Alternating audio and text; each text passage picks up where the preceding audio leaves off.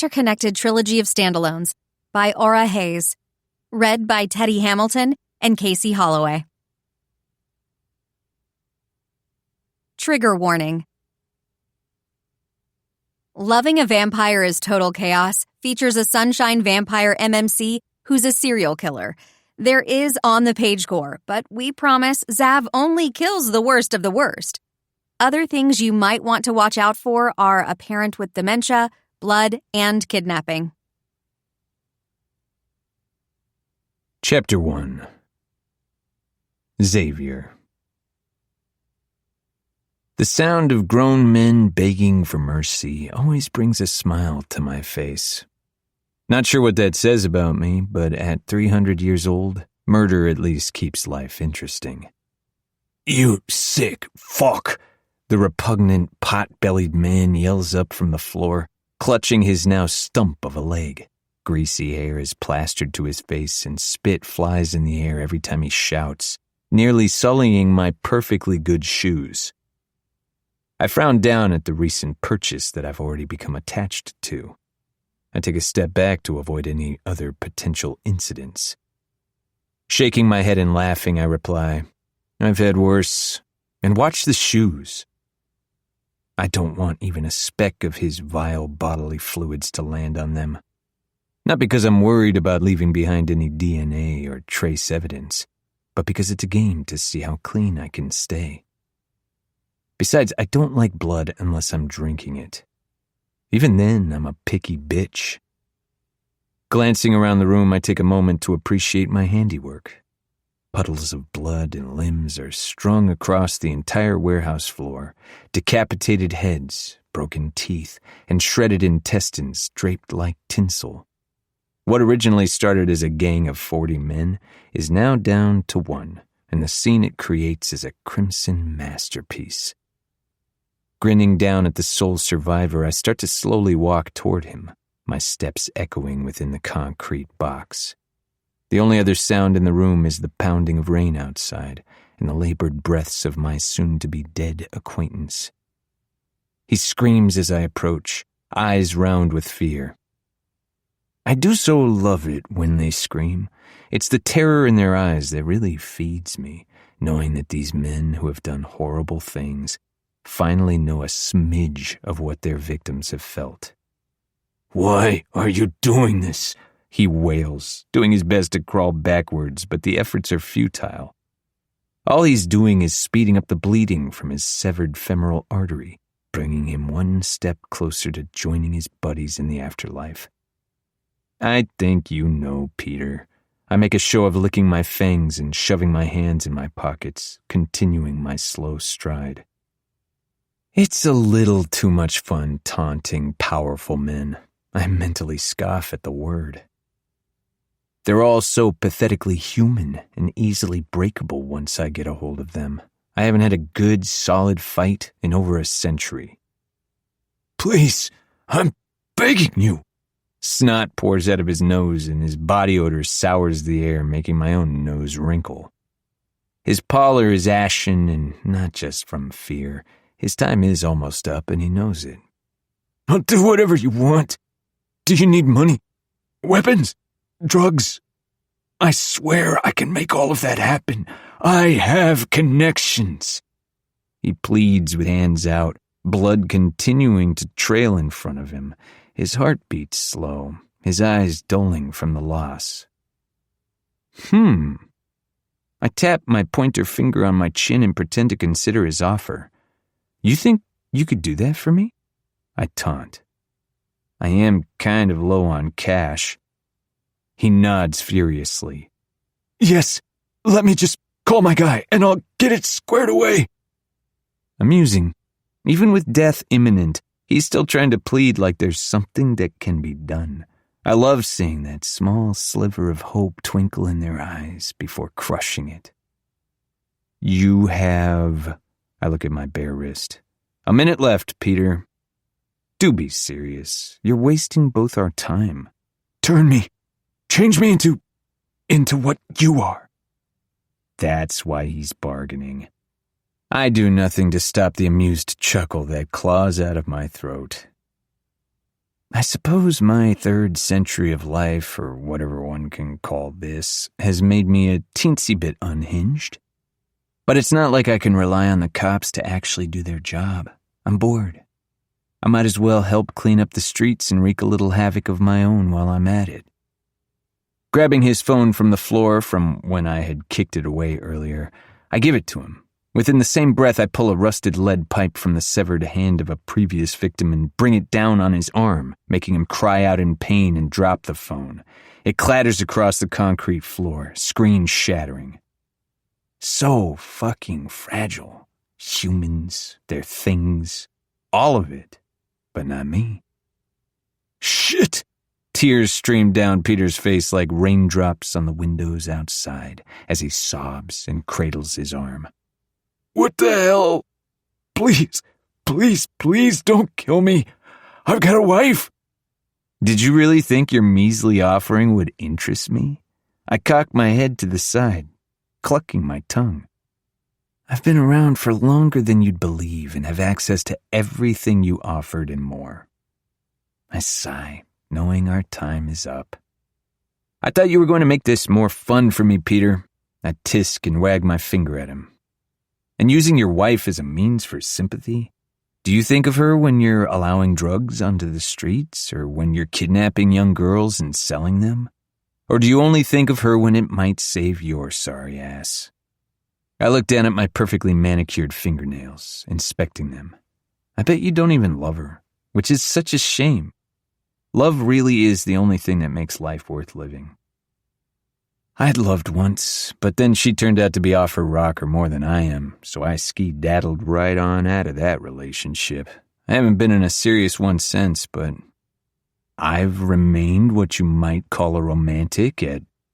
Well, I don't have a heart, so I'm not sure where exactly, but it's there, somewhere. He pleads vehemently for his life, and I roll my eyes. It's always the tough ones that wimp out and sing like a bird. It ruins all the fun. My ears perk up at the wail of sirens in the distance. Goodbye, Peter.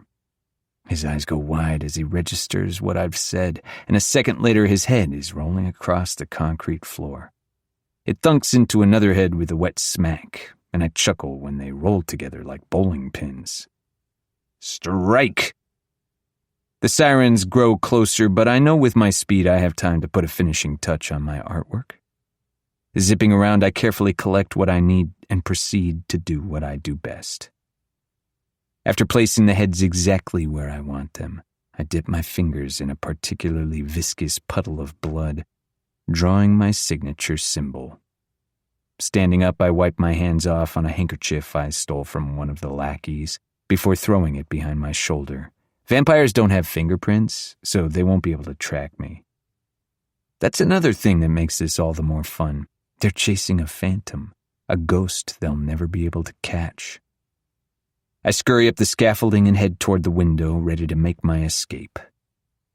Time to let the cops run around in circles like they always do. Idiots. They've been trying to catch me for years, when really they should be sending me flowers and a thank you note. Bright red, white, and blue lights fill the warehouse. The sirens are so loud I wince. I wonder what they'd think if they knew the serial killer masquerading in Chicago isn't even human. Their puny little minds wouldn't be able to handle that fact, I'm certain. I smirk to myself, and just as I'm about to take off into the night with the cover of lightning and thunder, I pause. I don't know what makes me do it, but I turn toward a police car that has squealed to a stop outside of the front door of the warehouse. A flash of brown hair catches my eye, swinging around a woman's shoulders in a curtain of glossy darkness that resembles a raven's wing, and my heart stops. I watch enraptured as she exits the car with toned legs encased in dark skin-tight jeans and black boots. I'm no stranger to attractive women, but it's like there's a magnetic pull leading me toward this one. I want to gather her hair back as it starts to stick to her face, slick from the pouring rain. Hardened eyes scan the scene. I can't pinpoint exactly what color her irises are. Vampirism isn't a cure for everything, and my shit eyesight carried over when I was changed. It's not entirely a bad thing, since I can pull off a pair of glasses like nobody's business. One thing I can see, there's something captivating about the way she carries herself. She's strong, and yet I can sense a vulnerability within her. I wish I could pick up her scent, but the storm and mix of blood inside of the warehouse make it difficult. My reaction catches me off guard. I've never felt such a visceral response to a human. It's almost like, no, not possible. Settling myself into a dark corner of the scaffolding, I lean back against the wall to observe and stretch my legs out instead of leaving like I planned. Tonight wasn't a total loss after all, not when I just found my latest obsession. Chapter 2. Celine. Most 26-year-olds would be spending their weekend out with friends at the bar. Me? I'm currently standing in front of what looks to be a crude attempt at a smiley face made out of decapitated heads and body parts. What the fuck? I tilt my head in absolute bewilderment, trying to process what I'm seeing. Detective Brennan. I snap my head up at the sound of my name, Captain Barnes pulling me out of my trance. Yes, Captain? Shifting my weight and putting my hands on my hips, I fully face him. He scratches at his mustache. I know this is your first case after getting promoted, but I have to say this isn't uncommon. I feel like you should know that. Captain Barnes is a burly man with an imposing figure. His brown hair is shaved short to his scalp, with dark eyes that convey a no-nonsense attitude that dares you to try to pull a fast one on him. It's no wonder he has the highest clearance rate with that scrutinizing gaze. I wouldn't want to be on the receiving end of his wrath. I've known the man since I was a child. My father was a detective too, so Captain Barnes has practically watched me grow up. Sir, I reply in a deadpan tone. You're telling me you come across bloody smiley faces made from body parts often? I try to breathe through my mouth because the scent of blood and bile is stifling. What kind of predicament have I gotten myself into? Maybe I should have stuck with being a patrol officer. The captain shakes his head. Unfortunately, yes. We've had murders that all end in these crass, grotesquely childish depictions for years now. I can swear I hear a disbelieving scoff of, childish? But when I look around, it's just Captain Barnes and me on this side of the warehouse. He places a hand on my shoulder and squeezes. I know you weren't fully briefed as we just promoted you, but you're one of the most promising in the force. Your recent work has already been outstanding, and we need to get to the bottom of this. He runs a hand over his scalp. I'll understand if this is a bit much. I've lost a few good officers that couldn't stomach this. He gestures at the mess of blood and limbs. So much blood. I'm not normally one to be squeamish, but even I'm having a hard time not gagging. I try to calculate how many bodies we're looking at for there to be that much blood, but my brain can't seem to compute beyond a lot. Okay. I drag out the word and look around the warehouse at the various corpses. Thank you for your candidness, but I'll be fine. I think. How many murders are we talking? Captain Barnes sighs and grabs a thick case file from a fellow detective who brings it over. Paging through, he counts out loud and lands on 3 identical crime scenes within the last month alone. I gape. That's unheard of. Can I have that? I offer my hand and he nods. The pictures contained within the manila folder are disgustingly vivid, and I can't help my wince when I see human bodies manipulated in ways I didn't know were possible. 3 offenses in a month is beyond excessive, especially considering each one has a minimum of 10 dead. Killing one person in this kind of manner is exhausting on the human body, let alone so many. It makes no sense. It doesn't seem possible. Always a gory mess, and yet they have enough time to clean it up and leave a nice picture for us. He says clean with quotation fingers. They also leave a signature in blood each time. Coming around to me, he points at a bloody, poorly drawn smiley face with, "Is that fangs?" found in each photo from the previous crime scenes. Walking over to our current massacre, I delicately step over a dismembered torso to see the telltale signature off to the side. What a bunch of psychos, I mutter under my breath. It has to be a group. There's no way one person is responsible for this. Captain Barnes huffs a laugh. It's like chasing a ghost. Never any DNA of any kind, and any time a shoe print has been left behind, it's always been the same size shoe. One perp doesn't make sense, and yet... He trails off with a tired sigh. Oh, and there's one more important detail. Barnes rubs the back of his neck and exhales. The other common denominator between all these murders is that they've been deaths of criminals or complete annihilations of organizations we've been trying to take down for years. I whip around to face him fully. All of them? I'm flabbergasted as to who would be capable of such a thing, let alone be motivated to do it. Like a real-life Dexter? Every single one. The captain looks just as confused as I feel, and I know my work's cut out for me. He takes in the scene and says, I'll only say this to you, but I'm kind of relieved at least someone is getting rid of the rapists, child predators, and traffickers. We don't have enough manpower to take them all down. He walks away when his name is called by a squad member. I sigh and brush soaking wet hair away from my face. I'm glad one of us has faith. This crime scene is like nothing I've ever seen or dealt with before. During training, I saw all kinds of crazy shit, and I do love a good horror movie, but this might take the cake. Letting out a breath, the shift of a shadow above catches my eye. I look up, but find nothing. Probably a fucking rat. I mutter to myself. I hate rats. Throwing my apartment keys into the dish on the stand in my entry, I stand in silence. Crazy mass murderers who make art with intestines and only target bad guys? Not on my bingo card.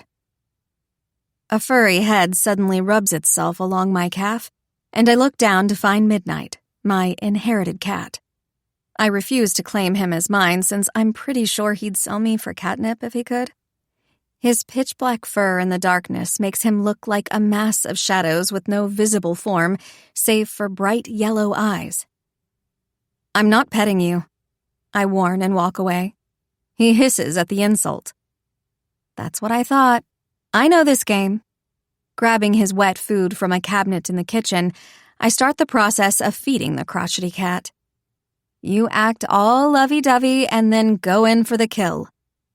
Midnight struts over like the prissy prince he is and hops up on the counter to wait impatiently for his dinner.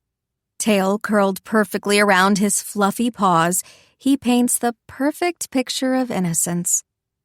I do feel bad you're getting this so late today, but better late than never, huh? I rest my elbow on the counter as he delicately laps up the food when I set the can in front of him. I resist the urge to scratch behind his ear. He might be cute, but he's deadly. I have an automatic dry cat food feeder that goes off at scheduled times throughout the day, but Midnight needs his wet food or hell will be raised. Looking at the cat, I can't help but think about my father and his situation. My parents were sickeningly in love until they weren't. It's supposed to be till death do us part, right? Apparently, my mother didn't believe that. My dad was diagnosed with early-onset dementia when he was 50, and it rattled her. The symptoms started slowly with forgotten dates, items on the grocery list, and repeated questions of things that were just answered. Then it morphed into wandering, misplacing important things, and loss of recognition. My mom panicked and couldn't deal with it. even though it's the responsibility of a loving partner to help their spouse through the best and worst of times. As soon as the doctor told us it was going to progress quickly and he should be admitted into an assisted living community, she ran for the hills. I haven't talked to her in a long time, although she's tried to call me randomly over the years, for what, I'm not sure. Out of guilt? To beg my forgiveness? She didn't just abandon him when she left. I was only 18. I still needed my mom, and she was just gone. It was a harder blow than my father's diagnosis. At least he didn't forget about me because he wanted to.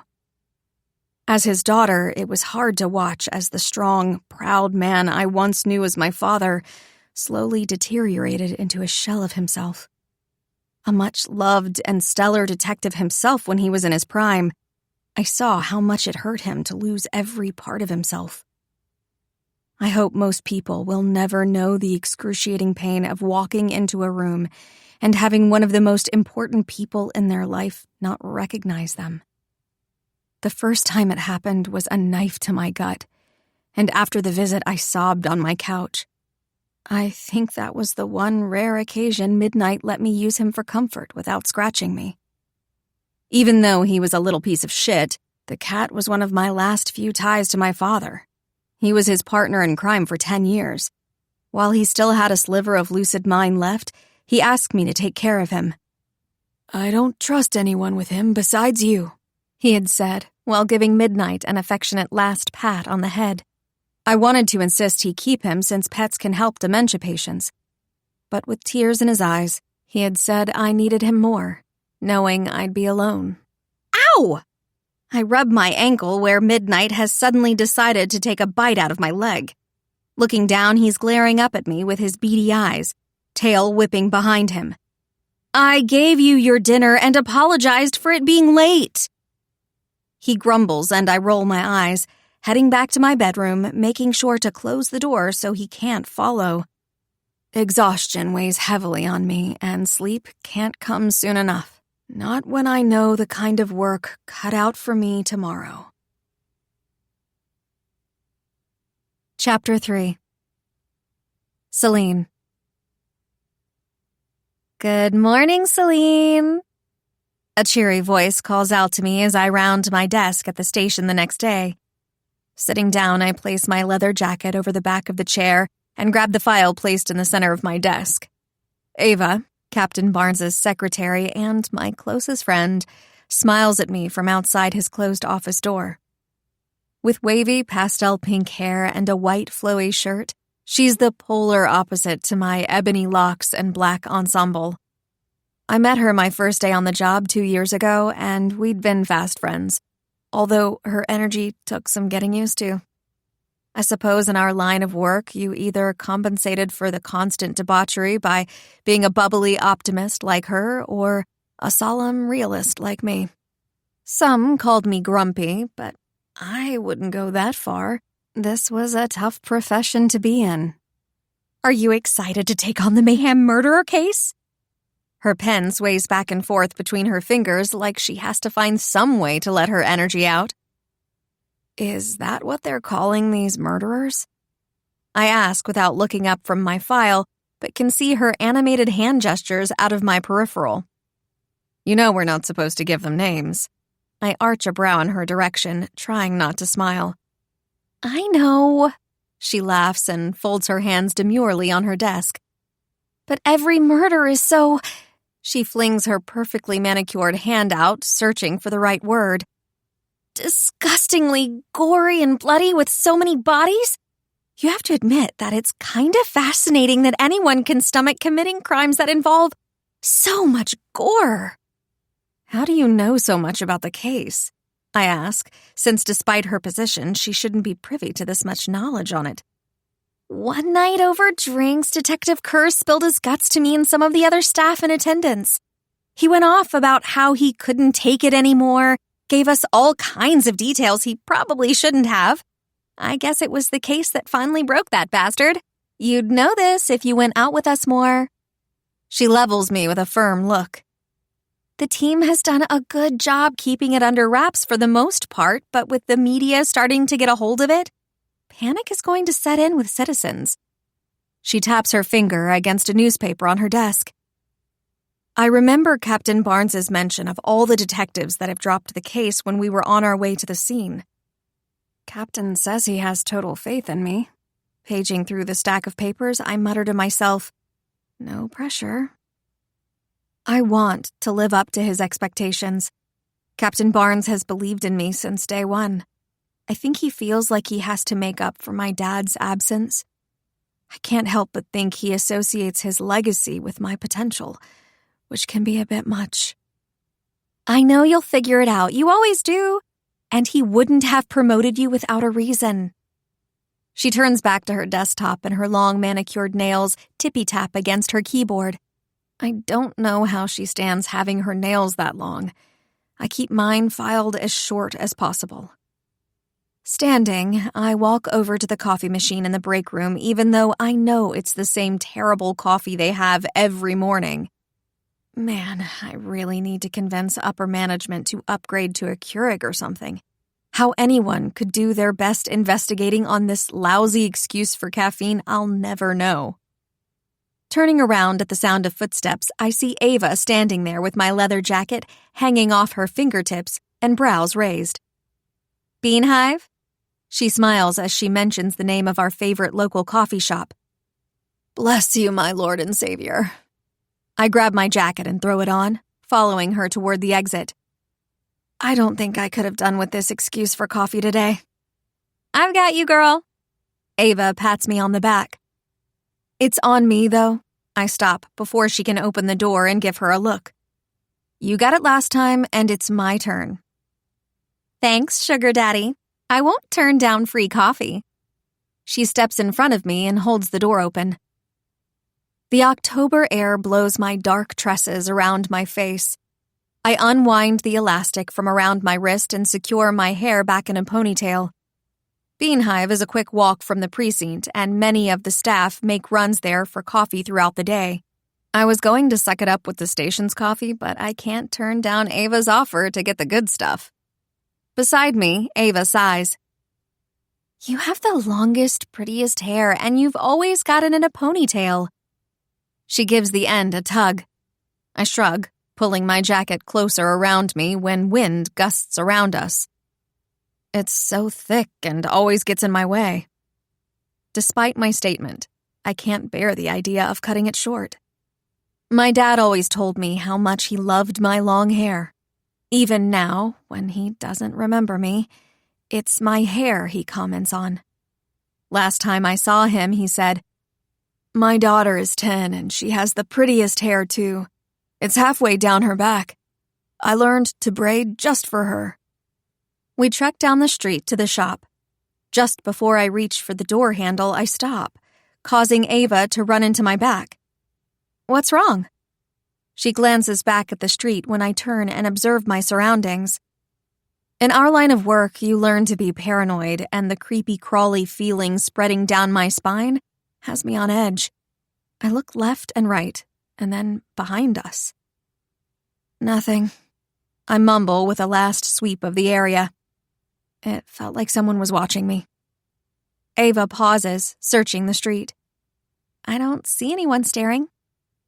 Must be my imagination, I say, but I can't get rid of the slippery feeling. Stepping inside, the smell of freshly ground coffee hits me. I let out a happy hum and smile when the owner, Luna, makes eye contact with us, winking as she starts on our order. We find an open booth in the back corner, shrouded by plants, and wait for our lattes to arrive. The shop is an eclectic mix of modern and rustic. The red brick walls have various plants hanging on them, and the occasional hung photo frame in between with various art pieces of coffee beans that look like bees.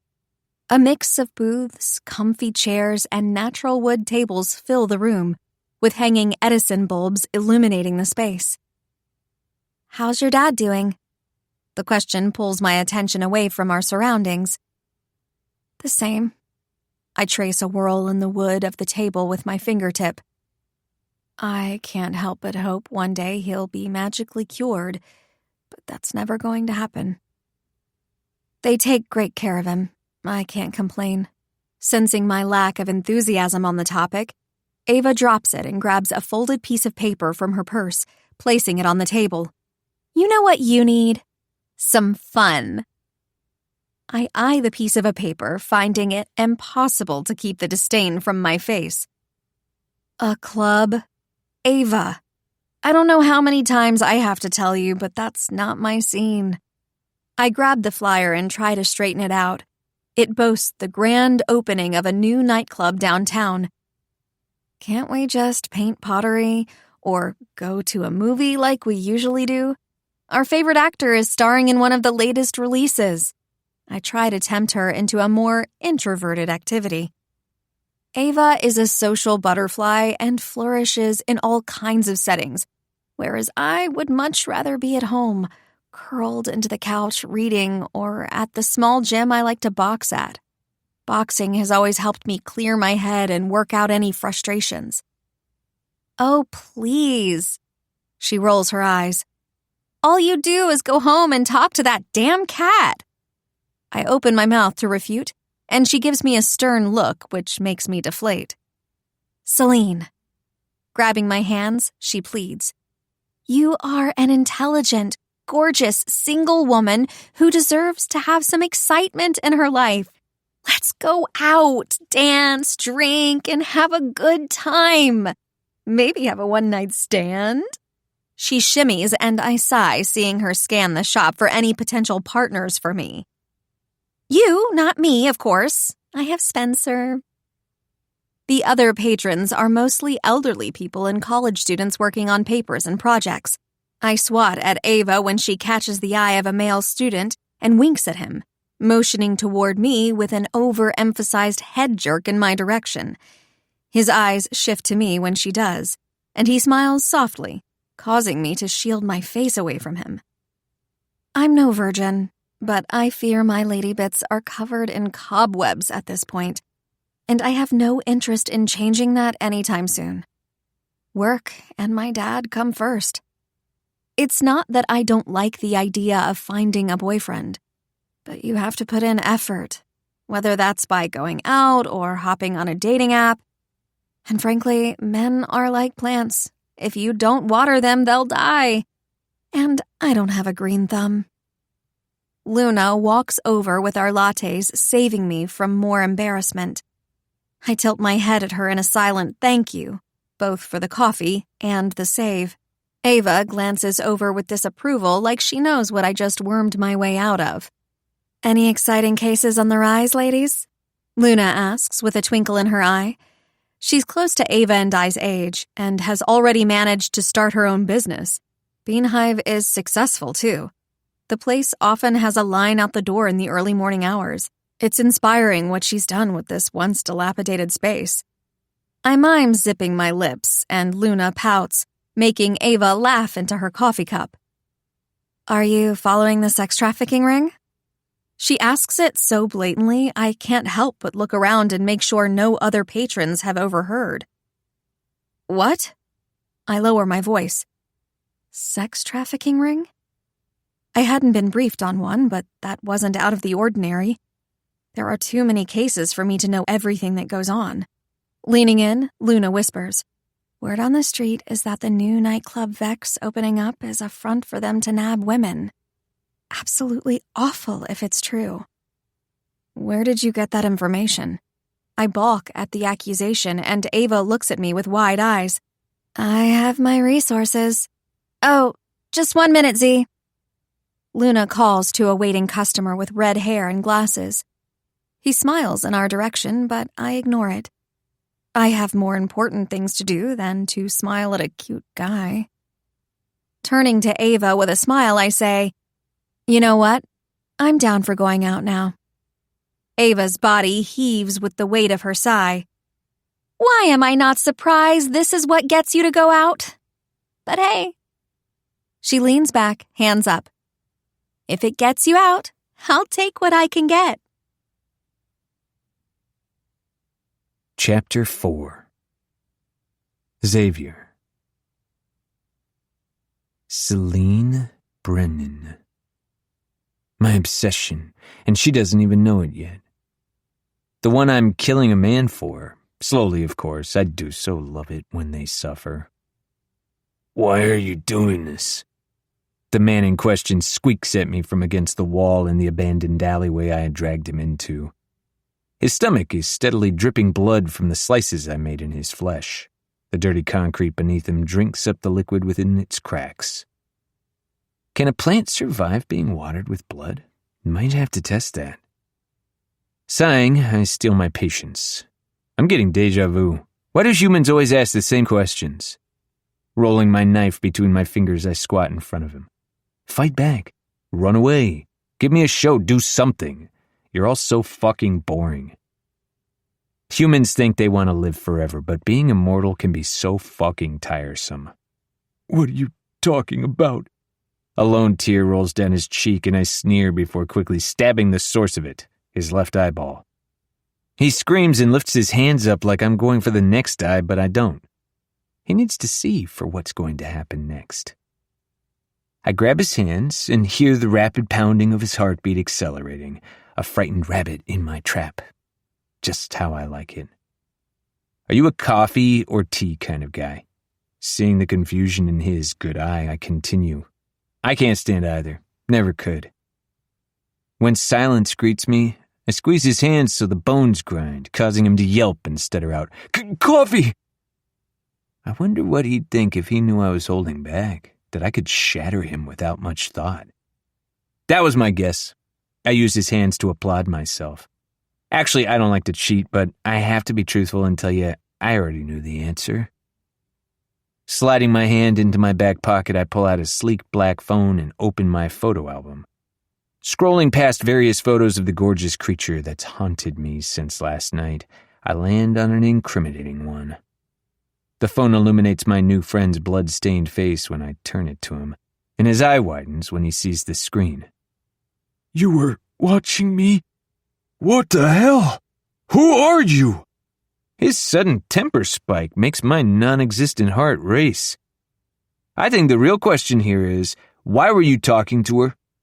I jab my finger at the dark-haired beauty the cretin is speaking to in the photo. She's just some random girl, man. I push down on his stomach wound and he yelps. I thought she was hot. We were flirting. I don't know. Her friend made it seem like she was looking for something. Seemed like it would be an easy hookup. The man throws his head back, clearly unable to handle the pain. Weakling. He's so fucking boring. One day of watching Celine Brennan tells me this pathetic excuse of a man could never keep up with her. Pushing my glasses up my nose from where they had slipped, I repeat, you thought she was hot? Human men are a disgusting breed. Never mind that I was once human too. My patience wearing thin, I continue. You want to know what I think? He slowly shakes his head and keels over, trying to fold into himself like it'll make a difference as I lean closer. I think, his humorous bone snaps under my shoe, that I don't want a filthy creature like you. His fingers crunch with ease in my hand, touching what belongs to me. At this point, the human is close to expiring, both from the pain and the blood loss, which means I have to wrap it up. Celine might not know she's mine, but she will soon enough, and I don't need human trash like this guy thinking they have a chance with a creature as ethereal as she is. A divine angel like her is a blessing to the eyes, and you are nothing but lowly trash unworthy of looking upon her. I chuckle darkly, and soak in the fear emanating off the man. Even my laugh has him pissing himself, fucking pathetic. But me, I'm the monster under your bed, the shadow stalking your every move. My breath fans across his face as I continue, and a walking nightmare cleaning up the filth. Making quick work of yanking his other eye out of its socket, I rip out his heart to silence the scream before it comes. There are days I relish in the sound, but today I want Celine back in my sights as soon as possible.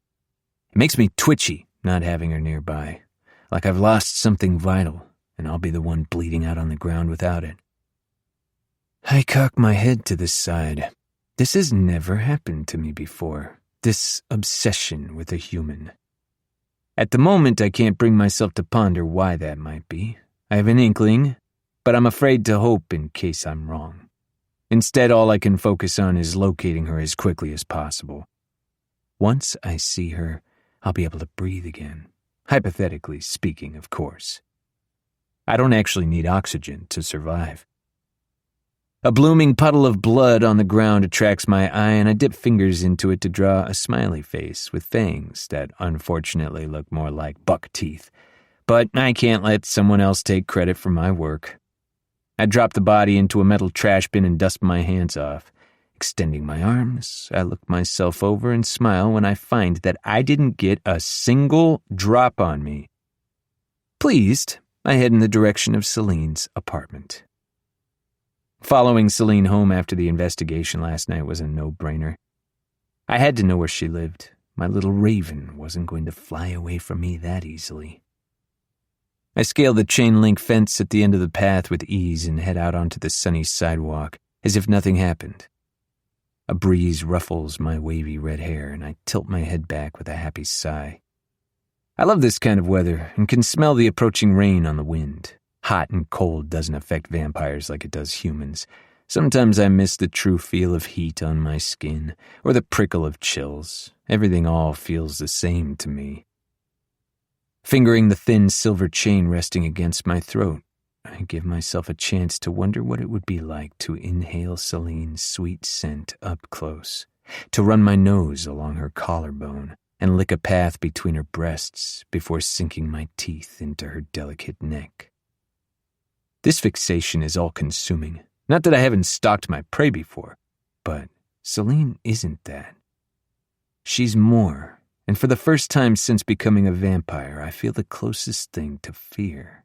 If she's what I think she is, then she holds the power to weaken me. Before I know it, I'm in front of Celine's apartment building. I'm losing my mind, what's left of it anyway, over a human woman I don't even know. I'm not sure what's become of me, but I don't care to figure it out. For years, the only thing I've filled my existence with is killing those who are unworthy. At a certain point, even that can't fill the hollowness inside. But ever since last night, Celine has occupied a corner of my mind, and that space has become bigger and bigger to the point that I can't stop thinking about her. Obsession is quickly becoming too mild of a word for what I feel. With a bounce in my step, I grab hold of the wrought iron door, and I'm cognizant not to show how truly easy it is for me to open it. The man that walked in right before me struggled to wrench it open against the wind. Deciding it'll be quicker with my speed to take the stairs and scent the hallway of each floor as I climb, I head for the stairwell. I make it to the 24th floor in record time and stop dead in my tracks when her sugary blackberry scent hits me, making my mouth water and fangs ache. I'd gotten whiffs of it as I'd gone along, like she took the stairs from time to time, but this was thicker, heavier. Following the scent trail down the hall like a kid in a candy store, I stop at a door labeled 2431. This is the one. A wreath of fake red leaves and berries adorns the door, along with a small welcome mat on the ground with a design of a black cat peeking out from the corner. It's a homey gesture that doesn't seem to line up with the hard-edged detective I've been following. But I like that there may be a softer side to her that few see. Taking a step closer, I hold in the groan rumbling in my chest as I breathe deeply and ingest as much of her smell as I can. It fills me up, fortifying me in a unique way, almost feeding me more than the blood that's essential to my existence. With my forehead against the door, I can almost pretend she's on the other side, about to let me in. She'd smile at me with her gorgeous mouth, brown eyes twinkling while leaning against the frame. I wouldn't be able to resist grabbing her around the waist and crushing her lips to mine. Her imaginary whimpers of pleasure shoot to my dick, and I can't keep in my groan this time. Can I help you? A grating voice sounds to the right of me. I turn to find a man that looks to be in his 20s, holding bags of groceries, a quizzical expression on his face. It's embarrassing this human was able to sneak up on me.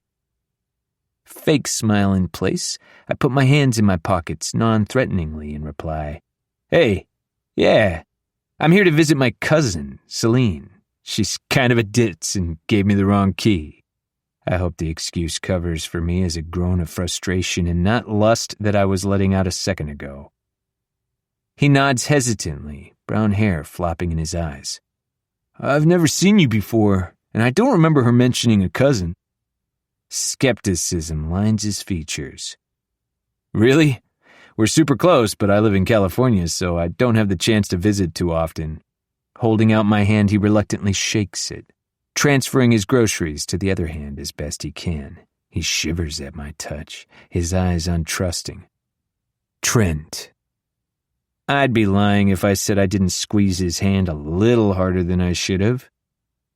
Despite what the stories might tell you, vampires don't stick out like a sore thumb. We're able to blend in without too much notice. It's part of what makes us such a threat to humans. But no matter how human I look, I'm not. And some are far more aware that a predator lurks behind my eyes. He seems to be one of those people. I can tell from the way his shoulders curl slightly inward, and how his eyes dart around like he's taking stock of where he might escape to. I don't plan to kill him, unless he says something stupid, so he has nothing to be worried about. Yet. Nice to meet you, Trent. I'm Corey. The deadbolt unlocks loudly as he twists the key in and nudges his door open with his shoulder. Here, let me help you. I rush over and hold the door open all the way, taking one of the bags from him. A plan formulates in my head. I don't care for eliminating humans who haven't done anything wrong, but sometimes it's necessary to get what I want. The man from the coffee shop definitely did something wrong when he touched my girl. Thanks, man. Corey shuffles in, and I smirk as the door closes behind me with a soft click. Nice place you've got here. Gently placing the bag of groceries next to his on the kitchen island, I invite myself into his living room and glance around. I can tell he's put out by my barging in. Yeah, it's cool being in the heart of the city, Corey answers dismissively, head in the freezer. He puts away his refrigerated items, and I walk toward the balcony. Pushing open the sliding glass door, I walk out, greeted by the sprawling city in front of me. I'm pleasantly surprised to find Celine has her own balcony right next to this one. Reaching out my arm, I can easily touch the metal railing of hers. An adorable table and chair set decorates the space with string lights twisted around the railing. Eyeing her door, I see a piece of wood in the track, preventing intruders from easily breaking the lock and entering. My smart girl. Not that it would keep me out. Hey, not to be rude, but could you leave? I appreciate the help, but I have friends coming over. Corey motions a thumb over his shoulder toward the front door in a get the fuck out gesture. I can smell the fear on him, and the confusion, too. He's not sure why he's scared of me, just that he is. He's certainly not the stupidest human I've encountered, but he's an idiot if he thinks I believe him. Oh, yeah, of course. Silly me. I hold my hands up and walk past, halting in my steps when I pass him. I turn around. Before I go, I have one question. Do you ever talk to Celine? Sometimes. He rubs a hand through his hair.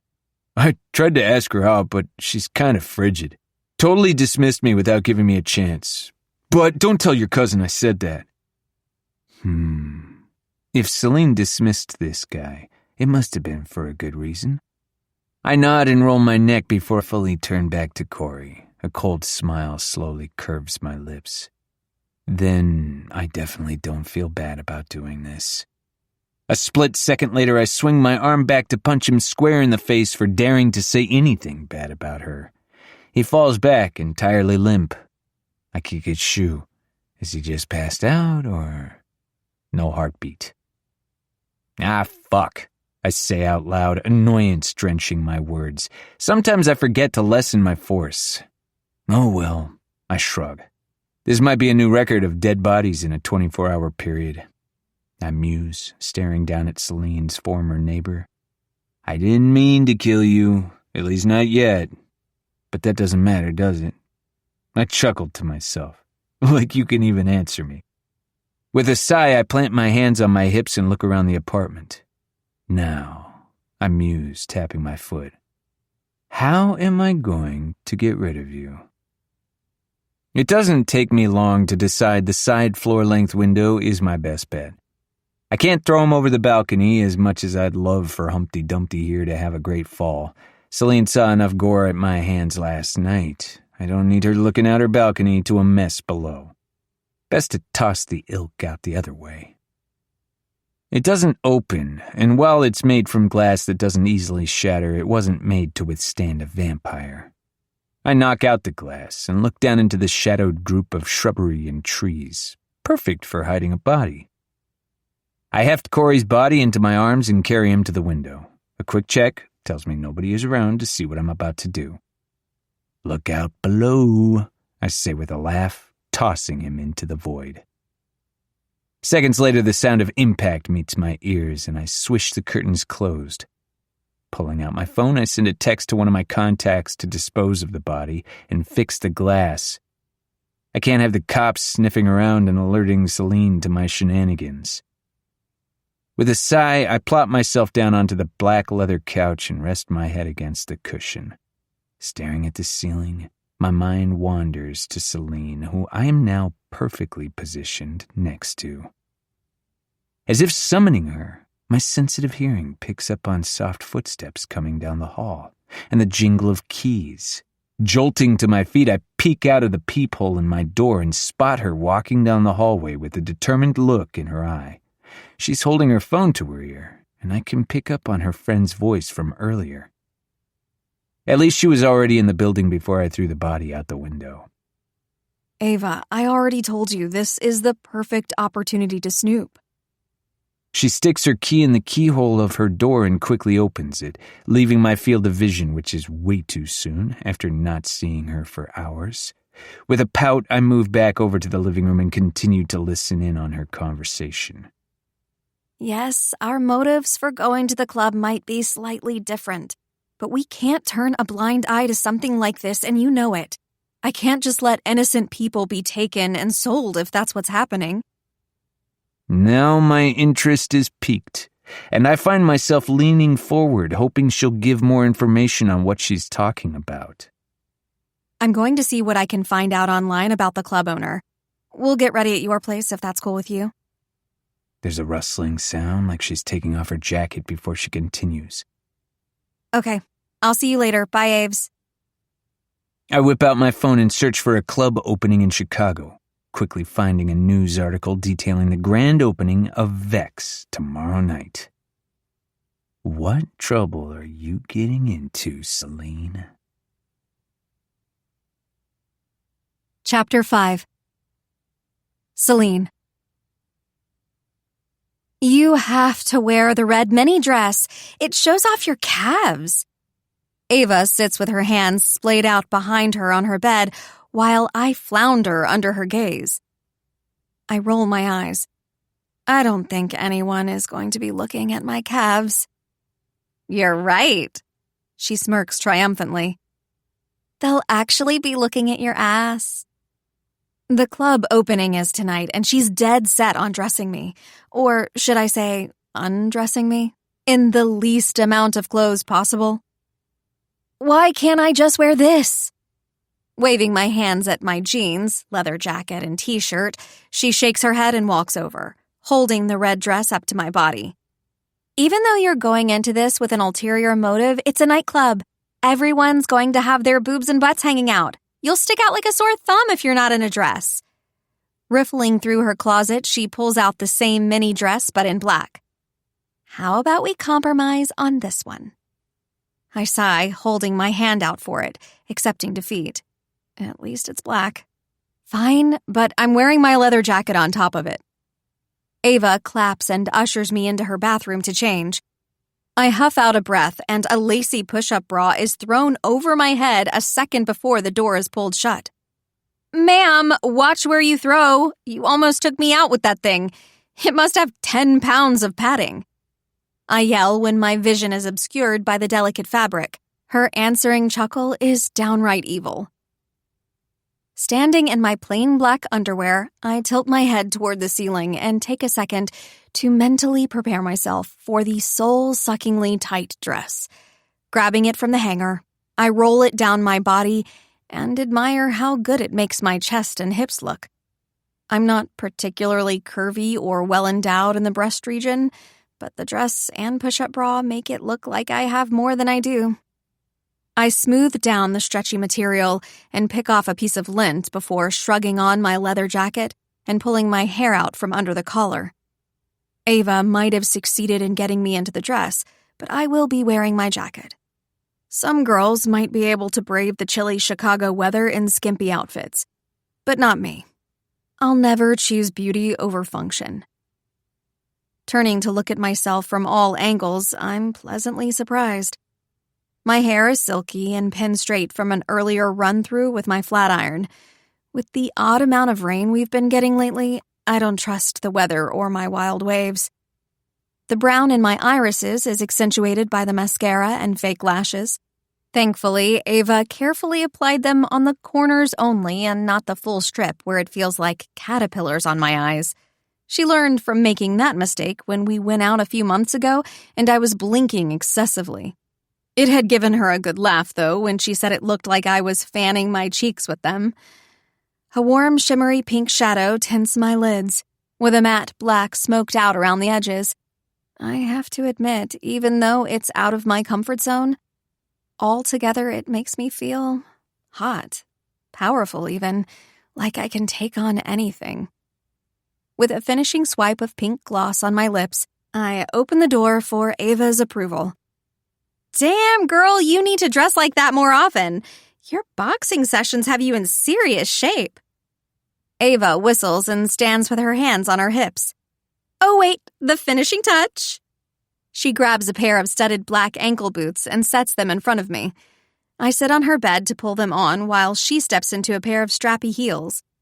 Her dress is a champagne color and showcases her toned body and mile-long legs. She's adopted my high ponytail, and strategic wisps of pale pink hair float around her face. "How do we look?" Pulling me over to take a final glance in the full-length mirror against the wall, she loops an arm through mine and smiles. "Like a pair of seductresses," she answers herself. Spencer isn't going to be able to take his eyes off of you. I already know they'll be off in their own little world at the club when we step through the doors. Ava always promises she won't abandon me, but she can't help herself. When her and her boyfriend Spencer are together, they tend to get lost in each other. A part of me is envious. I'd like to find someone like that. Someone I love so much that the rest of the world pales in comparison to their company. Speaking of, he's here. Grab your purse and let's roll out. She spritzes herself with one last spray of perfume, making me cough when it beelines for my lungs. I wave the cloud of fragrance away and follow her out. "I worry about you, Celine," she says in a soft tone that belies her normal bubbly exuberance. "Why are you worried about me?" I ask, stepping onto the elevator. She eyes me with a look that says, "Are you seriously asking me that right now?" "Oh, please, you talk to a cat who you're in a constant love-hate relationship with and won't glance up long enough from your reports to see the attention you get from men." The elevator doors slide open, our heeled shoes clicking on the tiled floor. "I know you're not a partier, but you need to put yourself out there and meet people. Your life can't stop because you're taking care of everyone around you." A slight breeze pulls some of my hair from beneath my jacket, tickling my nose. I quickly brush it behind my ear so it's out of my way. "If you promise to look around and listen when you can, then I'll promise to let loose a teensy bit." I pinch my fingers together with the slightest bit of space between them to emphasize my point. Deal. But hopefully it's more than a teensy bit. She wraps an arm around me and pulls me in for a side hug. I think the only other time I've seen you loosey-goosey is when we both got drunk over the news of Ren Evans. The day the leading man of our favorite romantic drama announced his departure was a sad day indeed. I still haven't recovered, I mumble, wiping an invisible tear from my eye. Ava murmurs her agreement, which is promptly ended by a squeal and her jumping into Spencer's arms, who leans against his idling car. Spencer is an attractive man, and I really like him for Ava. He balances out her chaotic energy with his even-keeled aura. He's an all-around gentleman holding doors open for her, bringing flowers by the office, and cooking dinner. As clingy as they are when they're together, they also know how to be autonomous and give each other space. Whenever I find my significant other, I hope he's like Spencer. I'm not sure I could handle someone who isn't self-sufficient and needs constant supervision. Your carriage, milady? With a sweep of his arm, Spencer lets Ava into the passenger seat. Tapping my booted foot on the ground, I cross my arms and mock anger. What am I, chopped liver? Spencer opens the back car door and winks at me. Of course not. Court jester, maybe. He laughs at his own stupid joke. I glare playfully at him and wiggle into the car best I can without flashing Ava's doorman and the general Chicago populace as they walk by. Remind me again who we're looking for? Ava turns in her seat once we're on the road. I pull up my notes on my phone. From my research, the club owner's name is Damian Black. He has 2 other nightclub locations, one in Los Angeles and another in Miami. Successful businessman, and somehow not much to be found about him on the internet. He keeps to himself for the most part, doesn't have any kids, and doesn't have a partner. Normally, I wouldn't discuss the details of a case fully with Ava, and definitely not with Spencer present, but since it's not a case, not yet at least, I don't see the need to filter what I say. Ava taps her chin thoughtfully. How do we know he's supposedly involved with trafficking if there's so little information out there? We don't. I'm just basing things off what Luna said. Locking my phone and looking out the window, I watch the city pass by in a stream of neon colors. I know it's bad to let my focus stray in this direction since it's not the case I should be working on. It's not even a case. But I can't help myself. Ever since Luna mentioned it, there's been something that keeps needling me about it. There were also instances at his other club locations of women going missing. Somehow it was brushed under the rug and blamed on irresponsible behavior and unfortunate but realistic city nightlife. Spencer scoffs, and I agree with his assessment. He must have friends in high places to stay out of the drama. Do you have a picture of him? Ava's phone dings right after she finishes talking, and she laughs under her breath, seeing I've already sent it to her. Wow, that's not the crotchety greaseball I thought it might be. Kind of hot, actually. Should I be worried? Spencer tries to peer over and look at Ava's screen while simultaneously keeping his eyes on the road. Kissing his cheek, she gazes lovingly into his eyes. Of course not, stud muffin, she says sarcastically. Turning and holding a hand up in mock secrecy, she loudly whispers, That kind of money wouldn't be too bad, though. Spencer lets out a snort and pulls up to the curb of the club.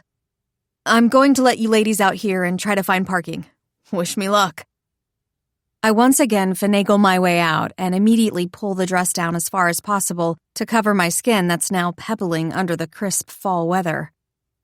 Why did I let Ava talk me into wearing this scrap of clothing? The pink and blue neon club lights illuminate our faces as we take it in. A historic building that's been refurbished. It's truly a sight to behold. You'd never guess it was a club during the day with its white brick and imposing black doors.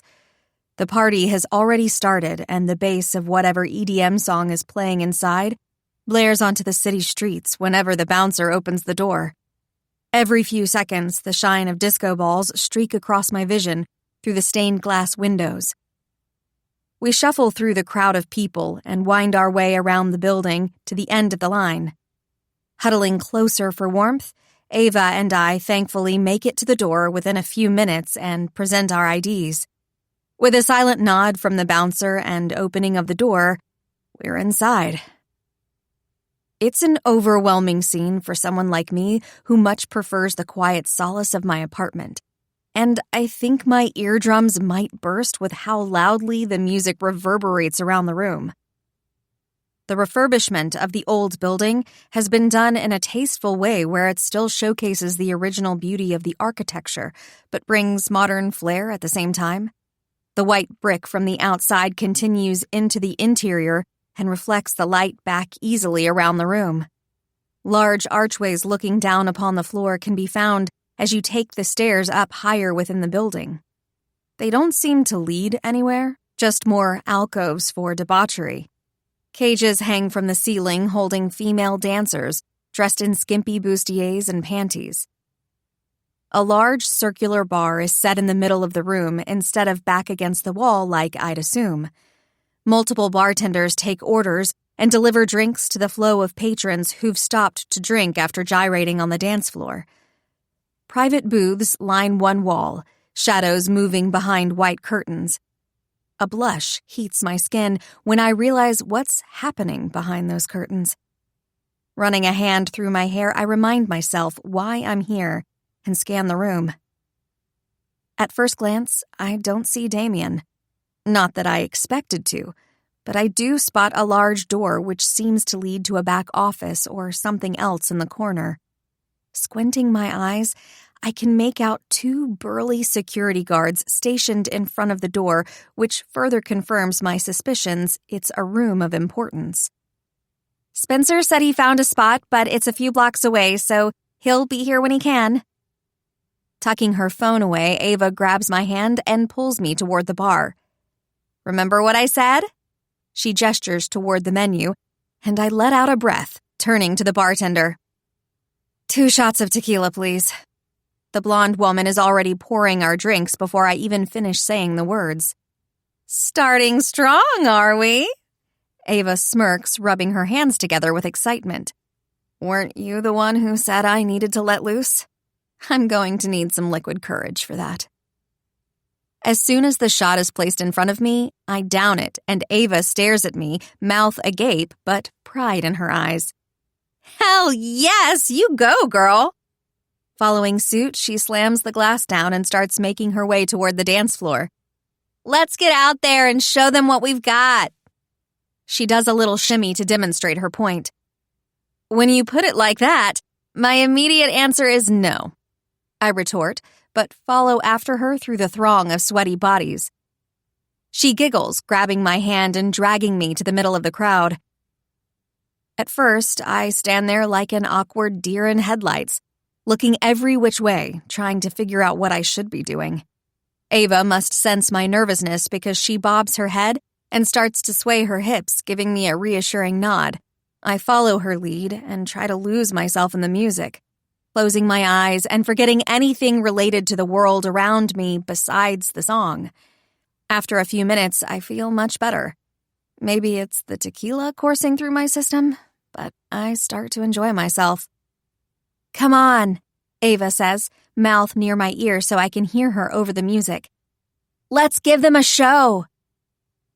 Giggling and putting our hands on each other's waists, Ava and I sway out of time with the music. I know she's trying to keep me in the moment, and I try to focus on the rhythm of the song.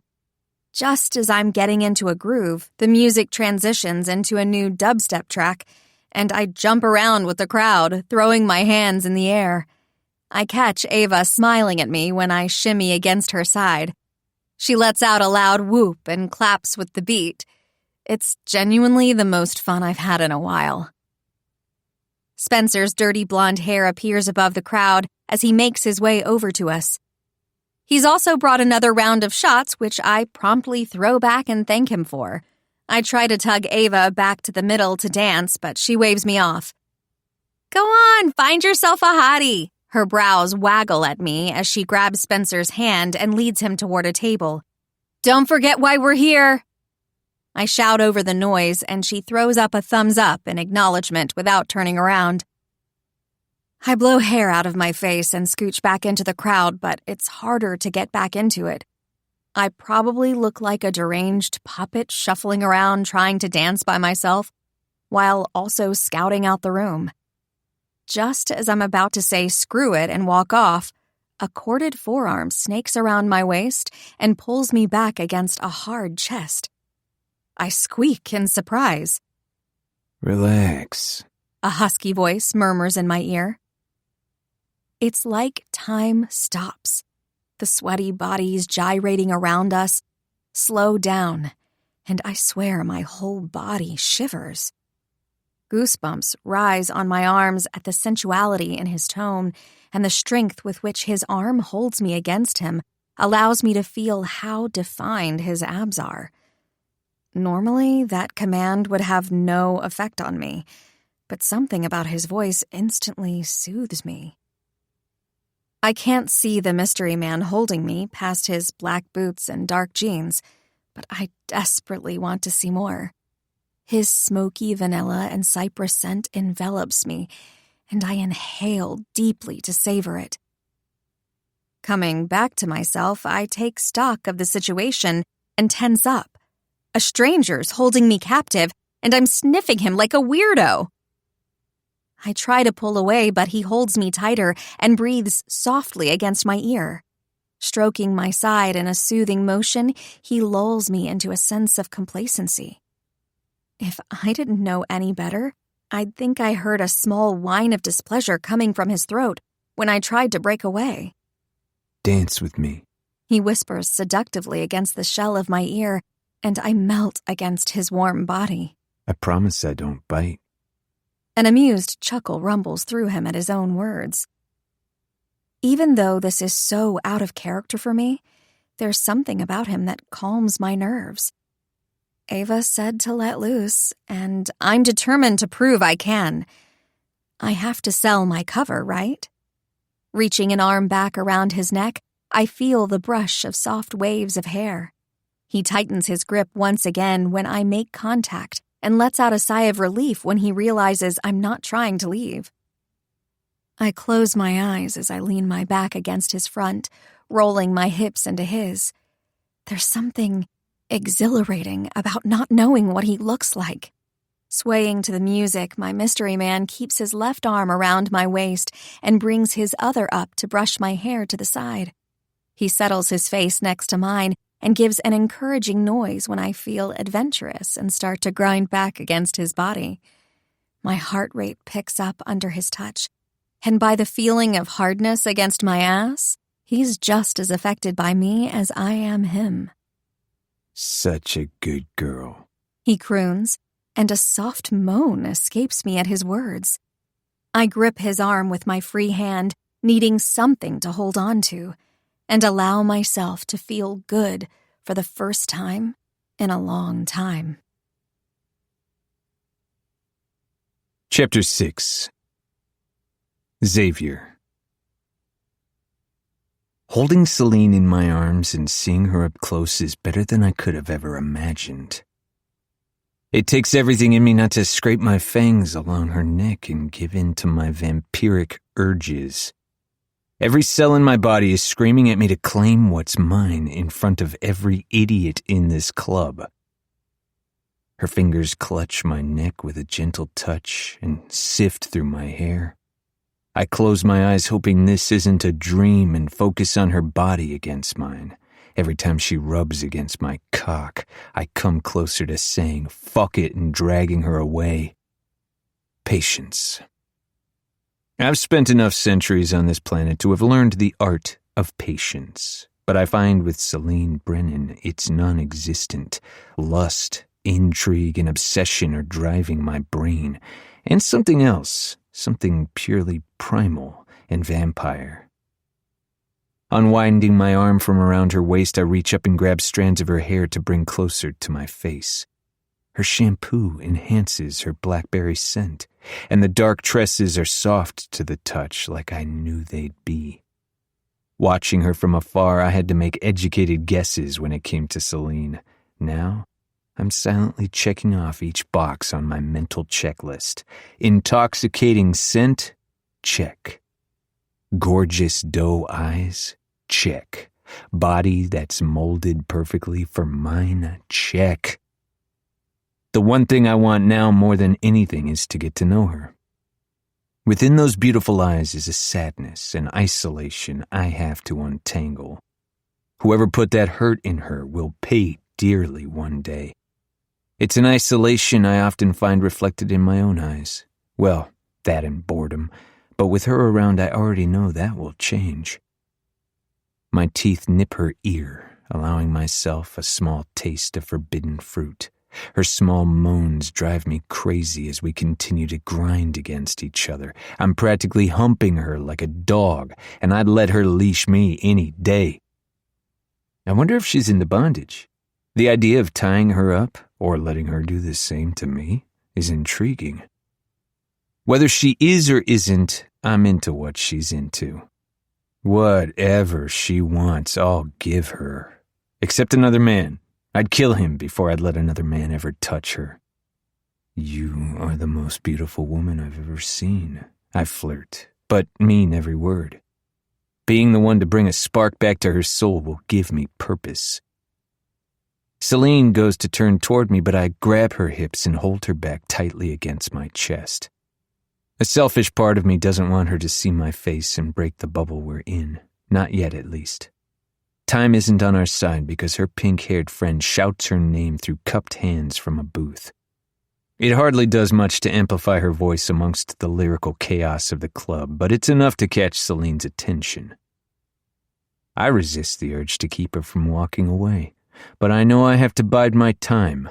As much as I'd like to bundle her up and never let her leave me, it will only scare her away. I need Celine as addicted to me as I am to her. With a last caress of my fingers to her face, I let go and disappear on her next breath. To the humans, nothing has changed except a slight breeze left behind in my wake. Watching her from a darkened archway up above, I cross my arms and lean against the structure. She turns in a circle, squinting, trying to find the stranger she was dancing with, no doubt, but she won't be able to spot me. Ava calls her name again and she glances around one more time before setting off toward her. My original plan wasn't to make contact with Celine tonight, but seeing the disgusting eyes of so many men on her left me enraged and with no other option. One piece of shit was quite literally on his way to dance with her when I intercepted. He was lucky all I did was break his wrist. Celine sits down in the booth and I watch as Ava animatedly tells her something she's overheard from the Vex staff. I chuckled to myself, knowing I'm going to have my hands full with this one. She has a tendency to run toward danger, and it's why it makes us even more of a perfect match. Chapter 7. Celine. Ava's mouth is moving, but all I can think about is my mystery man who vanished into thin air. The way his hands felt on my body was unlike anything I've ever experienced. It felt natural for him to hold me. I wish I could have seen his face, because scanning the crowd does me no good when I don't know what he looks like. Hello? Snapping brings me back to the present, and I refocus to find Ava and Spencer staring at me with equally perplexed expressions. They've never seen me like this. Have you been dickmatized? She searches my eyes imploringly. Sorry, continue. I wave her on and give my head a small shake to clear my mind. I don't think dickmatized is what I'd call it, but there's a definite hazy feeling that has me wondering if I imagined the whole thing. She gives a knowing look, but goes on.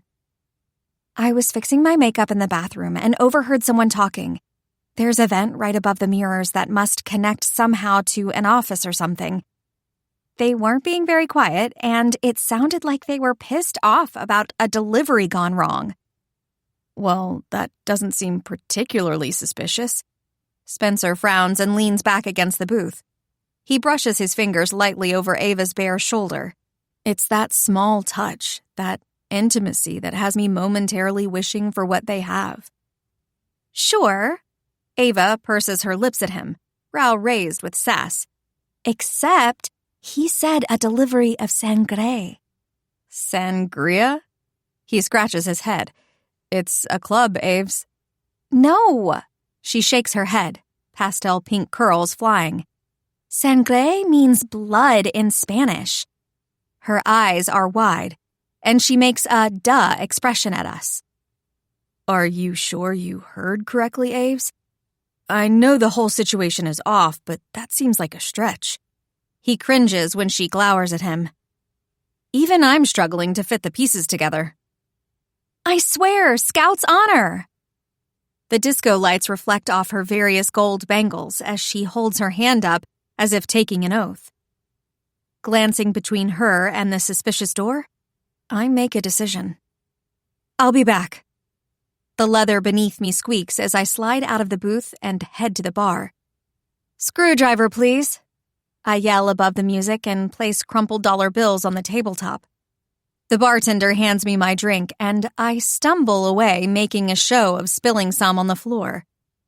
Feeling my way along the wall, I fake, drunkenly walk toward the office. Lucky for me, the bouncers just stepped away to escort a pair of actual drunks out of the club, so it's left unattended. Scanning the vicinity one last time, I reach behind me and push down on the door handle, which opens with ease. My hair swings around my shoulders when I turn and start to head into the space. Just as I'm about to get a visual, a large hand closes on top of mine and yanks the door shut. My back is slammed against the wall, and the burly guard from before glares at me. What the fuck do you think you're doing? He spits out, dark eyes scanning me up and down. Channeling my inner drunk sorority girl, I become boneless under his hold and try to look as dopey as possible. Isn't this the bathroom? I hold up my drink and spill a few drops on his black shoes. I throw in a giggle for good measure. I really have to pee. You stupid bitch, just like all these other idiots. He flings me away from the door, forcing me to trip and shoos me with his hand. Get out of here.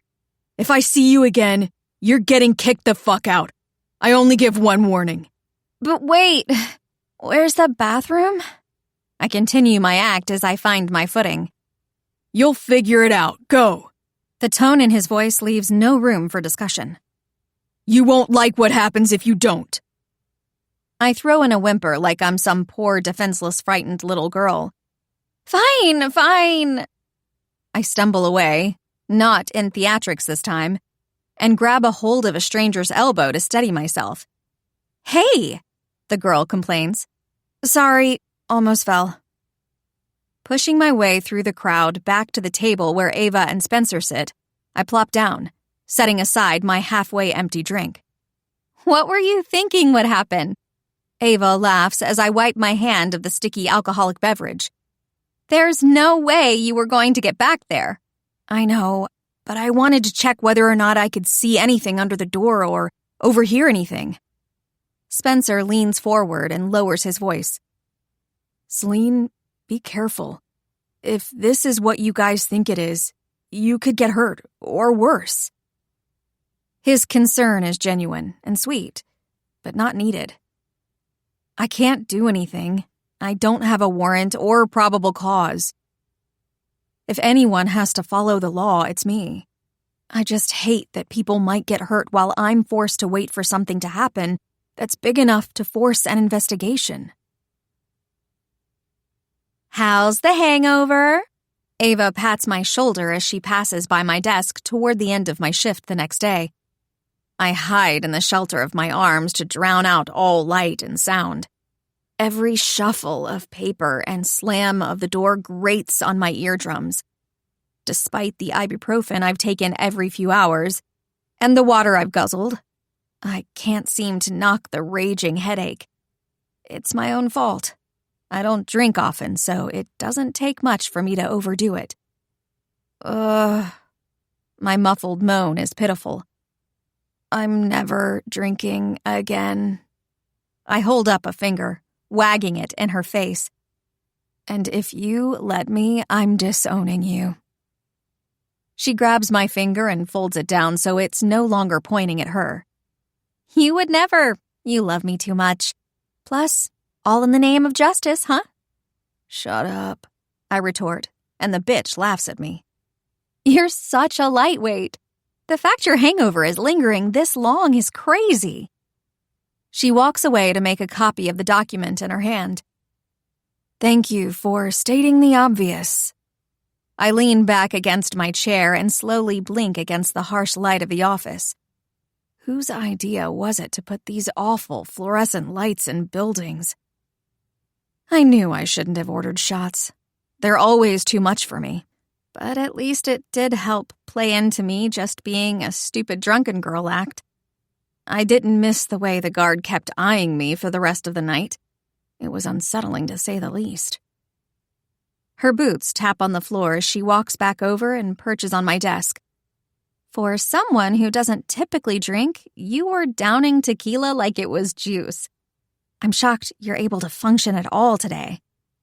She extends her hands, admiring her sparkly pink polish that's nearly the same shade as her hair. I fully expected you to take a sick day. Honestly, if Midnight didn't wake me up with his claws in my arm, I would have slept through the alarm. Little shit is rabid until he gets fed. On multiple occasions, I toyed with the idea of rehoming him. But I couldn't do that to my dad. He might not remember Midnight anymore. But I knew how he begged me when he was still lucid to take care of the grumpy feline. I was also partially scared the cat would somehow find his way back, slit my throat in my sleep, and go on his merry way if I ever rehomed him. Ava clears her throat, pulling me out of my thoughts. There's a glint in her eyes that makes me narrow mine in suspicion. Ava? I draw out the last syllable of her name. What are you scheming? I'm setting you up on a blind date. She practically bounces where she sits, and I cross my arms, eyeing the clock on the wall behind her. Almost time for me to clock out. Oh, really? When was I going to have a say in this? It's sweet Ava wants to see me happy, but it's also exhausting. Sure, I'd love to find someone I click with, but that takes time and effort and a dedication that I just don't have right now. Spencer has a cousin that's a sweetheart. I think you'd really like him. She reaches out and grabs my hands. Just give him a shot, Celine, please, for me. I wouldn't set you up with anyone I didn't vet myself. This isn't the first time she's tried to set me up with someone. It's not that the dates have been bad in the past, but I still hold on to the romantic notion I'll meet someone naturally. But that would also require me to leave my place and put myself out there, which I don't. What's his name? What's he like? I mutter after she shows no sign of backing down. Hopefully my questions will serve to appease her. Grabbing her phone and rolling with the small glimmer of hope I've given her, she pulls up the profile picture of an admittedly attractive man. He has inky black hair and wears wireframe glasses that make him look nerdy but hot. I've always been a sucker for a man in glasses, so that gives him bonus points. He's lean with ocean blue eyes. Bold letters highlight his name at the top of his profile. Asher Brooks. Isn't he a cutie? Scrolling through his feed, she shows me various photos of him competitively swimming, posing at the gym, showcasing his abs, and cuddling with his Siberian husky. Loves animals, hot body, and single. Please, Celine, this should be the easiest yes of your life. You dragged me to the club, and now you're trying to set me up on a blind date? Slowly spinning in my chair, I squint my eyes at her. So says Miss having sex on the dance floor last night. She leans over and gives me a playful shove. We never did talk about your dance partner from last night. I gaze wistfully out the window next to my desk and remember the dance from last night in my head. Our breaths mingling, warmth pressed against my back, and his muscled arm holding me like I'm something precious. A shame I didn't get to see his face. Suddenly realizing Ava was watching, I perk up. Did you see him? Picking at her manicured nails, she says, Our booth was pretty far back, so I couldn't see much besides the top of your heads. It looked like he had darker colored hair, but the lights made it hard to see exactly what shade. I slump back against the chair and wish I could have found out more about him. Obviously, it wasn't meant to be, and I'm a big believer in the natural order of the universe. My dad always said everything happens for a reason. Pity. Well, that just means you're a free agent and eligible to go on a date with Asher. Typing away on her phone, she continues to talk like I've responded. I'm going to give him your number. Spinning back to my computer, I sigh, and she lets out a victorious hurrah before sashaying back over to her desk. Time for me to get out of here. On to more important topics than my love life. Since it's time for me to clock out, I'm headed back over to Vex. Turning off my desktop, I gather my things and slide my aviators onto my head. She narrows her eyes on me. Celine? I give her side-eye at her tone. I want to scope the place out while there's still some daylight left. See what kind of deliveries they might be getting. Plus, it's not too far out of my way. She frowns, eyes darkening with a level of seriousness that's rare for her. Please be careful. If Luna's right about what's happening, then it's not safe. I nod and she grabs my sweater sleeve as I pass by. Don't forget to answer Asher when he texts you. She winks and I flatten my mouth but nod. Captain Barnes waves from his desk when I walk out of the building and I head to our small parking lot. Being downtown means not much parking, but as employees we have first dibs. I manage to park in the same spot every morning with my early arrival.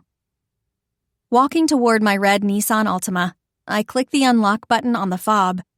The smell of cypress greets me as I slide into the driver's seat, courtesy of my air freshener.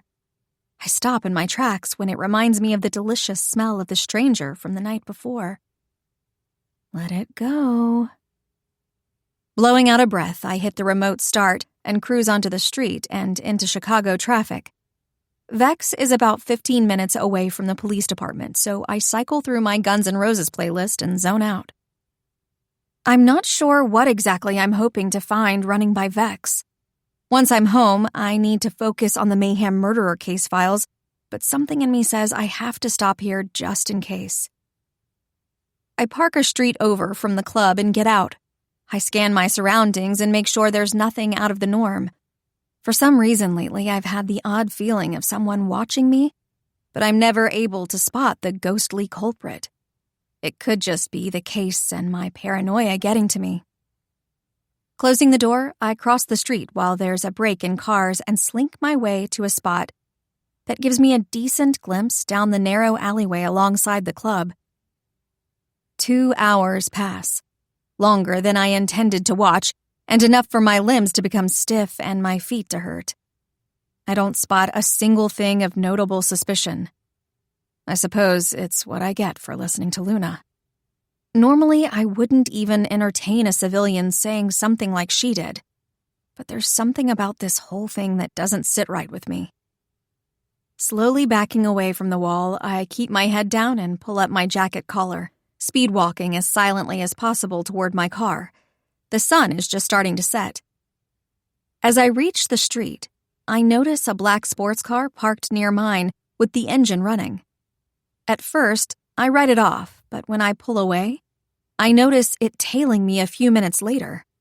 My heart thumps erratically at the uneasy feeling I have, and I drive a little faster.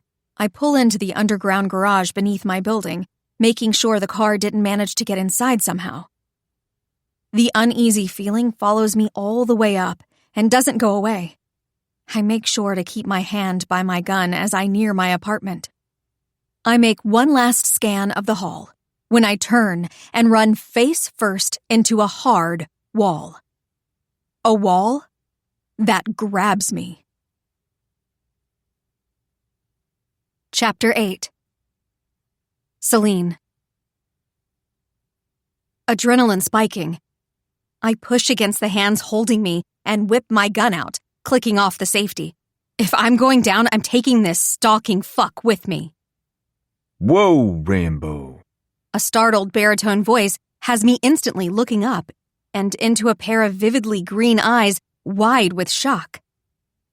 I grip my gun tighter and train it on the stranger in front of me, who then holds his hands up non-threateningly. Who the hell are you? Why are you following me? I ask accusatorily, my breaths coming out in short pants. What? Following you? His tone makes him sound oddly innocent. I don't even know you. He says in an even tone. I live on this floor. I take it we're... He eyes my gun warily and cocks his head to the side. Neighbors.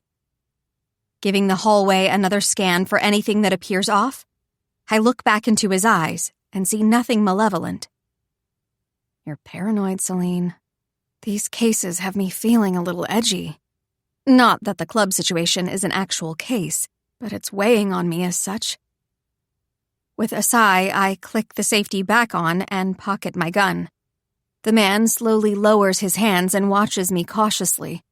I swipe a hand down my face and center myself before untensing my shoulders and allowing myself to relax.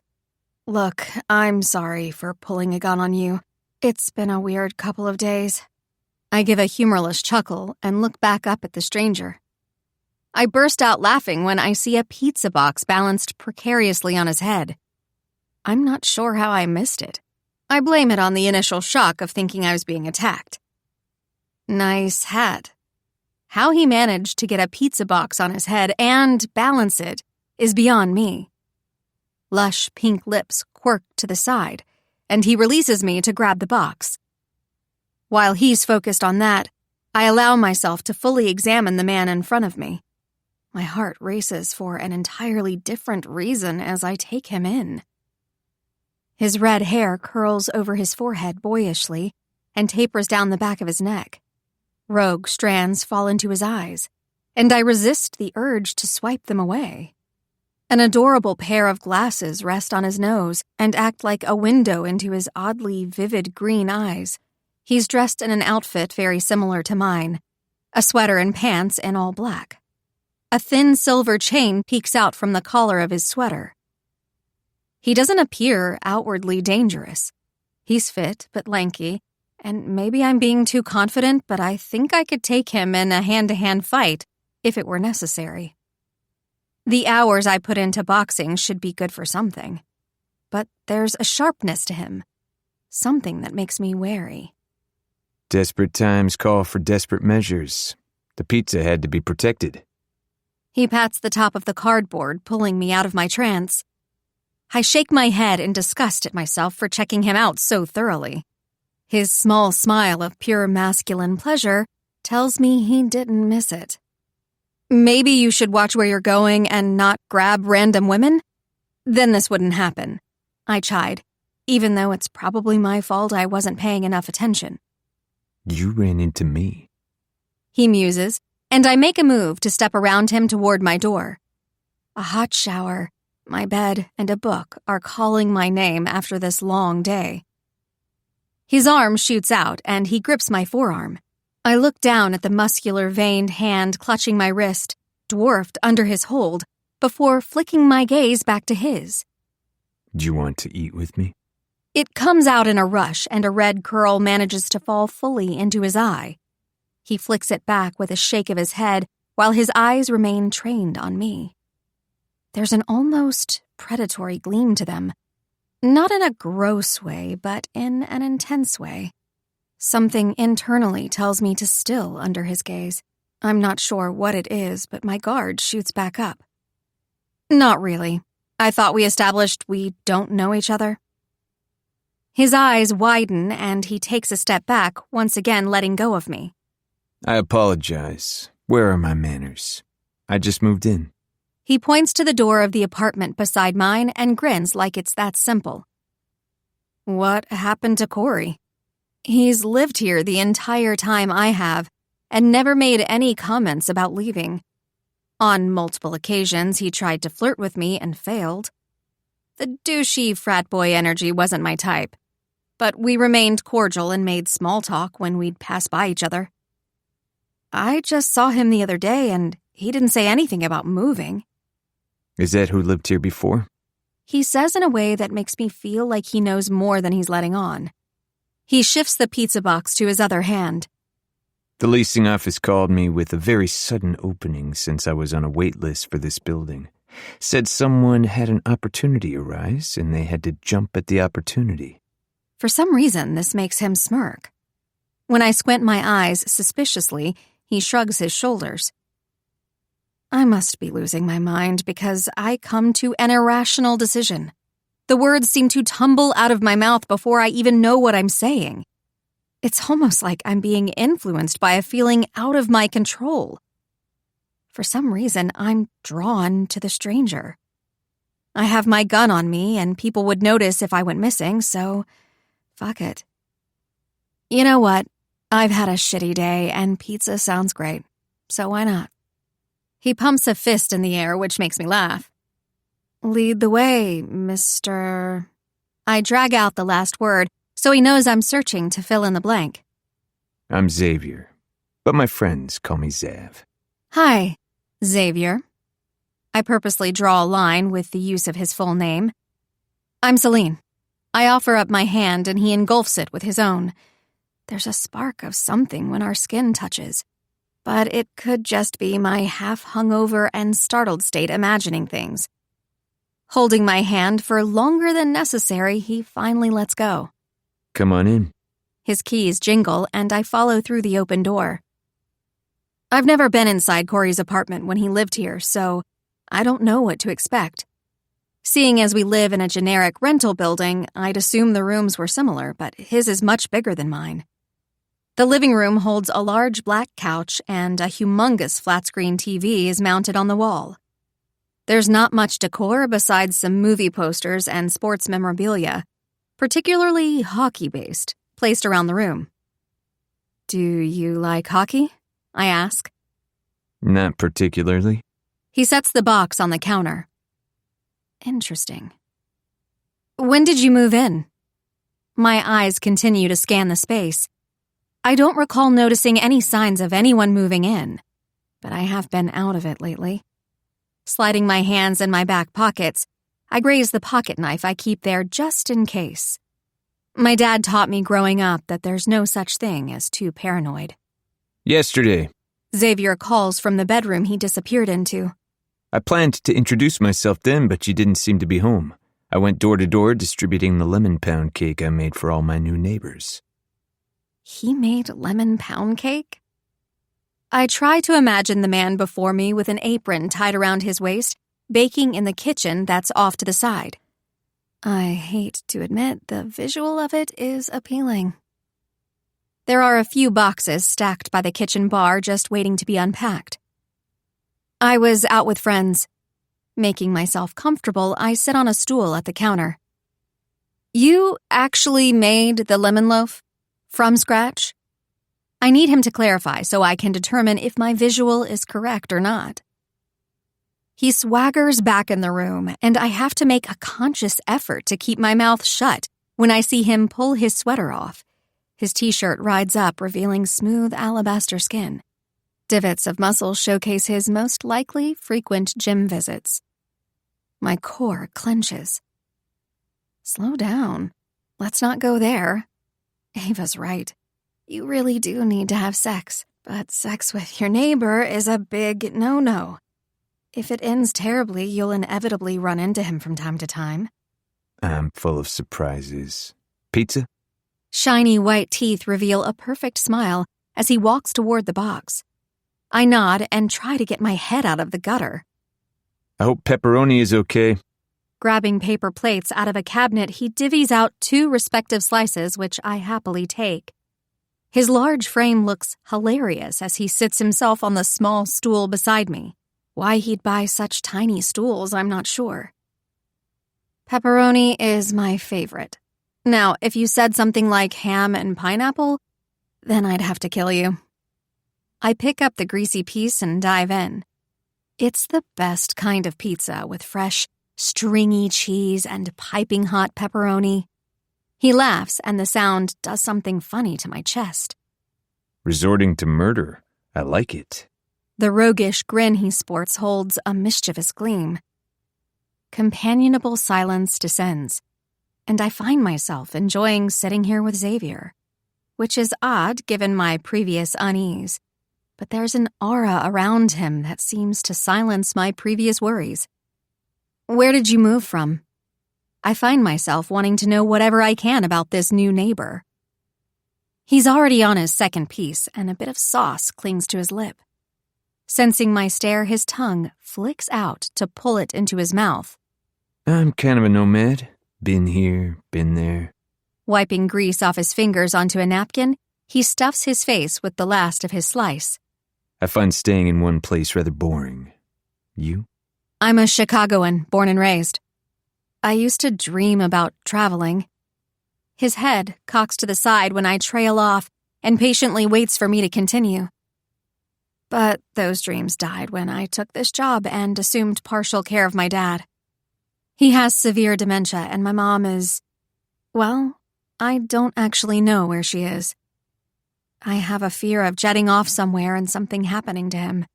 Even though he's in good hands at the assisted living facility, you can't help but fear the worst. Swirling my paper plate on the counter, I avoid eye contact. I'm not sure why I just unloaded all of that on him. I don't typically tell people about my dad, let alone someone who's practically a stranger. I find myself rubbing my lips, wishing there was some way to stuff my word vomit back inside. A strong hand folds over mine, pulling my fingers away from my mouth, and I look up. The sympathy in his gaze holds me hostage, and I couldn't look away, even if I wanted to. It sounds like you've done more than enough. You can't hold yourself back for the sake of others, Celine. A seriousness settles over our conversation, and I'm in awe I'm opening up this way. Something about him invites me in and encourages me to say all the things that weigh heavily on my mind. Clearing my throat, I gather our empty plates and crumpled up napkins. A stainless steel trash can sits next to the fridge, and I usher our garbage into it.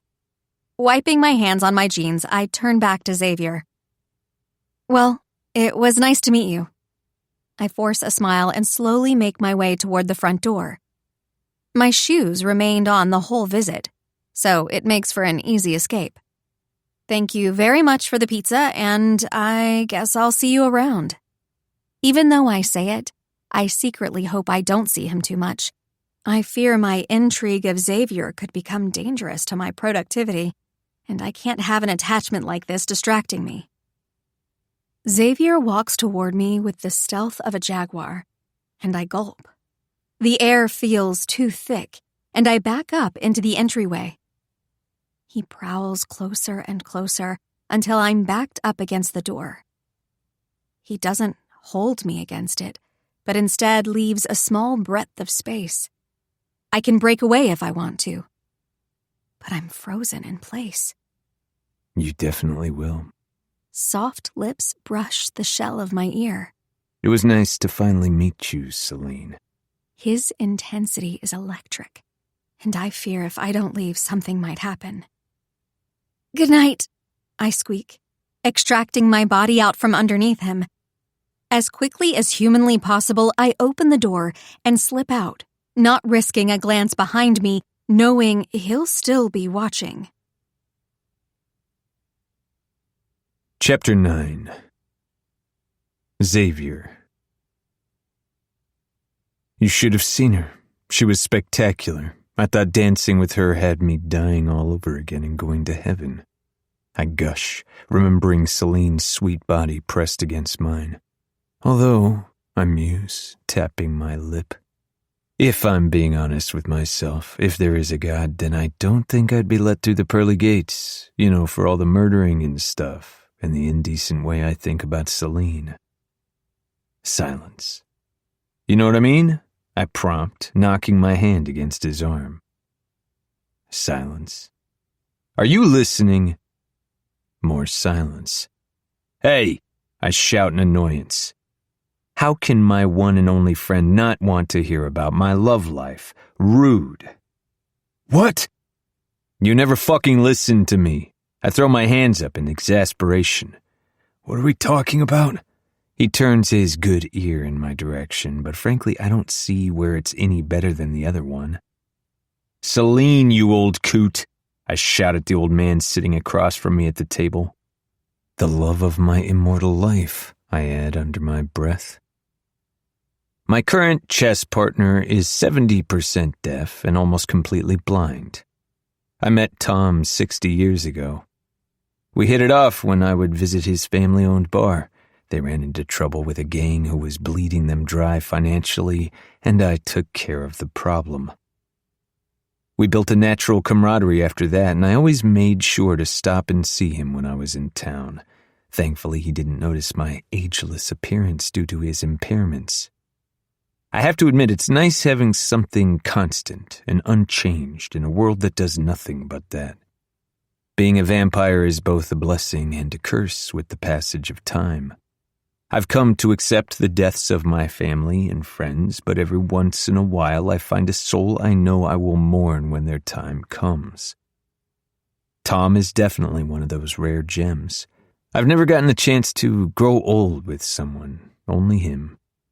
Who are you calling an old coot, Zach? He fiddles with his hearing aids. We're the same age! He yells at me from beneath his large mustache. I always tease him he looks like the prospector from Toy Story and beg him to dress up as the character for Halloween. I could be Bullseye. Giddy up. Take your turn. You know I'm going to whoop your ass just like I do every time. I push my glasses up my nose and fold my arms against my chest. I don't bother correcting him on my name anymore. He's insisted from day one that Zav is a dumb name and resorted to calling me Zach despite my annoyance. Tom grumbles and leans up close to the board to move his queen, setting it in direct sights of my king. Check, I smirk victoriously. You're a fucking cheater. Tom knocks the pieces off the board and I roll my eyes. And he says I'm the dramatic one. And you're a sore loser. Kicking my feet up onto the table and crossing my ankles, I survey the bar. Our game now over. Tom's grandkids run it since he's too old and it's been converted into a restaurant as well. They seem like nice kids, but I avoid them to limit questions on my unchanged good looks. Patrons murmur and piddle about the room like scavenging little bugs. A small human child runs by and nearly bumps into my shoulder. I recoil in disgust, wiping the invisible germs off my shirt. Children are one of my least favorite things with their whining, screaming, and messiness, but it can usually be blamed on shitty parenting. My one exception for a crotch goblin is if Celine wants children. I'll give her as many as she desires. I look forward to practicing the baby making. Wait, babies... Celine. I need to write that down. Pulling my trusty notebook and pen out of my pocket, I lick my finger and flip it open to a new page, quickly scribbling, Breed Celine, under a new list titled Goals in My Long Life with Celine. Besides, even though vampires can have children, it's rare, which means if she wants them, we're going to be doing a whole lot of practicing. I rub my hands together in excited glee. You have that crazy look in your eyes, Zach. Tom shakes a rook at me and I snatch it out of his hand. I don't know what you're talking about, and how would you know? You can't even see. I tease him, but we both have a small smile on our faces. Putting my notebook back in my pocket, I set the chessboard again, collecting runaway pieces from the floor. It had been a gift from me to Tom a few Christmases ago and was handcrafted by an artisan in France. That's what you'd like to think. My body may be failing me, but my mind is still fresh as a daisy. If you're not talking, I know you're scheming. He goes to stand up, arms shaking and hands gripping the tabletop tightly. I zip over to help him, and he immediately scoffs. Off me. My eyes and ears might be useless, but my legs work just fine. Shaking off my grip, he walks away without another word. Still don't know how you move so fast at our age, he gripes. It's damn annoying. Bye, Tom, I shout as I stride out of the bar. I can't help but shake my head at the grunt he responds with. One of these days my greeting will be replied to with silence, and I savor the small piece of humanity that remains in me at the sting of pain at how hard it'll be when he's gone. Standing under the awning of the restaurant, I watch as rain pounds onto the concrete.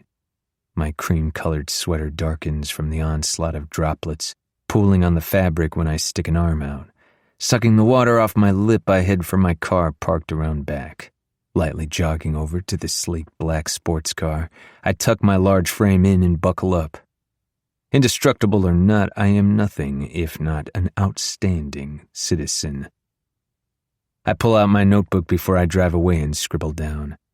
Make sure Celine always wears a seatbelt. Safety is hot.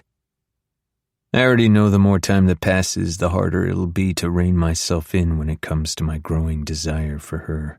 The allure of a mate is impossible to resist long term, and I'm tired of denying to myself that she's not mine.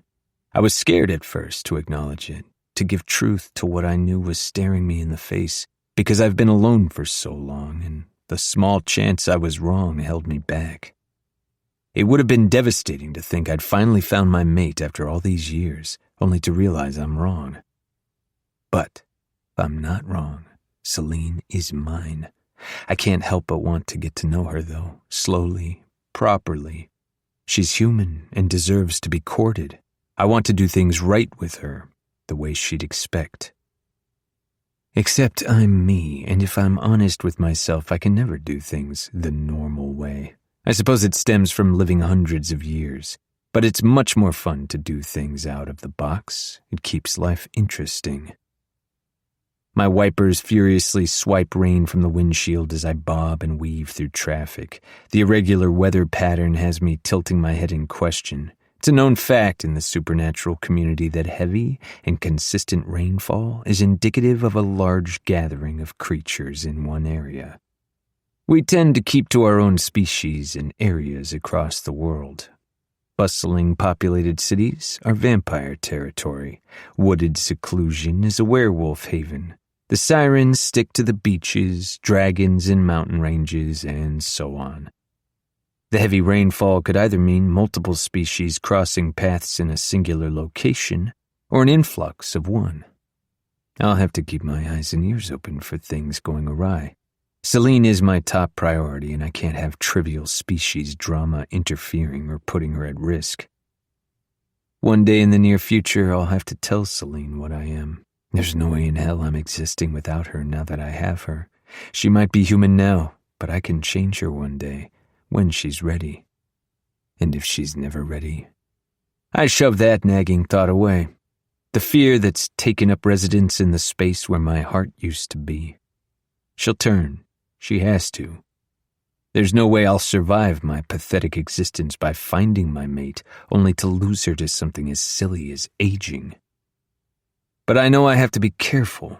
Not only is she human, but a detective, and that means her skepticism is through the roof. I can tell after last night her walls are built high. I'd take a sledgehammer to them if I could, but I'll approach her with the care I know she needs. I stop at a red light and run a hand through my unruly waves, rolling up to the parking garage of the apartment building I park in my spot. I know it's my spot because I've labeled it with a sign that says, Zav's fucking spot, so don't park here. Violators will be eaten. I included a smiley face with glasses and subtle fangs only I'd notice for a finishing touch. I take the elevator up, inhaling Celine's scent that permeates the floor the second the elevator is open. I let it guide me to her door. Without looking around and knowing by my vampire senses there's nobody else in the hallway, I let myself into Celine's apartment. Pocketing the universal key I stole from the front desk, I fall to my knees at the overwhelming scent of her. It's both too much and not enough. My mate. I've heard how intense the scent of a mate can be, but I never grasped how it truly brings you to your knees. It's going to take a monumental effort to not give in to my baser needs and claim her before she's ready. Somehow finding the strength to stand, I slowly take in all the little details that make her apartment her.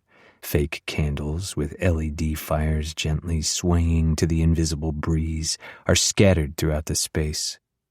Her tan-colored couch against the wall in the living room is covered in throw pillows and fuzzy blankets. It makes me irrationally angry these inanimate objects get to cover Celine's body and provide the warmth and comfort I'm desperate to give her. A singular framed photo of flowers hangs above the seating area. A modest TV across from the setup. Books are piled up on the table. Slinking over, I run my fingers across the fabric splayed across the couch and bring them to my nose. Delectable. Mine. My fangs drop of their own accord and I run my tongue across them. I'm due for a blood bag soon at the rate Celine is affecting me. At my age, I only need to feed every few weeks and only drink a certain caliber of bagged blood. I'd never stoop to indulging myself on the filthy liquid that runs through my kill's veins. That was equitable to sewer water. I shiver in displeasure just thinking about it, and drop onto the couch with a dopey smile when a pillow falls right on my face, surrounding me with her unique scent that reminds me of blackberries. A soft swat on my arm hanging off the couch gives me pause since I know it's not said pillow. Lowering the pillow, I squint one eye open. There's a mass of black shadow with two yellow eyes staring at me from beside the couch. A small tail swishes inquisitively behind the floofy black cat, and I turn on my side to better look at it. We stare at each other in a silent battle of dominance before the cat jumps up onto my stomach and starts kneading my chest. Who might you be? I stroke the kitty's head and it leans into my touch. A metal jingle draws my attention and I finger the small collar hanging around his neck. Midnight, huh? I scratch under his chin, which makes him purr like a motorboat. Smiling, I place the cat around my neck like a scarf to continue my tour of Celine's apartment. I would have thought Celine would have given you a more unique name than that, like Bob or Hash Brown, maybe Burnt Marshmallow. He seems to hum in pleasure at that name. You like that one, do you? Knowing she's at work, I explore her space to see what she likes. The way she darted out of my apartment and back over told me how much she valued this place and sought it out when she was uncomfortable. I stroll into her bedroom and slowly catalog everything I see. A neatly organized closet with color-coded clothing, mostly black, draw my attention first. My footfalls are soundless as I walk over and place myself in the middle of the rack, sliding her clothing in half so I can stand comfortably. Midnight continues to purr, not bothered by my actions. Standing sentinel in the clothes for an indeterminate amount of time, I spy a pile of clothes thrown off to the side on a chair. I know they're clean since the nefarious laundry detergent covers her natural scent. I'll go ahead and fold them for her. Midnight hops off my shoulders when I tilt my back toward the bed and settles himself on top of her pillow. Snatching up the pile of clothes, I deposit them on the end of the bed and get to folding. A scrap of lacy black peeks out from under her bed, and I grab it. Celine's underwear. Was this what she was wearing under her skimpy dress when we danced at the club? My nostrils flare as I inhale deeply and catch a vanilla undertone to her berry scent. Did dancing with me turn her on? Her scent becomes more complex when she's aroused. My lips curve at the thought that I affect her like she does me. I pocket the scrap of lace and continue to fold her shirts, pants, and socks. Once I'm done, I set the finished folded clothes on the end of her bed. My eyes take in her room as I spin on my heel and look for anything else I can do to help. Dust glints on the mirror in the bathroom light when I flip the switch, so I find the glass cleaner and some paper towels before I get to work wiping it free. This turns into using her cordless vacuum to sweep the place up. organizing her fridge and freezer contents, and making sure her pillows are arranged perfectly. Truth be told, her apartment isn't a mess, but it looks much better now. Hands on my hips, I admire my hard work and notice the black cat eyeballing me from his perch on the couch now. What? You weren't going to do any cleaning? The bombastic side-eye continues and I scoff at him. I know what'll win your heart. Foil crinkles as I locate a treat bag tucked into the back corner of the kitchen counter and shake it. An almost feral meow sounds, followed by scampering paws on the hardwood floor. That's what I thought. Tiny claws prick my jeans as Midnight attempts to climb my leg in desperate need of the treats. Still not sure how I feel about the name. I wonder if Celine will let me rename him. Simple creatures, aren't we? I toss a few of the tiny fish-shaped treats on the ground and he runs after them. Blindsided by temptation. Celine pops in my head and I lean against the counter. I know the feeling. Celine doesn't have much on her fridge, just a couple magnets with info for local food places. A generic calendar she probably got free somewhere hangs on the side, held up by a magnet that's also a photo. I trace her face in it and see the heartbreak that coincides with her fake smile. An older man sits next to her with a lost look in his eyes, the resemblance between the two uncanny. A circled date on the calendar catches my attention and I lean closer to see on tomorrow's date she's written, double date at Strike Lanes. Double date? Oh, fuck no. Midnight, how could you let this happen? If my hair could catch fire like the color it resembles, it surely would with the rage I feel in this moment. The cat, of course, ignores me, curled up on the couch, not sharing the same disgust I do. He gives me a long look and then proceeds to lick his paws. My girl, on a date with another man. Unthinkable. I need to take this situation into my own hands. My timetable for showing Celine how perfect we are together just moved up. Chapter 10. Celine. Collapsing onto the couch with a loud sigh, I rub my aching eyes. Midnight, who had been hiding behind a pillow, lets out a disgruntled harumph and disappears into my bedroom. Thanks for the warm welcome, I mutter, exasperated by the grumpy cat. My original plan to head to the gym for a boxing session is dashed with the absolute exhaustion I feel. A thick stack of manila folders sits next to me, and I rifle through them. Report after report of past mayhem cases complete the stack. They're filled with gory photos and testimonies. Not that anyone has actually seen the killer yet. I've spent countless hours going through them, trying to glean any insight that might help us catch them, but nothing has stood out. The temptation to further stake out Vex has been nagging at me. I have to let this club thing go, though. It's not the case I'm supposed to be working on. It's not even a case at all. Just a stupid hunch I can't seem to let go of because the feeling in my stomach won't allow me to. I need to refocus and put my nose to the grindstone when it comes to the mayhem cases. First, though, I need to relax a little. I think it's time for a bath, a snack, and my book. I say to nobody in particular, because God knows my cat is ignoring me and my voice echoes in the empty space. The decor in my apartment is a slow and ever-changing process. I wanted the area to be cozy and ambient with warm lighting, but not sparse, with curated knickknacks that are cute but have a purpose. I hate when houses feel clinical and unlived in.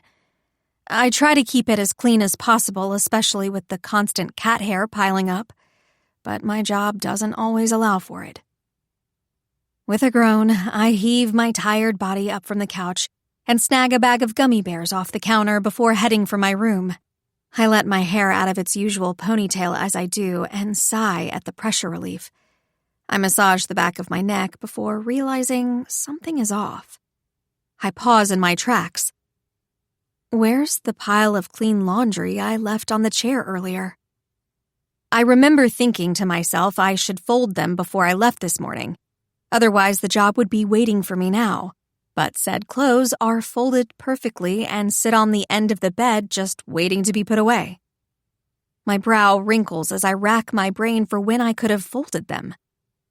Maybe after I had breakfast this morning? No, it can't be that because I got distracted when Ava called me. I must be losing my mind. Midnight gives an unhelpful sigh. Life is hard for a full-time freeloader like him. I must have done it and just don't remember, right? I ask the slow blinking cat. It's the only logical explanation. No one breaks into an apartment to fold clothes. Swiping my current read from the side table, I head into the bathroom. The metal knob squeaks when it turns, and I pour in some vanilla-scented salts while it fills. A few tendrils of hair escape the high bun I throw it in after stripping off my clothes. Steam begins to fill the bathroom, and I settle into the water with a tray over top the tub with my book and snack once it's at the perfect height and temperature. Despite the relaxing nature of the bubble bath, I can't help but think of the, no doubt, doomed double date tomorrow. My stomach begins to sour, and I soon find myself getting out of the bath. Freaking Ava and her need to get me into a relationship is ruining one of my favorite things. Drying off, I tug on my pajamas and climb into bed. I only read a few more pages of my book before my eyes are too heavy to continue, and I drift off to sleep with the book still half open on my bed. You're a detective? Asher's honey-smooth voice fills the car as we drive away from my apartment to meet up with Ava and Spencer. I am. I recently got promoted. I try to sound enthused, but fail miserably. I'm not in the mood to go on a date, and it's showing, which isn't fair to Asher. He was conned into this as much as I was, I'm sure, but I should at least give the date a fair shot. I feel the weight of Asher's eyes, but can't find it in myself to look at him. Suddenly, the dripping of rain on the window is the most fascinating thing I've ever seen. Look, I know Ava kind of forced this date on you, but you seem like a cool girl, and I'd love to give this an actual go. The genuine tone in his voice has me glancing over to see the sincerity shining in his brown eyes. I can't help but think about how dull they look in comparison to a certain pair of emerald eyes I've seen recently. I deflate, and my tough girl act crumbles. You're right. I'm sorry. Wringing my hands uncomfortably in my lap, I continue. It's hard for me to say no to Ava when she sets me up on dates. I think I've gotten to the point where I shut down before the date even starts. I promise to be more engaged. Let's just have fun, okay? We'll bowl and chat and get to know each other. No pressure. At the end of the night, if there's no chemistry, we go our separate ways with no hard feelings. Sound fair? When he puts it that way, how can I argue? My high ponytail slips over my shoulder as I nod, and the relief is evident in his face. I've got mad bowling skills, so prepare to be impressed. He breaks the awkward air with his declaration, and I huff out a laugh.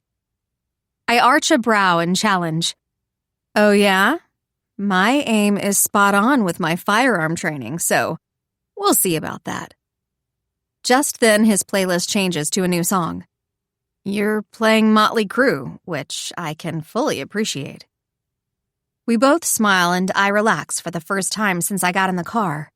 We pull up to the bowling alley, and I spy Spencer's white car idling next to an empty spot, which Asher promptly fills. You're here! Ava wraps her arms around me in a bone-crushing hug when I step out of the car. Asher tries to sprint over and open the door for me, but I'm not that type of girl. He does hand me an umbrella, though, to protect against the rain since I foolishly didn't bring my own. What the hell is with this weather lately? Of course I'm here. You forced me. I whisper in her ear, and she laughs. Well, someone has to. You're too much of a hermit. You know what they say. The best duos are made up of the grumpy friend and the sunshine one. I let out a humorless laugh. Watch who you're calling grumpy. She gives me a playful shove, and we dissolve into giggles. Out of my peripheral, I see Asher and Spencer do the typical guy back slap greeting. Once they separate, Ava skips over to her boyfriend. Linking arms with Spencer, she finger gun points at the front door and starts forward with a triumphant expression. I shake my head at her adorable dorkiness. Asher and I walk beside each other and stop just under the awning so I can shake off the umbrella. Water droplets spray everywhere as I dry it the best I can and wrap it up before we enter the building behind them. I already have a black cat and can't be bringing an open umbrella inside for even worse luck. The bowling alley is a super cute spot outside of the city.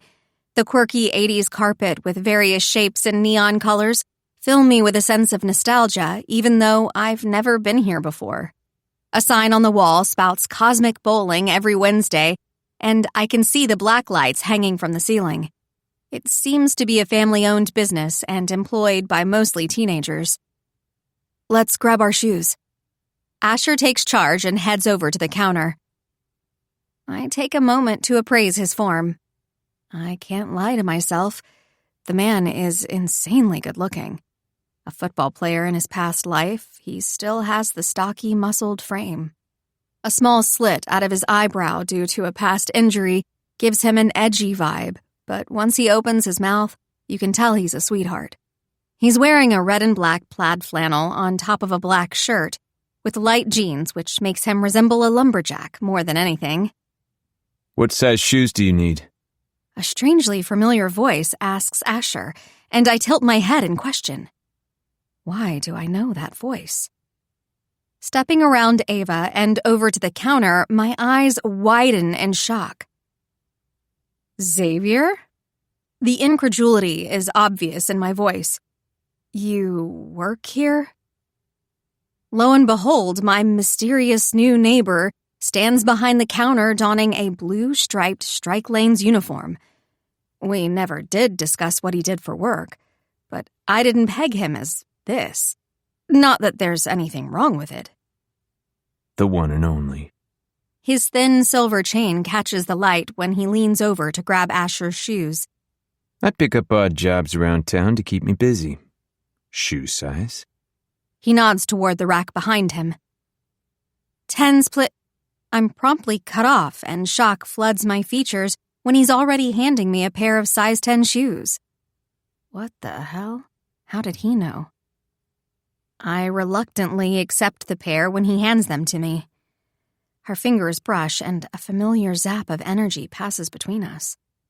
Our eyes meet and I'm held captive by the pure depth of emotion in his green eyes.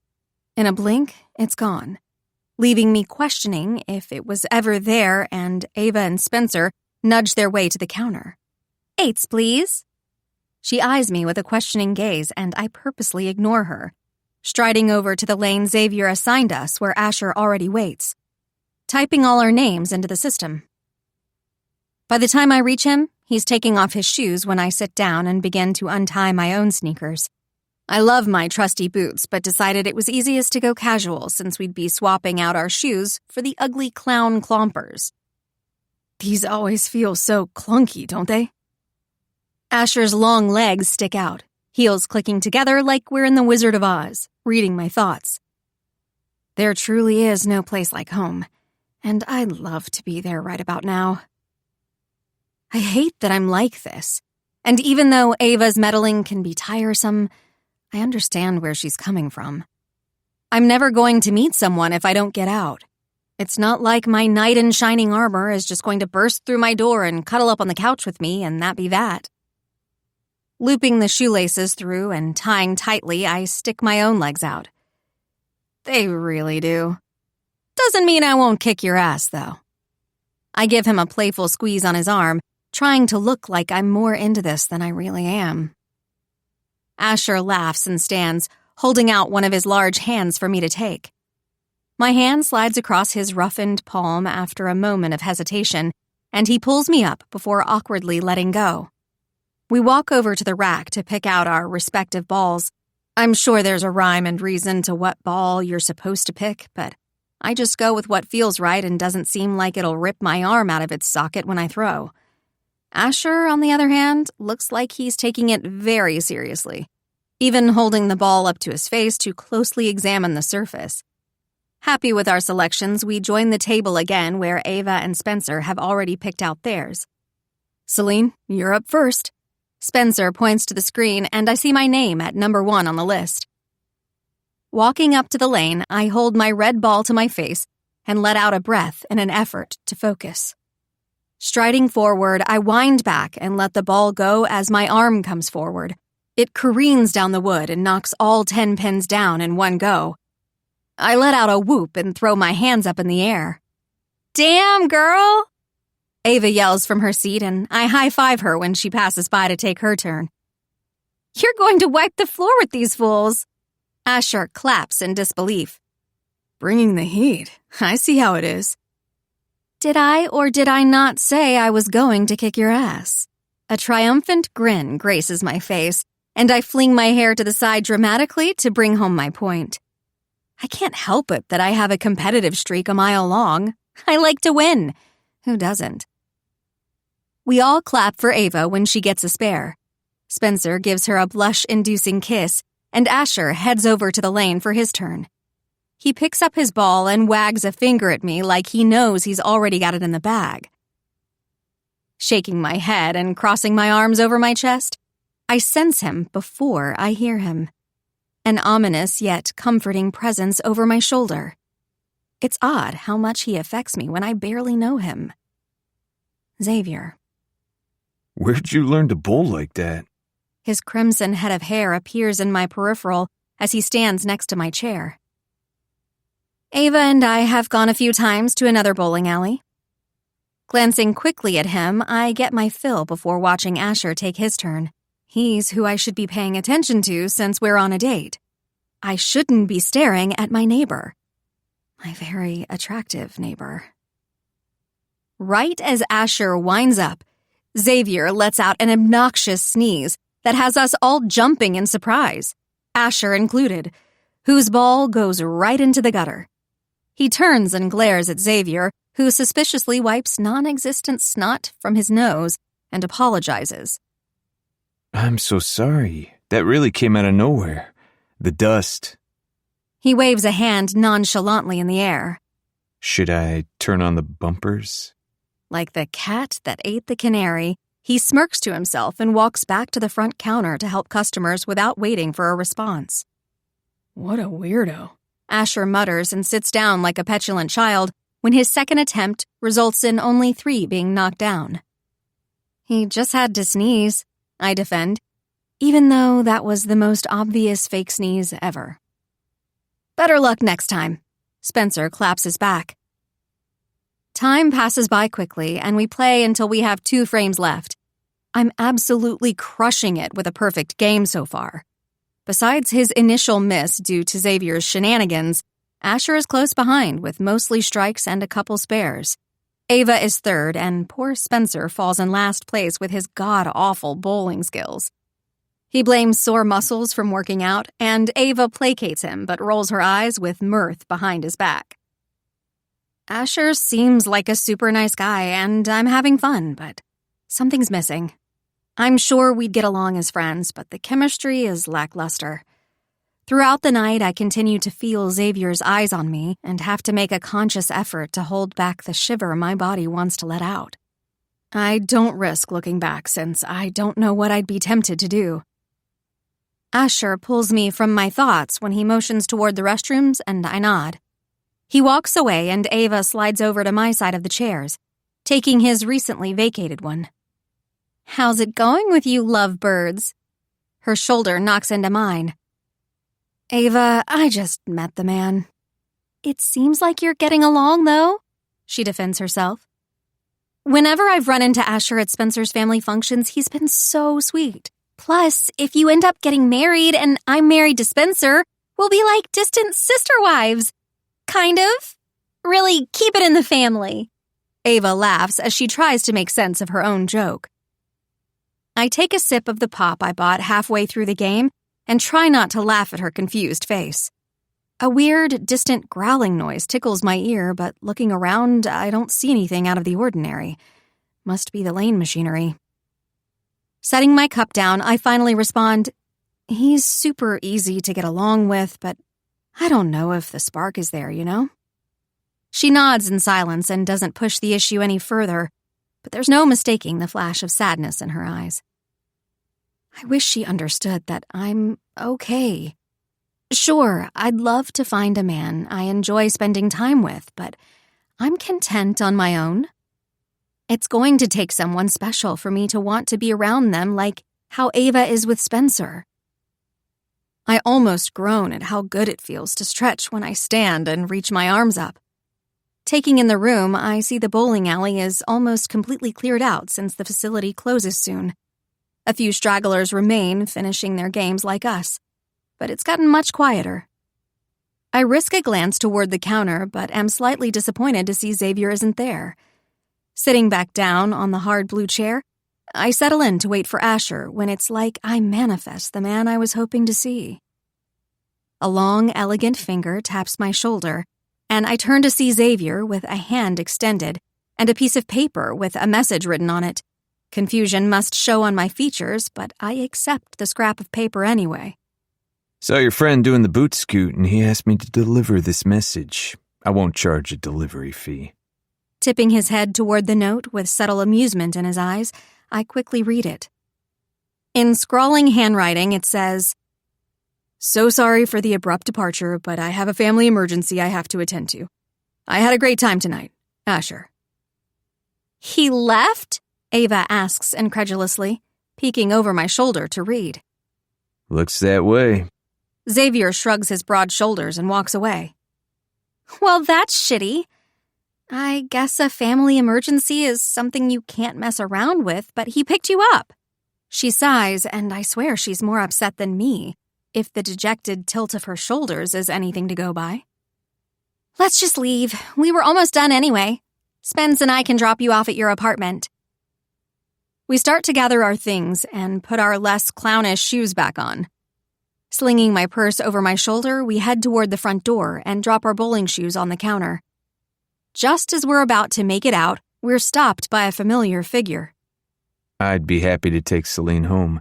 I'm clocked out and we're actually going to the same place. Xavier's back in regular attire and holds car keys in his hand. I'm mesmerized when he swings them around with ease before catching them out of the air. "Wait, you two know each other?" Spencer points between us, and I see Ava perk up at the statement.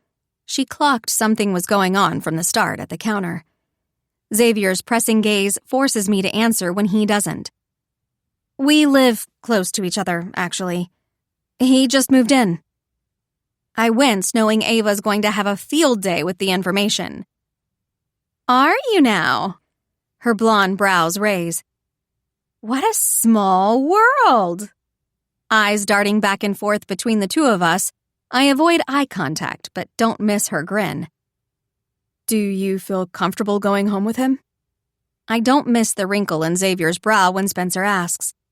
"Neighbors or not, that doesn't mean you know him well." I swear I see a flash of something like appreciation in Xavier's eyes at Spencer's concern for my safety. By how dejected Ava seems to be feeling at another of my failed dates, I don't know if I can sit in a car with her right now. I'd also hate to make them go out of their way to drop me off at home. "Thanks for the concern, Spencer, but I'll be fine. Xavier's harmless." Shifting over to stand by the man in question, I look up at him. Craning my neck slightly to take in his full form, I find he's already watching me.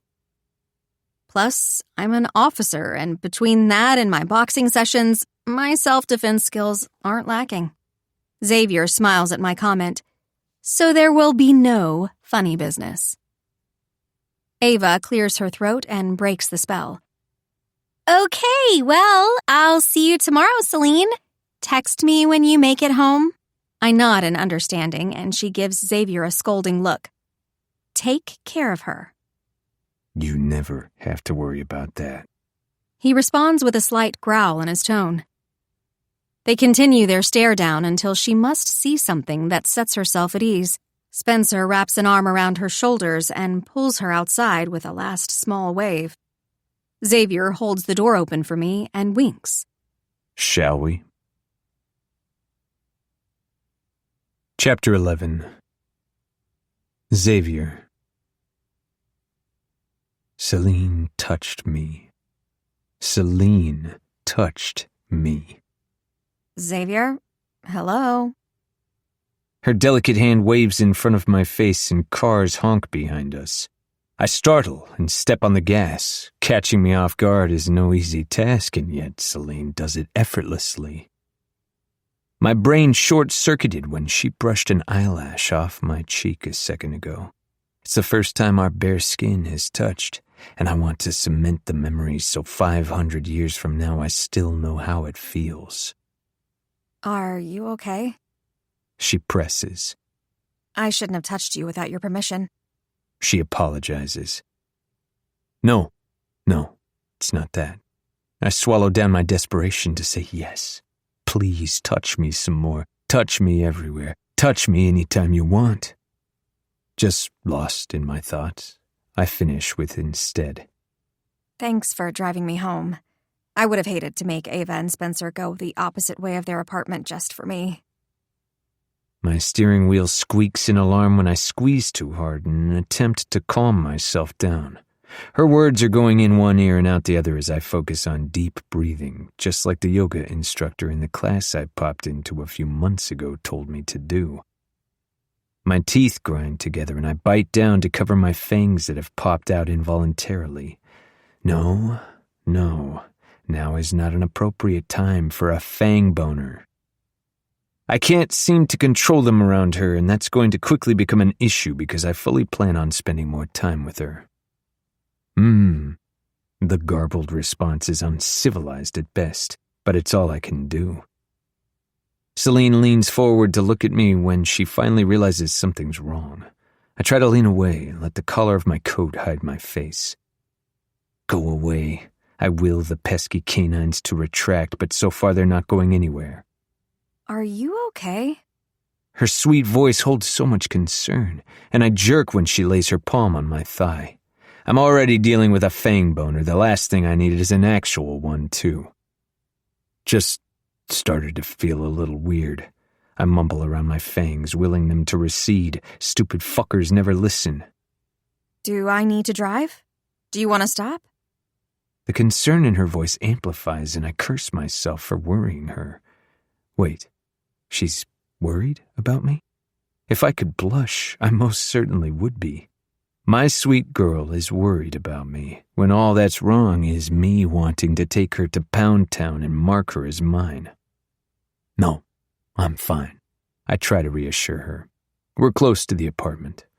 She makes a non-committal noise, and I know she doesn't believe me, but keeps quiet otherwise. The remainder of the drive is spent in silence, and I hate it. I haven't had much one-on-one time with her, and I want to ask her so many questions. What's her favorite color? What makes her laugh? What makes her heart race? How can I make her smile? I look forward to finding the answers out to everything and more when the time is right. Rolling into the parking garage, I pull up to the nearest elevator and stop the car. I'm going to drop you here. Confusion wrinkles her brow when she turns to me. Is your spot far away or something? Yeah, I choke out and will her to head upstairs. As much as it pains me to leave her, my episode has caused me to burn through the remaining donor blood in my system. Any that remains has rushed straight to my dick, and I need to visit my supplier stat or I won't be able to hold myself back. I'd never hurt Celine, but a vampire in bloodlust, even a more mature one like me, is bad news. Mix in the fact Celine is my mate, and I'll be trying to claim her before she's ready for it, which I refuse to do. Mates are a temptation like no other, and it's rumored their blood is a rush of adrenaline. I'd rather you get out here, so I know you're safe in the elevator. I have an errand I need to run. I add when she hasn't made any progress on getting out of my car. An errand? This late? I need to pick up something from a friend. Oh, okay. She looks a bit disappointed. Does she want to spend more time together? Annoyingly, for me, it doesn't matter if she does. I need blood. Tightening her purse strap on her shoulder, she opens the car door and steps out. Thank you again. She dips her head in and slides out, heading for the elevator. I don't dare pull away until I know she's safely inside. Blowing out a breath, a wheeze of pain escapes, and I dig out my phone, speed dialing my contact she picks up in one ring. What do you need? Her voice is young-sounding, a stark contrast to her age. 5 pints. Stat. Rough night, huh? The teasing lilt in her voice is not appreciated. Shut up. I'll be there as soon as I can. Just have it ready. My wheels squeal on the road and splash rain everywhere as I drive like a bat out of hell. You're so fucked. A chuckle, and the line goes dead. An aggressive clang of metal on wood sounds as I throw open the front door to my supplier's business. The bells tied to the top nearly fall off in my rush to get blood. Slow your roll, Speedy. The blonde-haired woman scolds me and places a cooler in front of my face on the countertop. Without any acknowledgement, I tear open the lid and rip into a bag of O-negative. A moan slips out as I feel the rush of liquid into my system. I'm sure I look like an absolute savage, but the burning in my throat was almost too much to bear up to this point. I haven't been this close to falling into bloodlust since I was first turned. Celine's really got your panties in a twist, doesn't she? Luna arches one perfectly manicured brow and taps her fingers on the table while I start on my second bag.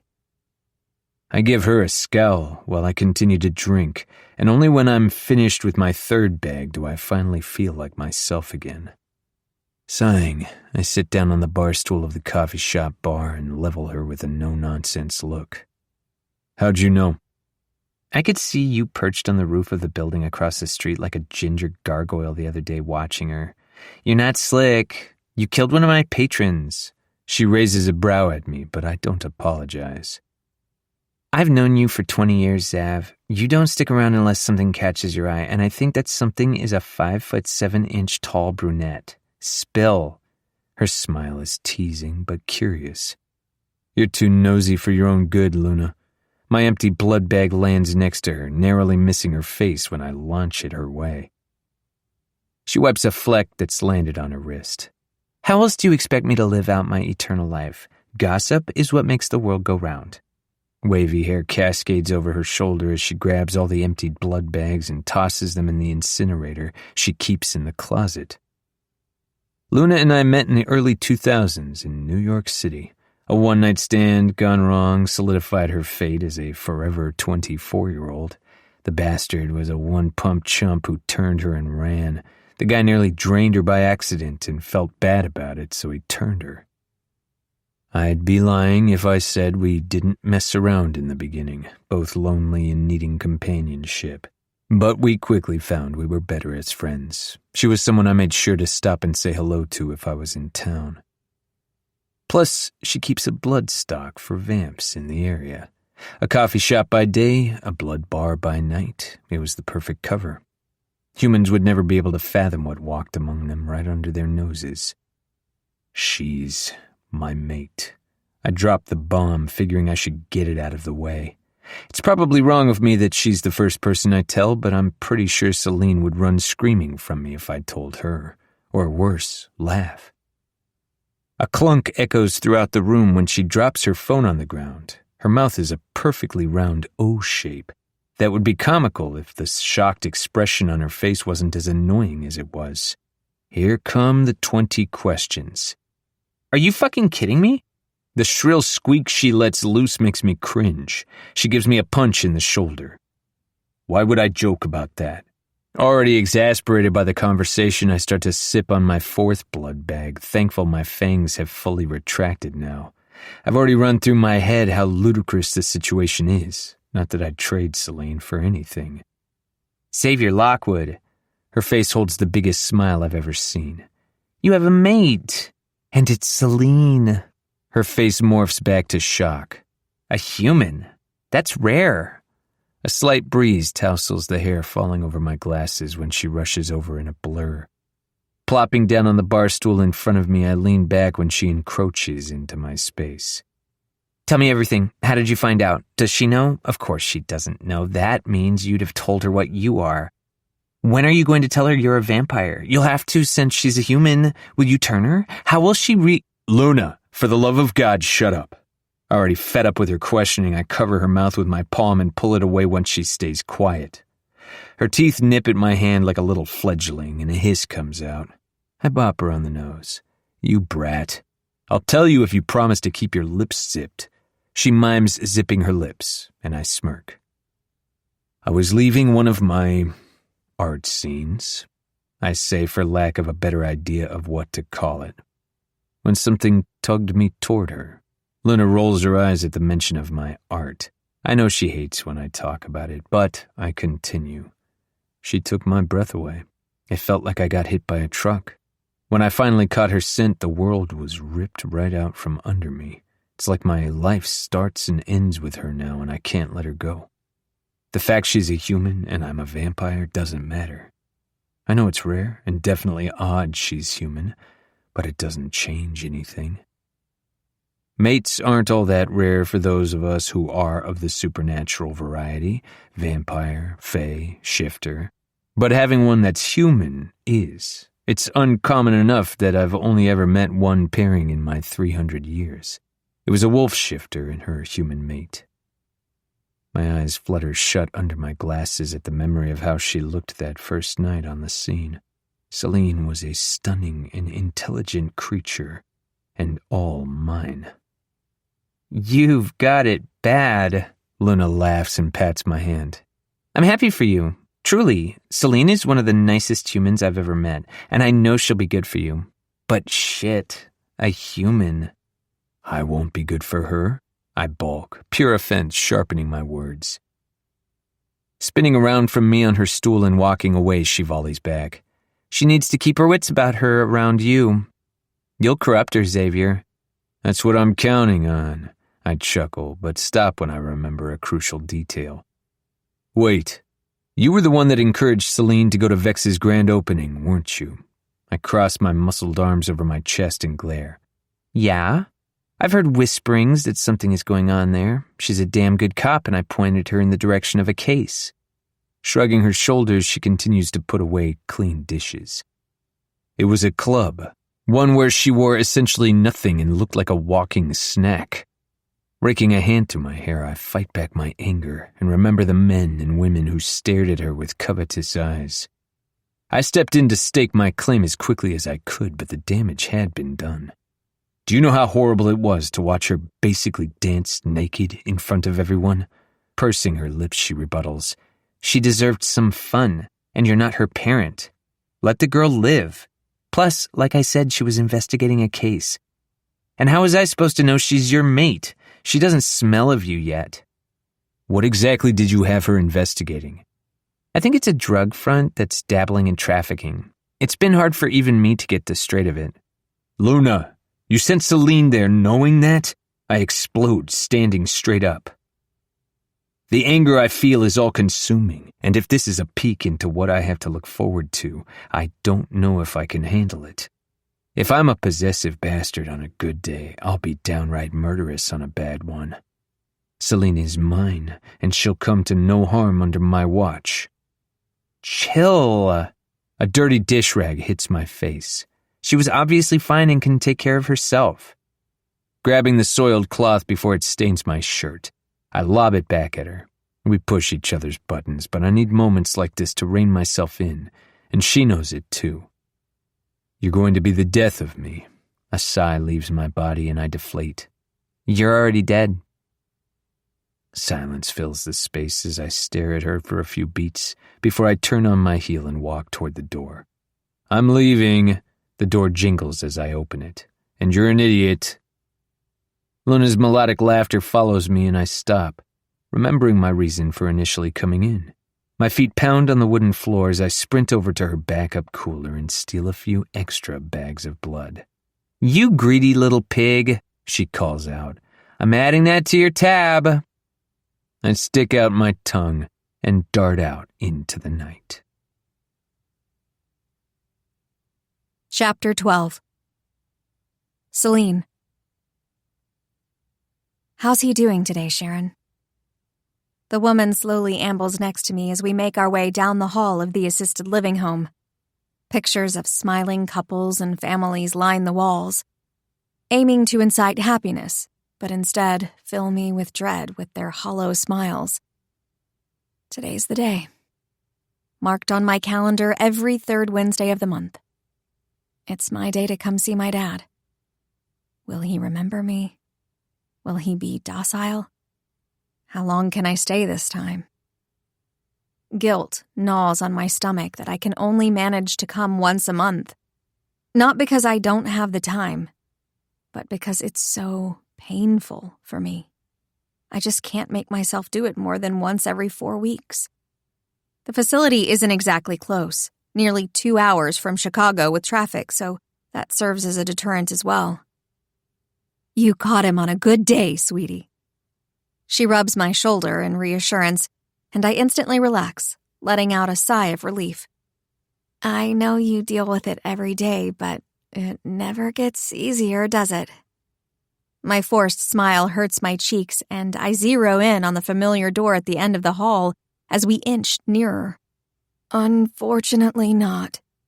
Being a nurse and helping patients is one thing, but having to see family and friends visit someone who's a shell of their former self is heartbreaking. The good days are some of the happiest, but the bad days stick with you. I don't regret working in this profession, but you need to have tough skin. Glancing at the older woman's face, wrinkles from years of laughter and hard times line her skin. Sharon has helped my dad ever since he was first admitted to Avery Core Living. A stoutly woman with a bob of brown hair, sunspots around her face, and kind brown eyes. Her optimism and support have always been appreciated. When you're in a place like this, it's hard not to expect the worst every time you walk in, but having staff like her truly keeps hope in people's hearts. I hesitate to ask my next question since I know the answer, but I have to. Has my mom stopped by? With a sad shake of her head, Sharon confirms my suspicions. Mom never stops by. I hate that even now I hold a tiny flicker of hope that someday the guilt will be too much and she'll visit. Sometimes all I can do is hate her.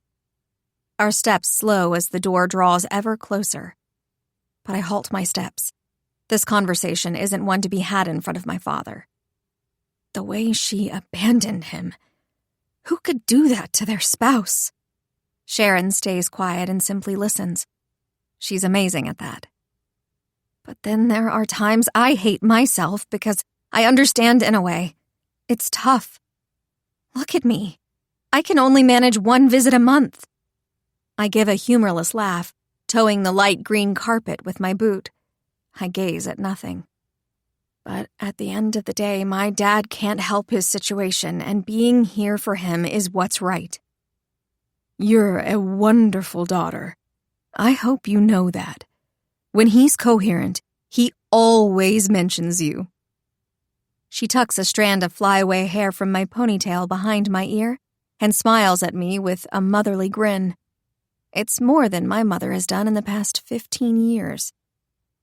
Let's go see him. I nod and reach for the long silver handle when we walk up to the gray door. Soft music can be heard when I open it, and I turn the corner to find my dad sitting in his favorite chair. He turns at the noise, and for a second, I hold my breath. Celine!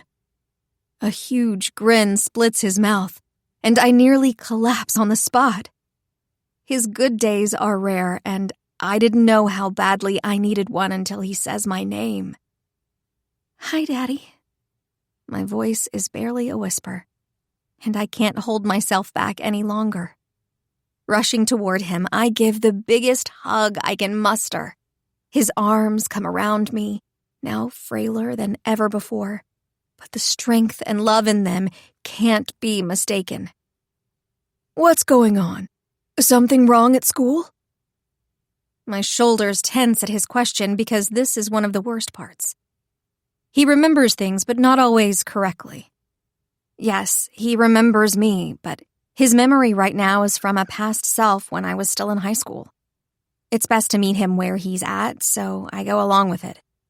No, nothing like that. Classes are great, just happy to see you. I mask the pain in my voice with false cheeriness. Hopefully Mrs. Masters isn't giving you too much trouble. His bristly eyebrows draw together and I laugh. She's just mad I get an A on every assignment and call her out on her bullshit grading. Untangling our arms, I sit on the couch beside his armchair and wave to Sharon as she sees herself out. Language, young lady. My dad always was a stickler for proper etiquette. I lean forward and rest my elbows on my knees, chin in hand, and simply observe this man that's half of me. He turns his attention back to the television that's playing over on the entertainment stand, content with the silence. If I ask too many questions, it can set him off, and I want to enjoy his good mood for as long as possible. The wear of his illness is evident. Wrinkles bring his eyebrows lower into his once shining brown eyes that are so much like mine. His dark hair has lightened significantly from stress and is unkempt around his face. He dons a simple baseball tee and gray sweatpants, a blanket covering part of his lap. My physical features reflect his, instead of my mother who had blonde hair and blue eyes. I'm grateful once he's at peace and no longer on this earth. I'll be able to look at myself in the mirror and see a reminder of him. We continue to sit in mostly silence for the next hour, and I soak in my time with him. He's slowly becoming less verbal and struggles for words much more now than before. I try to help when I can, but I can tell it frustrates him. We share simple commentary on the game, and he asks a few questions related to school. I don't correct him and follow along. In my relaxed state, I jolt when he suddenly stands up and shouts. Frantically running around the room, he slams open cabinets, throws open doors, looks under cushions, and I follow behind the whole time. What's wrong? My heart races, and I inch toward the front door help button. I can't find him. Where is he? Where's who, Dad? What are you talking about? I put my hands up when he approaches, and a glint enters his eye. You took him. You did this. He grips my arms painfully, and I let out a squeak. There's no recognition in his eyes now. He's not here. Slamming my palm on the buzzer, I shout for Sharon and try to keep calm. Even though he's my dad, I'm not his daughter in this moment. My friend, you stole him. He's hysterical now, repeating himself, and my heart breaks. I still don't know what you're talking about. Dad, please. I plead and hold on to his arms as he falls to the ground in dismay. Midnight, he wails, and I suck in a breath. He's done this before, and it's why I pushed for him to keep the cat, since the facility allows it. But he was insistent I take him. He must have a memory of giving him away, but it's warped, and he thinks I stole him. Footsteps pound outside the door, and it's flung open when Sharon and 2 male nurses enter the room. They quickly take action, consoling my dad, helping him to his bedroom. Sharon gives me a pitying look, and I wipe a tear that has escaped from my eye. I think it's best I leave. My voice sounds hollow to my own ears, and Sharon nods. Thanks, Sharon, for everything.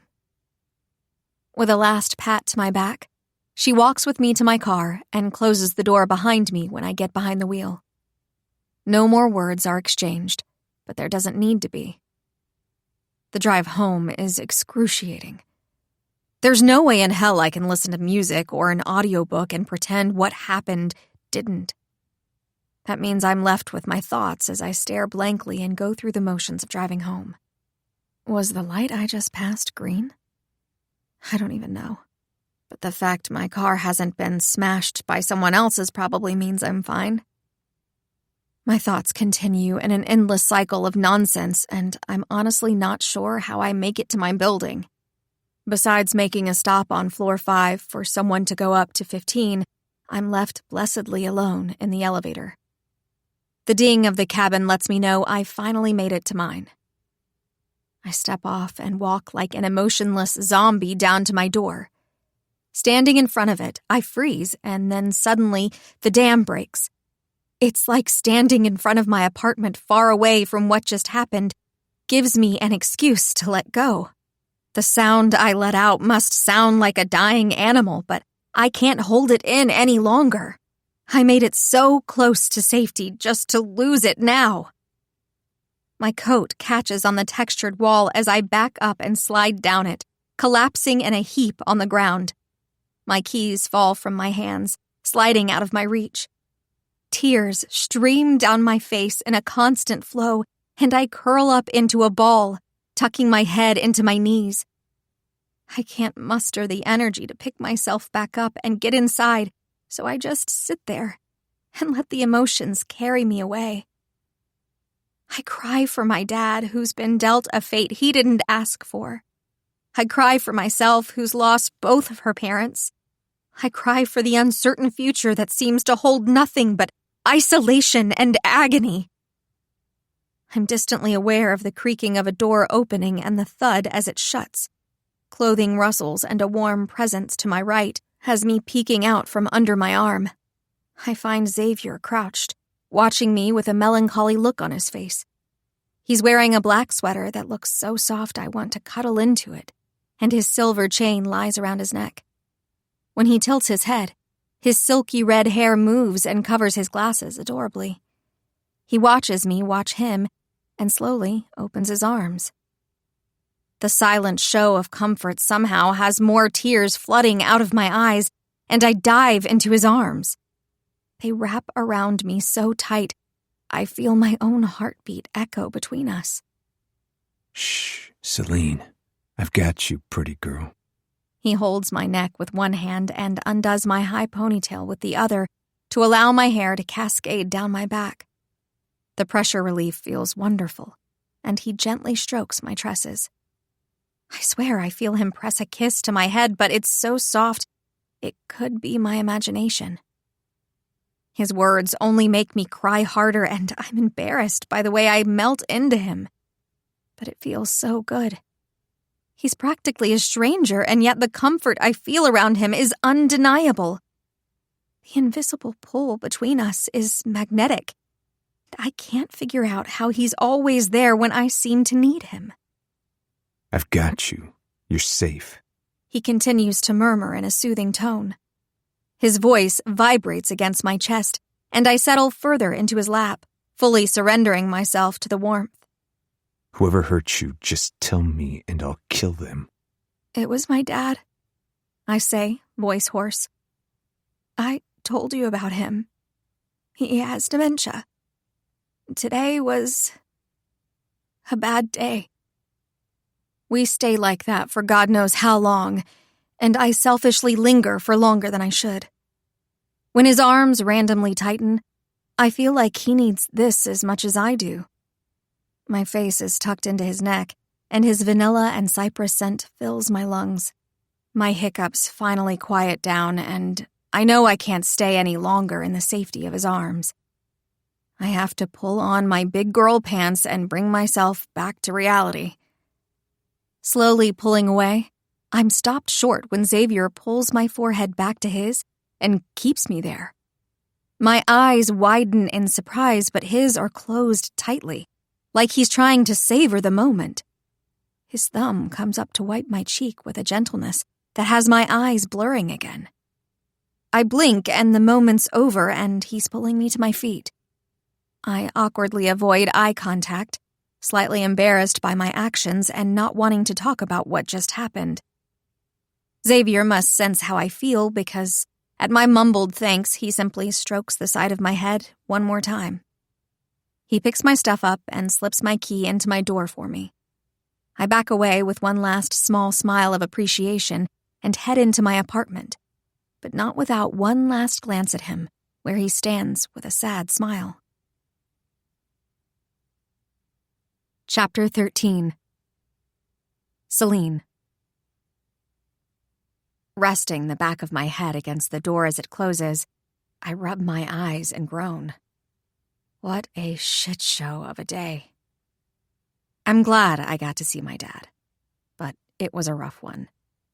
It was going so well initially that I let down my guard and was rewarded with a slap in the face.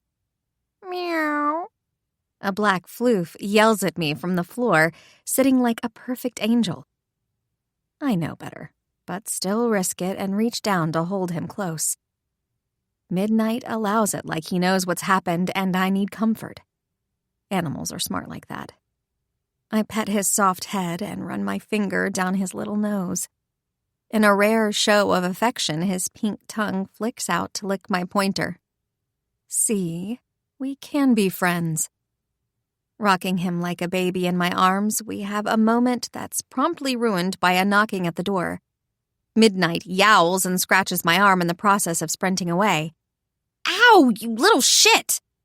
Assessing the damage and finding no blood drawn, I open the door, expecting it to be Xavier, although I don't know for what. Ava? Her face appears and she pulls me in for a hug. Oh, my girl, look at your poor face. Wiping under my eye, she pulls her hand away to show black streaks.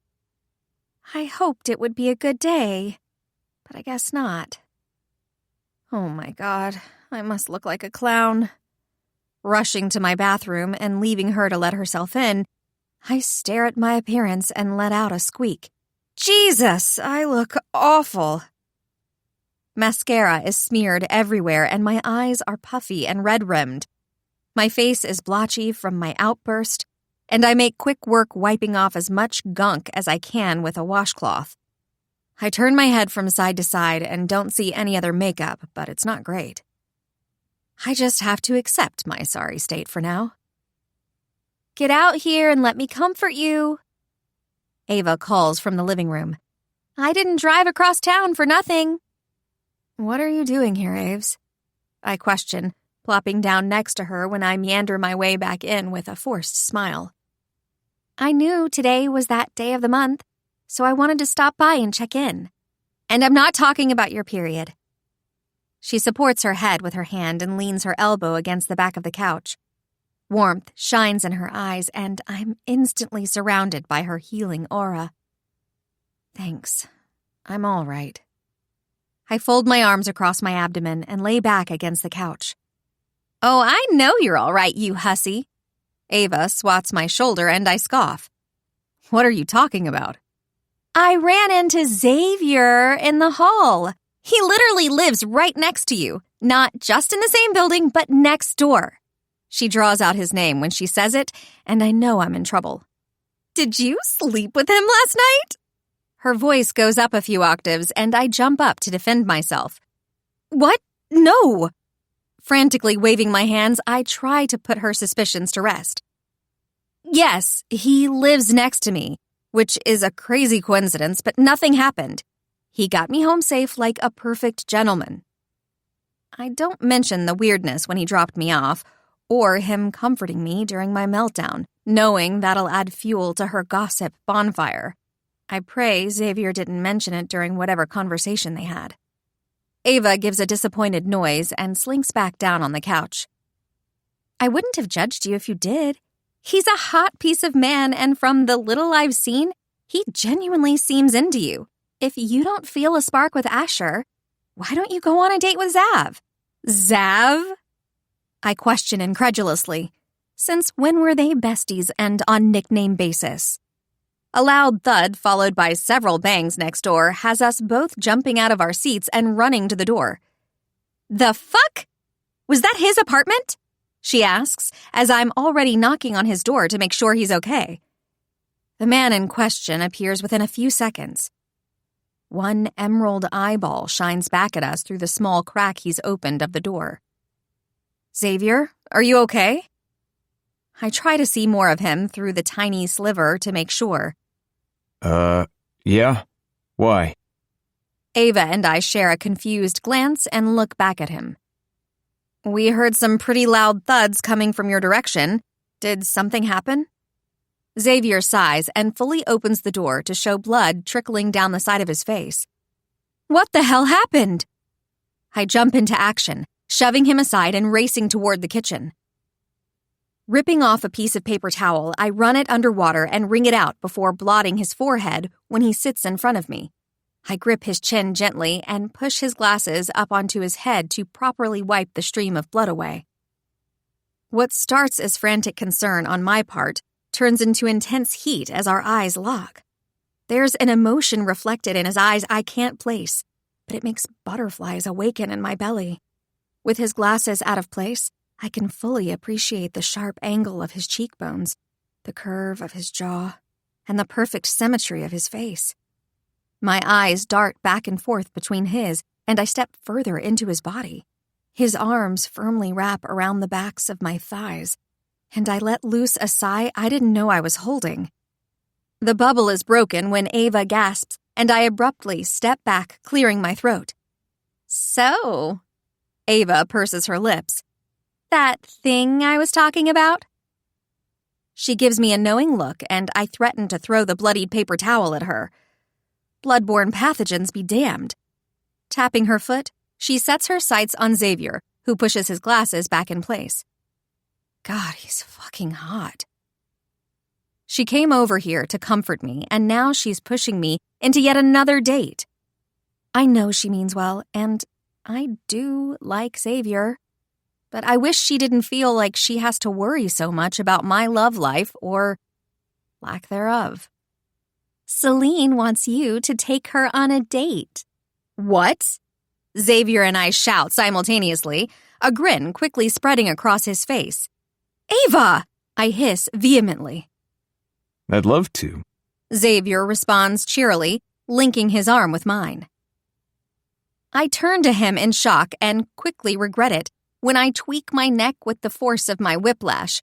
A small whimper leaks out and my eyes widen once again when Xavier gently cups the back of my neck. He twists my head to the side and traces the curve of my décolletage, momentarily zeroing in on my pulse and rubbing it with his thumb. I swear I see a dulling of the vibrant green of his eyes when he zones out, but in a flash it's gone. The concern reflected in them is crazy, considering he's the one who was bleeding a second ago. Are you okay? The care in his voice makes me want to curl into him and never let go. Between our moment of comfort in the hall, Ava stopping by, and him caring for me now, I felt more care than I have in a long time, and I don't know how to handle it. Sel? Ava comes into my field of vision, and I straighten, slowly removing Xavier's hand from my neck. He frowns, but doesn't comment. I notice him clench his hand and cradle it in his other, reverently, like the one that touched me is something to be treasured. Totally fine. I stretch my neck from side to side to gently work out the kink and direct attention away from me. What about you? You're the one with the cut on your head. What happened? Xavier's cheeks stain red when I focus my gaze back on him. He mumbles something unintelligible, and his embarrassment is palpable. What? Tucking my hair behind my ear, I lean closer to him, feigning deafness. I didn't catch that. I fell off a chair and nailed my forehead on the ground. Xavier says it so quietly I can't help but laugh. Ava tries to hold in her snort, but fails miserably when it comes out around the hand she holds to her mouth. Envisioning this elegant force of a man eating shit falling off a chair is hilarious. I peer around the kitchen island and see the chair in question tipped over onto the floor, as well as one of the posters that had been hung on the wall. The frame is shattered, and it's shocking he's not cut worse than he is. Who would have thought you'd be a clumsy one? I chuckle under my breath and head over to the living room to help right the fallen pieces. Do you have a broom? You don't have to do that. Xavier jogs over with the cleaning tool and starts to sweep it up himself. Ava passes me a plastic bag she found, and I carefully place the larger pieces of glass in the bag. When I'm done, I pass it to Xavier to finish up. Our fingers brush, and I feel the familiar tingle I only experience around him. Well, we're glad you're okay, Zav. Ava nods her head at him, and we start to head toward his front door. An amused chuckle makes me stop and turn back around. What? He stands and places his large hands on his hips. A smirk tilts his gorgeous lips up and my brows furrow. I just think it's funny you've known me longer than Ava has, and yet you never call me Zav. It's always Xavier this, Xavier that. A scoff leaves my mouth as I place my own hands on my hips to mimic his stance. You just moved in. I'm sorry if I don't think we're in the territory of nicknames. He levels me with a stare of challenge, and I know I'm in trouble. I think you're afraid, baby. The sputter that leaves my mouth is immediate. Baby? Afraid of what? Who do you think you are? This little bastard. Ava stands off to the side watching our showdown with interest. If she could have a bucket of popcorn for the performance, I'm sure she would. Getting close to anybody. Xavier struts over like a peacock with his feathers out. For the short period of time I've known you, I've read you like a book, and you don't like to let people in. I would love nothing more than to smack the stupid smile right off his gorgeous face right now. Oh, please, Xavier, whatever your last name is, know-it-all. I inwardly cringe at myself and the shitty comeback, but I'm too riled up to care. You don't know me. Poking his chest with a finger, I emphasize my point. He grabs my finger so quickly I can barely react and nips at it. I try to pull away, but he refuses to let go. Lockwood. Xavier Lockwood. Lockwood. Why aren't you writing this down? It's going to be your last name one day, too. His grin is downright wicked. I sputter incoherently. His pink tongue slips out to lick me like a popsicle, and I try to suppress the shiver that wants to rack my body. In one swift pull from him, we're toe-to-toe, and my heaving chest brushes his hard pecs. I should be grossed out, angry even, but I'm not. I'm intrigued, and maybe even a little turned on. And I want to know even more about you, Celine. Won't face the truth, Brennan. Our height difference doesn't help with me trying to be intimidating, so I rip my finger out of his grip and pull a stool over to stand on top of it because I'm petty like that. Ha! Xavier shakes his head and grabs my hips, pulling me off the stool with ease. His flexing arms let me down, but not without letting our fronts rub against each other as he slowly lowers me. The hardness in his crotch is undeniable, and I fight the growing blush on my cheeks, both from anger and lust. I'm leaving. I turn and purposely hit him in the face with my hair. The groan he lets out proves to have had the opposite effect than intended. I don't know what to do with him. Grabbing Ava's hand in mine, I yank her out into the hallway and fumble for the keys in my pocket, trying to get away as soon as possible. Where are my damn keys? I pat down my clothing but can't find them. A jingling noise has me turning to Mr. Frustrating himself. Xavier has one sassy hand on a hip and the other holding my missing keys nonchalantly. You dropped these. He drawls, only serving to piss me off even more. Give me those! I storm over and snag them from his hand, then run out of his apartment like my ass is on fire. Ava continues to watch like we're providing endless entertainment. Oh, and Celine? What? I shout louder than I mean to and glance around the hallway hoping my neighbors aren't out. See you on Saturday for our date. He pushes his door shut and locks it before I can verbally attack him. Smart man. You asshole! I whisper shout and hear his chuckle on the other side of the door. Even with my annoyance, I can't help but smile at Ava, who smiles right back at me.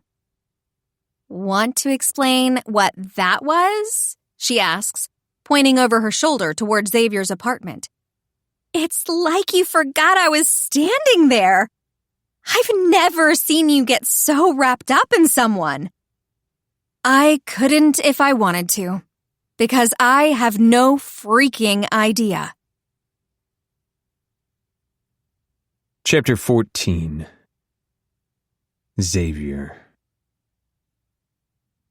My coffee table is a mess of scattered magazines, pictures, and pamphlets. I'm scrolling through my phone on the couch and have my laptop set up as well, all in an effort to come up with the best date idea possible. Our date is in 2 days, and I can't fuck it up. It has to be perfect. I could kiss Ava for convincing Celine to go out with me. Much like myself, Celine can't ignore the magnetism between us. One day it's going to turn into an inferno neither one of us can deny. My notepad of ideas sits next to me based on my research so far, and I glance over it. Xavier's date ideas for wooing his mate. 1. Bowling. Scratched out. Asher's bitch ass ruined this one. 2. Karaoke. Show off my golden pipes. 3. Navy Pier Ferris wheel crossed out. Basic and done before. 4. Skip everything and go straight to fucking her senseless. My favorite. Number 4 is by far my pick, but nothing realistically is jumping out at me. It has to be special. I chew on my pencil in thought and tap it on my fang. Suddenly a brilliant idea strikes me. Snagging my coat and throwing it on, I grab my car keys and head out the door, but not before I pause at Celine's door and inhale her scent. Ever since I moved in, I've spent as much time as I can listening and watching her go about her daily routine. She sings in the shower, talks to Midnight even though he doesn't seem to be the biggest fan of her, and loves to read with oddly specific ambience music playing in the background. Who knew cozy and calming, rainy bookstore in Chicago lo-fi music was a thing? After a short drive, I park my car in front of my first stop. The rain is coming down hard, and I open my umbrella, prepared this time. Overcast weather has still been common lately, and I can't ruin my perfectly waved hair.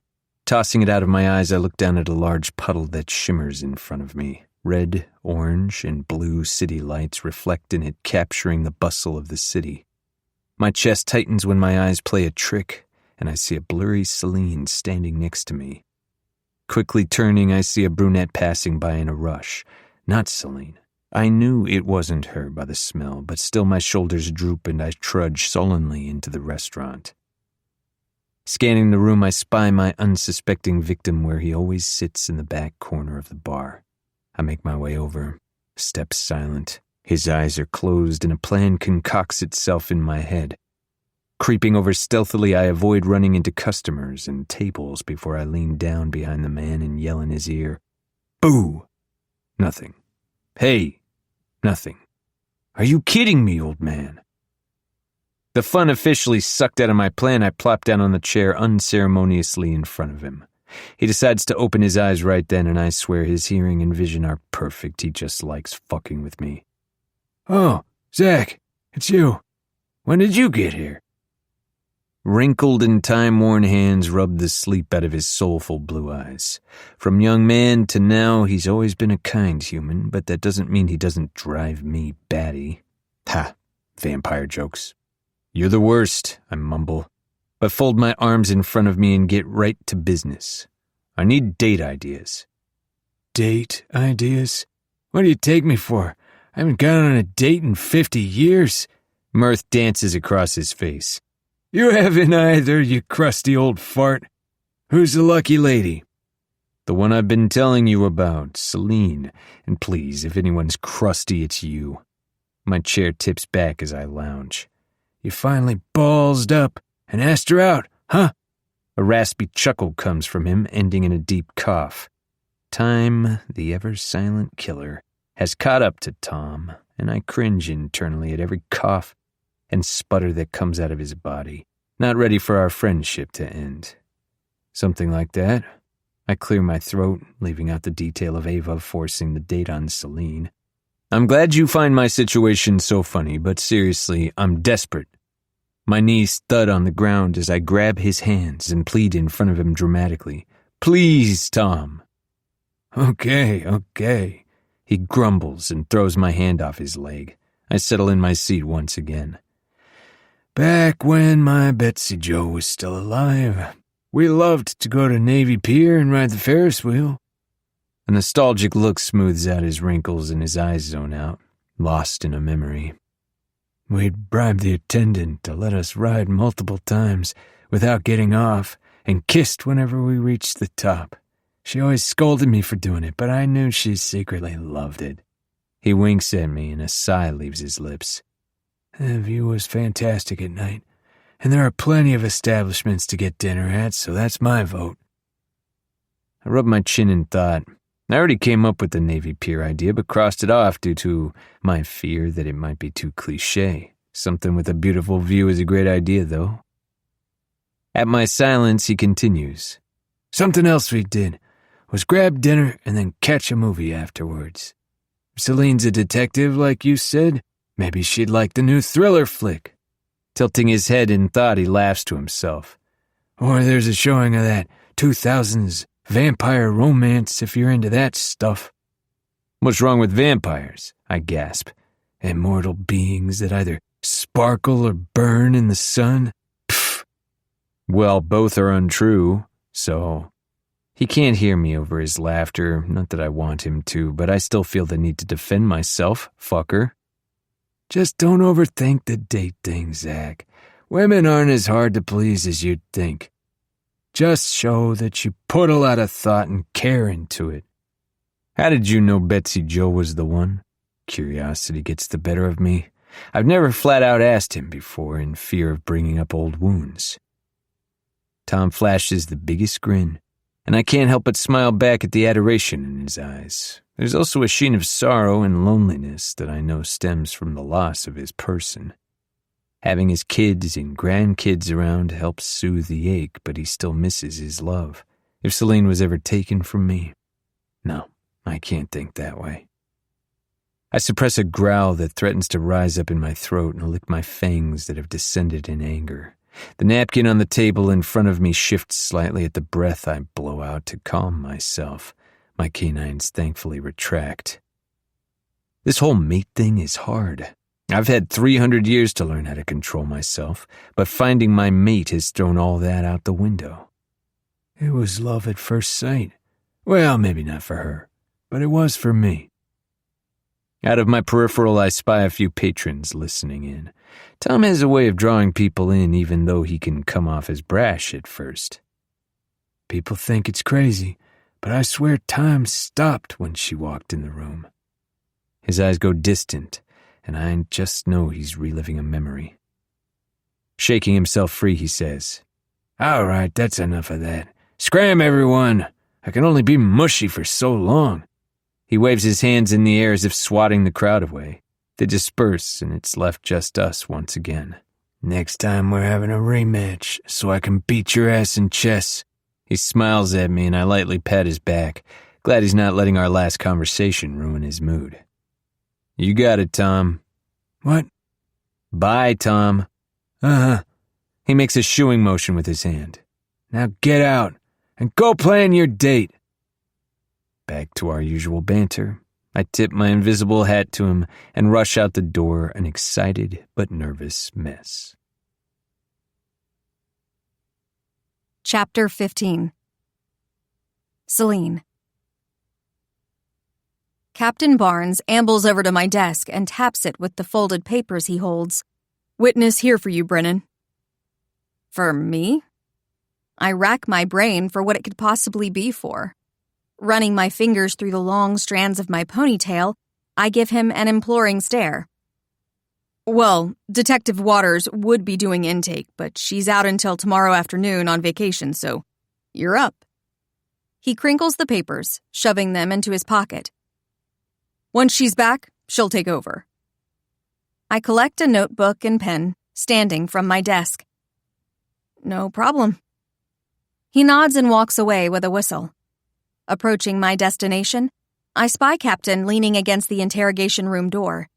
His thick legs are crossed, and he holds a cup of coffee and a donut, not doing much for our stereotype. You okay to take this? Not too busy with the murder case? Straightening my posture and righting my jacket, I give him a confident smile. I've got it. No problem. Good luck. Captain gives me a small smile and disappears around the corner.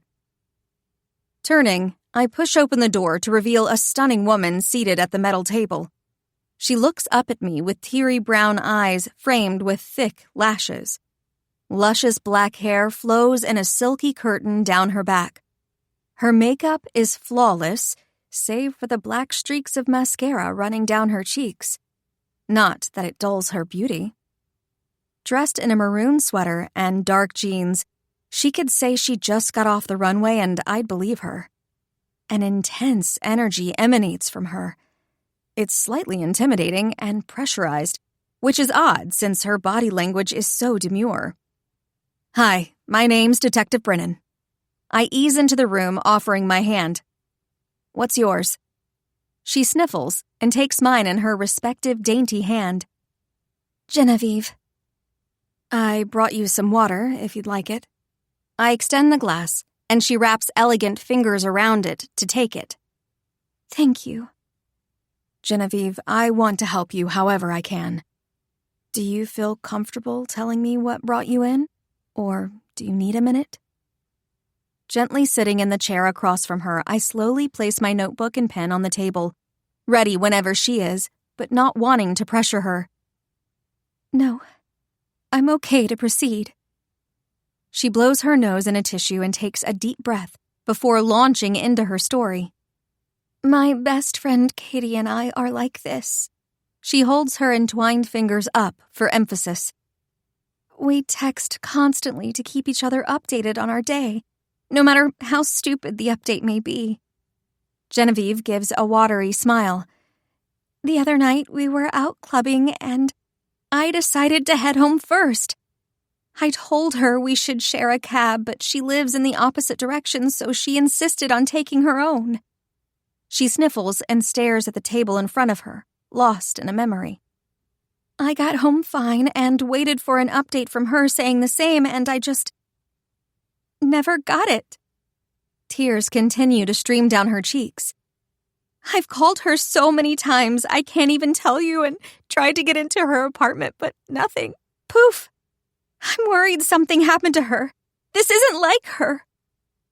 Genevieve is now a blubbering mess, and I set my stationery on the table. Walking over, I squat down in front of the crying woman and pat her knee. Hey, it's okay. I soothe her the best I can. We can take a break for as long as you need. Tearfully, she looks down at me apologetically. I'm sorry. I'm not typically this much of a mess, but I can't shake the feeling I'll never see her again. Suddenly, she grips my hands. You're going to get her back, right? I grip her hands back just as tightly. I'll send in my report and start investigating. Detective Waters will take over once she's back tomorrow, so you'll be hearing from her, not me. I hope my sincerity can be heard, and the relief in her eyes tells me it is. May I ask you what the name of the club was you were at? She lifts her tear-stained face to me. Vex. My heart jolts in my chest, and I try to school my features so as not to give any emotion away. There's no concrete evidence Vex has anything to do with her friend's disappearance, but the fact I've had a bad feeling, tied with what Luna said, the whole thing is shady. Just a few more things, and then I can get started on opening an investigation. Sitting back down in my seat, I cross my jean-clad legs and begin writing. Blowing out a frustrated breath, I look back down at my notebook. Wrinkles litter the lined paper from shoving it into my pocket, and my list is completely crossed off except for one scribble. I've visited every surrounding business on Vex's street, save for the one I now stand in front of. None of the establishments knew anything about the situation, and one, ran by a crotchety old woman, refused to answer my questions. I left quickly, afraid she'd take a bite out of my arm with her crazy-ass dentures. Every time I spoke, she inched closer to me and bit at the air like a piranha. I'm not sure if she was just messing with me or truly off her rocker. So fucking weird, I mumble, my breath swirling in the cold air. At least it isn't raining for once. Let's get this done. One last place to visit. The Throwing Wheel is an adorable pottery shop with all kinds of ceramics displayed in the front window. Mugs, vases, decorative pieces, and more. Lined shelves showing off both the owner's and customers' pieces. Fake pumpkins and leaves are dispersed throughout the art, and I file the location in the back of my mind for a future girls' day with Ava. I'm shit at pottery, but so is she. So it would make for a great laugh. Last time we did it, I dropped my mug in a bucket of glaze, and her piece got stuck to mine in the kiln, rendering them useless. I push open the door and step inside. The smell of clay and earth hit my nostrils, and soft jazz plays over a speaker. Shelves of pottery continue throughout the entire room, and the buzz of pottery wheels fills the space. It's a quaint but quirky store full of character.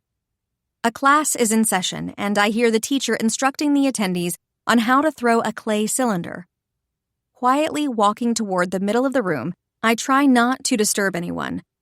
They all seem to be doing a great job molding and forming their shapes by cupping the clay and cleaning their wheel surface with a sponge as they go.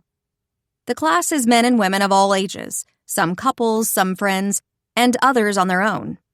An older woman smiles up at me as I walk past. Pieces of gray hair escape her bun, and I can tell by her skill and technique she's done this hundreds of times. Okay, class, now that we've got the cylinder down, we're going to move on to shaping a mug and adding a handle. A man's voice rings out, and I freeze where I'm at, not daring to look up. Wait a damn second. Sure enough, when I glance up, I spot none other than Xavier. My neighbor, Xavier. Fucking Xavier, who seems to pop up everywhere. My eyes narrow when he looks my way, not seeming surprised in the least to see me, like I am him. His long-sleeve shirt is covered with a green apron that's tied at the waist, and his hands are caked with dried clay. A perfectly thrown cylinder rests in front of him, and I'm blown away when the owner, an old man who looks to be in his 60s, walks over to Xavier and pats him on the back. That's it. I speed walk over to my victim and give him the death stare. Fisting his apron in my hand, I drag him away from the students and over to the kiln in the back corner of the room. He grins the entire way like he enjoys me yanking him along like a dog on a leash. "What are you doing here?" I hiss the accusation. His smile widens, flashing perfect white teeth. I work here. Since when? Xavier, popping up everywhere, is nothing short of suspicious. He pouts his bottom lip, thinking. Picking at a piece of lint on his shirt, he answers, Today. I throw my hands in the air. The other day you were at the fucking bowling alley. He shrugs, unbothered. Reaching between us, he picks up a strand of my hair and twirls it between his fingers.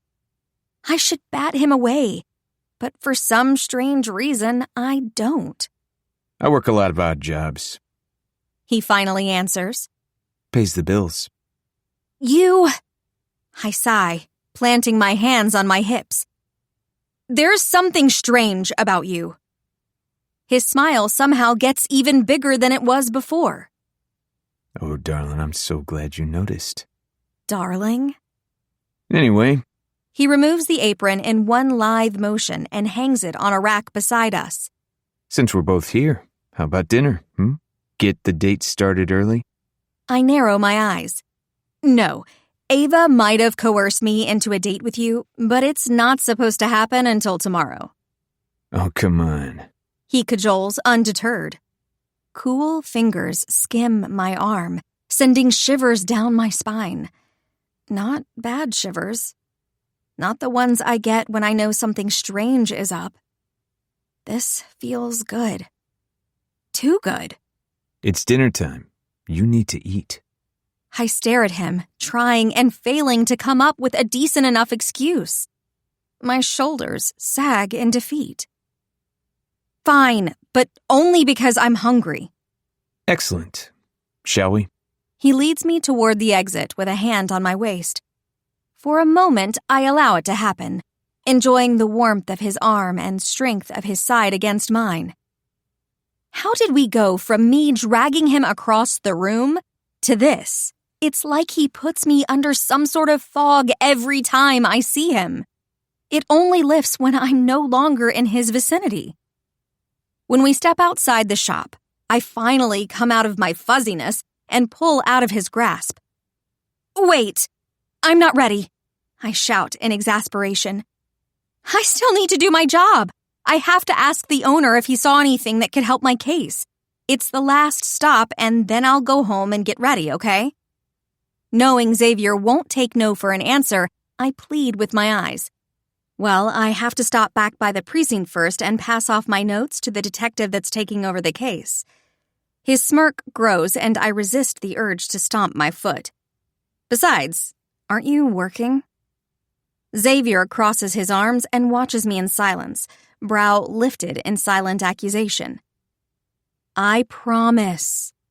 I don't believe you. He sounds like a toddler fighting with his mother, which I most certainly am not. "Zav, are you fucking kidding me?" I think I've cursed more in the last 5 minutes than I have in the last month. This is what he does to me, the smug bastard with his perfect face, adorable glasses, and kissable lips. I find myself wondering what it would be like to kiss him, which is a worrying stray of my thoughts. Silence continues to greet me, and I look back up into Xavier's emerald eyes to see excitement bursting in them. For a second, I'm worried he saw right through my inner monologue, but then he smiles the creepiest clown grin I've ever seen and bobs his head from side to side while doing a little shimmy dance. "What's happening?" My arms shoot out in self-defense as I lean away from the clearly unhinged man in front of me. You. He squeaks out and puts his hands up in front of his mouth to rest on his chin like a little kid. "Me?" I'm failing to see the point. Tapping my booted foot on the ground, I watch him continue to flail in confusion. You called me Zav. A girly-sounding tee-hee comes out of his mouth, and I roll my eyes. "I'm going inside now. Goodbye, Zav." I throw the last part in as I enter the building, and the door shuts behind me. But not before I hear the second squeal he lets out, causing me to shake my head in amusement. Where did he come from? It's like this man dropped from the sky from some alien planet. Plastering on a smile, I introduce myself to the owner and ask my questions, all while steadfastly ignoring the man that comes back inside and resumes his class like nothing happened. Chapter 16. Xavier. You look stunning. You're such a catch. Anyone would be lucky to have you. Me? Oh, please, you flatter me. Batting a hand at the mirror, I chuckle and turn away. My reflection doesn't respond, but midnight watches from his cat bed with one eye open and one closed. A paw outstretched making air biscuits, the end of his tail lightly sways while he sprawls like he's king of the castle. I have to practice, Mr. Meow Meow. You don't get it. Midnight harumps before closing both eyes. I run my fingers through my hair, the nervous tremble impossible to ignore. You've obviously never been nervous to go on a date with your dream girl. At this point, I'll have to comb my hair again with how many times I've run my fingers through it. Being a 300-year-old vampire doesn't mean I'm invincible from human emotions, and I can say for a fact I haven't been this nervous in a long time. I've dreamed about spending time like this with Celine since the day I spotted her in the warehouse, and now that it's here, I'm floundering. I don't like feeling like this, so out of sorts, like I don't know what to do or how to act in my own body. This has to be perfect. By the end of the night, I am kissing this woman and convincing her we're meant to be together. Sure, a first date is probably too soon for that, but we're mates. How can anything be too soon when you have an eternity together? I'm steadfast in my need for Celine to turn, but I still have to go at her pace. Meow. Exactly, my friend. You and I know she and I are meant to be together, but she has to admit it to herself. Bending down and stroking Midnight's fur, I smile. Thank you for the vote of confidence. This is precisely what I need. Meow. I'll see you soon, bud. With the silence and swiftness of my kind, I slip into my apartment when I hear the elevator in Celine's scent become stronger. Did I sneak into her apartment to get a pep talk from my hype kitty? Absolutely. Midnight is my best friend. I just can't let Tom find out or his feelings will be hurt. Our earlier run-in today has had my non-existent heart racing and my fangs refusing to retract, as per usual. The fang boners are getting out of control. It's a miracle I get away without her noticing my lisp that happens when they're in the way. Honestly, I'm not sure how much longer I can stay away from Celine. Well, I already don't do that great of a job at it, but my inner beast is clawing at its cage every time I walk away from her without staking my claim. It goes against every animalistic cell in my body to not mark her slender neck with my bite for all to see. It's part of being mates, the animalistic need to claim one another. Although, in our case, I'm the only one with those urges, it seems. As a human, she's certainly drawn to me, but she doesn't appear to have the same need to claim me. I've always been told that during the time of claiming, before the bond completely snaps into place, that it's possible to lose all rational thinking. But it's not something I ever gave much thought to before. After all this time alone, I didn't think a day would ever come where I'd meet my mate. Stepping out onto my balcony, my nostrils flare as her perfumed berry scent floats from her patio door. The sounds of her getting ready meet my ears, the opening and closing of a drawer, the smooth glide of a brush through her hair. If I didn't know it would freak her out, I'd come in right now from the back and watch her get ready. I head back inside and busy myself straightening up around my apartment and call my contact to make sure everything is in place for the date since I had to move the timeline up. T-minus 5 minutes until pickup. Rubbing my hands together in anticipation, I sit on the couch and bounce in place. Figuring I should have a snack just to be on the safe side, I snag a small glass of blood from the leftover supply I got from Luna. While I sip, I think about the possibility of turning Celine one day. How she might look as I drained her of nearly all of her blood and gave her mine to replace it, solidifying our bond and forever changing her into a vampire. I'm so lost in my thoughts that when I finally look at the clock, it's 2 minutes past the time I'm supposed to get her. Shit. I'm out the door in a flash, fist raised to knock on her door. The knock sounds impossibly loud to my ears as the fresh blood fills my veins. The door swings open, revealing the most ethereal being I've ever seen in my life. I think my brain short-circuits at the amount of skin on display with the dress she wears. It's not the same as the one she wore to the club when we danced, but similar in style. Black and lacy, it hits her mid-thigh and is topped with a black leather jacket. The sweetheart neckline showcases her gorgeous tits. Her hair is pulled up in its signature high ponytail, which I love since it gives me direct access to her scent that is strongest at the pulse point in her neck. As I continue my perusal of her body, I let out a whistle of appreciation that makes her cheeks stain with the prettiest blush. Her brown eyes flutter when they finally make contact with mine, and I can see the desire reflected in hers while she gives my body a once-over. I made sure to wear a black sweater and pants that would match her outfit. She didn't need to tell me what she was wearing for me to know. The dark clothing serves to make my hair and eyes stand out. A silver watch glints on my wrist in the light, and I spare a quick glance at it. I don't want to look away from Celine for any longer than I have to, before offering her my arm. Your knight in shining armor is here. She accepts it with a smirk. Knight in shining armor? She says in a playful, mocking tone. I'm no damsel in distress. No, you aren't, I concede. But that doesn't mean I can't sweep you off your feet. My brows waggle and she lightly swats me with her free hand. Let's go, Casanova. Celine locks her door behind her, but not before I wink at Midnight, who sits on the counter and watches us go. See you later. I mouth at him. He swishes his tail in response, and I swear his eyes are all too knowing in that moment for a simple cat. Huh. Where are we going? She asks as we step onto the elevator, and I'm surprised it's taken her this long to ask, and that it wasn't the first thing out of her mouth when she opened the door. I smirk at her. If I told you, it wouldn't be much of a surprise. She grumbles, but accepts my answer as we make our way out and I walk her to my car. I backed it in earlier, blocking the sign I painted. I know Celine isn't an idiot. If she sees it, she'll begin to connect the dots on exactly who I am, and I'm not ready for her to know that part of me. I hold the car door open, and her eyes rove over me for the fourth time. Yes, I'm counting, as she slides into the passenger seat. I cross in front of the car and slip into the driver's side. The engine purrs to life. I wet my lips with my tongue.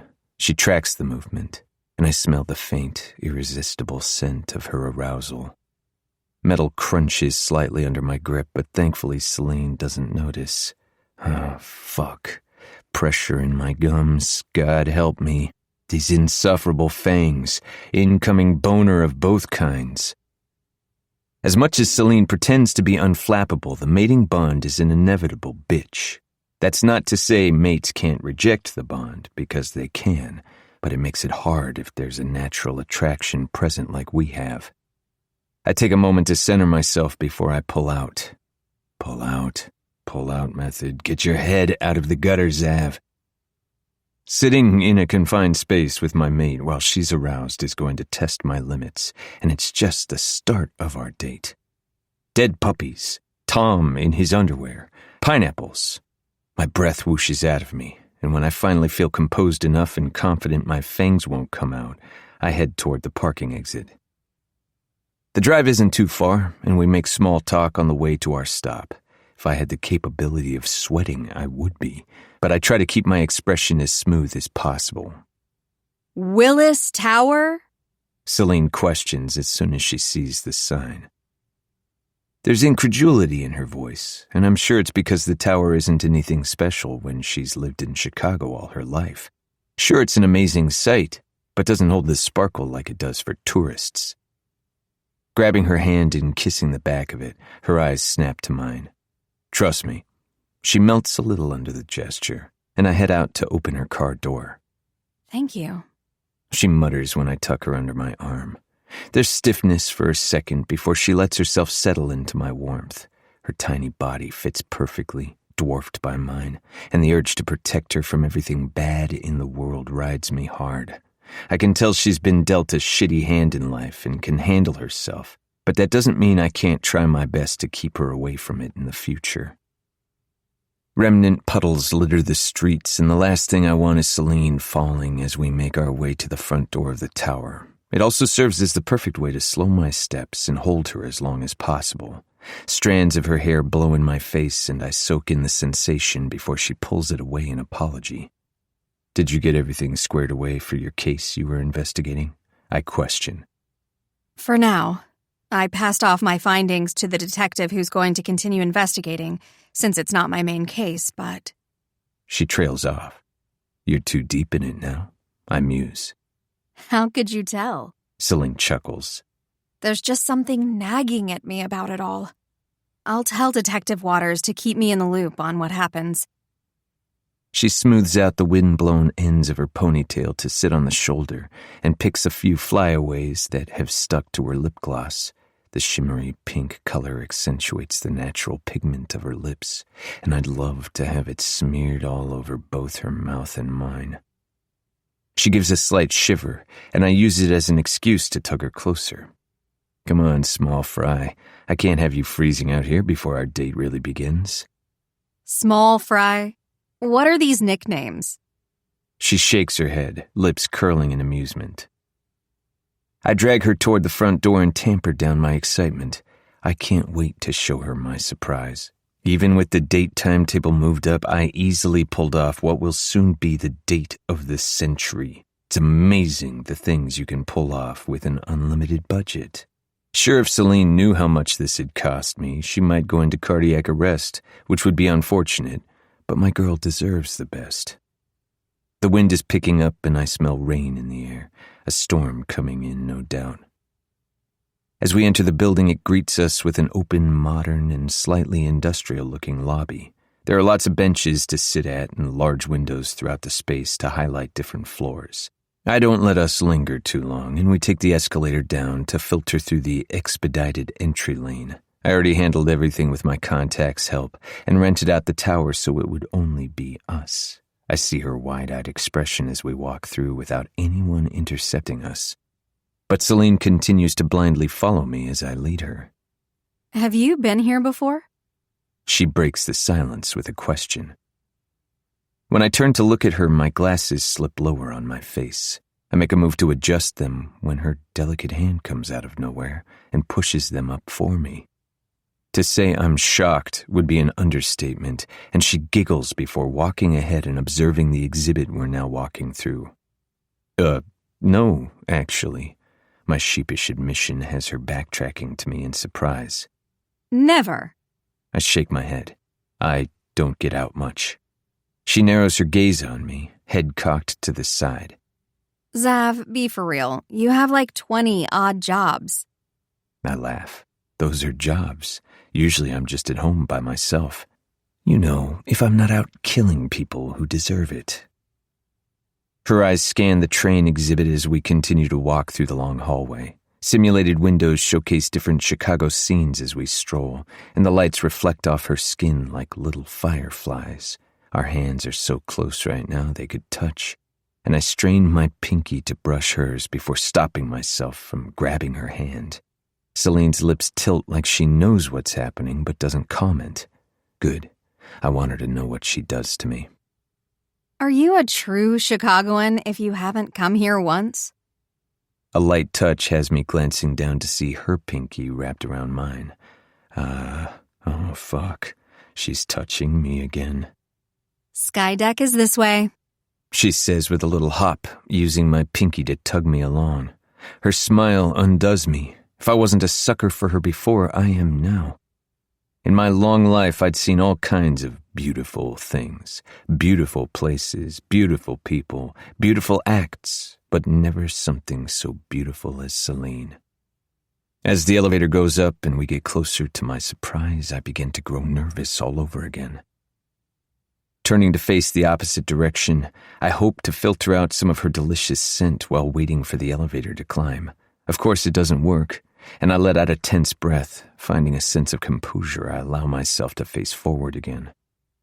I must have been so focused on myself that when I turn, I jolt at Celine being right next to me.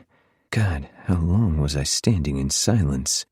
Her brow is slightly wrinkled at my behavior, and I give a small smile in an effort to ward her off. The door chimes as it opens to our floor, and I let her walk ahead of me for our first date.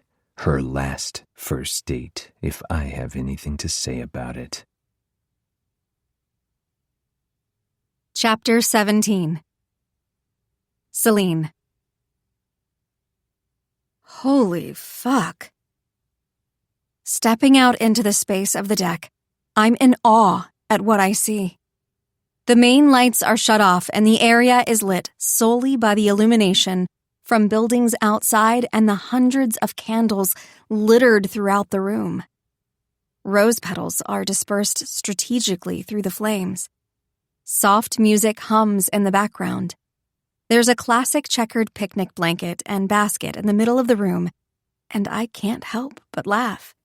It's such a simple touch on an over-the-top date of him renting out the whole place.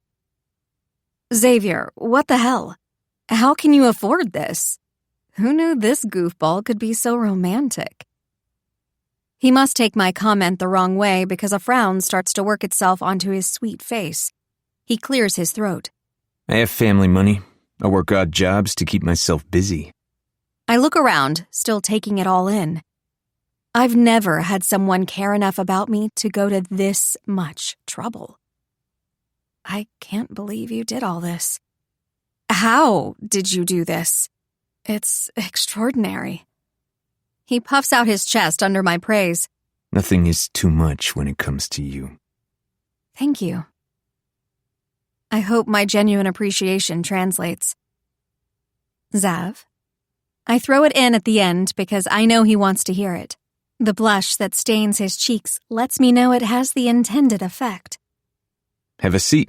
Xavier waves toward the picnic setup, and I kneel down. He settles across from me and pulls out different containers of prepared food. As he goes about his task, I take a moment to appreciate the man across from me and slowly take him in. Crimson-red hair gleams in the candlelight, and the flickering flames dance in the lenses of his glasses. His black sweater perfectly frames his lean torso, and his thin silver chain rests on his neck, begging me to grab it. Long, lean fingers carefully set our plates up, and I gulp at the veins standing in sharp contrast along the backs of his hands and forearms. There's something sensual and downright sinful about them that has me tightening my thighs together. Once he has the food arranged, he scrutinizes the placement to make sure he's satisfied, and the way his gaze narrows is adorable. Zav. His attention immediately hones in on me when I pull out the nickname once more. It's perfect. Don't stress yourself out about the plates. It needs one last finishing touch, and then it'll be perfect. Digging into the basket once more, he pulls out a bottle of champagne. Some bubbly? Turning my head to the side, I can't help but look away from the blinding cuteness he radiates. His determination to please me is adorable, so I play along. Yes, please. Xavier pulls out 2 glass flutes and fills them with champagne. He's careful not to let the froth overflow and fills it as close to the top as possible. Trying to get me drunk? I accept the drink as he carefully passes it over. Planning to disarm me and have your wicked way? Oh, Celine, I don't need champagne to do that. I'm scared he might be right. I've never been drawn to anyone the way I am him. Despite his dramatic personality, I'm drawn to him. I like him even if he drives me mildly crazy. A clinking sound rings out when he taps his glass against mine, and with a wink, he sips the sparkling drink. I take a deep breath when a small trail of liquid dribbles out of his mouth and down his chin. Cheers, I murmur, and down more champagne than I should in one go. My stomach rumbles and I grab my fork to dive into dinner. The plate in front of me is stacked with all kinds of delicious-smelling food.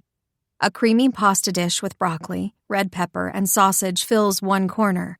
Cubed fruit and roasted potatoes with some kind of seasoning on them fill up the rest.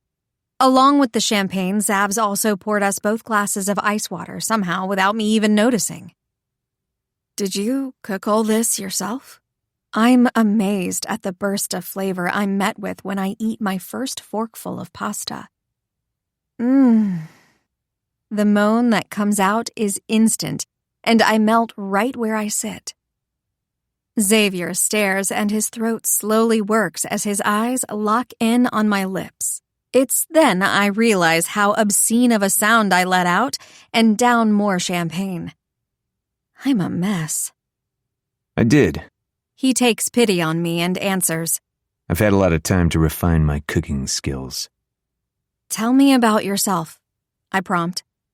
I feel like I don't know much except you work odd jobs around Chicago, live next to me, and apparently have enough family money to afford to rent out this place. I arch a brow. Nothing too special to tell. I already told you I've been around and never really stay in one place. I've traveled a lot, and as for this... He gestures to the space around us. You're worth spoiling. His long legs stretch out as he makes himself at home. Lately, though, I must admit I'm finding a reason to stick around. His eyes warm as he takes me in, and heat rushes to my cheeks. Smooth. His gaze bores into mine, and I clear my throat, looking away to break the tension. What's your middle name? I throw out a random question since he doesn't seem keen on the other one. Don't have one. What's yours? Zav fires it out so quickly it takes me a second to process. Everyone has a middle name. Hi, my name is Xavier. I'm the exception. He grabs my hand and shakes it, which I toss away with a scoff and mock outrage. It's just odd. The blanket underneath us is soft against my legs as I stretch mine out, too. Mine is Rose. He grins. Beautiful, just like your first name. Did you know Celine means heavenly in French? It aligns perfectly with my theory that you're an angel.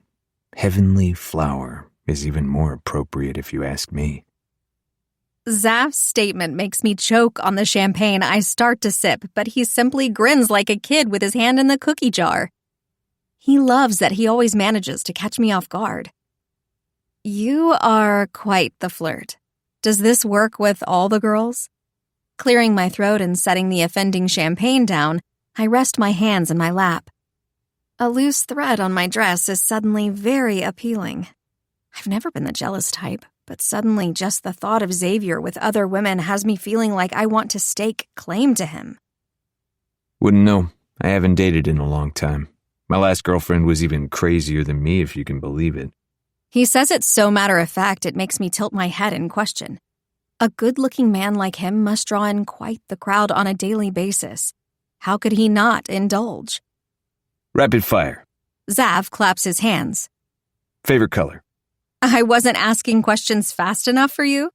I cross my arms over my chest and may or may not push my cleavage up a little more than necessary to accentuate the little bit of boobs I have. His eyes flick down for longer than a quick glance. Zav takes his arms and does the exact same thing a moment later, making me snort. Green. This isn't exactly true, but the vibrance of his eyes in that moment eclipses my old favorite color of purple. Red. He points at himself like it's not clear whose favorite color he's stating. Least favorite food? Finger poised back at me. Get that thing out of here. I grab the offending appendage and trap it beneath my hand on the blanket. Pickles, if you must know. Good thing you didn't pack them for dinner. After a second passes, I point my finger at him and he smiles. Do as I say and not as I do. His smile widens. Pickles.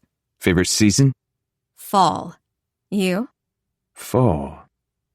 Now I have a sneaking suspicion he's not playing the game correctly anymore, so I test my theory. Favorite book? Mine's 50 Shades of Grey. Same. Savior! Celine. His white teeth are showing in a full-faced smirk now. You're just repeating whatever my answer is. How do you know? You said you don't know me, and I happen to love getting kinky in the bedroom. Yanking his pointer finger out from under my hand, he goes back to eating his dinner. Antics done, we continue to devour the delicious dinner. At one point, I have to restrain myself from wiping sauce off his face when it smears on his cheek. I swear he's like a little kid when he eats. The food goes everywhere but his mouth. After packing our empty plates back in the basket, I hit Zav with another request. Tell me a truth. Rubbing my hands on my suddenly chilled arms under my jacket, I pull my knees up to my chest. I rest my head on them and watch as he eyes me suspiciously. A truth? I thought we were already doing that. He scoots slightly closer to me on the blanket as if I won't know. The man seems to have a pressing need to be touching me. Firstly, you were simply saying whatever I was saying. Secondly, I know you're a jokester and like to keep things light, but I want an actual truth from you. Rain pounds harder on the surrounding glass, and I watch it slide down the panes. It could be serious, maybe even a little painful. My eyes meet his as he watches me discerningly. It's a safe space here, but I want something real if we're going to know each other. He seems to be running through answers in his head as he looks toward the ceiling. I give him the time he needs to formulate whatever he wants to tell me. I'm not sure what made me ask this of him, but for all his jokes, I can see pain hidden beneath them. I know firsthand how hard holding on to those kinds of emotions can be, and when you can lighten the load by sharing them with someone else, it helps just a little bit. My parents died, and I didn't get to say goodbye. Zav adjusts his seated position to where our sides rest against each other in a search for silent comfort. I press myself a little harder against him in encouragement. We were estranged at the time, and I knew they didn't have long due to an illness. It was absolutely heartbreaking letting them leave this earth knowing I'd never see them again, and yet not doing anything about it either. Our pinkies touch beneath the blanket, and I wrap mine around his just like I did not too long ago.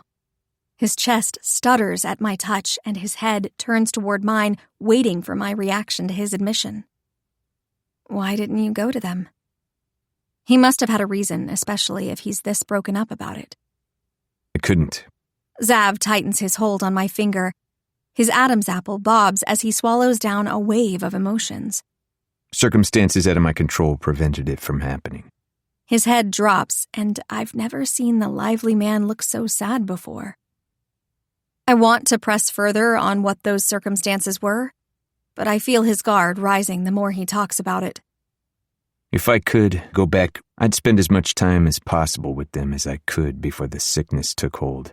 I suppose even that was out of my control. He loses himself in the memory before he shakes it off and gives me a sad smile. Well, this date is going downhill real fast. Sorry for being a downer. Not a downer. I shake my head. Thank you for your truth, Zav. I guess it's my turn now. Celine, you don't have... He goes to stop me, but I insist. No, it's only fair if you shared a truth that I do too. Xavier closes his mouth and sits silently, waiting for me to continue. Sometimes I think I'm doomed to live an endless cycle of people-pleasing. Ava pointed out to me recently that's what I am, a people-pleaser. And she's right. My mom abandoning my dad and I, then him leaving me in his own way, has done more damage on my psyche than I like to acknowledge. I know it's not his fault, but sometimes it still feels that way. I give a mirthless laugh. Part of why I find it hard to say no to Ava is for that reason. The few people I have in my life and care about, I struggle to go against them because I worry they'll leave me. Stupid, I know. Don't say that. Zav growls after my confession. It's not stupid, and you're valid in everything you're feeling. He speaks like he has his own experience with the pain. That's not the only thing, though. I bite my lip, trying to hold the words inside, but I fail. I'm not sure how I feel about my job. I'm slowly coming to the realization it's yet another piece of my dad I've been trying to hold on to. Being a detective was his thing, and he was so good at it. I picture Captain Barnes's face full of expectation. It's a high-stress job, and the burden of his legacy feels so lofty. What would you do otherwise? Zav asks quietly. I'm not sure. I love the gym I box at, so maybe something with teaching other women self-defense? I murmur and stroke the fabric of my skirt until it lays straight on my leg. It's been a long time since I've thought about what I want. Long fingers gently lift my chin, and I let my gaze wander over his masculine features before settling on his eyes. Our faces slowly creep closer to one another's, before a startlingly loud thunderclap sounds, and I jump. The building almost feels like it quakes, but I know that can't be true.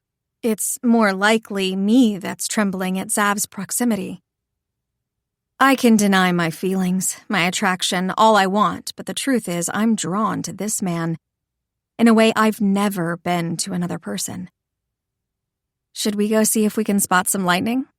I clear my throat and stand up, the somber mood disappearing like a popped balloon. Xavier's footsteps echo lightly as he follows me. We step out onto the ledge deck and peek over at the view below. An unbelievably beautiful sight greets us, and the pouring rain adds to the ambience of the whole scene.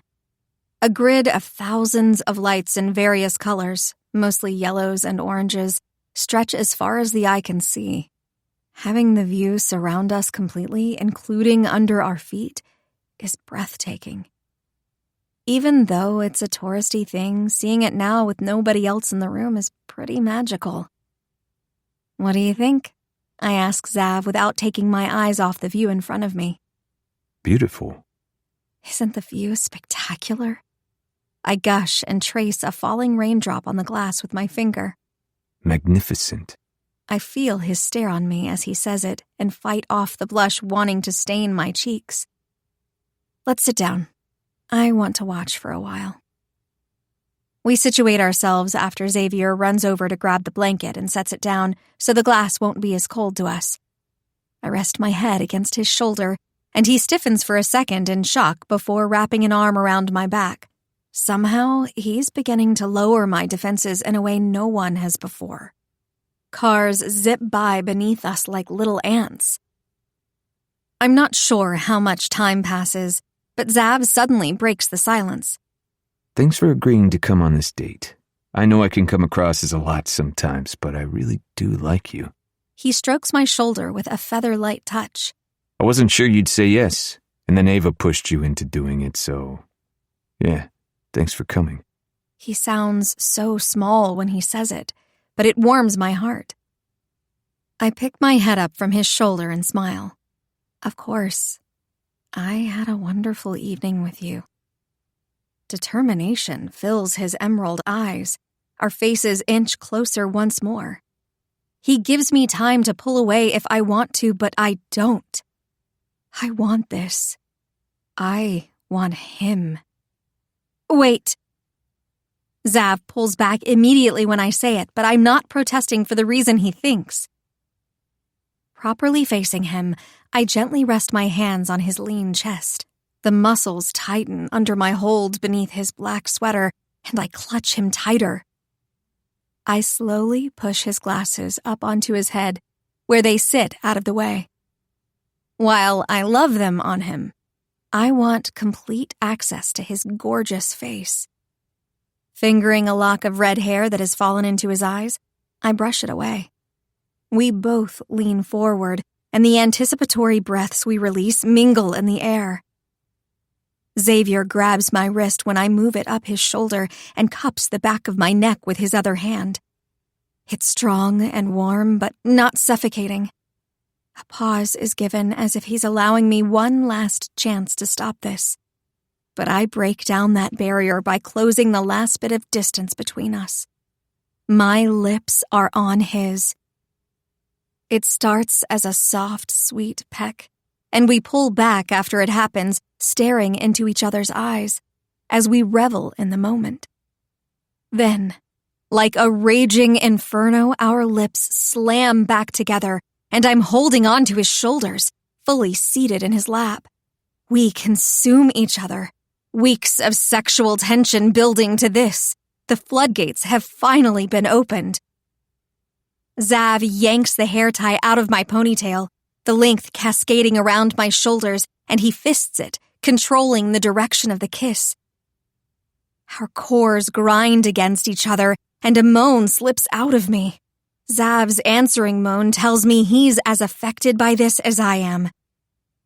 His tongue swipes across my lips, asking for entrance, and I part mine, letting him in. Our tongues tangle, and he continues to clutch me like a life preserver. A small prick against my lip has me questioning the contact, but with another quick swipe of his tongue, I'm consumed by pleasure. My fingers run through his silky crimson strands, and I pull on the silver chain around his neck just enough for a bite of pain to leave him whimpering under me, asking for more. I love that sound. A man who whimpers and moans for his woman is such a turn-on. While I love to be dominated, sometimes I also love to do the dominating. My sexual history isn't extensive by any means, but enough for me to know a few of my kinks. Coming up for air, we rest our foreheads against each other. Zav whispers my name like a prayer and tucks his face into my neck. He peppers kisses along the column of my throat, and I hug his broad back, reveling in the feeling of being worshipped. Teeth scrape along my skin, and when he starts to suck, I know a hickey is going to be left behind. His heavy breaths bring goosebumps to my flesh when he pulls back slightly to admire his work. Shit, Zav. I can't help but call out his name when he flips us and lays me down flat on my back. The hard floor smooshes me against the full length of his body, and I clench my thighs together. His thick cock presses against my thigh, and I moan his name when he licks over his work. I had to mark you. One last kiss to my neck before pulling back. Look at you splayed out beneath me. Checking the silver watch on his wrist, he smirks. Just in time for dessert. God help me. Chapter 18. Xavier. I'm hard as a fucking rock. I'm talking dick absolutely weeping, steel rod in my pants, borderline moaning mess, the whole 9 yards. All it took was Celine's body laid out in front of me, and now I'm having a hard time keeping my vampire instincts under lock. My stupid fang boner already popped with the initial excitement of our kiss. It got worse when I accidentally nipped her lip and got a taste of her blood. The honey flavor was the sweetest thing I've tasted in all my life. It's taken me years of practice to control my thirst, but Celine's blood calls to me like no other.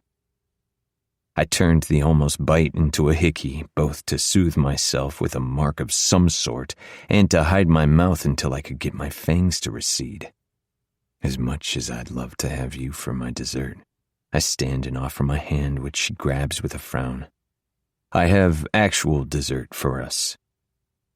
Her hair tickles my face when I lean in and whisper in her ear, "When I officially make you mine, it'll be on a lush bed and not on hard glass. You deserve more." Her eyes soften at my explanation, and I place a soft kiss on her brow, letting my lips linger. Come on, I made creme brulee. Is there anything you can't do? I'm shit at patience. The irony isn't lost on me, what with how long I've been alive. Her eyes sparkle with humor. I could have told you that. When I place the blanket down once more, carefully avoiding any fire hazards, I sit and she settles beside me, close enough that both our legs are touching. Celine's dead set on torturing me by being this close. We could have this for dessert instead. I hold up the bag of gummy bears I stashed away. Celine gasps and makes grabby hands. How'd you know I like gummy bears? She wastes no time digging into them. Never mind. With you, I don't even want to know. I chuckle and go about my task while she eats her dessert appetizer. I grab a ramekin out of the basket where it sits on ice packs. A small butane torch is tucked away, and she reaches for it, which makes her scent even stronger than before. Fang boner incoming. Celine. A growl sounds in my throat. Unless you want me to cover your neck in my marks and spank your ass raw, you'll sit still. The gasp she lets out is telling, and I know if we were at the point where I could slip my fingers into her panties, I'd find her fucking soaked for me. I need to be on my best behavior. I don't want to take Celine to bed until I tell her we're mates and what I am. It feels wrong to take that step with her without her knowing the full extent of our connection. I might be a lot of things. Killer, stalker, psychopath. But I won't take advantage of my mate like that. I torch the sugar-covered top of the dessert. Once it's caramelized to perfection, we dig in, and the gummy bears are forgotten. Celine taps on the top a couple times before giving it a firm crack to splinter it so there's a bit in each bite of cream. Small noises of appreciation come from her, and I soak it all in. How I'm sitting here with my mate, my human mate no less, I'll never understand. I'd long given up on meeting my other half, and figured I was unworthy with the blood I had on my hands.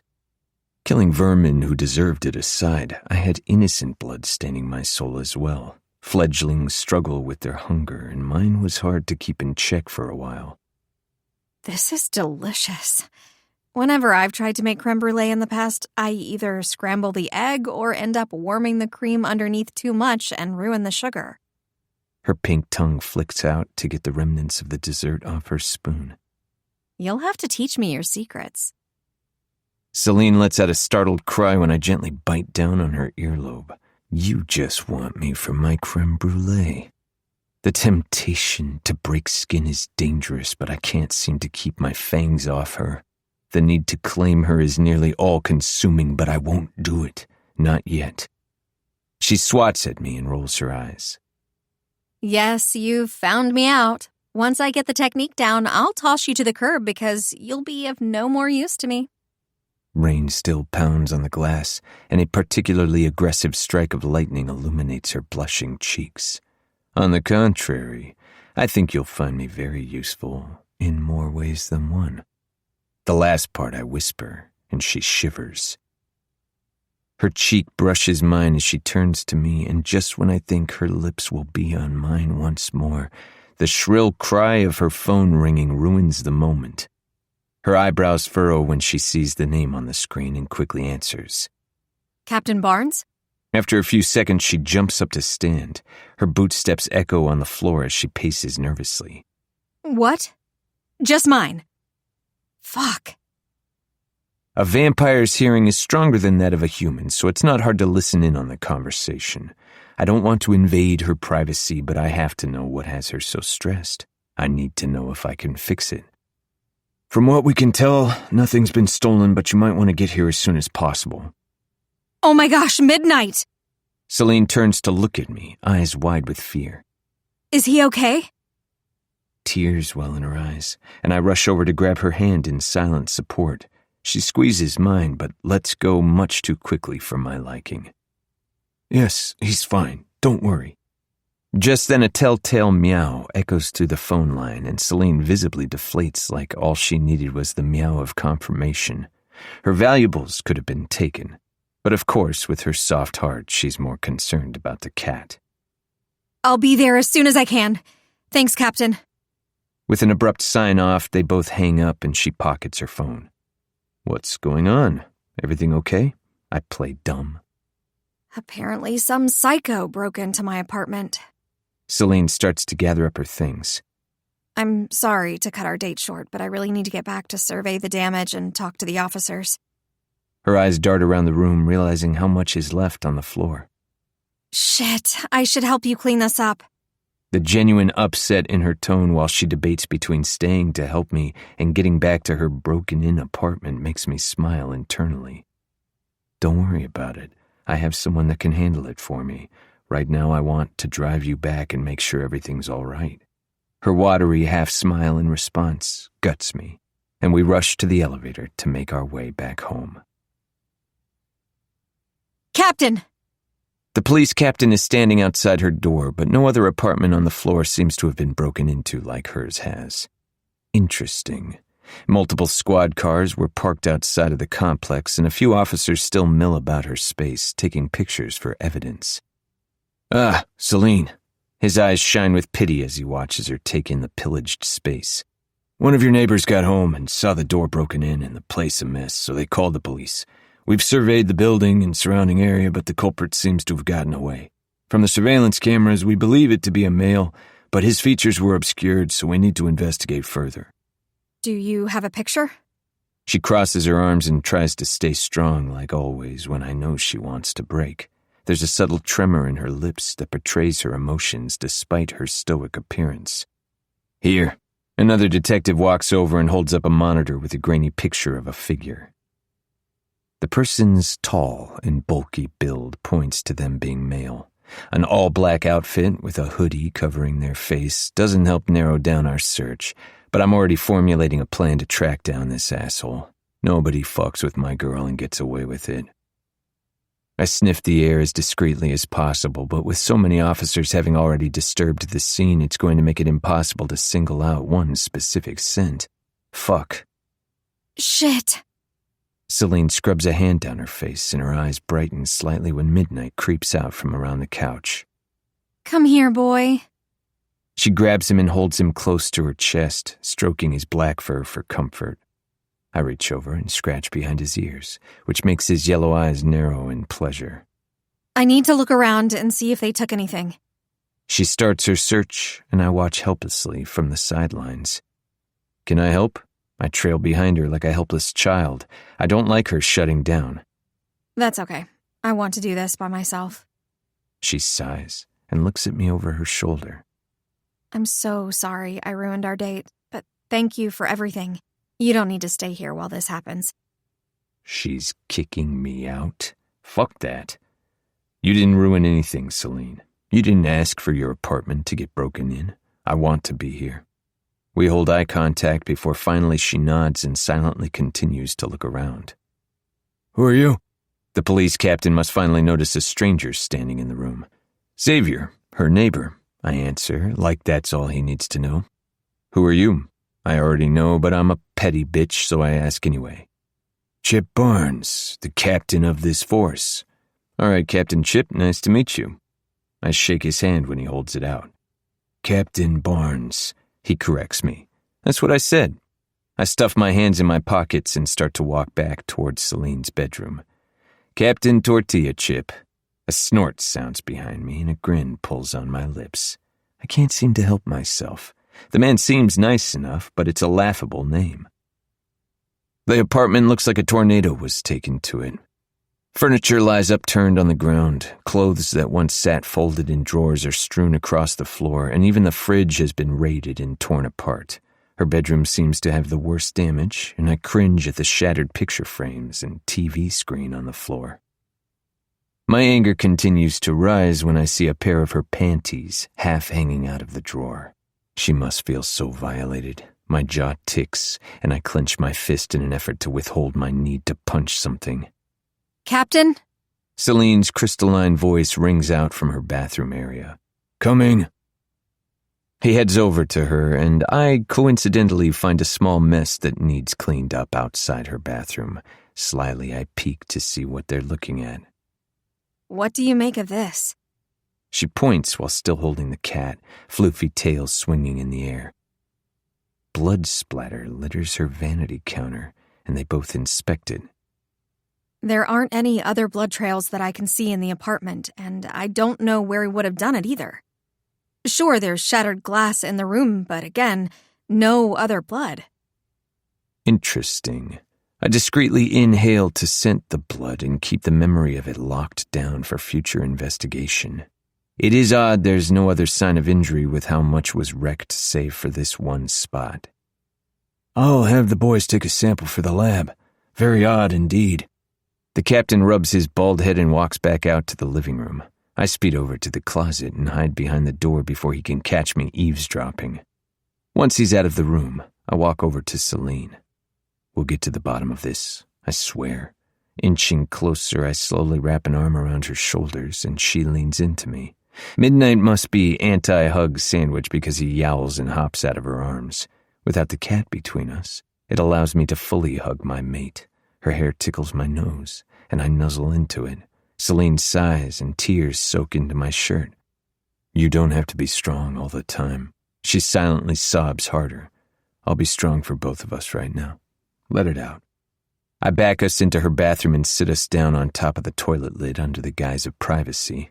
Officers and detectives still mill about, but they keep a wide berth between us understanding the situation. It seems like a lot of cops for a break-in, but my guess is they realized it was Celine's address, and more of the force came out than necessary. It's nice to know her team has her back. After a few minutes of letting herself feel all the emotions, she sniffles, and I dry her remaining tears with a tissue. Celine? Captain Potato Chip calls out from around the corner, and I can see him rubbing his neck awkwardly while interrupting our moment. Yeah, Captain? She gives a last swipe to her face, and I see the moment where she puts her mask back on. We're going to head out. The investigation will continue, and we'll look at cameras of the surrounding area to try and nail this guy. I don't know why he targeted you specifically, but it seems you're the only apartment that was broken into. Anyone come to mind that could have done this? He holds a pen at the ready above his notepad. I don't know. You know how it is with this line of work. There are a lot of people that could have it out for me, I suppose.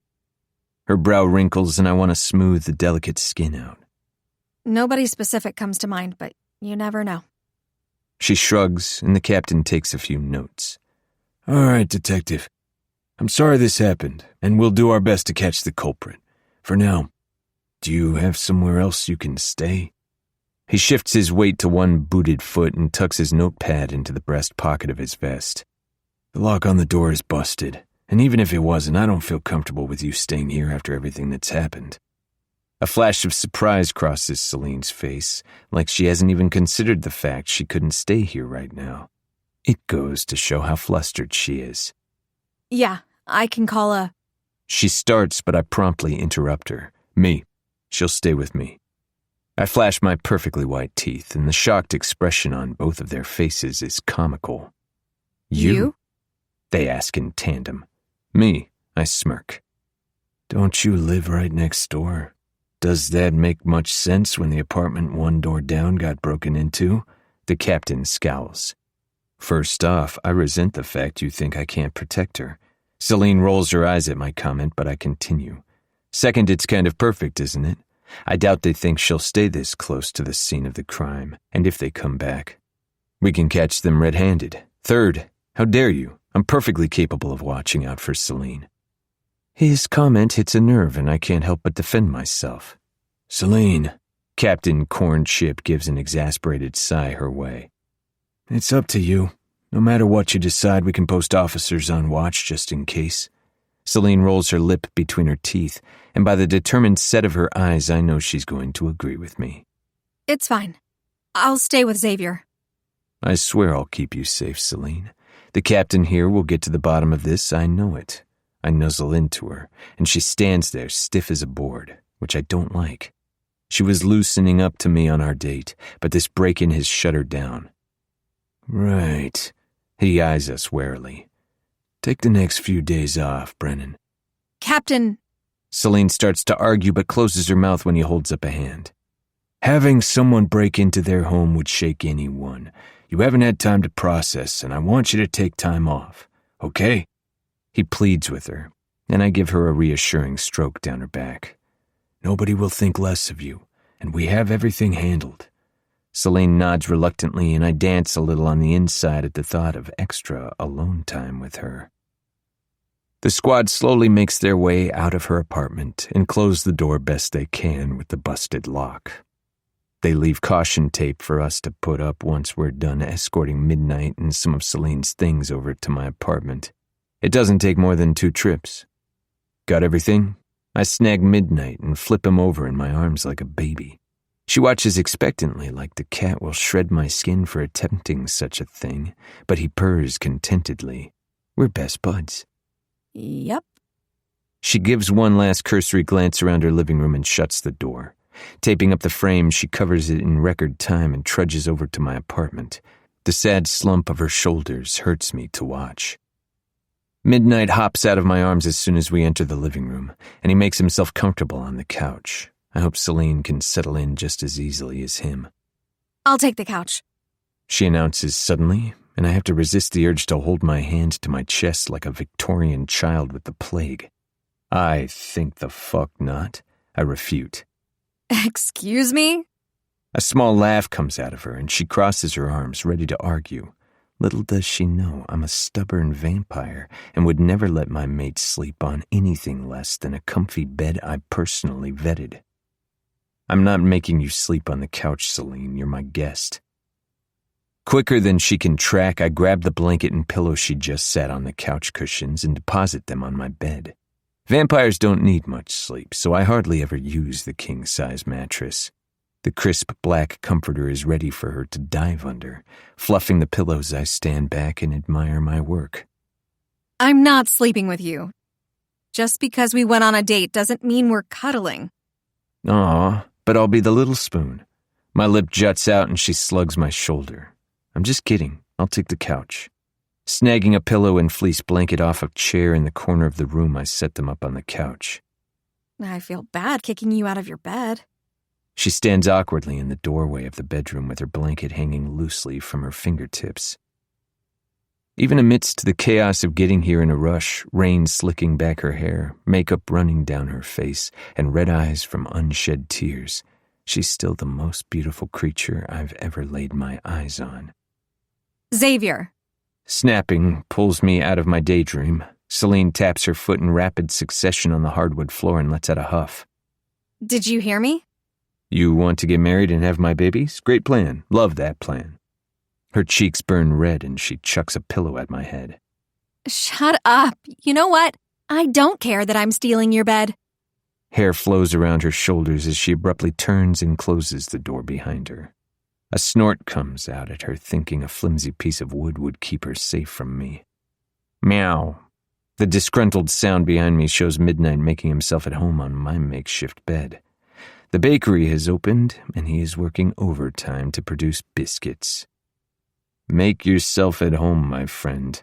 Neither you nor your owner will be leaving. It sounds ominous, but I'd be damned again if I let her slip through my fingers. Chapter 19. Celine. Sweat rolls down my temple as I jab the heavy bag in front of me. The room is quiet besides the occasional grunt from fellow boxers. I've come to Vitality for as long as I can remember. Run by a retired female MMA fighter, it's a female-only gym tucked downtown. It's a safe and supportive environment I love coming to. Boxing has always been an outlet whenever I have too much on my mind. Usually after I visit my dad, it's one of the first stops I make. When I'm stuck on a case, it also allows me to clear my head. There's something about boxing that makes everything else in my life fade away. Right now, I'm overflowing with frustration, confusion, and horror at what happened last night. Someone broke into my apartment, my safe space, and ransacked the place. Violated doesn't even begin to cover how I feel. My chest is tight, my stomach coiled from the defilement. With one last punch that leaves the bag swinging, I squat down to catch my breath. You okay, Celine? Olivia, a regular I see often, asks. I peer up and find her standing in front of me with a concerned look. I must seem possessed over here, absolutely pounding this bag like if I beat it hard enough, whoever did this will feel it too. I'm all right. I blow out a breath and attempt to wave her off. Are you sure? You've been going to town on that bag. She gives a small smile, and I accept the hand she holds out to pull myself up. Lot going on in here. I tap the side of my head and cringe at the amount of sweat I feel in my hair. A shower before I go is a must. Maybe class will help. We have a new instructor today, and he's hot. If you're not too tired, that is. She claps and flits over to other girls that have started to filter in, not bothering to wait for my response. They are rotating instructors in classes they teach within the gym. I try to hit them when I can, and today's is focused on shadow boxing. Jogging over to the back wall, I grab a quick sip from my water bottle and text Ava back. She'd heard about the break-in this morning and immediately texted to make sure I was okay. After reassuring her she didn't need to take off work to be with me, I said she could come over for a girls' night in. Zav didn't mind and even encouraged it. I zip my phone back in my bag and stretch my arms over my head for some relief before class. I hadn't planned on joining, but I still have some frustration I need to vent. Footsteps echo in the room, and girls start to murmur about something that's gotten their attention. The steps continue until I hear them stop just behind me. A heady, masculine scent fills my nostrils, and now I can't catch my breath for a different reason. Boo. A familiar tenor sounds next to my ear. I close my eyes, taking a deep breath. I should have known him letting me leave the apartment alone was too good to be true. He resisted when I first brought it up, wary of the intruder stalking me. But then it was like a light bulb went off in his head and he agreed. Now I see why. Fancy seeing you here. I face a certain red-headed fiend. The girls are tittering near the classroom door, watching us. Did I mention boxing is one of my secret hobbies? Xavier quirks a brow and I narrow my eyes. Everything seems to be a secret hobby with you. What can I say? Zav nips at my earlobe before I can stop him. I'm a man of many talents. We walk together over to the classroom, and there's no mistaking the gossip that's circulating. Does she know him? Is he her boyfriend? I didn't think she dated. Let's circle up, everyone. Zav claps his hands, and it doesn't take much for him to become the center of attention. I can't say I blame him. He is annoyingly gorgeous. From there, we run through various exercises, during all of which Zav doesn't stray far from me. When I hold back during our sparring session, he tells me to let it all out. Poor guy gets hammered by my fist, but it's exactly the cathartic release I need. I suppose I shouldn't feel too bad since he grins the entire time. When class is over, Zav refuses to let me walk back to the apartment. There's nothing wrong with my legs, I protest. His lips purse. Get in the car, Celine. I don't know what it is about his tone that has me listening. I slide the seatbelt across my body as he gets in the driver's side. Since you're insisting on driving, can I put in an order for Mexican food and pick it up before we go back? He hands me his phone and I take it, despite the fact I'm perfectly capable of using mine. What's your passcode? I ask when the phone prompts me. 0313. I put in the numbers and search for the Mexican restaurant's information. I stop before hitting the call button, my finger hovering above the screen. That's weird. Your passcode is my birthday. He glances over at me, sliding his glasses up his nose. Huh. Funny coincidence. I shake off the weirdness and call to place the order. Since it's going to be 20 or so minutes before it's ready, I have Zav drop me by Luna's shop since it's on the way and get some of her treats for later. Once we have the food, we head straight back home and Zav pulls up to the elevator to let me off with the stuff before he goes to park, so we don't have to carry it all the way over here. While I wait for him to return, a text comes from Ava. Ava, be there in 10. I'm excited to see her and have some much-needed girl time, but I'm not sure I'm ready for the nebula that is going to be her and Zav together. Stop touching it! Ava slaps Zav's hand as he reaches for his face mask once again. We're sprawled on the couch looking like we just stepped out of Phantom of the Opera with our white face masks. Zav insisted on participating in girls' night and now is facing the consequences of his actions. It's been 5 minutes. He whines. You're telling me I need to wait longer to be pretty? Beauty is pain and patience. Ava folds her hands across her chest and settles back into the couch cushions. Plus, you know you're a pretty princess already, so shut up. Aw, am I?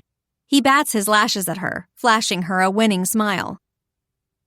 They've been going back and forth since she arrived.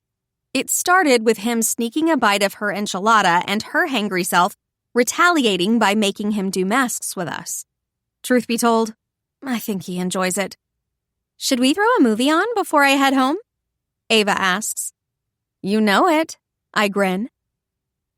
Between my boxing session and having Ava here, it's been a welcome distraction, and I already feel much better about everything than I did when I woke up this morning. Ava has made it a point not to bring up the break-in, which I appreciate. For now, I'm happy to stay ignorant and enjoy this time with my people. The movie starts, an early 2000s rom-com, and Zav hops up to stick some popcorn in the microwave. When it's all popped, he settles between us with a giant bowl for us all to share from. I think I like girls' night. He muses. Ava pats his arm. Oh, sweetie, this is only the tip of the iceberg of what girls' night can be. He gives her a dopey grin. I can't wait for the next one. Chapter 20. Xavier. That is not edible. It's still hard, I protest, spitting out the pasta. I might not have to eat human food for sustenance, but if I'm going to, then it ought to taste good. It's called al dente. She pouts her perfect pink lips. It's supposed to have some form. If we cook it like you want, it'll be a mushy, wet mess. Trust the process. Celine grabs the pot of boiling pasta and strains it through the colanders sitting in the sink. After a grocery run this afternoon, due to the lack of products in my fridge and pantry, we swung by Luna's so Celine could get some coffee and I could sneak some blood bags. When we got back, Celine made quick work of putting everything away. I grinned the entire time because whether she realizes it or not, she feels at home with me. After she decided she wanted pasta, we began cooking together side by side. It's an oddly intimate activity, which I hadn't expected. Celine brushing against me to grab a utensil, me reaching over her to grab a hard-to-reach plate, and small smiles she sends my way every now and then. She's letting her guard down, little by little. Midnight observes from his perch on top of the fridge like he's Gordon Ramsay. Every little bit, he'll interject like we've gone about the process wrong. Cat thinks he's a human, I swear. This is how my dad always did it. I promise it'll work out in the end. Steam billows out of the metal bowl and disperses in the air. Do you have the egg mixture ready? I crack my last egg, as she says, to stir to combine with Parmesan and parsley. The counter looks like a war zone since I'm not particularly good at keeping things tidy. Got it right here. She grabs it from me and pours it over the pasta now in the skillet resting on the stove with cooked bacon. Her arm works furiously, stirring it around until it's all evenly coated, and the egg is cooked within the heat of the bacon grease and fresh pasta. Can you hand me the heavy cream? It's time to add that too. Her tongue sticks out adorably in concentration. I'm not sure she's even aware she's doing it. I grab the cream and pass it over. She pours it into the mixture and gets back to stirring. I'd take over and help, but I'm enjoying watching her way too much for that. This smells delicious. I sneak behind Celine and wrap my arms around her middle. Her dark berry scent is delectable, and I can't help but nuzzle her neck. The beating pulse of her heart accelerates, tempting me to do something I know she's not ready for. My little chef. Don't say that before you've tried it. Her back settles into my chest. You might think it's terrible. Never, I scoff. I kiss Celine's cheek before letting go and grabbing the now finished peas from the microwave. Out of my peripheral, I see her rub the spot my lips left with a small smile. Cute. Do you want these added in too? I pull a spoon out of a drawer. Bring them over to the island and we can add however much we want to our bowls. Celine shuts off the stove top and sets the finished pasta skillet in the waiting pot holder. Our placemats sit ready with plates and silverware. We each dish up a portion of the carbonara and dig in. Creamy sauce sticks to the noodles and I spear a large portion on my fork, shoving the enormous bite into my mouth. I'm shocked at the taste. It's delicious, and the wait was well worth it. Not that I'm complaining about spending time with Celine. Celine's pink tongue darts around her pasta, and the moan she lets out is downright sinful. I feel my cock tightening in my pants. I close my eyes, counting to 10 in an effort to calm myself.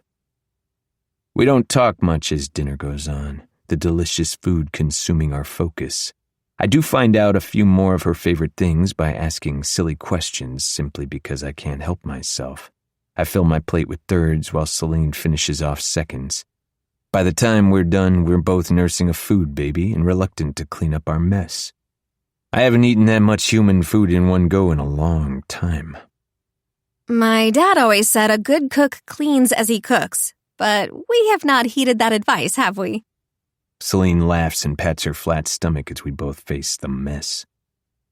I eye her hand on her stomach, thinking about what she might look one day round with my child. First to clean their dishes wins. I blurt out to derail my thoughts and rush to the sink. What? Celine sputters but wastes no time in bumping me out of the way. I could easily win the challenge put forth, but I find I don't want to. Seeing the competitive gleam in her eye is a welcome sight after everything. She's tried to hide it well, but I've seen the disquiet within her brown eyes. She's more shaken up over the break-in than she wants to admit. Done! She shouts triumphantly. What do I win? Truth to be told, I hadn't thought that far ahead and follow my gut. I plant a kiss on her nose and enjoy the shock that floods her features. That's it? Celine breathes, the air in the room suddenly getting sucked out. I've wanted to do it since you poured the noodles into the pot, I admit. Oh. She rocks back on her heels before seeming to come to a decision. Kind of a lousy prize. I think you can do better. I'm shocked at my little vixen's boldness, but I don't have to be told twice. Advancing toward her with the grace of a panther, I lift her by her curvy hips onto the counter. Wedging her legs open, I lean toward her so we're chest to chest, both breathing heavy. We simply exist together in this moment in time. Celine traces a line around both of my brows, and I push an errant strand of hair behind her ear. She leans an arm across my shoulder and pulls me closer with her other. I might have thought about it too. She whispers as our noses touch. Yeah, I moan at the sensation of her body pressing into mine. Celine tugs my hair, and my fingers splay on the counter, digging into the granite hard enough to leave behind a dent. I quickly raise my hands, hoping I didn't do enough damage for her to notice. I lean into her, inhaling the scent at her neck. I could easily lay her out here and make a meal out of her. As our lips brush, a timer goes off on the stove and we jump apart. Fuck. Celine breathes. Forgot to turn that off. I back away in disappointment, but not before making sure she feels every hard inch of me as she slides off the counter. Celine excuses herself to change as I turn off the timer. I hear her milling about in my bedroom, and the shower cut on a second later. The visual of her naked and wet in a shower is doing nothing for my raging heart-on. Midnight, I grind out. Your mother is going to be the death of me. Not the literal death, since I can't die easily, but at least the death of my dick. Meow. I sigh. Thanks, bud. Celine finishes her shower and pads out into the living space with bare feet and dressed in a pair of tiny blue cotton shorts and a matching tank. Fucking temptress. She knows what she's doing to me. I'm going to shower, I mumble, passing her by. My cock practically cries in protest at leaving her behind, but it's not time. Not yet. After my shower, I find her curled up on the couch under a fleece blanket. Midnight blinks over at me from his cat bed where he kneads the fabric in the corner. I settle beside her on the couch, grabbing her ankle and carefully pulling her legs to settle in my lap. She gives me a lazy, tired smile in return and adjusts the blanket so it's over both of us. There's a movie on, something gory and hilarious that instantly sucks me in. About an hour later, movement out of the corner of my eye has me looking at Celine. Dark lashes brush the tops of her cheeks where she's starting to doze. I watch her struggle to keep her eyes open and slowly slide further to the side of the couch before I give in and gently pick her up. Walking slowly to not jostle her, I lay her prone form on the mattress. I pull back the comforter and place her on top of the sheets. She doesn't say anything, just mumbles sleepily when I shut off the lamp and tuck her in. I take a second to sit on the edge of the bed and watch her surrender to sleep. Her long dark hair is free of its typical confines and splayed across my pillow. The sweet sound of her breaths fills the space, and her chest rises and falls steadily. The stiff peaks of her nipples poke against the thin fabric of her tank top. The soft swells of her breasts tease me each time she inhales. I stroke her cheek as gently as possible without waking her up. She smiles softly in her sleep at my touch, and it feels like some sort of victory. Even unconscious, she knows she's safe with me. I would never hurt her, nor would I let anyone else harm her. Anger surges because someone did hurt her. Maybe not physically, but they invaded her personal space, ransacked her entire apartment, and made her feel incredibly violated. Soft mumbles and a furrow in her brow encourage me to leave the bedroom. My rage is starting to become palpable, and the last thing I want to do is wake her. I need to go kill something, or someone. Certain she'll be safe in my apartment after I secretly had state-of-the-art security installed while she slept last night, I give Midnight a pat where he sleeps curled up and make my way out of the building and downstairs. My phone dings, and I glance at the screen. A slow smile spreads over my face. Perfect fucking timing. Death's assistant. I have a target for you. Chapter 21. Xavier. Under the cover of night and falling rain, I run through the streets so fast that all anyone who's looking would see is a strange blur. I could take my car, but I crave the cold bite of the elements on my skin right now. It serves to keep me centered and remember my ultimate goal, ridding the streets of the worst kind of scum. I reach my destination in the form of a luxury hotel downtown. What seems to be an exclusive high-class establishment that's invite-only to humans is actually a central meeting place for supernaturals in Chicago. It is indeed a hotel, but it's also used for more than that. Conferences, social gatherings, secret meetings, and sexual debauchery all go on within these halls. A group of powerful supernaturals own the building and keep it running smoothly. I've used it many times when I've been in the area over the years for meeting purposes, and it's the perfect place to do so now. Flashing my membership card to the doorman, he nods and holds it open for me. I swiftly zip to our agreed-upon room and spot my contact leaning against the window. "What you got for me?" I ask. A man of few words, the vampire simply holds out a folder for me, and I grab it from him.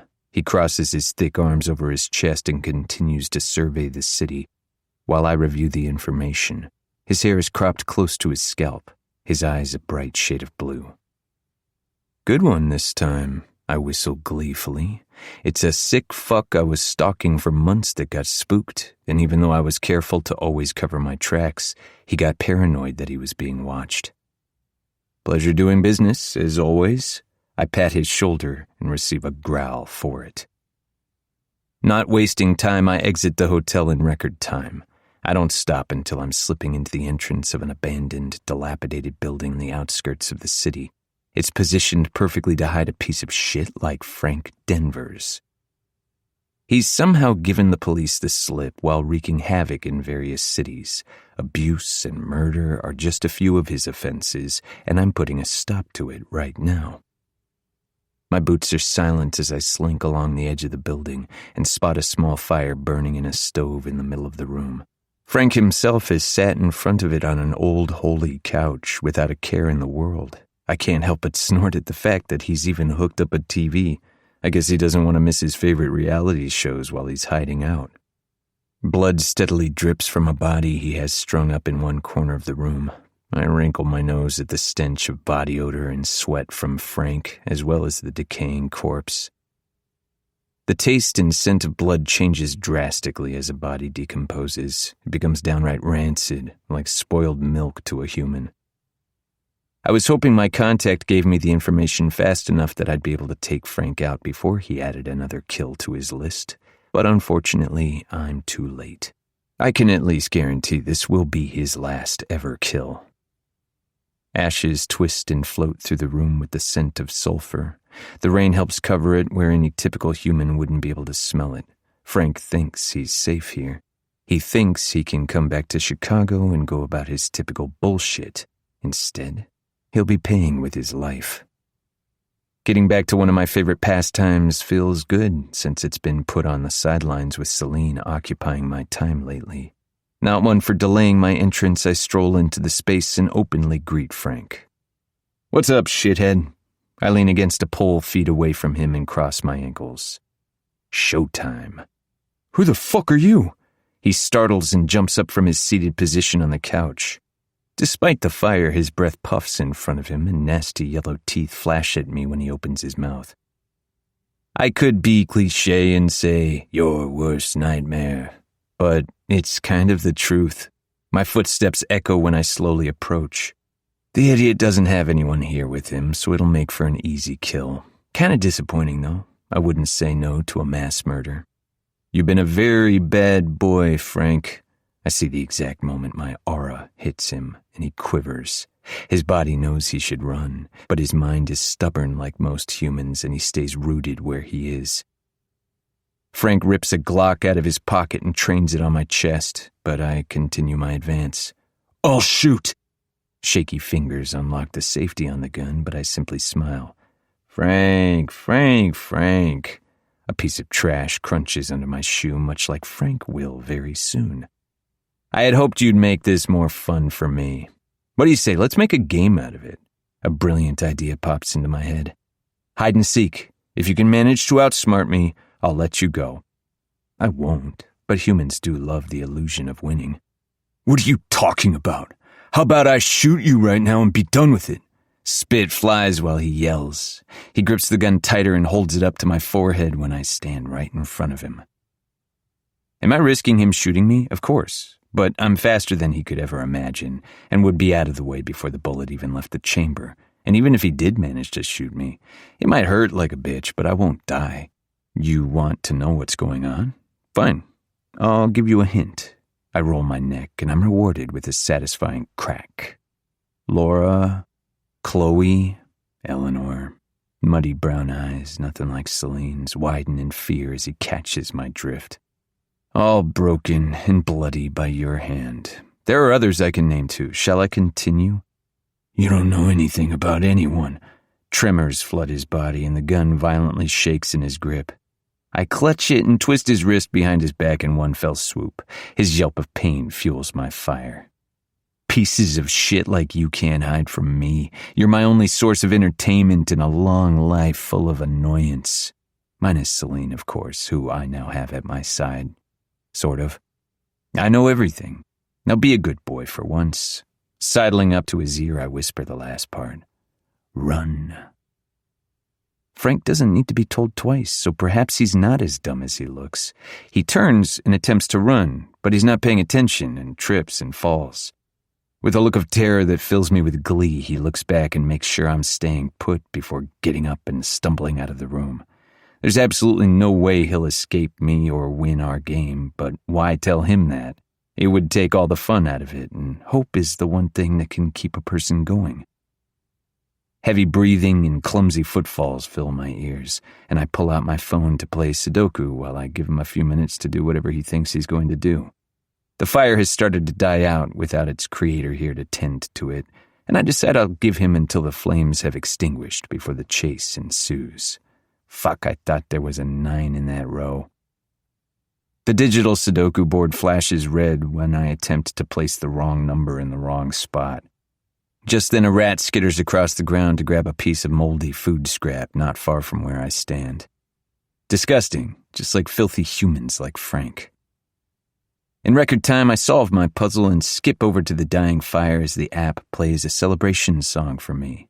I accidentally blow out a huge breath to put out the rest of the fire because I'm getting impatient. Oops. Shrugging my broad shoulders, I feel my muscles shift to a predatory stance and close my eyes. Frank has made it farther than I thought he would. I'll give him that. But his heart races like a frightened bird no more than a few blocks away. He's stationed himself in the dumpster of a fast food restaurant behind the place, probably in the hopes it'll muffle his breathing and I won't smell his horrid body odor. A valiant effort, but still a failure. Wind streamlines my sleek body as I launch myself toward the miserable excuse for a being, and adrenaline races through me. I'm not sure when I decided to start hunting these pieces of scum, but at the end of the day, I'm helping the human population by getting rid of them, aren't I? It also gives me something to do. Some people might say murder is murder and it's wrong, but you can't please them all. I rest on my haunches on the roof of the building across the street from where Frank hides. Unfortunately, he didn't provide as much entertainment as I would have hoped. But I plan to make him suffer for every dirty deed he's committed, and for what he did to all those women. Time's up, I call, even though he can't hear me. I launch myself from the top of the building when he pokes his head out of the dumpster. Before he can retreat, he spots me. The smell of urine quickly soaks his pants. I smile at him, and then I get to work.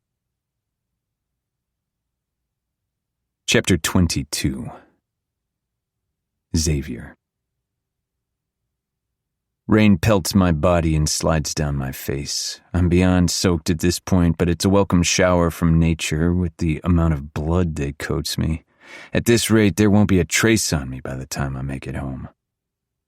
Frank sung like a canary, like I knew he would, and freely admitted to his wrongdoings by the time I was done with him. Dragging him back to the abandoned building he'd been hiding in was the appetizer to his main course of torture. Skin shredded and bleeding profusely from the scrapes, he wimped out early on, but I made sure to catch his confession on tape. I wasn't necessarily in the bad guy killing game for the police, but there were certain situations like Frank where he flew under their radar, so I lent a helping hand. I could only handle their idiocy for so long. The case of the missing and abused girls would be wrapped up in a pretty bow with the confession from Frank. Hopefully those girls' families could finally rest easy knowing the killer is gone.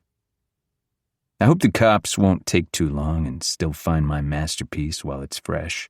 I left a blood-drawn heart this time instead of a smiley face, just for Celine. Even when I'm killing, I'm only thinking of her. Rain continues to pour as I head back to the apartment. One quick glance at the cameras via my phone shows Celine sound asleep right where I left her. She shifted in her sleep and hugs my pillow like she sought me out in her unconscious state. I whistle as I skip down the street, having made it back to the building. Water flies as I splash in a particularly large puddle, dispersing the last of the blood remaining on my shoes. Sudden movement out of the corner of my eye distracts me from my warpath to the front door of the apartment building. A hulking form emerges from the shadows and moves toward the door, but I can sense something is off. It stops and erratically sniffs the air before turning abruptly in my direction. I have less than a second to process exactly what I'm looking at before it launches at me with lethal intent. A fucking feral vampire. I can tell by the pungent smell. Essentially a mindless zombie, this beast must have been turned hours ago by someone. Whether it was purposeful or not, he hasn't fed enough to complete the transition and is mad with bloodlust. Left to simmer in it too long, he'll never be able to come back since the grace period isn't very long. Ugh, this is going to get messy, and I just got clean. A vicious snarl rips from the throat of the imposing creature, and I go into defense mode, fangs dropping down.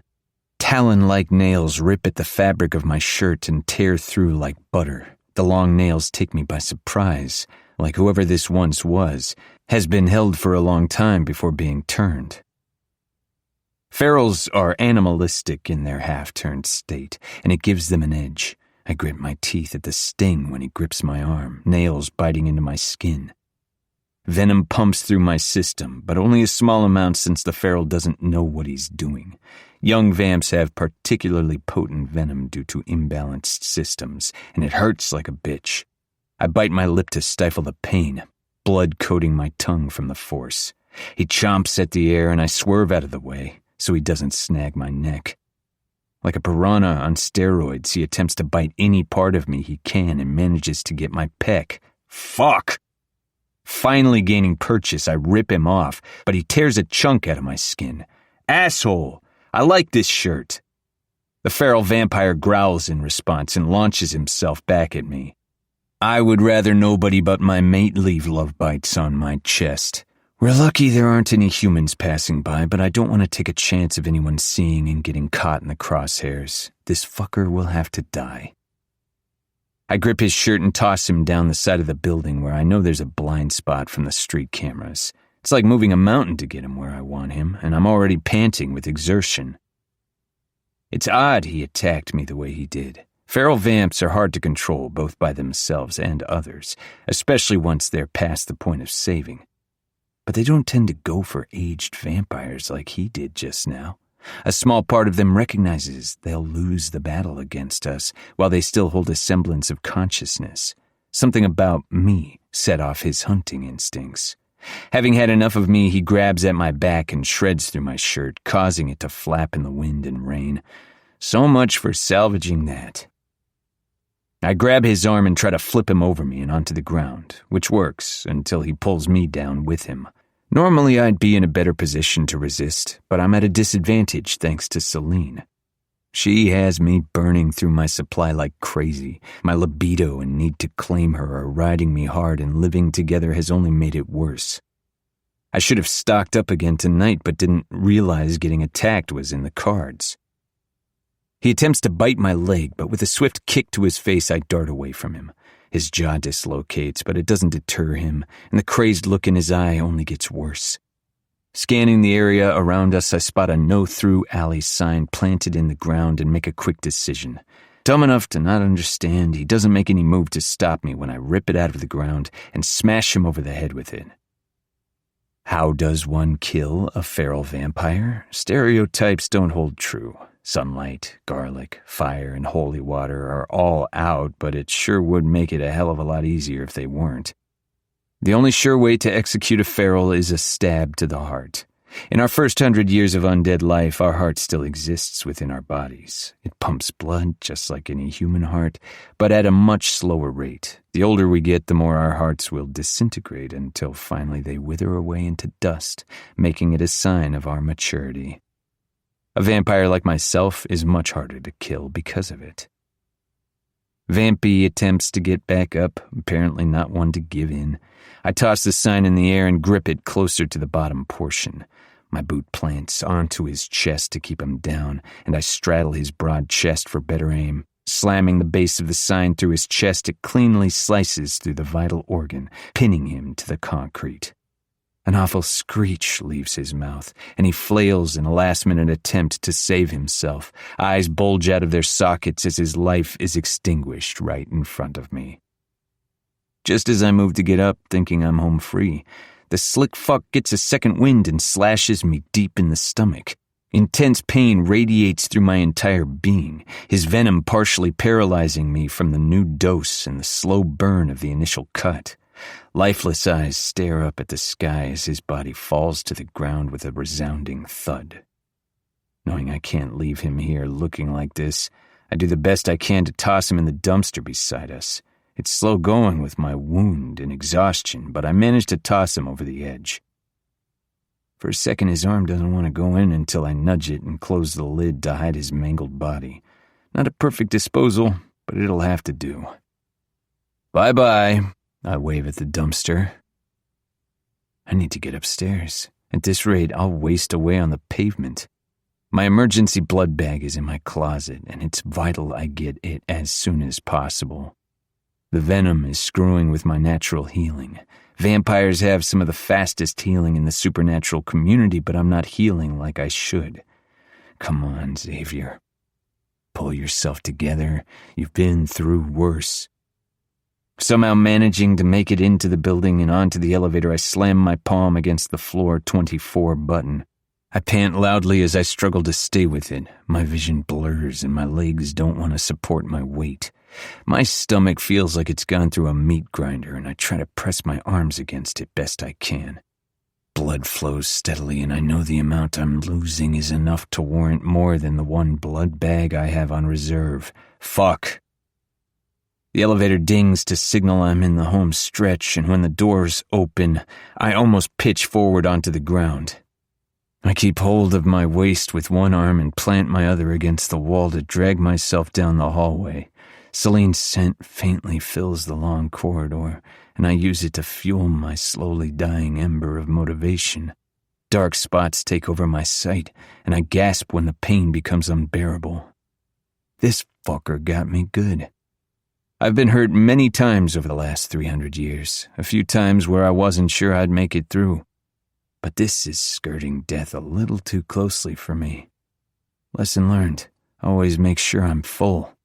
So close. The door's within reach, but I'm fading fast. As I reach for the door handle, my body finally gives in and I collapse, falling into the door face first. It's such a hard fall, my nose crunches under impact against the sturdy wood. The resounding thud of my body sliding down is deafening, and I hear a distant, startled yelp from the other side. Celine. She shuffles out of bed, and I hear her muttering in question, not understanding what the culprit of the loud noise is. My vision is almost fully gone now, and the pitter-patter of her feet against the hardwood making her way to the door is an echo in my ears. Celine. My mate. This can't be the end. She doesn't know how big of a dick I have yet. I'm going to die, and she doesn't even know. This is the worst. Chapter 23. Celine. I jolt out of a deep sleep with a yelp of terror as a loud crash invades my dreams. Midnight, who sleeps beside me at the edge of the mattress, gives an answering yowl. My heart races from the unexpected awakening, and immediately I scan the room for intruders. To be safe, I grab my gun from the holder on the side table and quietly slide out of bed. Shoving my arms in my sweatshirt, I cover my braless form and slip my phone into my pocket in case I need to make a call for backup. Gun trained in front of me, I start my patrol of the bedroom, bathroom, and closet. Nothing jumps out at me, but I don't let my guard down. Has the man that broke into my apartment come back to finish the job? Wait. Xavier. He's the first line of defense sleeping out on the couch, and if there truly was an aggressor, he'd be attacked first. Is that what the loud bang was? Shit. Stealthily, I walk toward the door leading to the main living space and take a deep breath to center myself. The man has done so much for me, I need to help him if he's being murdered out there. God, I hope that's not what's happening. Yanking on the door, I hold the gun in front of me. No sounds emit from anywhere, but that doesn't mean anything. They could be hiding and waiting to make their next move.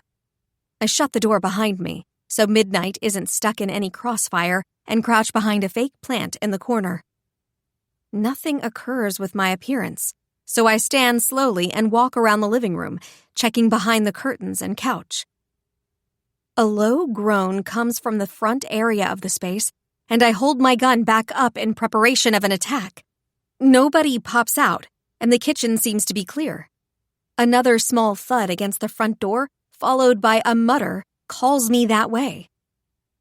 I peek through the peephole but don't see anyone standing there. From what I can tell, there's nobody on either side of the door. Celine. It's spoken so softly I almost don't catch it. Celine. In a voice sounding suspiciously like Zav's, I glance down, not having thought of the floor right in front of the door, and see him, sprawled out like a broken doll. Xavier! His name rips out of me, a cross between a gasp and a scream. As carefully as I can, I open the door since he's leaning partially against it. Despite my best efforts, his head flops fully onto the ground with a sound that has me cringing. Hopefully he didn't get a concussion on top of whatever else has happened to him. His breath leaves him in heavy pants, and he barely moves when I squat down next to him. What happened? I squeak, getting a better look at the mess that is the man in front of me. Blood. He murmurs. I need blood. Blindly, he grabs at the air trying to find me, and I grasp his waiting palm. It doesn't seem like he can move much in his current state, so I do my best to hoist under his armpits and drag him into the apartment.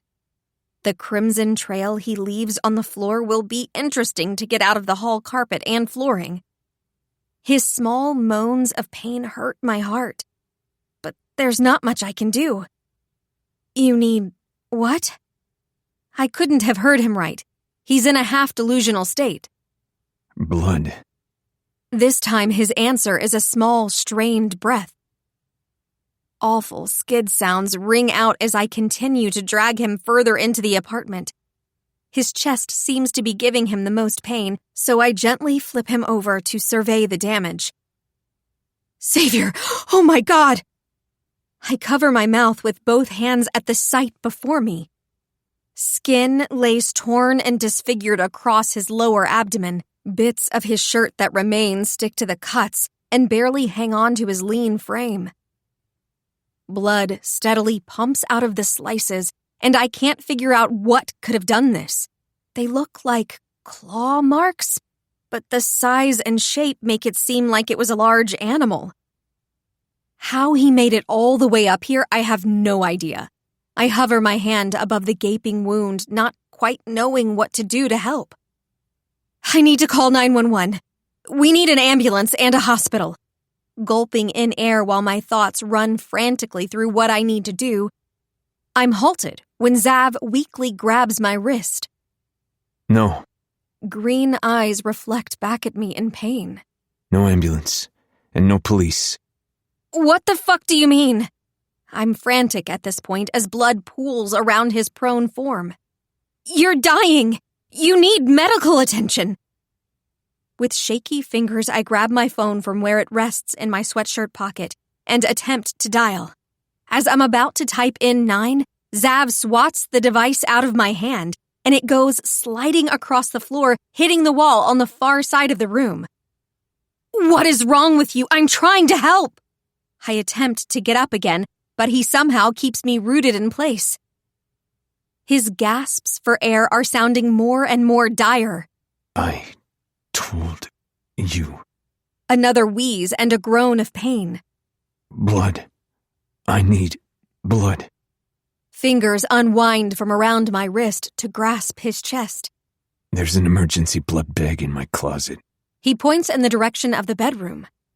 It's in a safe. Password is 235463. Blood sprays across my front when he coughs. This is all too fucking weird. Scrambling for the bedroom closet, I nearly trip over my own feet. Midnight almost gets mowed over when I rip open the door since he's laying right in front of it. He must be just as confused with what's going on as I am. Blood bag safe, blood bag safe. I chant to myself, shoving clothes aside, trying to locate what I seek. Bingo. A square safe hides underneath a pile of clothes in the back corner, and I shove them aside to access the keypad. Beeps confirm my password is correct when I type it in, and reveal a stereotypical hospital blood bag sitting inside. A cool draft of air hits me, and the bag is cold to the touch when I snag it. Plastic mushes under my fingers as the liquid inside sloshes around. Trying not to think about how weird this is, I rush back out to the living room and over to Zav where he lies on the floor. If it's possible, he looks even worse than a minute ago. His skin is pallid in color, eyes mostly closed, and pain contorts his handsome features. Resting my fingers against his neck, I feel for a pulse and panic when it's very faint. Xavier? I grip both of his shoulders and shake him lightly. He moans, which I take as a good sign. He's not dead yet. I'm here, pretty girl. His arm trembles from the exertion of trying to hold it up. He extends his hand to me and makes a grabby motion. Blood? Right here. I use both hands to place it into his, helping him hold it when he almost drops the bag. You need more than just a transfusion, and Zav, I'm not a nurse. I'm a cop. I don't know how to give you a transfusion in the first place. How do you even have blood on hand? He shakes his head. Just give me the blood. That's all I need. His lips are nearly white in color and fear roots me to the spot. You... what? Green eyes meet mine, and there's fear there. Strangely enough, though, I don't think it's to do with the injury. I need to drink. I look at the blood bag clasped between both our hands. Surely he can't mean... He nods, like he reads my thoughts. Fuck. Do I need to take the top off for you? How the fuck am I being so calm about this? It has to be a dream, right? A really strange nightmare. In silence, he nods again, and I quickly execute the task of pulling the plug off. Xavier tries to sit up to not spill it on himself, but struggles to lift his head off the ground. Shifting behind him to help support his weight, I jostle him as little as possible, but he still winces. Then, I watch in fascination and horror as he drinks the blood. Greedy slurps of the viscous red liquid have dribbles sliding down his face and onto his neck. Even through my confusion, I stroke his hair back and try to hold him up the best I can. What the fuck? Before my very eyes, Zav's wound starts to slowly knit closed. I blink as if that'll make it untrue, but between blinks it looks better. That's not possible. In record time, Zav downs the whole bag and slumps back against my legs. For a second, I panic that the blood did him in. But his face is lined with sleep, and I watch his chest rise and fall. I run my finger over one of the angry, puckered scars of the previously bloody cuts and feel nothing but smooth skin. The wound isn't fully healed, but it's way more than any human being should ever have healed in the amount of time he has. Midnight perches in the doorway of the bedroom, observing the whole scene with a swish of his tail. I glance back down at the unconscious man in my lap and reach behind me to snag a blanket off the couch. With his weight and the blood all around us, I don't want to do more damage to the room, myself, or Xavier. Situating it around him, I ease out from under his frame and stand. Blowing out a breath, I stand there for a second in disbelief. What the fuck? My eyes bounce between Xavier and the empty bag on the ground next to him. A man almost died in front of me and downed blood like it was Kool-Aid. Ambling over to the bathroom, I wash Zav's blood off my hands. Risking a glance in the mirror, I see a nightmare reflecting back at me. Hair tousled both from sleep and panic. Eyes full of dismay and tinged with exhaustion widen at my appearance. I look like shit. But Zav is so much worse off than me. Is he really going to be okay? The sensible part of my brain says there's no way any of that just happened. And yet he's out there lying on the floor, passed out.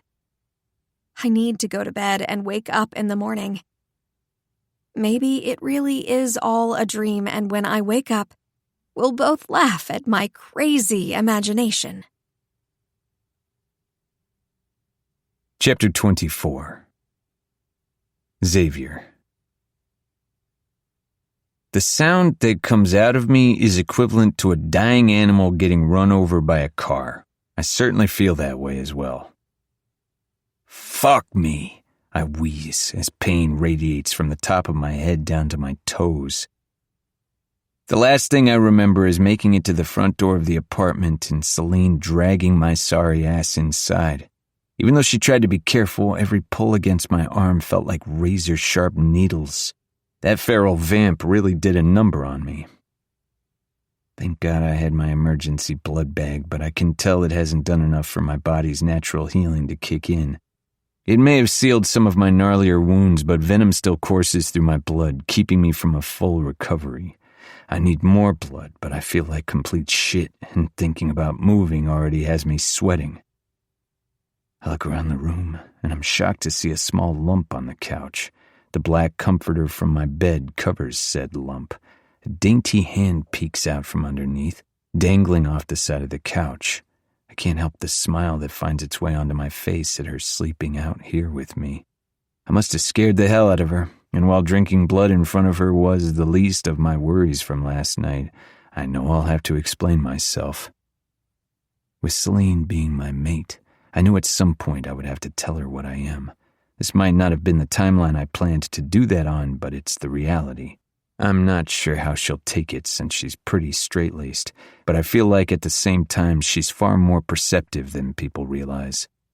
Of course, she's a detective, and it's her job to be, but I'm not what people would call normal, and I think she recognizes that.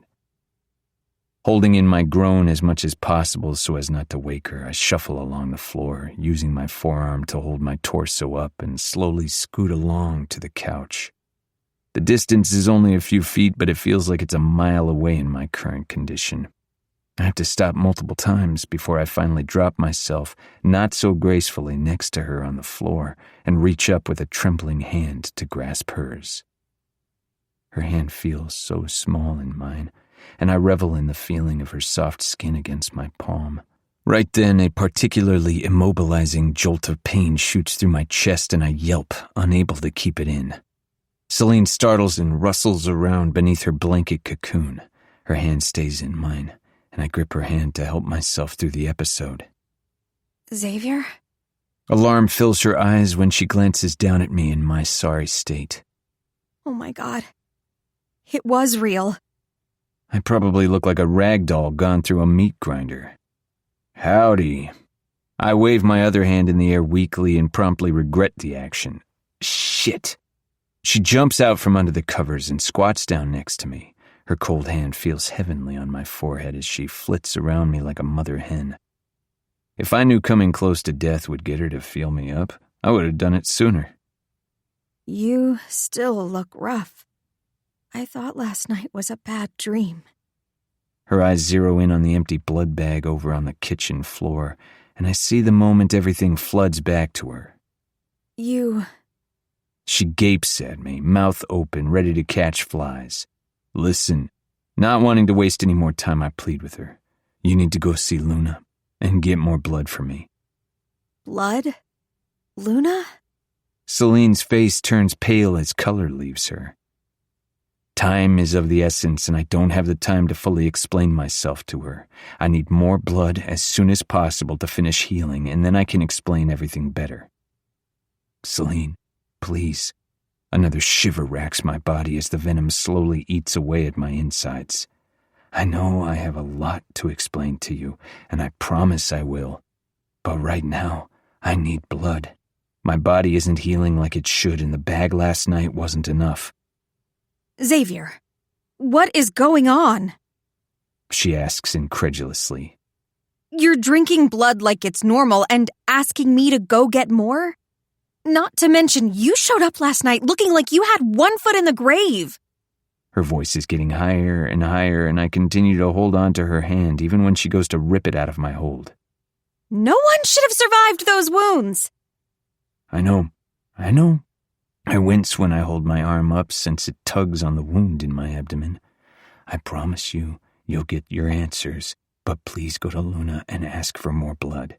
Tell her I sent you and be as conspicuous as possible. Luna? Like Luna? From the bean hive? That Luna? At my nod, she pales. She's in on whatever the fuck this is, too? Is it some kind of weird blood-drinking cult? I give her a look, and she sighs in defeat. Fine. I'll go talk to her. Despite her obvious frustration, she helps me onto the couch. God, that fucking hurts, I whine. Celine pokes at my wounds, and after wrapping me up mummy style on the couch, she nods in satisfaction. Okay. She mumbles to herself, and after dressing quickly picks up her keys. You stay here, and I'll be back. Seemingly in a haze, she goes to leave. You owe me an explanation, though, Xavier.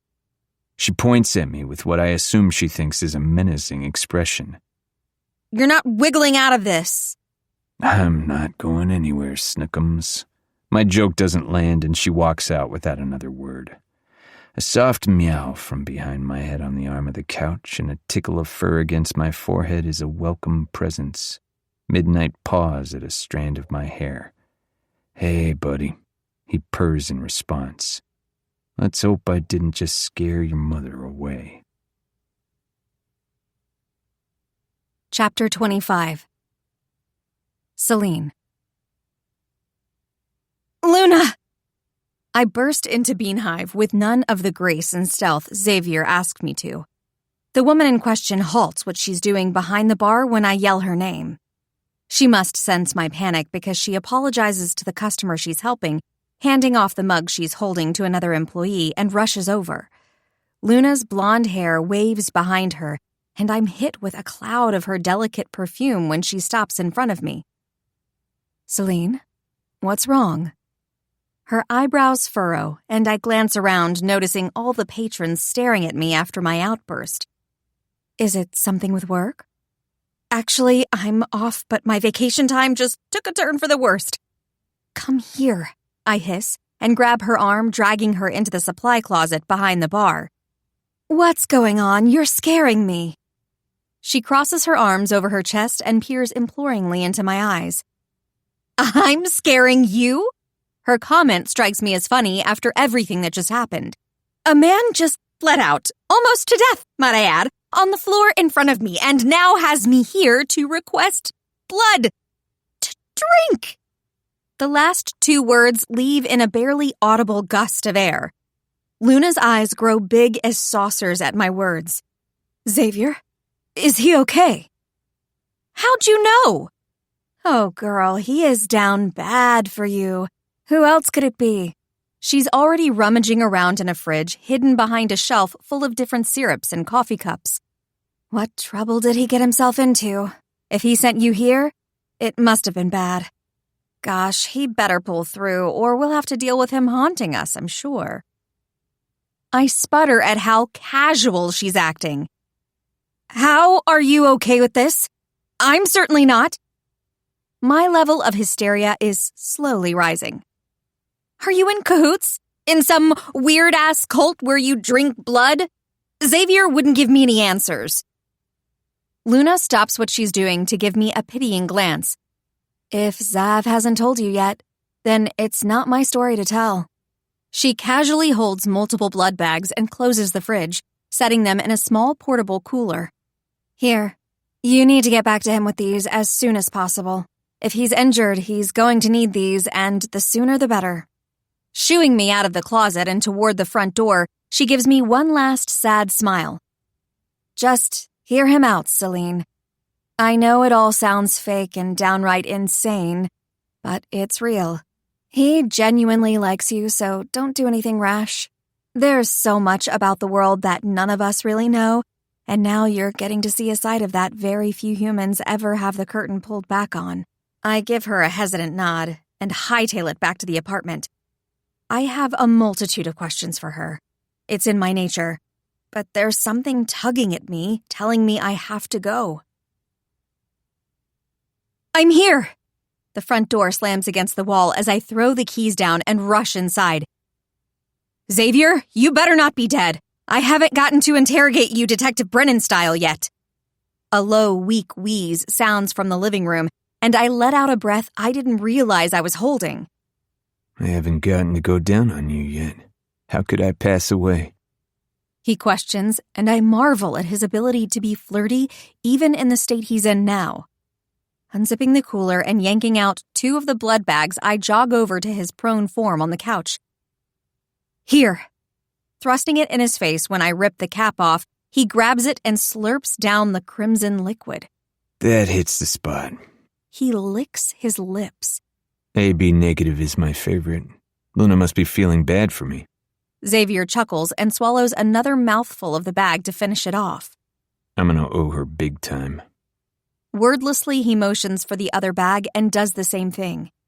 Each suck brings color back to his pale skin, and it's like his once gaunt face is full of life and warmth again. He drinks the other two bags I have in the cooler before finally thudding back against the couch with a relieved sigh. Long fingers push the blanket aside to reveal perfectly smooth skin where there once were nasty wounds. Not even a scar is left behind. How is that possible?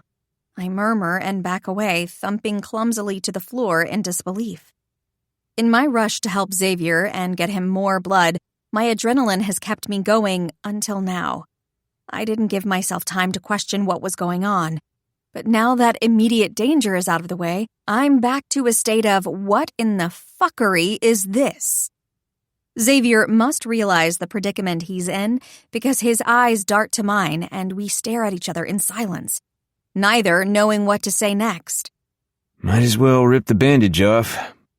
He runs a hand through his red hair, much like the color of the blood he was just downing. I'm a vampire.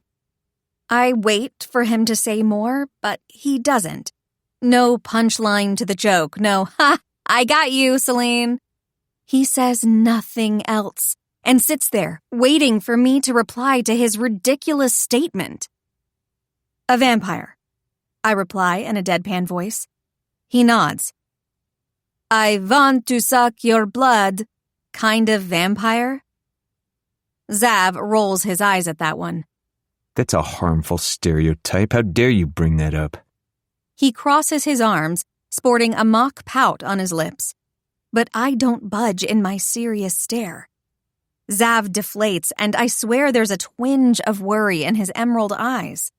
Yes, a vampire. I know it sounds crazy, but it's true. There's no easy way to explain it, so there. That's the truth. You're right. It does sound crazy. You know what else is crazy? Luna acting like giving away blood is completely normal and you showing up on death's door but recovering in an insanely quick amount of time after drinking blood. None of it makes sense.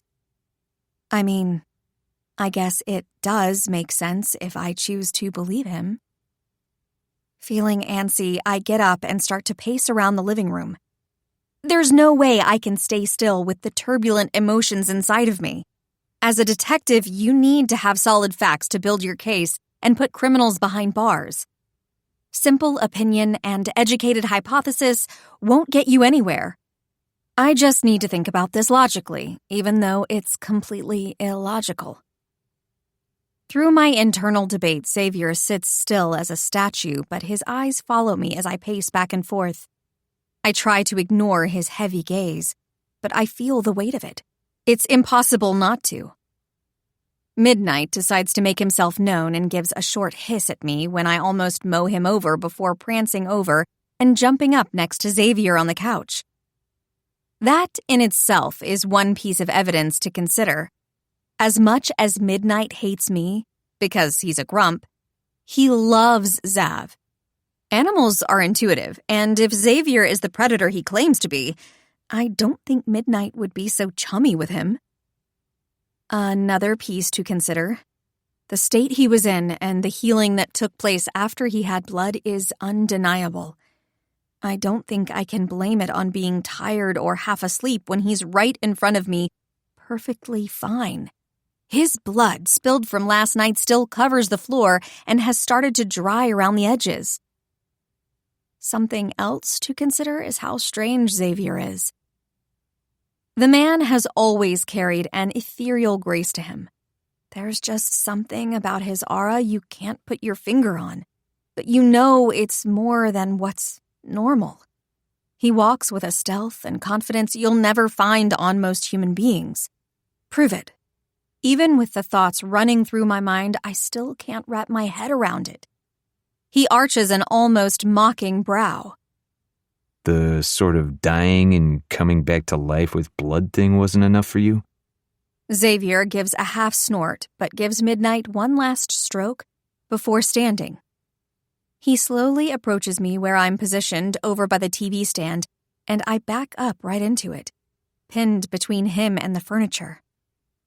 I should be screaming, maybe shaking in terror, but instead I find my body subtly lurching toward his.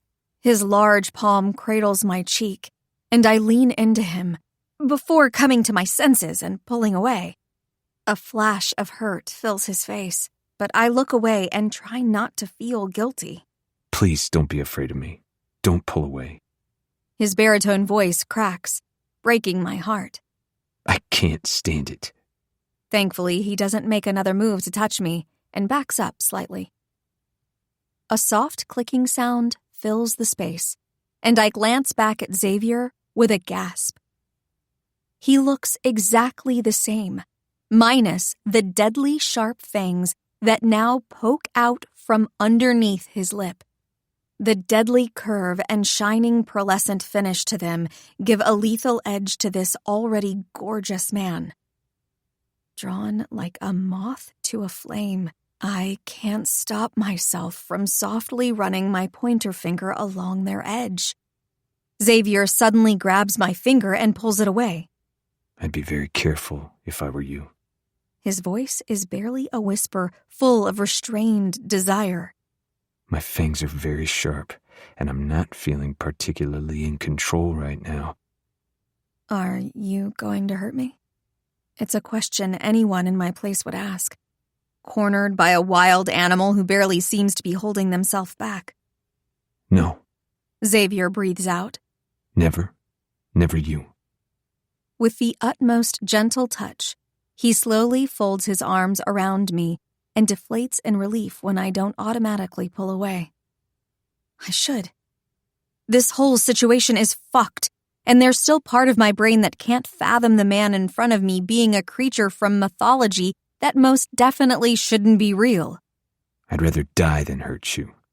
He passes his long fingers through my messy strands.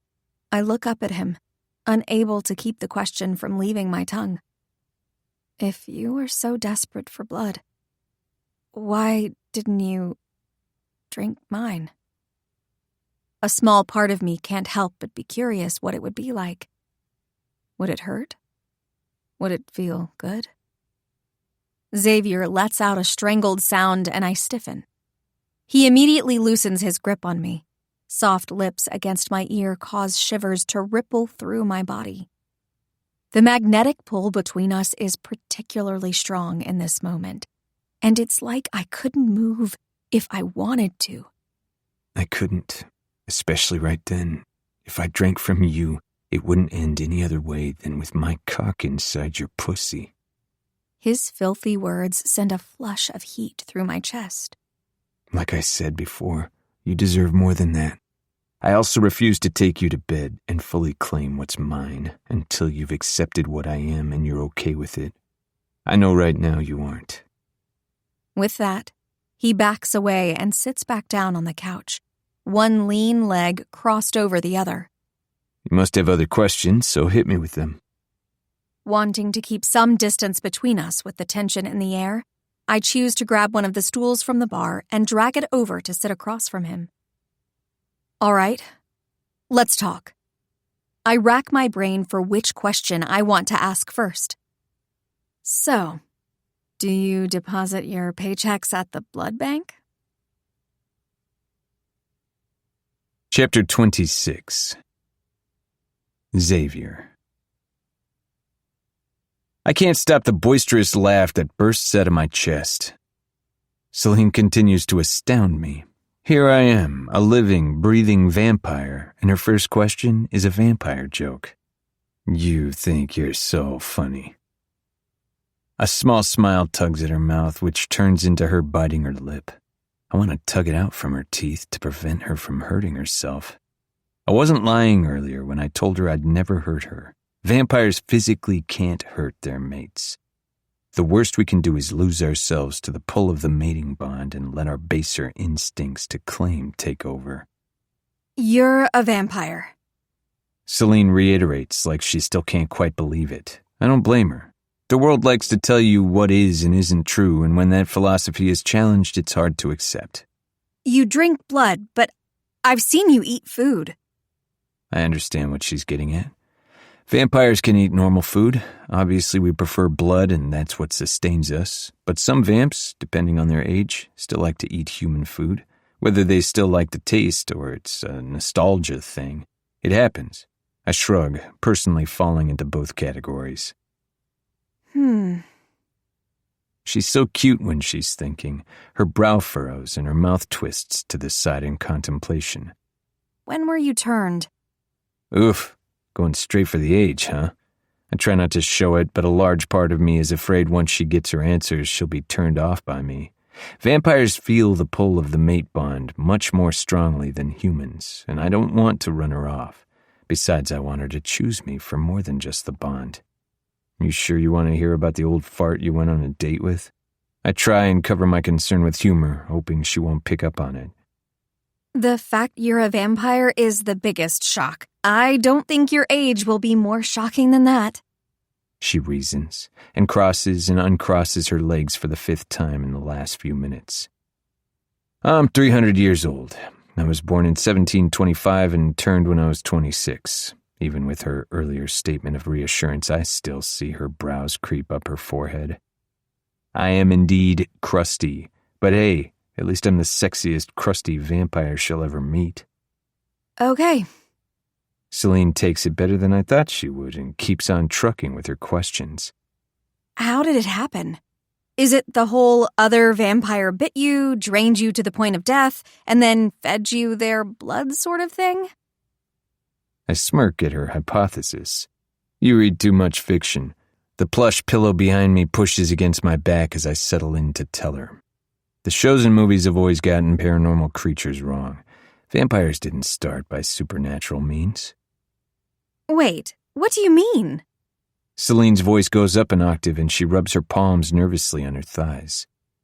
The start of us actually came from scientific experiments. It's not like in fiction where some witch cursed our ancient ancestors and it led to vampires or some other nonsense.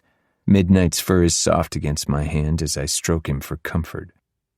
Back in the 1700s, the world was rampant with illness and disease it had no cure for, at least none that were guaranteed cures. Smallpox, dysentery, cholera. I could go on and on. Countries around the world decided to start putting the dead and dying to good use and began to experiment on them. How could we come up with a medicine to strengthen humankind, so they were stronger and didn't fall ill to these silent killers? My hair falls in my eyes as I shake my head in disgust. Were you one of the people they tested on? Celine asks quietly. I hesitate before answering. Yes, but not in the way you think. Guilt racks my body as I remember one of the darkest periods of my life. I offered myself up for it. What? Why would you willingly offer yourself up for testing?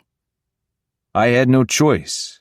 Midnight curls up next to me with his tummy in the air and I grab his little paw in a handshake. My family was in a bad way, and I caught wind they paid for healthy candidates to test on. Thought I could help the family out by doing the tests and coming back, but I trail off and stare into the corner. That didn't happen, did it? Celine slowly stands and walks toward me when I shake my head sadly. Since Midnight is sprawled by my side, she perches on the arm of the couch and rests a hand softly against my arm. As I'm sure you can imagine, the testing resulted in this. I let out a humorless laugh and gesture to myself. We were indeed stronger beings, but we were also mutants and changed in a way that was unnatural. Both in awe and disturbed by the results, they tried to see how far they could push us with experiments.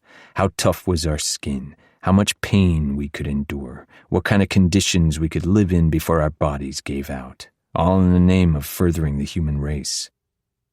Memories of needles, poking, prodding, and dark cells flash through my mind, and I cringe. My happy-go-lucky personality helps me cover up my pain and trauma, but it's seeping through right now. Fuck. I try so hard to keep it locked away. Pain, suffering, darkness. My breathing quickens and I squeeze my eyes shut, trying to pull myself out of the prison in my mind. Whips, chains, musty air, and blood. So much blood. A gentle hand grabs me around my neck and pulls me to a soft chest. Celine's scent fills my nose, and I lean into her. Breathing deeply, I whimper and feel myself slowly grounding in reality. Silent tears track down my cheeks, and she wipes them away with the pads of her fingers. The steady rhythm of her heart and the comforting touch of her hand on my shoulder calms me down. You're okay. I've got you. Her hands are warm and comforting on my cheeks. Twisting toward her, I hold her to me like the most precious thing in the world, because she is. Man, hydrogen peroxide really does wonders getting blood out of hardwood floors and carpet, doesn't it? Celine muses as she finishes wiping up the kitchen floor. I made quite the mess. After my embarrassing episode on the couch, we decided to finally clean up the absolute carnage I inflicted on the apartment and doorway. I had told Celine I'd take care of it, but she refused to let me do it alone. I could tell you all kinds of ways to get blood out of things. I flash a fang at her from where I scrub, and she stills for a second before trying to pretend like it didn't happen. Too soon. Sorry, I didn't mean to do that. It's just an involuntary reaction. I promise I'm not scared of you, Zav. She winces in apology. Even though I probably should be. She adds under her breath with a nearly questioning tone. I'm still processing everything you told me. I know you'd never hurt me. Celine sits a hand reassuringly over mine and then gets back to scrubbing. I can't blame her for needing time. I'm overzealous and want to jump headfirst into things with her. No other human has even known my true nature, and for once I don't feel lonely. She still doesn't know we're mates, but I think for now it's safer to keep that information to myself. I don't want to overwhelm her more than she already is. A chirp comes from Celine's pocket and she pulls out her phone to check the notification. Whatever she sees must excite her, because she jumps up and rushes to the bedroom. "Celine," I call after her now phantom form. "Are you okay?" She hops back into the room, pulling a boot onto one foot and nearly falling over into the wall. I rush over to steady her. Her hair is back in its standard ponytail, and she grabs her black jacket from where it rests on one of the bar stools. Yes, it's fantastic, actually. I follow behind her as she practically skips to the front door. Ava just texted me and said there's been another murder. My main case has been a little stale lately, but the serial killer left us another body. The gleam behind her eyes is that of a predator with a scent of their prey. I should know, since I've seen it reflected in mine many times. That sounds promising. Flashing my smile sans fangs at her, she nods and opens the door. I follow her out, and she stops abruptly when she realizes I'm right behind her. What are you doing? She peers at me over her shoulder. A neighbor a few doors down walks past and nods in greeting. I notice him staring at Celine's chest a little too long and bristle. Welp, another one to add to my list. It's take your man to work day. I've dubbed thee so. My arms flare out and I bow exaggeratedly. You are not coming to a crime scene with me. Celine tries to push me back in the apartment, but I'm not budging. And my man-child, maybe. She tops the comment off with a roll of her eyes. I make a mental note to spank her ass for that later. Pfft. Hurry up and close the door, or you'll let midnight out. Minty fresh breath teases my face when I hover right in front of her. And yes, your man-child. Now onward. Slyly wrapping an arm around her shoulder and pulling the door closed with my other, I propel us forward. I can't wait to see her in action up close. Stalking from roofs and trees just isn't doing it for me anymore. I crave more. I need more of her. Plus, Frank was a big bad they've been trying to catch, and I know she'll be impressed. Obviously, you're not budging on this, so you need to listen to my ground rules before we get there. Celine presses the elevator button and turns to lecture me while we wait for it. Number 1, you stay in the car. She inches closer to me. Number 2, you stay in the car. Toe-to-toe now. Finally, number 3. Can you guess? I tap my chin in mock thought. Stay in the car? She smiles widely when I answer appropriately. Exactly. Shall we? The elevator dings and we walk in. I purposely stand as close to her as possible, even though there's nobody else with us. Her short breaths bring a smile to my face when I realize she's still affected by me, even after the vampire revelation. Most people would be terrified to be stuck in an elevator with me. Goosebumps flare along her neck where I whisper by her ear. Good thing I'm not stuck in here with you. The smartass replies. Slamming a hand against the emergency stop button, I cage her into the corner of the elevator. One arm frames her head against the doors, and the other stays on top of the button, stopping any escape she might hope to make. It's silent, except for both of our stilted breathing. You were saying, I murmur. My nose drags through her hair, and I let loose a small growl of pleasure. Time to test the theory I've been wondering about. I give in to my baser animalistic urge and let my fangs click down. If I didn't let them, they would have barged in anyway. Fang boner, hello. With the utmost care, I scrape a fang along her delicate throat like I've dreamed of doing since the day I saw her. I make sure not to draw blood, as much as I'd love to. If she protests, I'm ready to back off immediately. A moan climbs out of her throat, and I feel the vibration against my canines. Her back is a solid weight against my chest, and I bring my left hand down to collar her throat on the opposite side of my mouth. She melts under the contact, and I gently tighten my grip. Fuck, she's so sexy. Very interesting. I feather a finger along her jawline. Looks like I was right. She recognizes my power over her and yet isn't afraid of me. In fact, It turns her on. My words break the sexually charged spell, and she turns, pushing against my chest. She might as well be a small child trying to push a large boulder up a hill. I don't move in the slightest. Thankfully, I had closed my mouth over my fangs, or she would have ended up a bloody mess when she pivoted. What the hell, Zav? Celine shuffles away as far as she can from me and runs her hands over her hair, adjusting her jacket along the way. She shakes her hands out like she wants to rid herself of the arousal she's currently perfuming the elevator with. Start the freaking thing again? Her glare is meant to be intimidating, but just makes my erection that much harder. I simply smirk in response and hit the button. It starts back up, and we take the rest of our ride down in silence. Chapter 27. Celine. Police lights flash, casting shadows on the surrounding buildings. A forensic photographer's camera flashes, blending in with the reds and blues. The bloody scene is just as much of a massacre as every other time this serial killer has struck. A stray flash of heat rolls through my body as I approach Captain Barnes. Flustered from the elevator earlier and needing distance from whatever that was, I drove as fast as humanly possible on the way here. Thankfully, Xavier took pity on me and didn't say anything else about it in the car. Feeling his dominating aura in such an enclosed space afterwards, though, was torture. Holding the caution tape above my head and ducking under, I cast one last glance back at my car. True to his word, Zav sits in the passenger seat like a seemingly perfect angel. His tall form looks hilariously normal folded into the vehicle and, at the same time, too ethereal for this world. Zav must feel my eyes on him because he tilts his head in my direction and smirks. He waves mockingly, and I shoot him my best no-nonsense glare, to which he only grins more. Shiny white teeth sit in a perfect row. No fangs to be found.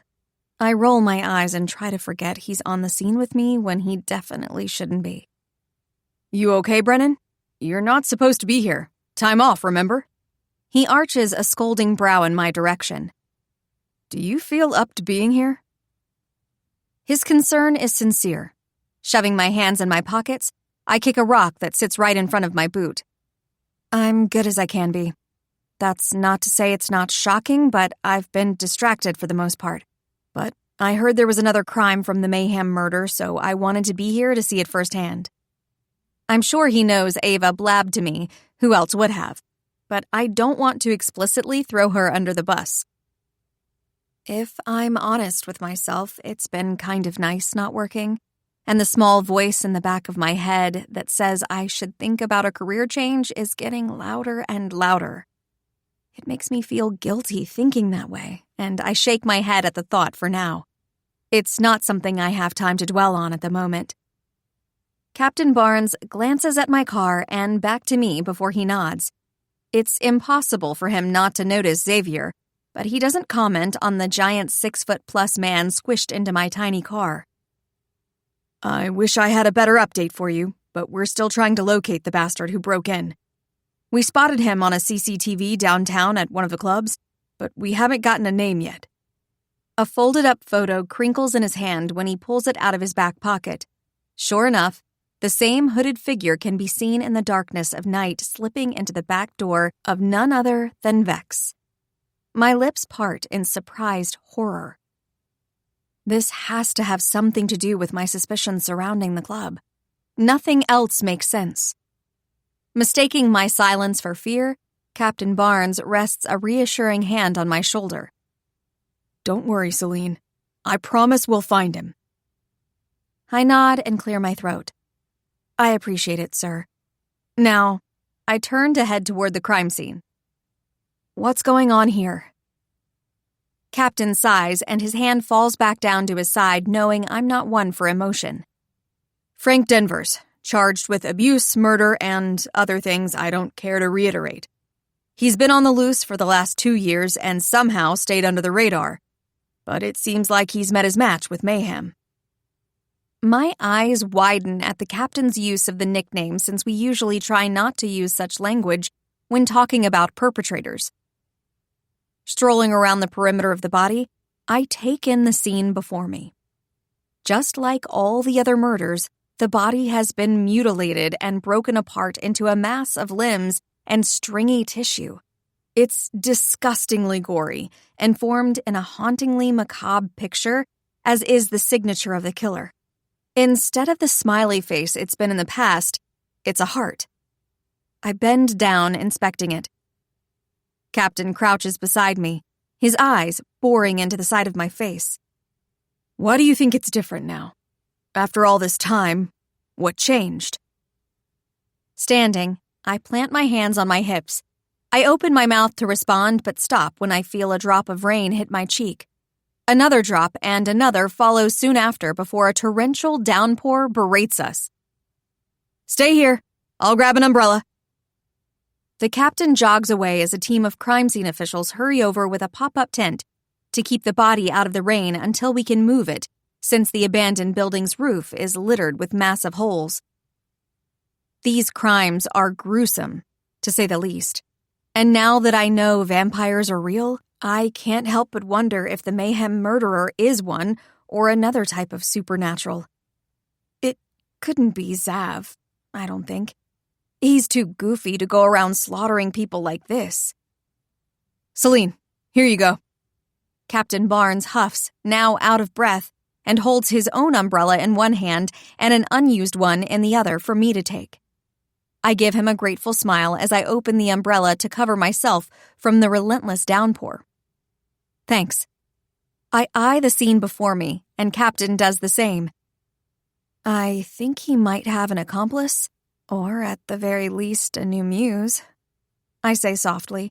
Rubbing a finger over my lip, I scan over eyeballs plucked out of the man's face and placed strategically to make a smiley within the limbs. Something's certainly changed. What? Captain asks, fuzzy brows knitting together. You asked why it's different now.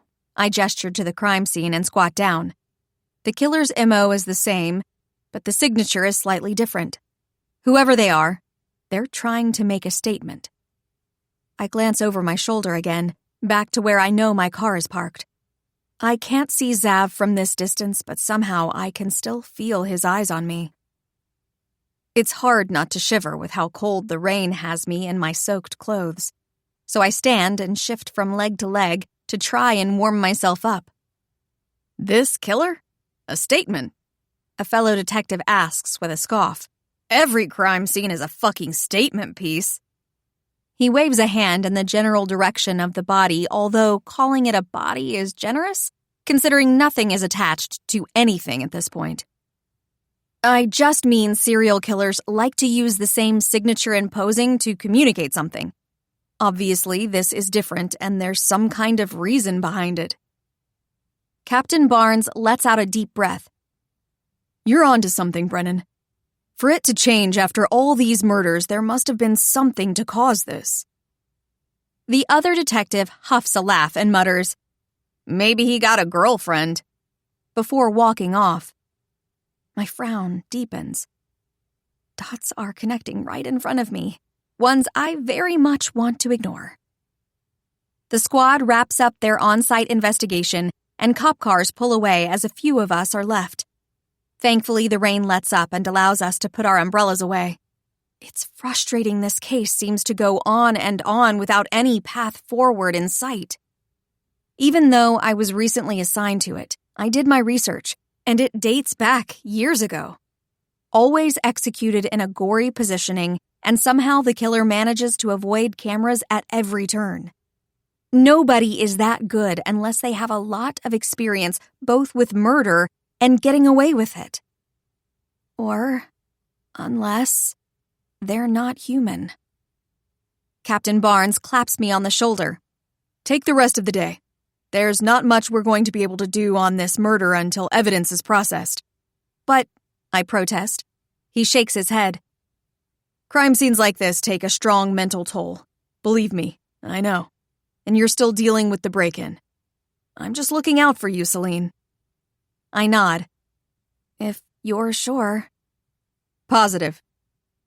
I trudge back to the car, shivering from my wet clothes. You need to put on dry clothes. Zav says as soon as I open the car door. I can't have you catching a cold. I brought a fresh set for you. It's in the back. My eyes dart from him to the back seat. Sure enough, a set of my clothes rests on the bench. When did he snag those, and how did he know it was going to rain? Or we can head back to the apartment and I can change there. Not in the back of my car. I'm not about to flash any pedestrians with my ass or boobs, I gripe. I personally would welcome any flashing you'd like to do to me. He gives me a smile that has my tummy doing somersaults. But no, we aren't going back quite yet. There's somewhere we need to stop, and it's on the side of town. If we went back, it would be out of the way. I can tell he's trying to appease my more rational side. It doesn't make sense to waste precious gas. Not in this economy. He pulls his thin chain out from under his sweater collar. We're already in a secluded section of the street, Celine. Nobody is going to see you. The gleam in his eye tells me someone might, and that someone is in this car. With a sigh and ignoring the raging storm of feelings attacking my stomach, I close the car door before opening the back and sliding in. Turn around, I scold, when he turns in his seat to watch me change. Like a kid that got caught in the cookie jar, he slowly turns back around. My face is probably a brilliant shade of red. I've never been the super confident type, and I can't help it if my insecurities are raging their ugly head, wondering what if he catches a peek and doesn't like what he sees. Silly, I know. Zav's proved endlessly that he's obsessed with me, but I've learned over the years that insecurities are rarely rooted in logic. Letting out a huff, I slip down as far as I can in the back. There's a folded-up blanket next to my clothes, and I throw that over myself as I work off my pants. It's no easy feat with how suctioned they are to my skin, and I probably look like a demented worm, but I manage. My underwear pulls off with the pants, and the fact I'm sprawled out here completely bare from the waist down, with Zav in the front, I can't help the spike of lust that shoots through me. Fuck. What if he can smell my arousal? A clicking noise draws my attention, and I pull down the blanket, being sure to cover my front to meet Zav's eyes in the rearview mirror. My gaze drops to his mouth where fangs have popped out. He runs his tongue along one of them, and I gasp. Fang boner. The word lisps around his teeth. That should not be as sexy as it is. Looking away from him, I duck beneath the blanket again and reach for the underwear hiding under the shirt on top of the pile. My jaw drops when I come away with a sexy lace pair of panties I had hidden in the back of my drawer since I refused to touch them. Ava had gotten them for me as a gift. Not wanting to waste any more time in my remaining wet clothes, I make quick work of divulging myself of the wet shirt and bra. Trying to finagle the clasp is a struggle, but I finally hook it and get the new shirt on. Fully dressed in fresh clothes, I rip the blanket off my head and blow out a breath. I push open the door to dangle my legs out and yank on socks and my boots. Feeling much warmer, I get back in the front seat and try to work my fingers through my wet, knotted hair the best I can. Ready to go, my little wet kitten? Xavier asks from where he watches next to me. Strike that nickname off your list. I fiddle with the vent so warm air blasts me in the face. Would you prefer sweet cheeks, or honey bun, or pudding pop? He purses his lips in thought. Oh, I know. Pookie. Shut up, I groan. I beg of you, no pet names. He grins maniacally. Where are we headed? Xavier taps his phone a few times and pulls navigation up on the car's screen. With a mysterious smirk, he simply nods toward it and mimes zipping his lips. I put the car in drive and leave the crime scene behind. Chapter 28. Xavier. Seriously, Xavier, where are we? Celine muses as we walk up the steps to our destination. My sex dungeon. I drop my voice a few octaves to answer, and she scoffs while playfully shoving me. If I told you the truth, that would take the fun out of it. I rest my hands on her shoulders and squeeze. We parked not far from the front door since rain had decided to start up again. "Honey, I'm home," I shout as we walk into the building. "Not you again." A grumpy voice responds from around the corner. Celine shoots me a confused look, but I smile reassuringly.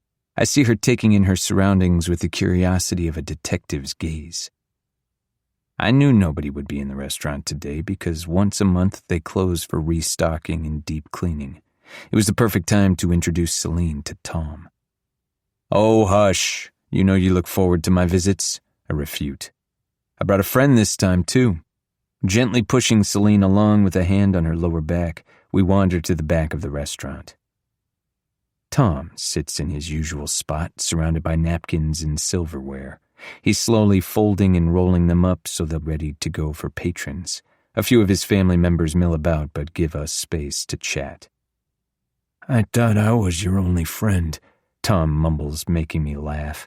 "This is my special friend I've been telling you about." Celine and I settle in at the same table as Tom, and he puts his supplies down when I gesture to her.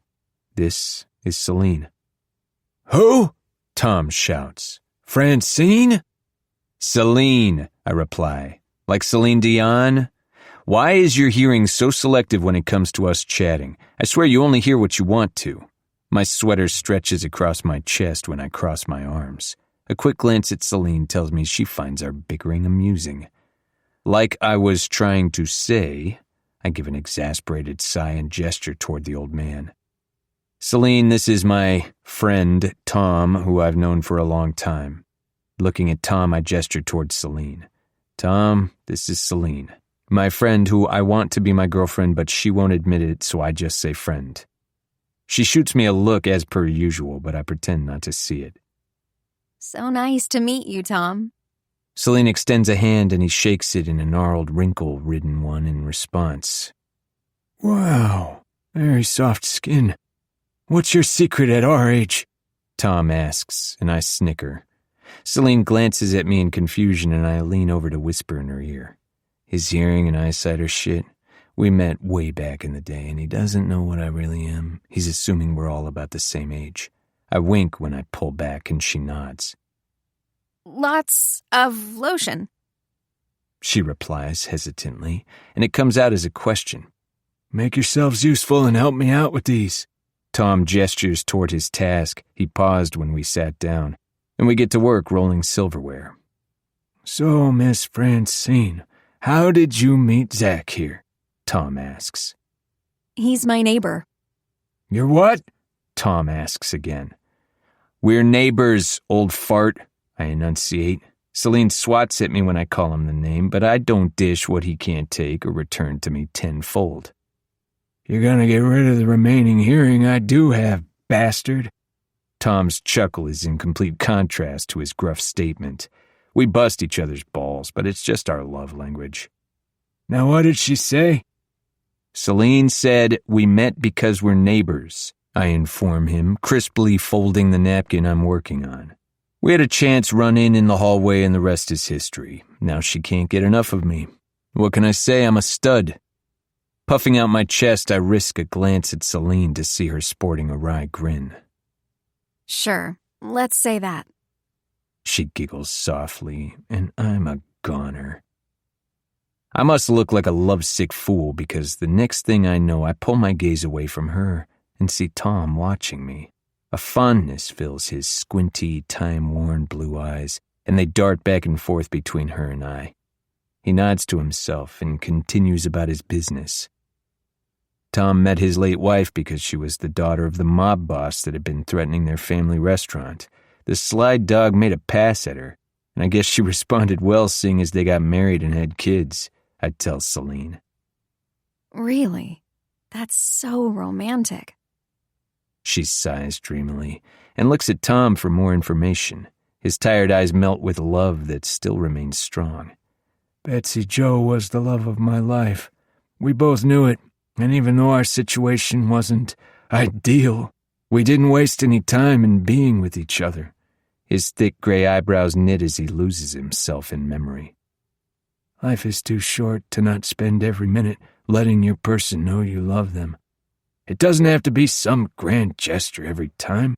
It could be leaving flowers on the table, sending a quick message, or cleaning up after each other without saying a word. He brushes some lint off his pants. You never know when your last I love you is, so sprinkle them around like confetti. He reaches over and pats Celine, then me on the arm. Wow, Tom, that's actually pretty insightful. Who knew you had it in you? I try to lighten the mood when I can tell he starts missing his wife.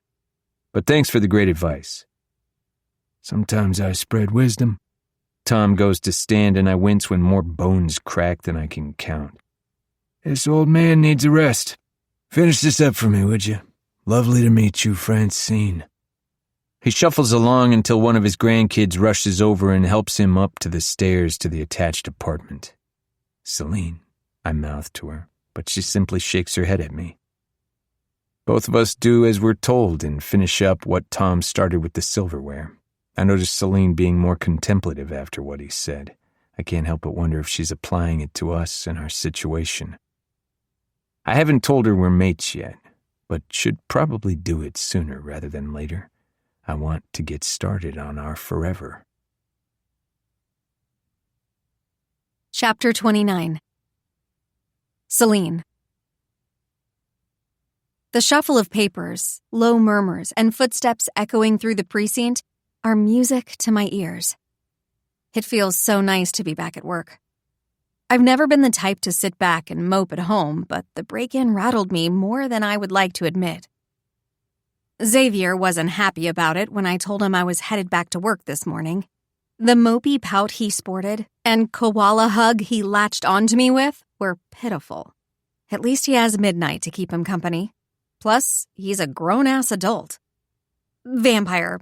Man. Thing. So he'll be fine. I still haven't fully wrapped my head around the fact that Xavier is a vampire. You hear about vampires in myth and lore and think it's exactly that. A story.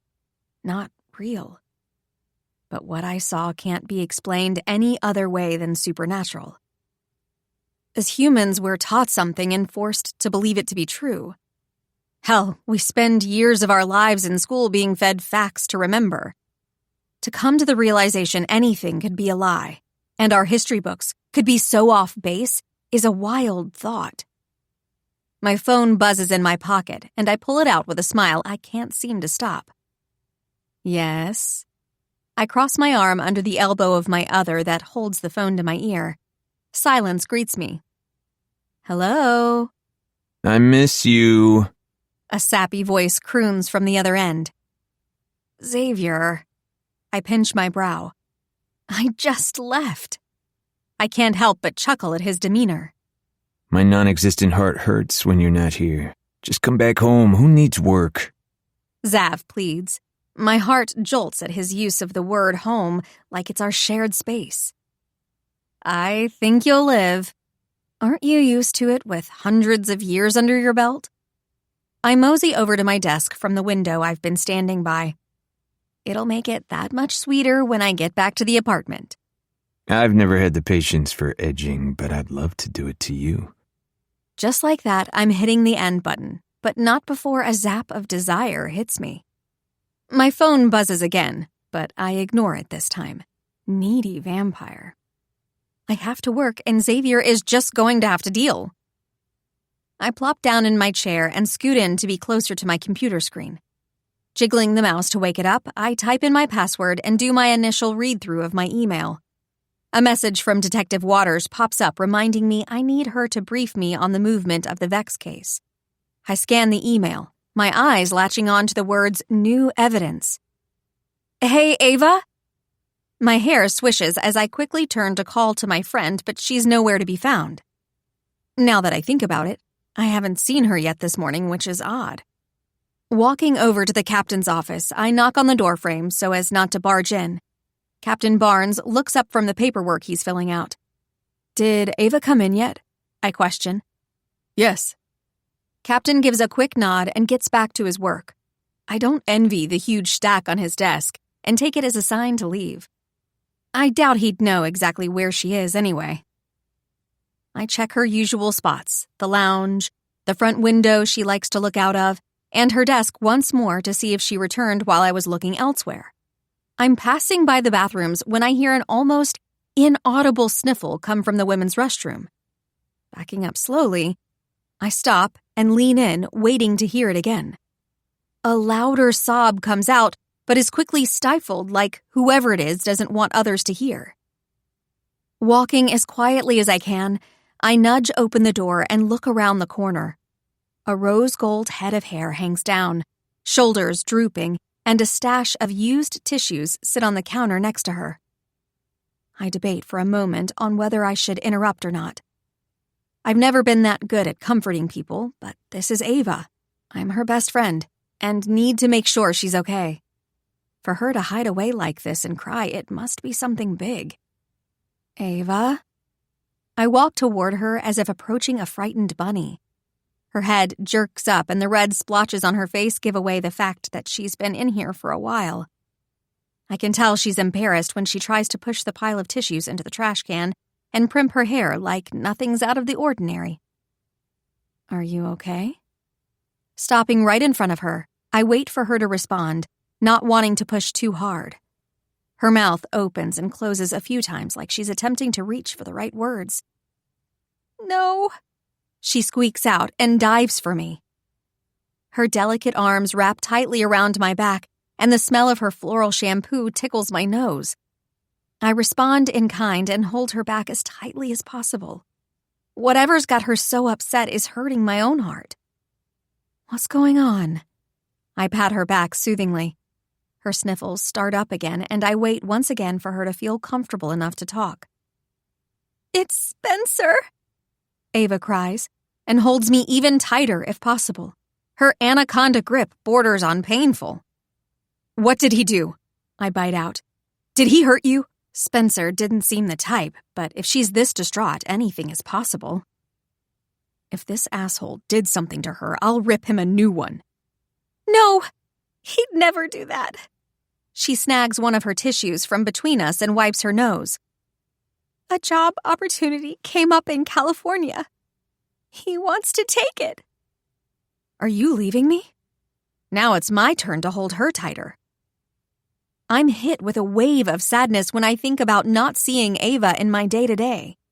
Sure, our personalities couldn't be more opposite, but those made for the best friendships. I considered her a bright spot in my life that kept me afloat.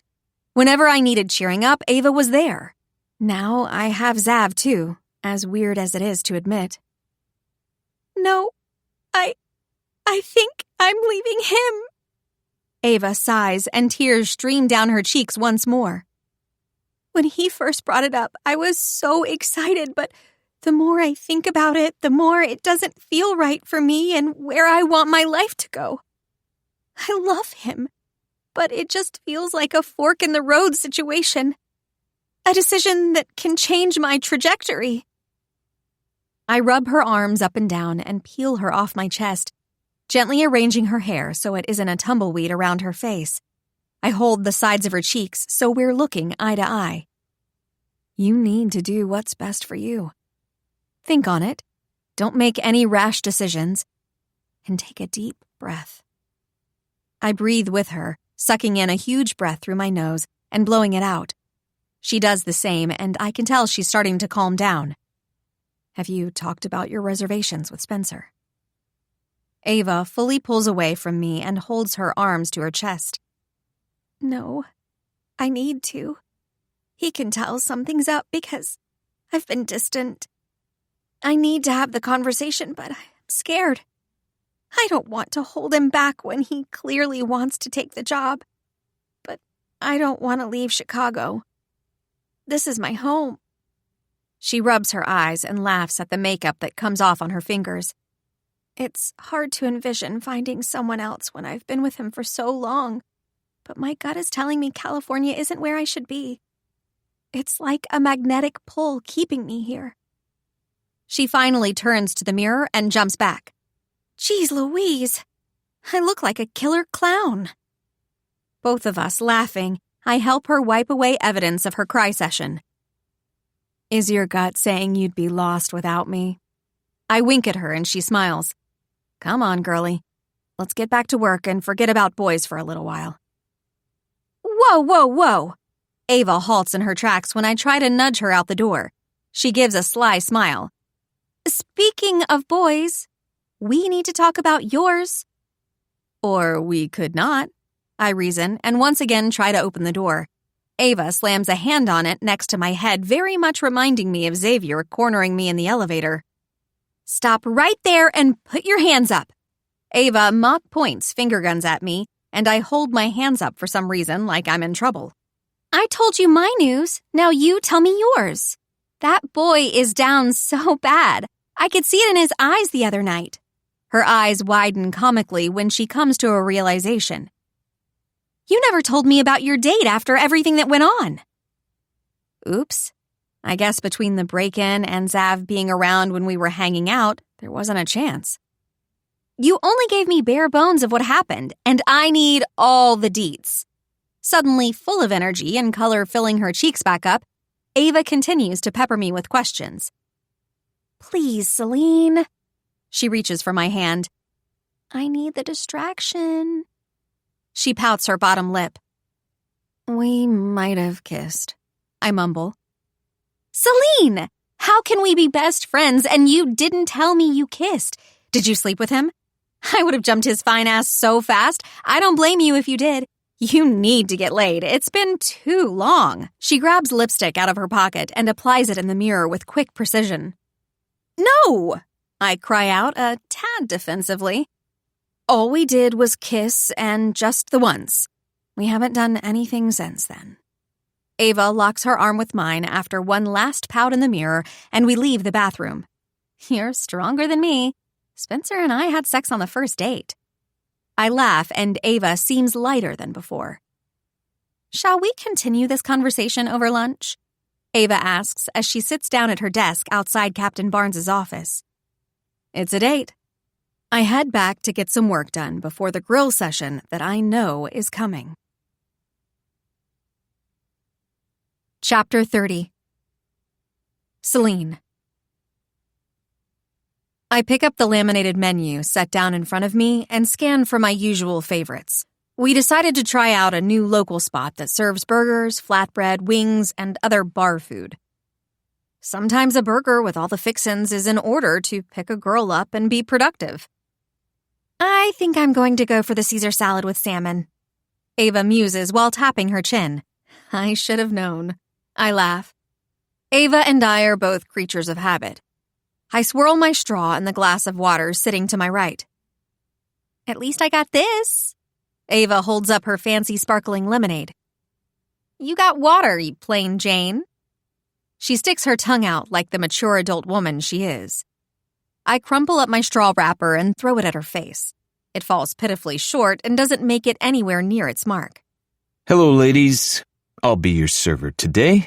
A cheerful voice I know all too well pipes up. Ava's light blue eyes dart back and forth from the server to me, and her grin gets so wide I think it'll split her face in half. Do I even want to look? I shield my gaze from the side where the new presence stands and look at Ava, who nods vigorously. Shutting my eyes, I rub the heel of my palms against my eyeballs for the oncoming headache I'm sure to get. Sure enough, when I turn my head and peel open my tightly closed lids, a crimson-headed Adonis stands there, apron and all. Xavier tilts his head at me like a dog begging its owner for attention. Where did I find this one? In an abandoned alley? Well, kind of. I don't want to know how you knew we were here or how you got this job on such short notice. You couldn't go the day without me, huh? I laugh, but it is endearing in a twisted, unhinged way. He leans over and rubs his cheek against the top of my head. Of course I couldn't. I missed my pumpkin too much. All right, get off of me. I shove Zav off, and he rocks back and forth on his feet. Now that I know he's a vampire, I realize he lets me do this. He's strong enough to not go anywhere if he doesn't want to. What happened to our original waiter? Zav certainly wasn't the one to take our drink order and ask if we wanted any appetizers. Xavier smiles mischievously, and I make a point to ignore it and not let my mind wander to what could have happened. Ava and I rattle off our orders, which Xavier writes down and takes to the kitchen. Speak of the devil. She smirks at me while sipping on her lemonade. How's it going living together? He's attentive, that's for sure. I thought he was going to have an aneurysm when I told him I was going into work today. I run a hand through my hair, tucking flyaways behind my ear. Midnight, the little shit, seems to love him for some reason, so he's living his best life. I wish there was movement on the intruder in my apartment, so I have a timeline for moving back in, but so far, nothing. I don't want to be a burden to Xavier, you know? I basically took over his space and he refuses to let me sleep on the couch, so I take his bed. It's not fair to him. What I don't tell Ava is I sleep better than I ever have in his bed. His scent, which I thought would fade, only seems to stick to the sheets and lull me to sleep each night. As much as I try to hold myself back from the goofy vampire, he continues to wiggle under my skin and into my heart. I'm not sure how much longer I'll be able to hold back from pursuing a full-on relationship with him. I keep that tidbit of information to myself. Zav would probably throw a parade in his own honor if he found out I'm thinking about asking him to make things serious.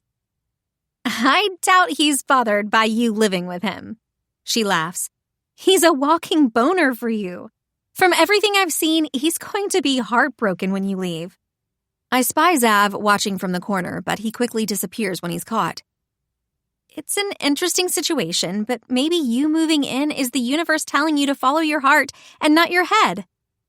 Ava gives me a pointed look and sucks down the last of her drink. Get yourself laid and see if your natural chemistry bleeds into sexual chemistry and decide if you want to take it further. Nothing wrong with walking away if it goes south. Yeah, maybe.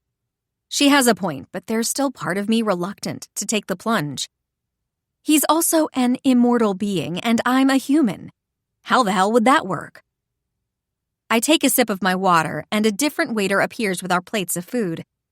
Ava's salad does look delicious, but my burger has me salivating. I reach for my water for another sip and frown when I find it empty. I must have downed it without realizing in my discomfort answering Ava's questions. Before I can dwell too long on my dry throat, another full cup of water is placed in front of me and a lemonade in front of Ava.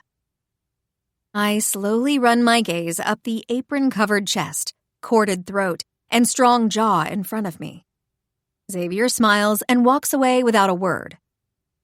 See? He knew what you needed before you did.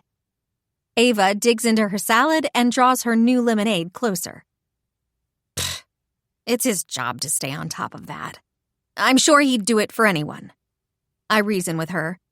But no, it's more than that. I just don't want to say it out loud. I stifle the moan that wants to come out when I bite into my burger and flavors burst on my tongue. The meat is perfectly cooked to my liking and not too greasy. All of the toppings flow together seamlessly, and the fries are delicious too. This was a great idea. I point a fry at Ava, and she nods in agreement. We finish our meal in relative silence, both enjoying our food.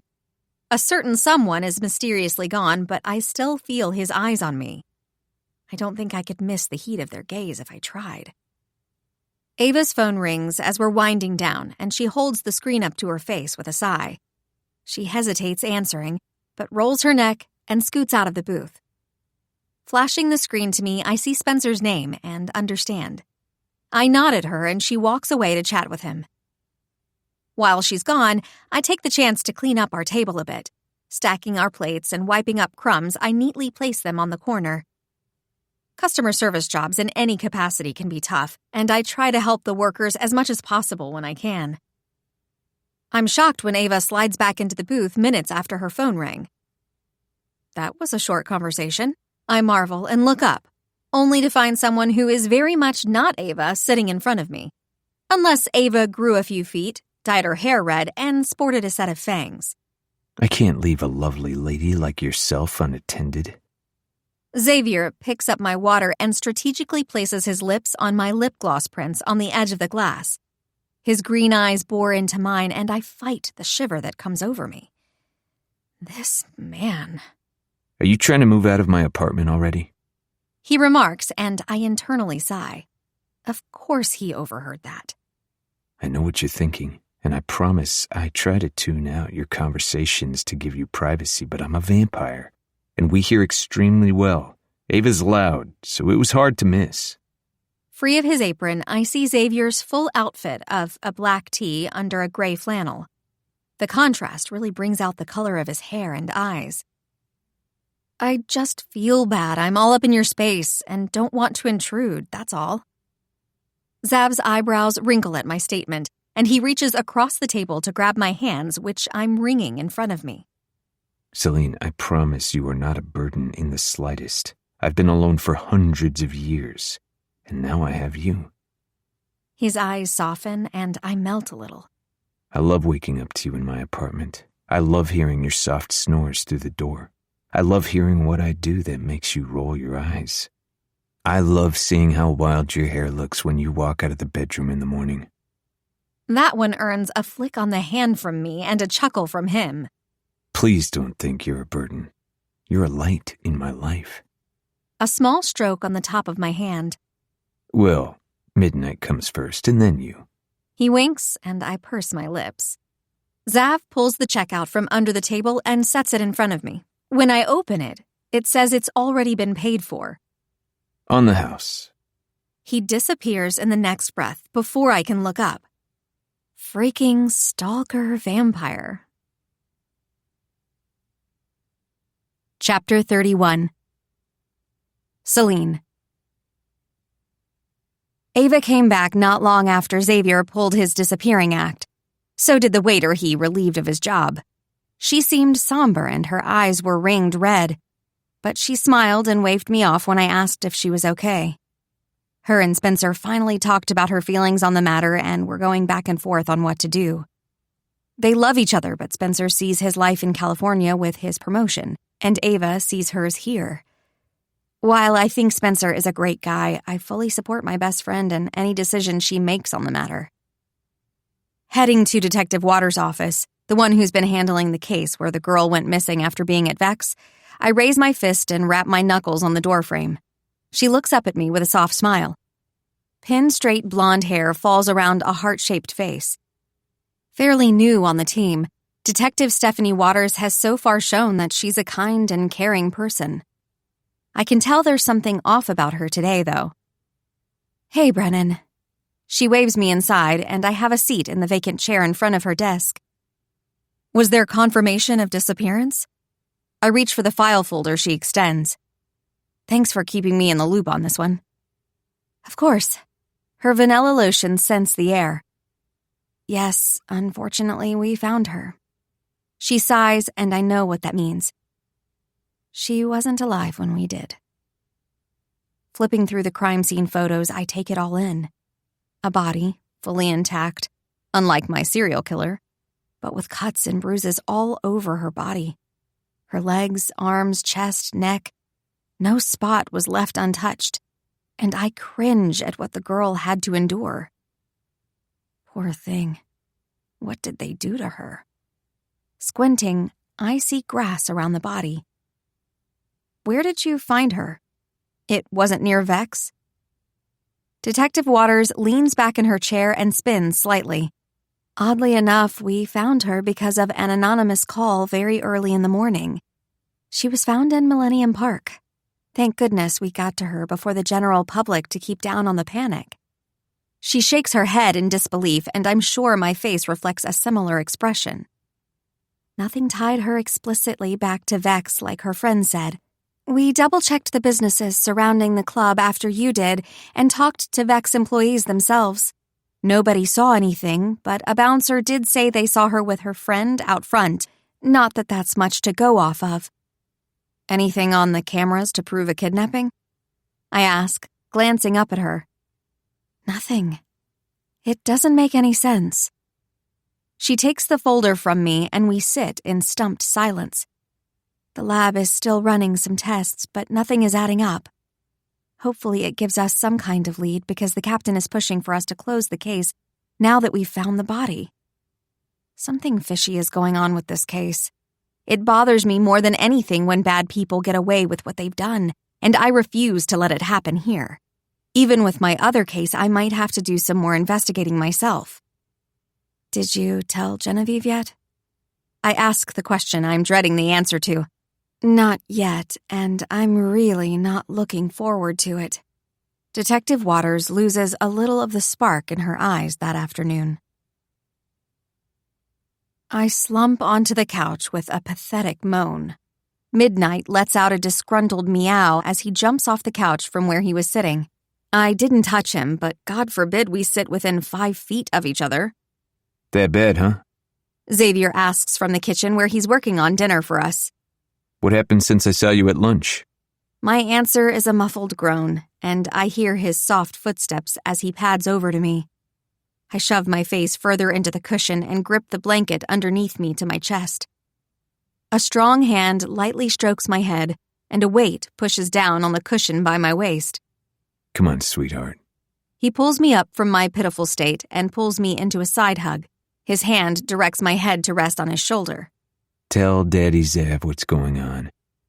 Faster than the speed of light, I pull back and glare at him. Never say those words to me again. Sweetheart? He plays dumb. Well, okay. I didn't mind that nickname, but I guess I'll keep trying. What about Toots? Xavier Lockwood! I scold, and he straightens to attention at the edge in my tone and use of his full name. You know what I mean. Don't play dumb. Smirking in response, he pulls me fully into his lap where I'm straddling his trim waist. I can feel the ridges of his muscles as I settle myself in. My nose rests in the crook of his neck where his smell is the strongest, and I blow out a deep breath, relaxing into him. I don't know what it says about me that all my inhibitions go away when I'm around this man. Vampire or not, he's a safe space, and I'd be dumb not to admit it. Arms wind around my back, and he lets out his own sigh of contentment. What's going on? He tries again, and I finally relent. Just typical frustrating detective stuff. That case the other detective took over. A body was found. I'm so sorry, baby. Zav holds me while I ride out the wave of emotions that come with death. I'm no stranger to it in this line of work, but it doesn't make it any easier. Did I know the woman? No. That didn't make her life any less important. Between not finding any concrete evidence for our serial killer and now this, it feels like I'm running in circles. What kind of detective am I if I can't solve any cases? I mutter. Xavier doesn't say anything else and simply holds me. We sit in silence with only the sounds of our breathing, the ticking of the clock, and the occasional pop from the oven where dinner cooks. I become aware of my breasts pressed against his lean chest. My nipples are pebbled and hard under my shirt. His nose skirts along the column of my neck, mouth dangerously close to my artery. I know I should be scared. An apex predator holds me within his grasp, and I'm a sitting duck with no chance of getting away. Yet I don't find myself wanting to. We haven't talked much about what him being a vampire means for our relationship. But I think I want to, soon. He's still the same Zav I've known since the beginning. My hands, with a mind of their own, wind themselves in his wavy crimson hair. Zav's breath hitches when I massage his scalp and place a light kiss on his own neck. Knowing I affect him as much as he affects me makes me feel powerful. The pure masculine strength with which he holds himself is so hot. I need to feel good, taken care of after this shitty day. I'm not used to coming home to someone who will hold me. Pulling back, my eyes meet his hidden behind glasses. Heat simmers behind those endless irises, and our noses brush in a butterfly kiss. We simply sit and breathe in each other before making any other movements. His hands feather down my sides and inch underneath my shirt at my hips. skin against skin. His fingertips burn a red-hot trail as they find their way under my bra. Soft lips press against every inch of my face. My cheek, my forehead, my chin, my nose. Kiss me already, I growl, all patience leaving me. So demanding. Zav murmurs against my cheek. He drives me crazier by kissing around the outline of my lips, so close to where I want him, and then he stops. Sick of the games, I take matters into my own hands and hold his head in place before smashing our mouths together. Our teeth clash and tongues tangle in a burning inferno of tension. We haven't kissed since our date, and it feels like coming home, as weird as it is to say. Careful of the fangs, He whispers, voice slightly lisped, talking around his enlarged incisors. Smiling against his lips, I respond, I'm no stranger to a little blood. Diving back in, I moan, and his chest rumbles in satisfaction. My shirt quickly finds itself on the ground, and I urgently push his up and off his head, needing to feel more of his skin against mine. His cock is hard underneath my ass, and I'd love nothing more than to take it out of the confines of his jeans. He teases his fingers down my body and under the waistband of my pants. Zav, I gasp when one of his long fingers finds itself along the seam of my panties. What does my girl want? Another teasing stroke. Tell me, I'm yours. He breathes deeply against my neck, and a need I didn't know could be this strong fills me. Bite me, I murmur. Zav stills, and I whimper, pushing myself against him, needing more friction. You don't know what you're asking for. His voice is raspy, and I can tell he's slowly losing control. Just how I want him. It won't change me into a vampire, will it? I question. Well, no, but... He trails off with obvious desire in his eyes fixed on my neck. I trust you. I pull his head snugly against my pulsing throat and encourage him to do what we both so badly want. Bite me, Xavier. Chapter 32. Xavier. I'm hanging on by a thread. My control is a flickering flame that will go out any second now, throwing me into darkness.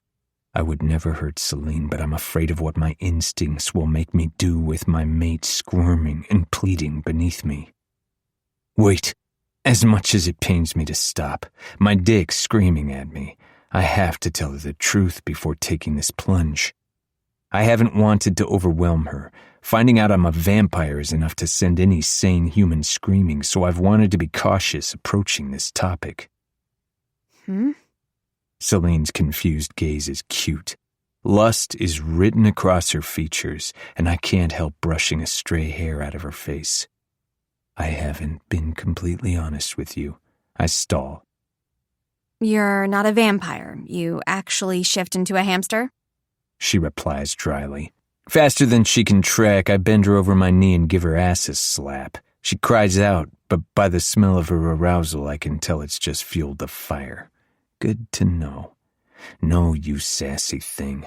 I am indeed a very sexy, very humble vampire. I stroke her butt over the spot I slapped. It's something other than that. I say slowly. Don't be a pussy, Xavier. Tell her. I help her up until she's facing me. I need to gauge her feelings on this. I blow out a breath and adjust my glasses where they've slipped down my nose. Spit it out, I command myself. Just say it. The words tumble out of me in a blur. You're my mate. We're mates. Silence. What did you say? She asks, nose scrunching in confusion. You said that so fast I didn't catch a single word. I lower my head. Mates. Vampires have mates, and you're mine. Mates. She repeats back to me. This time she adjusts herself so she's sitting next to me on the couch, and I already miss her warmth. Looking in her eyes, I attempt to decipher what she's feeling, but my girl is a difficult one to read. I'm sure her detective training gives her a stellar poker face, but I want to see her true face so bad right now. Mates, I confirm. Huh. She continues to stare into my eyes, and I've never felt more vulnerable than under her gaze in this moment. I start to squirm, terrified of her reaction. What if she doesn't want to be mated to me? Okay. What does that mean? Well, I fumble for an explanation at the casual tone in which she asks. Every vampire has a mate somewhere, but not everybody finds them. The world is large, and especially vampires find it hard to stay in one place for too long. It's a rare thing, honestly, and even rarer for a vampire to have a human mate. I rub the back of my neck nervously. Our souls call to each other. It's one of the purest loves you can have. A heartbreaking expression crosses Celine's face, and I want to hold her in my arms and crumple at the same time. Will she reject me? For her to accept I'm a vampire but not want to be my mate would be crushing. So we're fated to be together. She sinks back into the couch behind her, gazing off into nothing. Forced into liking one another? Was any of this even real? Her eyes begin to water. And fuck, I hate it. What? No! My hair flops around as I shake my head vehemently. I see where her thoughts are headed. Celine thinks the mate bond is the only reason I want to be with her, that a cosmic attraction is why I'm drawn to her and want to pursue a relationship. Despite her grunt of initial protest, I grab Celine and deposit her back in my lap, easing us down so I'm flat on my back and she's perfectly on top of me. I cradle her face and hold her gaze. The unshed tears break my heart and I kiss away the wrinkle in her brow. Listen to me, Celine Brennan. We may be fated mates, but no magnetic pull dictates who or what I do. Yes, it may initially bring us together in a way it wouldn't for others, but we still have free will. If I wasn't insanely attracted to you both mentally and physically, I wouldn't be here. You are the most stunning, intelligent, kind creature I've ever crossed paths with, and I worship the ground you walk on. Her cheeks stain a pretty pink at my praise, so I continue. Pretty girl, you're my everything. We haven't known each other long considering the length of my life thus far, but up until now it's paled in comparison to being with you. The mate bond doesn't force us into doing anything, okay? I reiterate my point and she nods. Get it through that gorgeous skull of yours that I'm here for you because I want to be here. You can't get rid of me. Trying to break the serious moment because I don't do well with them, I proceed to kiss every inch of her head and face until she giggles. And it goes both ways, just so you know. You might be more attracted to me than usual because of the bond and my insanely good looks. I can't help but smirk, but it doesn't force you to like me. She rests her head against my chest when I'm done, and I slide my palm up and down her back. Her smooth skin feels heavenly. I freaked out for a second there, thinking it was all out of our control. For the first time in a long time, I have something for me that makes me happy. Someone wants to take care of me instead of the other way around, and the thought of it being based on a forced bond hurt to think about. Her small hands tighten against my pecs. I grab them and press a kiss to each of her delicate fingers. Nah, you just have this vampire trying to get in your pants because he wants to. I nuzzle my nose against hers. Also, just have to say, I will bite you. One day, that's a given. I've heard a mate's flavor of blood is quite the aphrodisiac. I lick her neck, and she giggles again. Imagine both my teeth and my cock holding you captive. She hums at the promise in my words. It'll be worth the wait. Her chest rises in quick succession at the visual I'm giving her. I didn't want your first bite to be based on a half-truth. Plus, if I bite you as your mate, it'll begin to solidify our bond, and I'm not about to force you into anything without all the vampy facts on the table. See, I'm quite the gentleman. Rubbing her arms up and down, I relish in the feeling of her body on top of mine. I want you to be sure of your decision.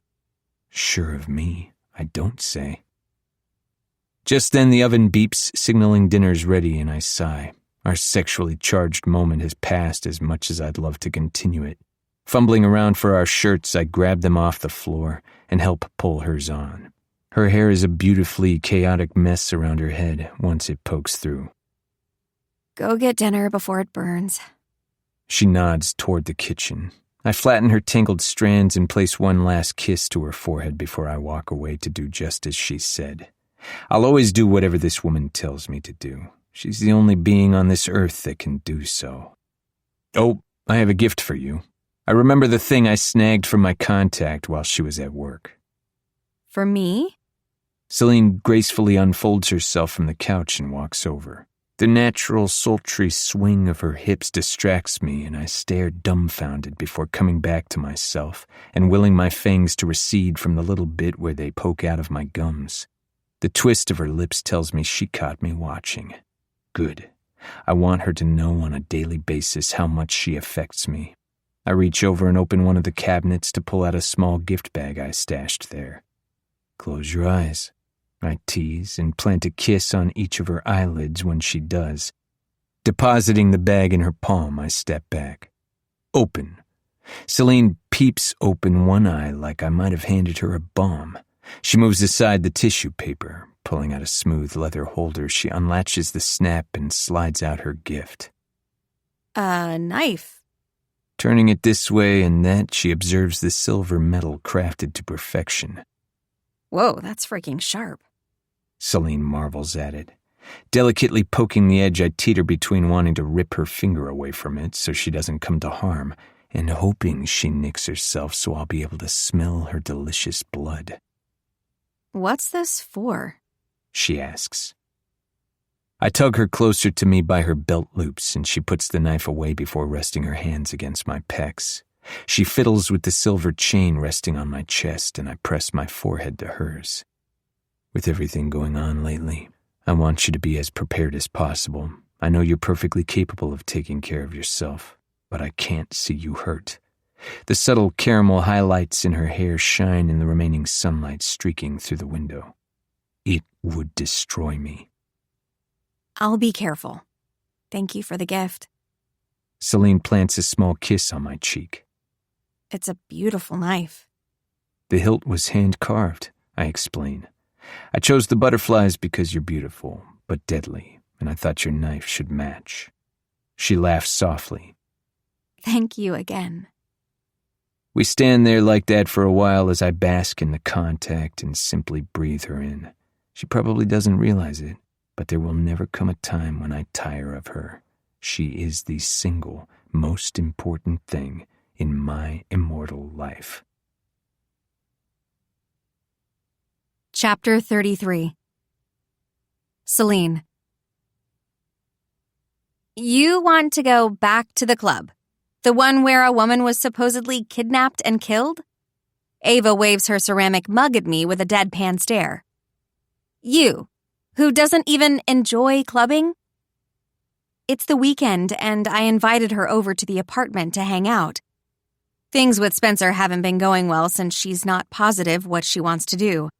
Spencer hasn't committed to the new job yet either, but I can tell they've both made up their minds and just don't want to say it. I'm not going there to have a good time. I wrap my fingers around my own mug. I'm going to check things out. I give a small shrug.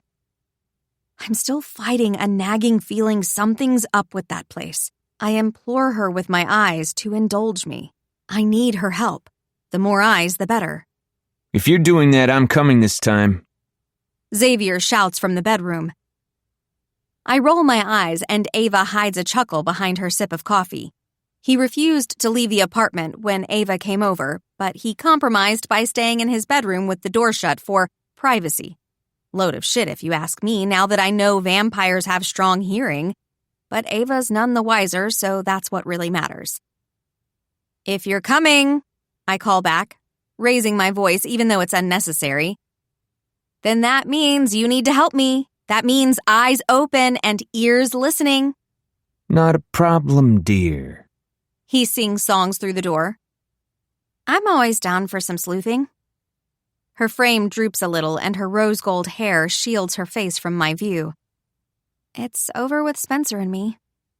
I shake my head, jolted by the sudden change in topic. What? I blurt, reaching over to place my hand over hers. Ava sniffles and smiles through watery eyes. It was a mutual decision. Heartbreaking, but mature all the same. I'll always love him, and I wish nothing but the best for him, but we both wanted different things and couldn't get past it. I didn't want to hold him back, but I also didn't want to leave my life behind, you know? Oh, I'm so sorry, Aves. Her sweet perfume hits me when I pull her in for a hug.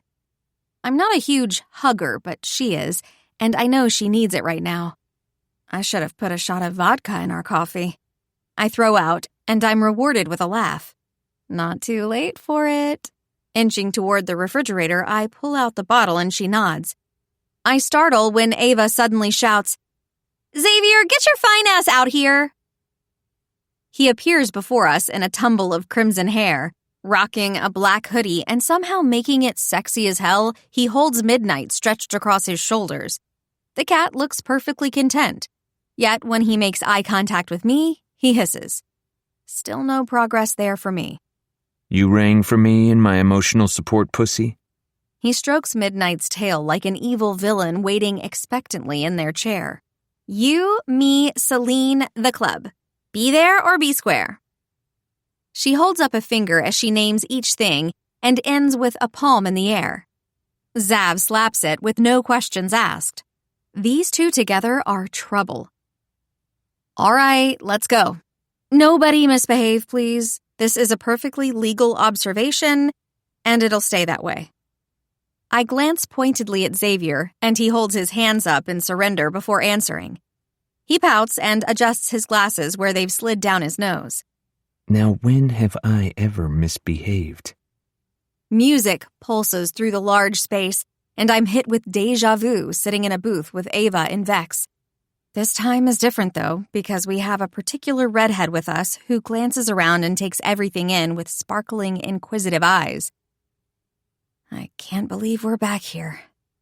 I try to ignore the heat of Xavier's palm where it rests on my thigh under the table. The man insists on being glued to my side at all times. Believe it, Ava responds mid-crunch. Funny enough, we're here for the same reason as the first, which is not in fact to have fun, but to scout out the scene. She gives me a pointed look, which I stick my tongue out at. I laugh sheepishly. Sorry. Ava wags a finger at me. Don't apologize. We both know you're not one bit sorry. Speaking of, we're not going to find out anything just sitting here. Xavier nudges me out of the booth and hops out with a flourish. Will you do me the honor of a dance? He holds out a hand like we're at a regal ball and not a nightclub, and tops it off with a wink. We can check things out inconspicuously that way. He offers me his hand, and I slide mine onto it. Pointing at Ava before Zav can pull me away, I say, "Why don't you hang out at the bar and see if you can glean anything from the bartenders?" She picks up her drink and slides out of the booth. You got it, boss. Zav weaves us through the throng of bodies to not quite the edge of the dance floor and pulls me in tight. I gasp at the feel of being pressed so firmly against him. My eyes flick up to his. I know I'm here for investigative purposes and can't afford to get distracted, but I can't help it the way lust shoots through me. I've always wished a man would look at me the way he does. He might not have told me he loves me, but there's no mistaking the emotion reflected in his eyes behind his glasses. Brushing my ponytail off my neck, he blows lightly on the delicate skin, raising goosebumps in his wake. I close my eyes and take a deep breath. He turns me around and my back fits effortlessly to his front as our bodies move to the music. Realization trickles through me and I gasp, flipping back around to face him. You fucker! I yell over the music. Spinning around to face him, he simply grins in response, knowing exactly what I'm going to say. It was you! What was me? He plays dumb like he loves to do. My sexy stranger from the club that night. How long has he been lurking around? How could I have been so blind? You think I'm sexy? His long eyelashes bat at me. I know you like to stalk me, but exactly how long have you been watching? I inquire, poking his chest as his hands drift down my body, settling low on my waist. I can't hear you over the music. Xavier points to his ears. You liar! Of course you can hear me! I purse my lips at him and he grabs my hand, twirling my body into his and holding me tightly. I'll let it go, for now. You're thinking too much. Just feel the music with me and look around. He reminds me. Don't forget why we're here. I hate that I got so distracted by him that I forgot the whole reason I had asked to come here in the first place. I spot Ava at the bar where she chats with the bartender. When her gaze flits my way, I see the hurt in her eyes. I wish I could wave a magic wand and make this whole situation with Spencer better for her, but I just have to hope the saying of time healing all wounds applies here too. Move me more this way, I tell Zav, trying to nod as discreetly as possible to the door that I believe leads to something of interest. The guard by the door pays us little attention, his gaze skipping over us as he scans the crowd. He does as I say, but it does no good. No one is coming or going, and the door remains firmly shut. I think tonight was a waste of time, I admit, feeling a bit beaten down by that fact. It's driving me insane that I can't get answers when it comes to this place. I hope you don't think I'm a waste of time. Zav laughs softly. He swipes a hand through his hair and my knees go a little weak at the action. I want this man, and I want him bad. Never. I press a kiss to his cheek before we claim a table. Anything? Ava asks as she joins us, sliding a much-needed glass of water in front of me. No, I admit, biting my lip. No one went in or left. I angle my head toward the door that remains guarded. Ava frowns. Maybe there's nothing funny going on here after all? She suggests with a lifted brow. I feel the weight of Zav's gaze. You still think there's something going on here? I do, I admit. It's a feeling. I push away from the table. All right, guys, I'm going to the restroom, so don't do anything too crazy while I'm gone. I point a finger in warning at each of them. Ava and Zav are not to be trusted, left to their own devices. Slipping out of the booth, I make a beeline for the restroom because I do genuinely have to pee. Narrowly avoiding a puddle of vomit in the hall, I blessedly find one open stall. Quickly doing my business, I hover in the stall for a second, waiting for the girls at the mirrors to vacate the premises. Thankfully, they don't take too long, so I wash my hands in record time. Spinning on my heel, I'm just about to head back to the table when I hear something from above that makes me stop. Voices come from the vent on the ceiling right above my sink. I remember Ava mentioning that the first time we were here and try to drown out everything else except for the voices. One in particular has me standing in shock. A voice that sounds oddly familiar. It sounds like, but it can't be. It's difficult to listen since it's not crystal clear through the vent. I tuck my hair behind my ear like that'll help and close my eyes. Are you fucking kidding me? The female sounds pissed. It's like I have to do everything myself. I'm sorry. A panicky male responds. How are you this incompetent? He mumbles something in response and I can't quite make it out, but the yelling definitely helps with understanding her. Enough! You're going to give me a headache, which is saying something. Her tone brooks no argument. Get your shit together. You won't like what happens if you don't. I stand around a little longer after that, but don't hear anything else. What the fuck was that? Something odd is most definitely going on with this club, and I'm not just crazy. That conversation proves it, because I swear the female voice I just heard was Genevieve's. Chapter 34. Celine. All color has leached from my skin, and my wide eyes reflect back at me in the mirror. I have to compose myself before going back out there, even though part of the reason for coming was to observe the club for any weirdness. I don't want to bring Ava any further into this. She's not naive to the situation, but she's also not a cop, and I won't risk my best friend getting hurt. Come on, Celine, compartmentalize. You're great at that. Trying to center yourself in a hectic bathroom with a constant flow of drunk women isn't the easiest thing to do, but I tune them out. Adjusting my ponytail and reapplying my lip gloss, I give myself another once-over. Much better. Someone nearby sprays an excessive amount of floral perfume, and I duck out of the door before it can suffocate me.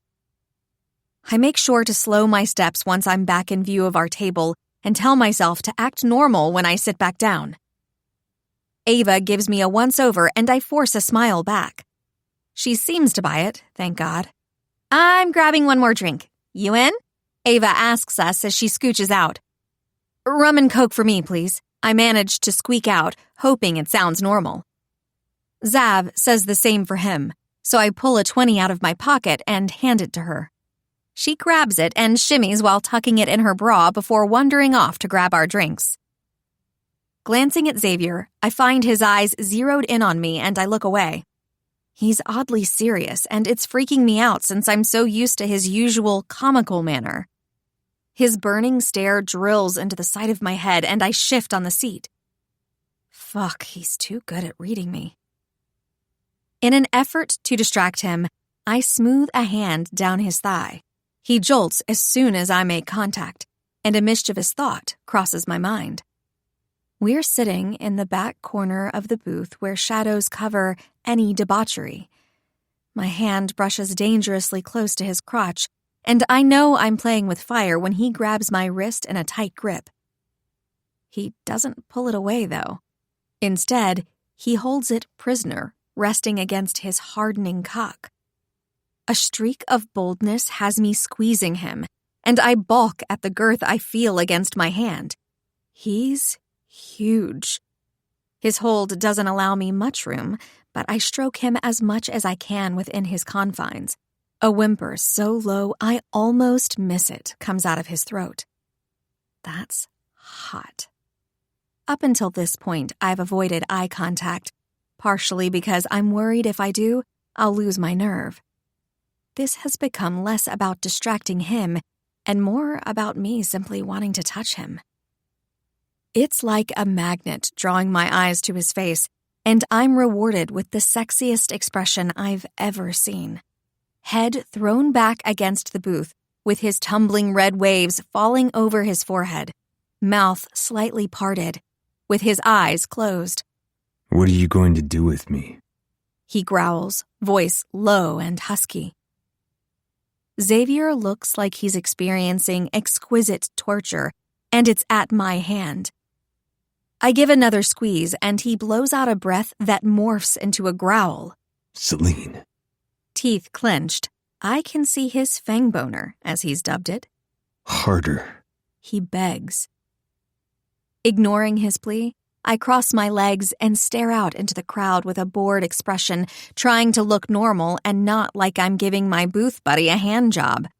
There's plenty of other depravity happening in the club, so it's not like we're the worst offenders. But I'd rather not have Ava call me out for this, and she's glancing over from the bar. I nod, and she looks back at the bartender, who's working on the rum and cokes. What do you think? I purr. Can I push you over the edge before she gets back? He whimpers again. You are in so much trouble. He sounds breathless, but doesn't make a move to stop me. Instead, he uses my hand and rubs up and down in conjunction with his at a rapid pace. By the pants coming out of him and the tensing of his abs, I can tell he's getting close to release. Teasing him, I stop. He lifts his hand off mine in question with a tortured moan at being left high and dry. But it's about to get even better for him, because I unzip his fly to reach in and pull his dick free. I can't see him, but by the feel and girth, he's larger than I've ever handled before. Here I am, holding his cock in my hand, in public, and I haven't done anything except kiss the man a few times. Power radiates through me as I edge him near his release. I could get used to this feeling, knowing that my touch alone brings this vampire to his knees. My core clenches at the velvety hardness of him in my hand.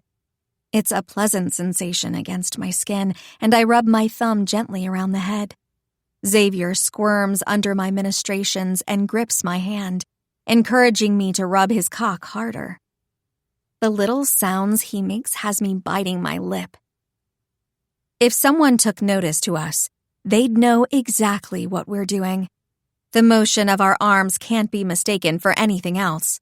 With a quick glance back at Ava, I see her grabbing the last drink from the bartender and know our time is almost up.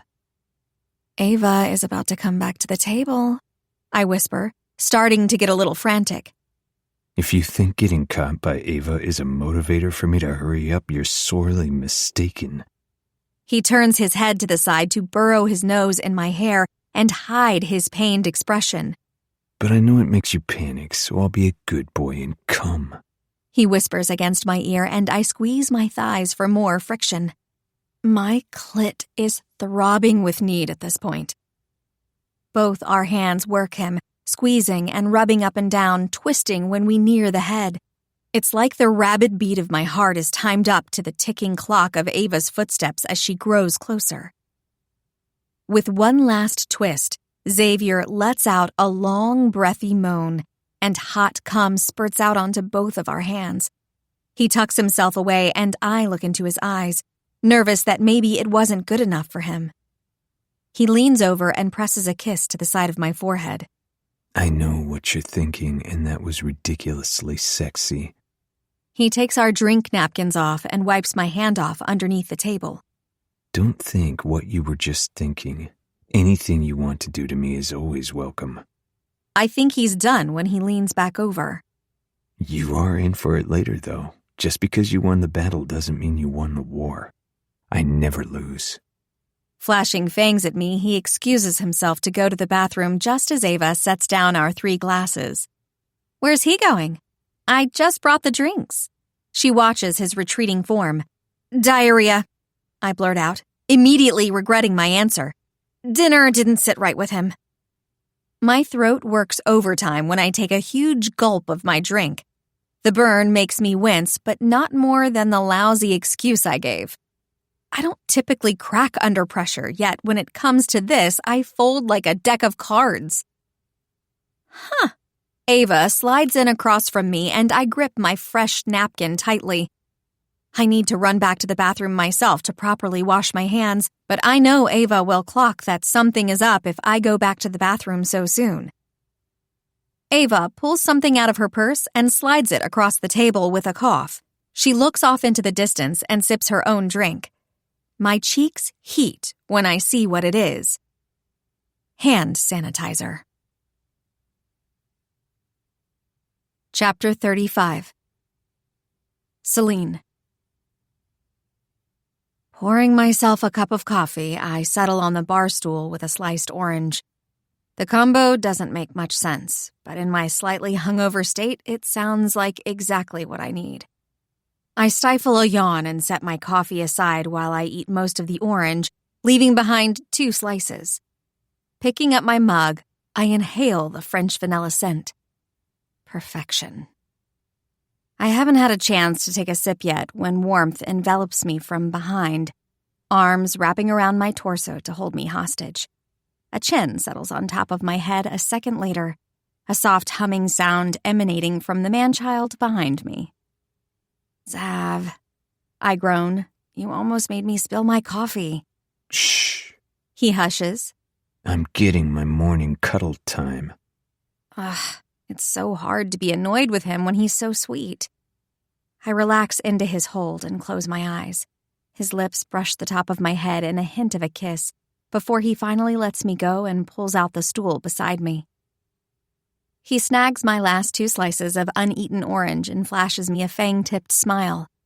My stomach rolls deliciously. I'm not sure what it says about me that I'm attracted to his fangs. I don't dare tell him because something tells me he would take too much pleasure in that fact. My phone rings, interrupting our slow and quiet morning. Captain Barnes's name flashes on the screen, so I quickly answer. Hello? Hey, Celine. I know you're not due in until later, but I thought you might want to head to the precinct soon. We finally caught the intruder on CCTV downtown, and he's being brought in now for questioning. Yes! I cry, hopping off the stool and knocking the mug over in the process. Zav quickly rights the cup and grabs a rag to mop up the mess. I'll be there as soon as I can. All right. Don't rush too much, though. Now that we've got him, he's not going anywhere anytime soon. Thanks, Captain. I hang up the phone and I don't bother to fill Zav in because I know he heard the whole thing. I'm going to change and head in. He nods. I'll drive you. You don't... I'll drive you. He insists. I throw up my hands in a ceasefire. All right. It doesn't take me long to change, and then I swear Zav drives 100 miles an hour to get there. I'm not prone to motion sickness, but my stomach doesn't feel great as I walk into the building. Brennan, should I cuff you for speeding? Captain eyes me as I walk in. There's no way you didn't break laws to get here this fast.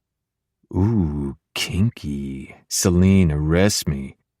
Zav sticks his wrists out and I push them down with a hiss. Don't listen to him. I swat at him to get behind me. Captain arches a curious brow. He seems to be popping up at a lot of crime scenes lately, even though he isn't on the force. Why is he here now? I'm her personal security detail. Zav pipes up from behind me. Don't like it, take it up with my lawyer. I swat at the annoying vampire behind me, wishing I could duct tape his mouth. So you caught him? I attempt to change the subject. Yep. Like I said, we spotted him on CCTV downtown by that coffee shop you love. His prints match the ones we took from your apartment. The captain halts in front of the interrogation room with a hand on the silver handle. We haven't questioned him yet in the hopes you could come in and be here to help do it yourself. I know you're worried the break-in was personal and hope that if you meet him, it will help assuage your concerns on that front. Ready? He waits for me to respond. Let's do it. Besides my small exhale of breath, you'd never know that I'm nervous. I feel Zav go to follow me into the room and I turn around and plant a hand on his chest. Celine. He whines. I let you come, but you need to stay out here. If you happen to hear anything, I can't help that. But you won't be in the room. I can tell he doesn't appreciate being sidelined, but he also recognizes that this is something I need to do on my own. Entering the interrogation room, I pull out a chair and sit. The man sitting across from me is unassuming. He appears to be in his mid-20s, if that. Sandy blonde hair, blue eyes, and a basic hoodie and jeans outfit. I'd never pick him out as a criminal. I suppose there's no right appearance for a criminal, though. The quiet ones are honestly the ones you have to look out for, and he seems to fit that bill. He fidgets nervously as we sit there in silence, and I stare him down. Captain Barnes sits next to me to moderate. I'm sure it's in case I slip and allow feelings to flood in. I've gotten very good at tucking those pesky things away, though, and refuse to let them out now. I drum my fingers on the metal table, and the culprit's eyes dart down to follow the motion. Definitely a little twitchy. What's your name? I start off easy. Derek Fallows, he stammers out. Do you know why you're in here, Derek? No, I really don't. Derek replies. 1 minute I'm heading out for a late-night cup of coffee, and the next thing I know, I'm sacked by the police. I'd honestly love an explanation myself. He begins to get defensive, but his genuine confusion, in turn, confuses me. Furrowing my brow, I glance at the captain, but he's still writing. Playing dumb isn't going to get you anywhere. In fact, it could get you into more trouble. Derek. I enunciate his name and lean forward to look in his eyes he tries to keep downcast. She's telling the truth, son. Answer Detective Brennan, please. Captain finally speaks up in his authoritative tone.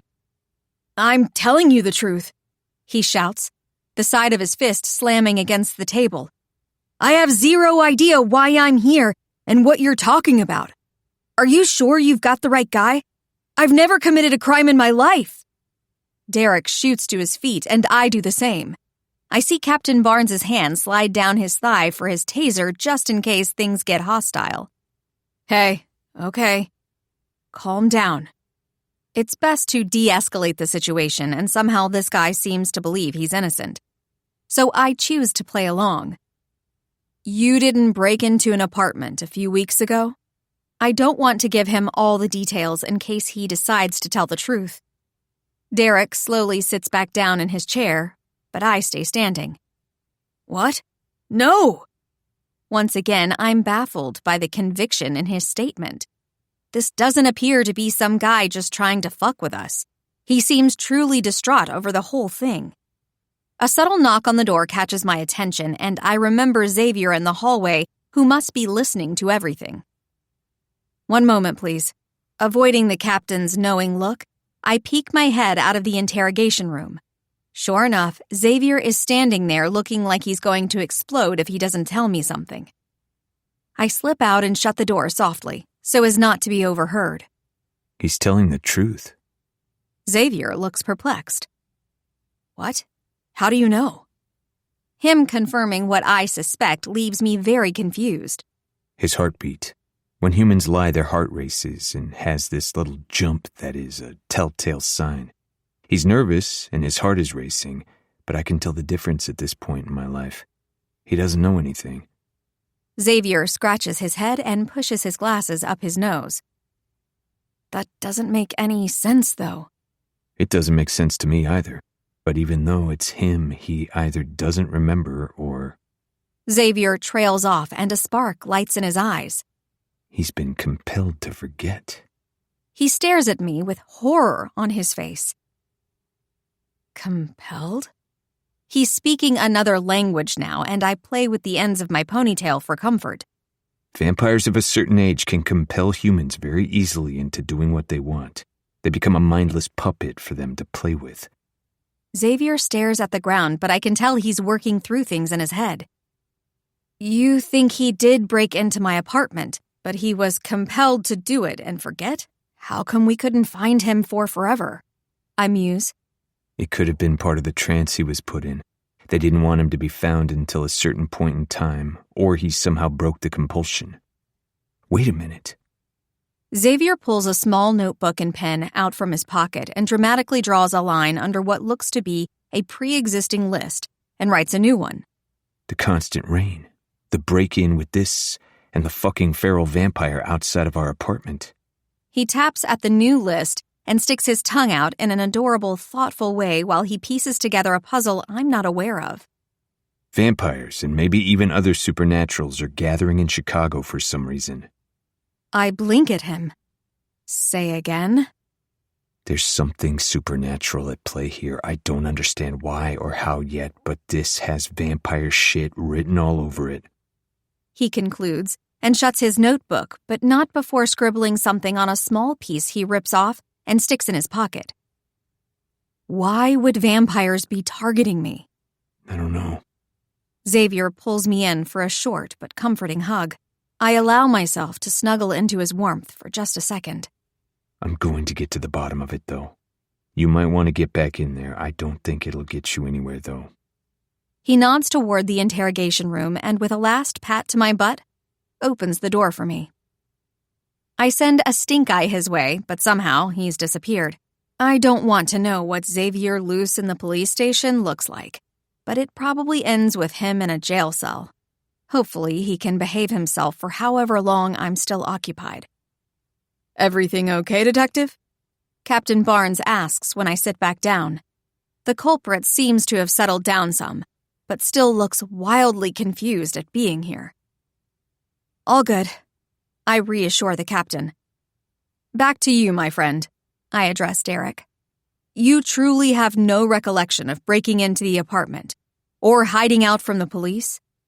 I already know what his answer will be, but want to ask a final time, because I find the whole situation hard to believe. I swear on all that I love. He holds a hand up like he's taking an oath. Captain Barnes showed me the footage on the CCTV, and it looks like my build, and that's my DNA. I know it's irrefutable, but I don't have any memory of doing this.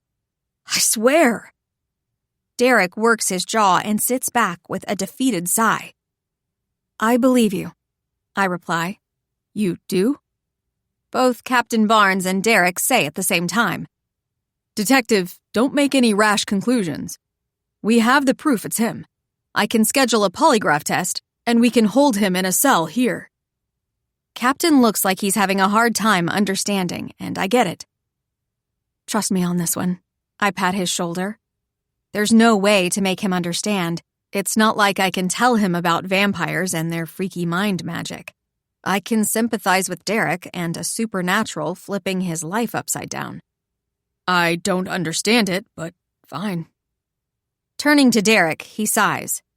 You're still going to be fined, and it seems based on Detective Brennan's decision, your lawyer can negotiate a deal that potentially doesn't include prison time.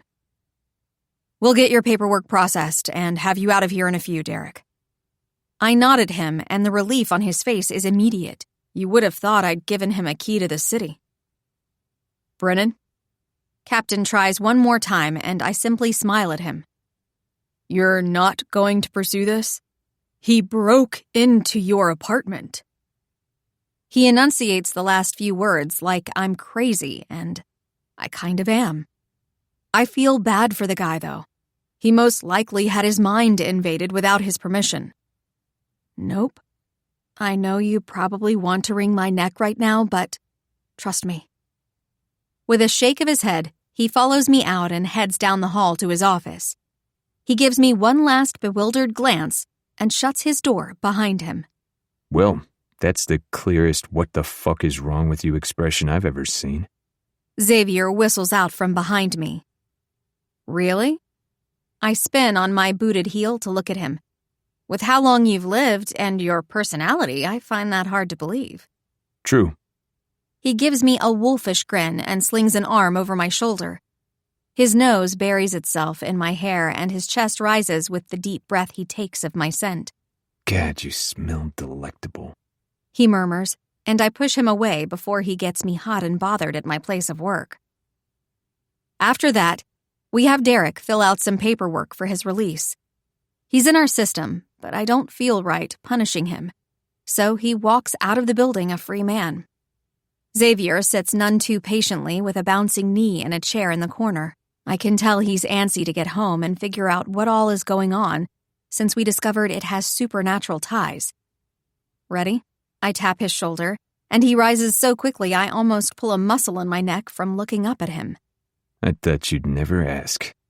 Just then, Xavier goes ramrod straight, and his eyes go big as saucers. Shit. He curses and reaches for my hand, lifting me into his arms in a blink. Zav runs out of the building with me in his arms before I can question him, and we go down the block and around the corner into an alley. Sitting slumped against an alleyway wall is none other than Derek's freshly murdered corpse. Chapter 36. Celine.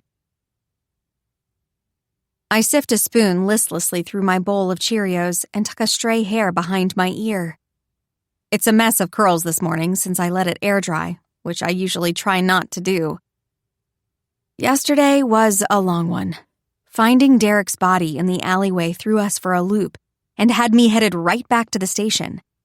Xavier discreetly checked the body out before I told the captain and found something unusual. No blood or bite marks, just a clear snap of the neck resulting in instant death. He couldn't smell anyone on Derek, but I knew he attributed it to the supernatural.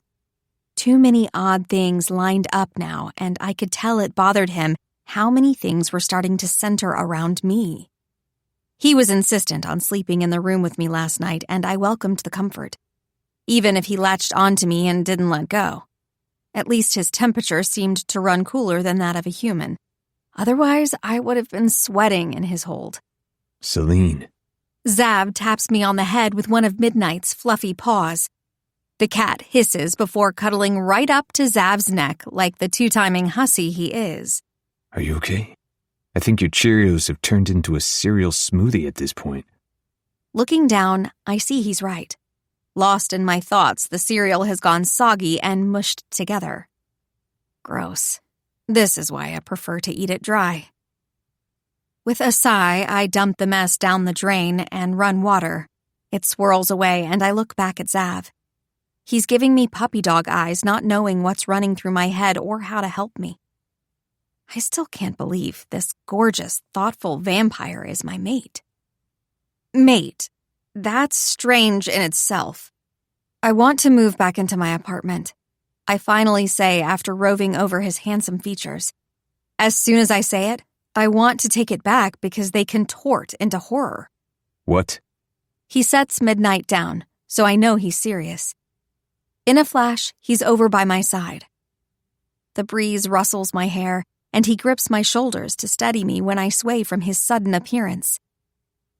Derek is dead, so I don't have to worry about him returning.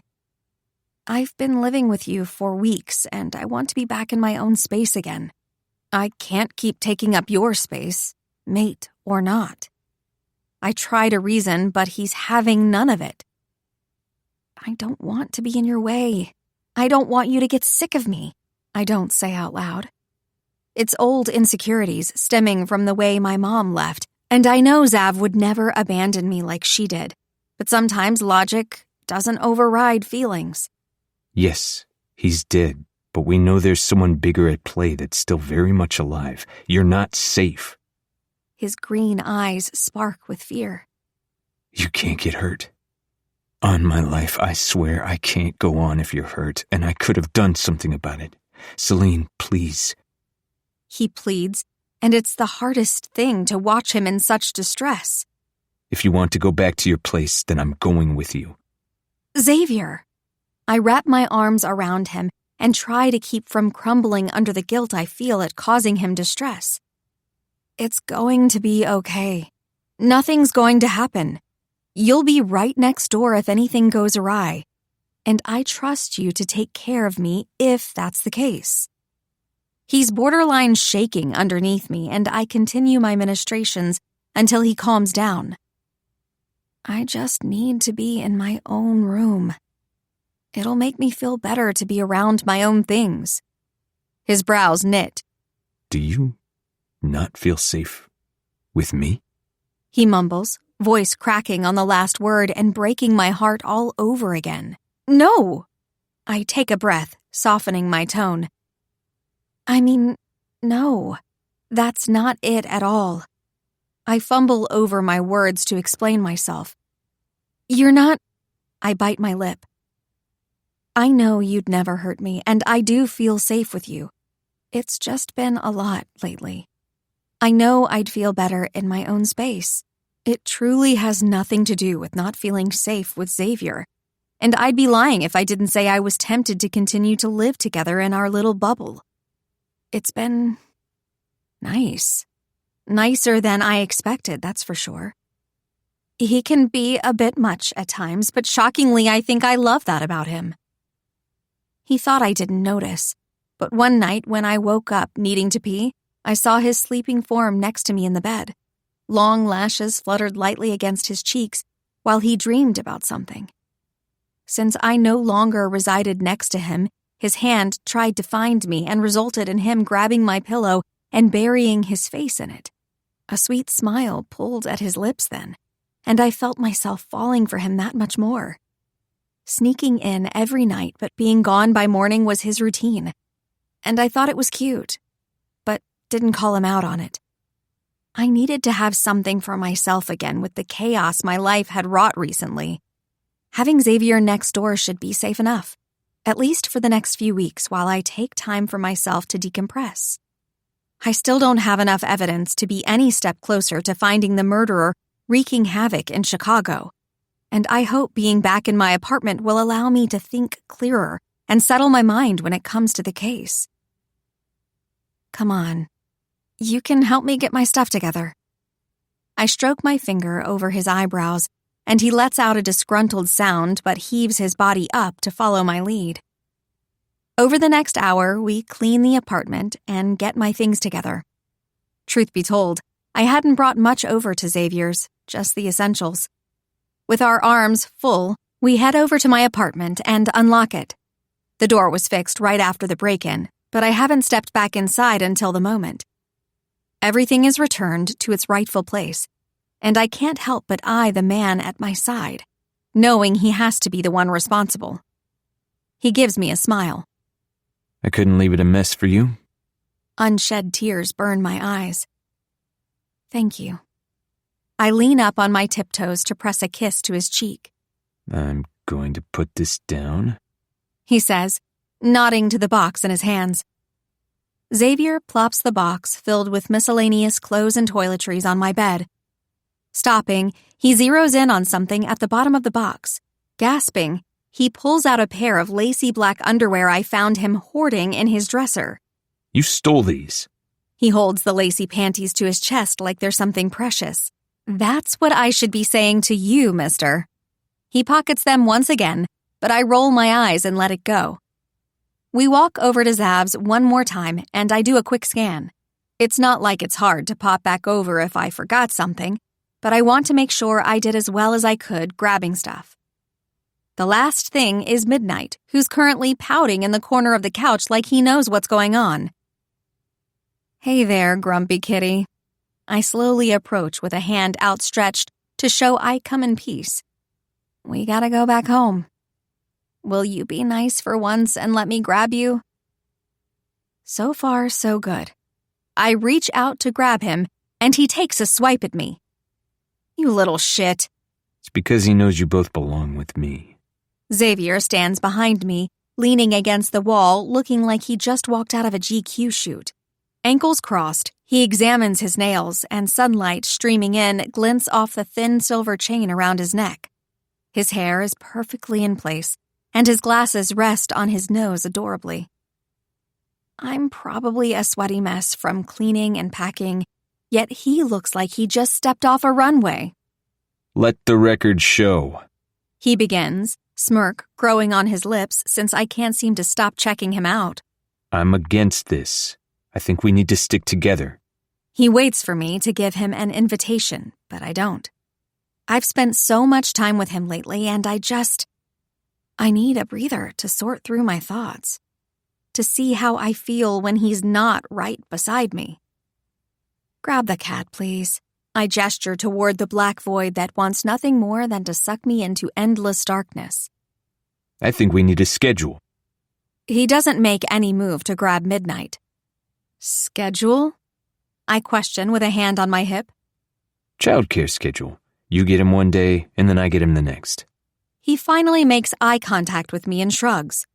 Or better yet, you both stay here, and that way we all get what we want. A flash of white teeth showcases his smirk of defiance. Fine. You can have him today since he's in a shit mood.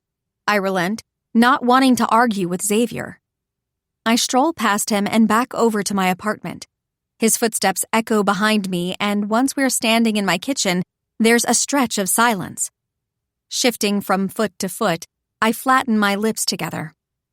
Not sure what to say, I glance at him, and he looks to be in the same position.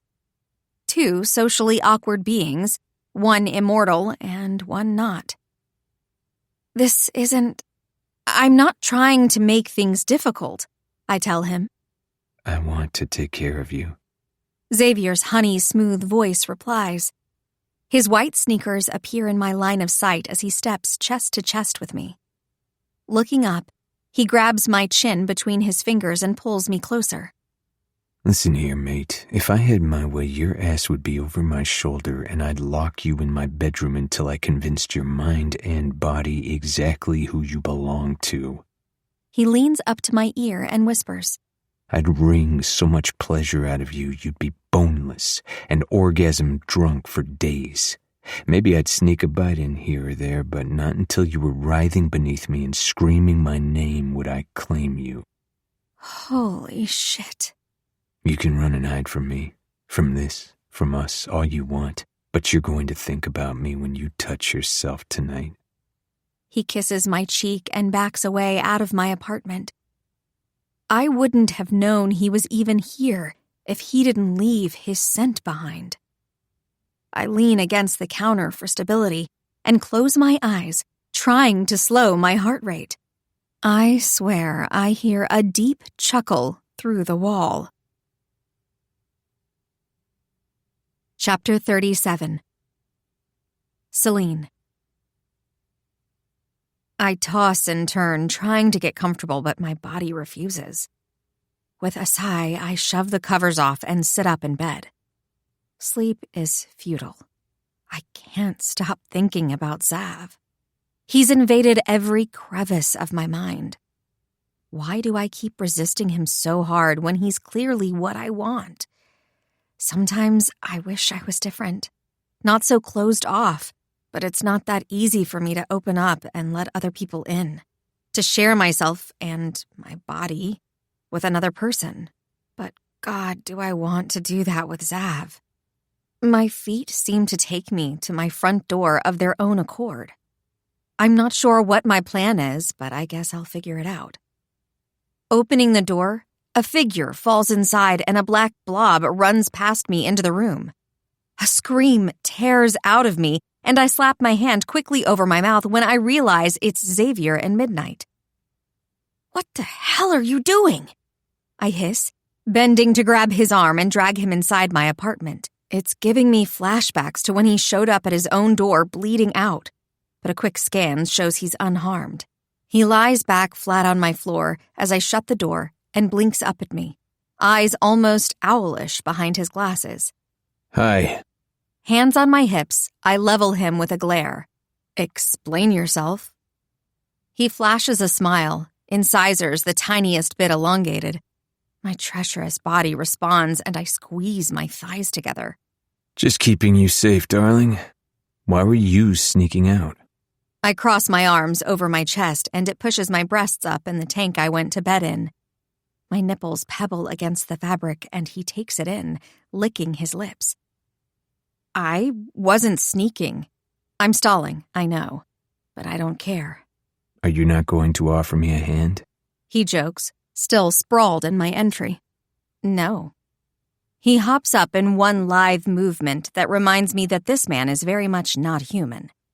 That fact should probably deter my attraction, but strangely, I think it only heightens it. I'm going to ask you again, Celine.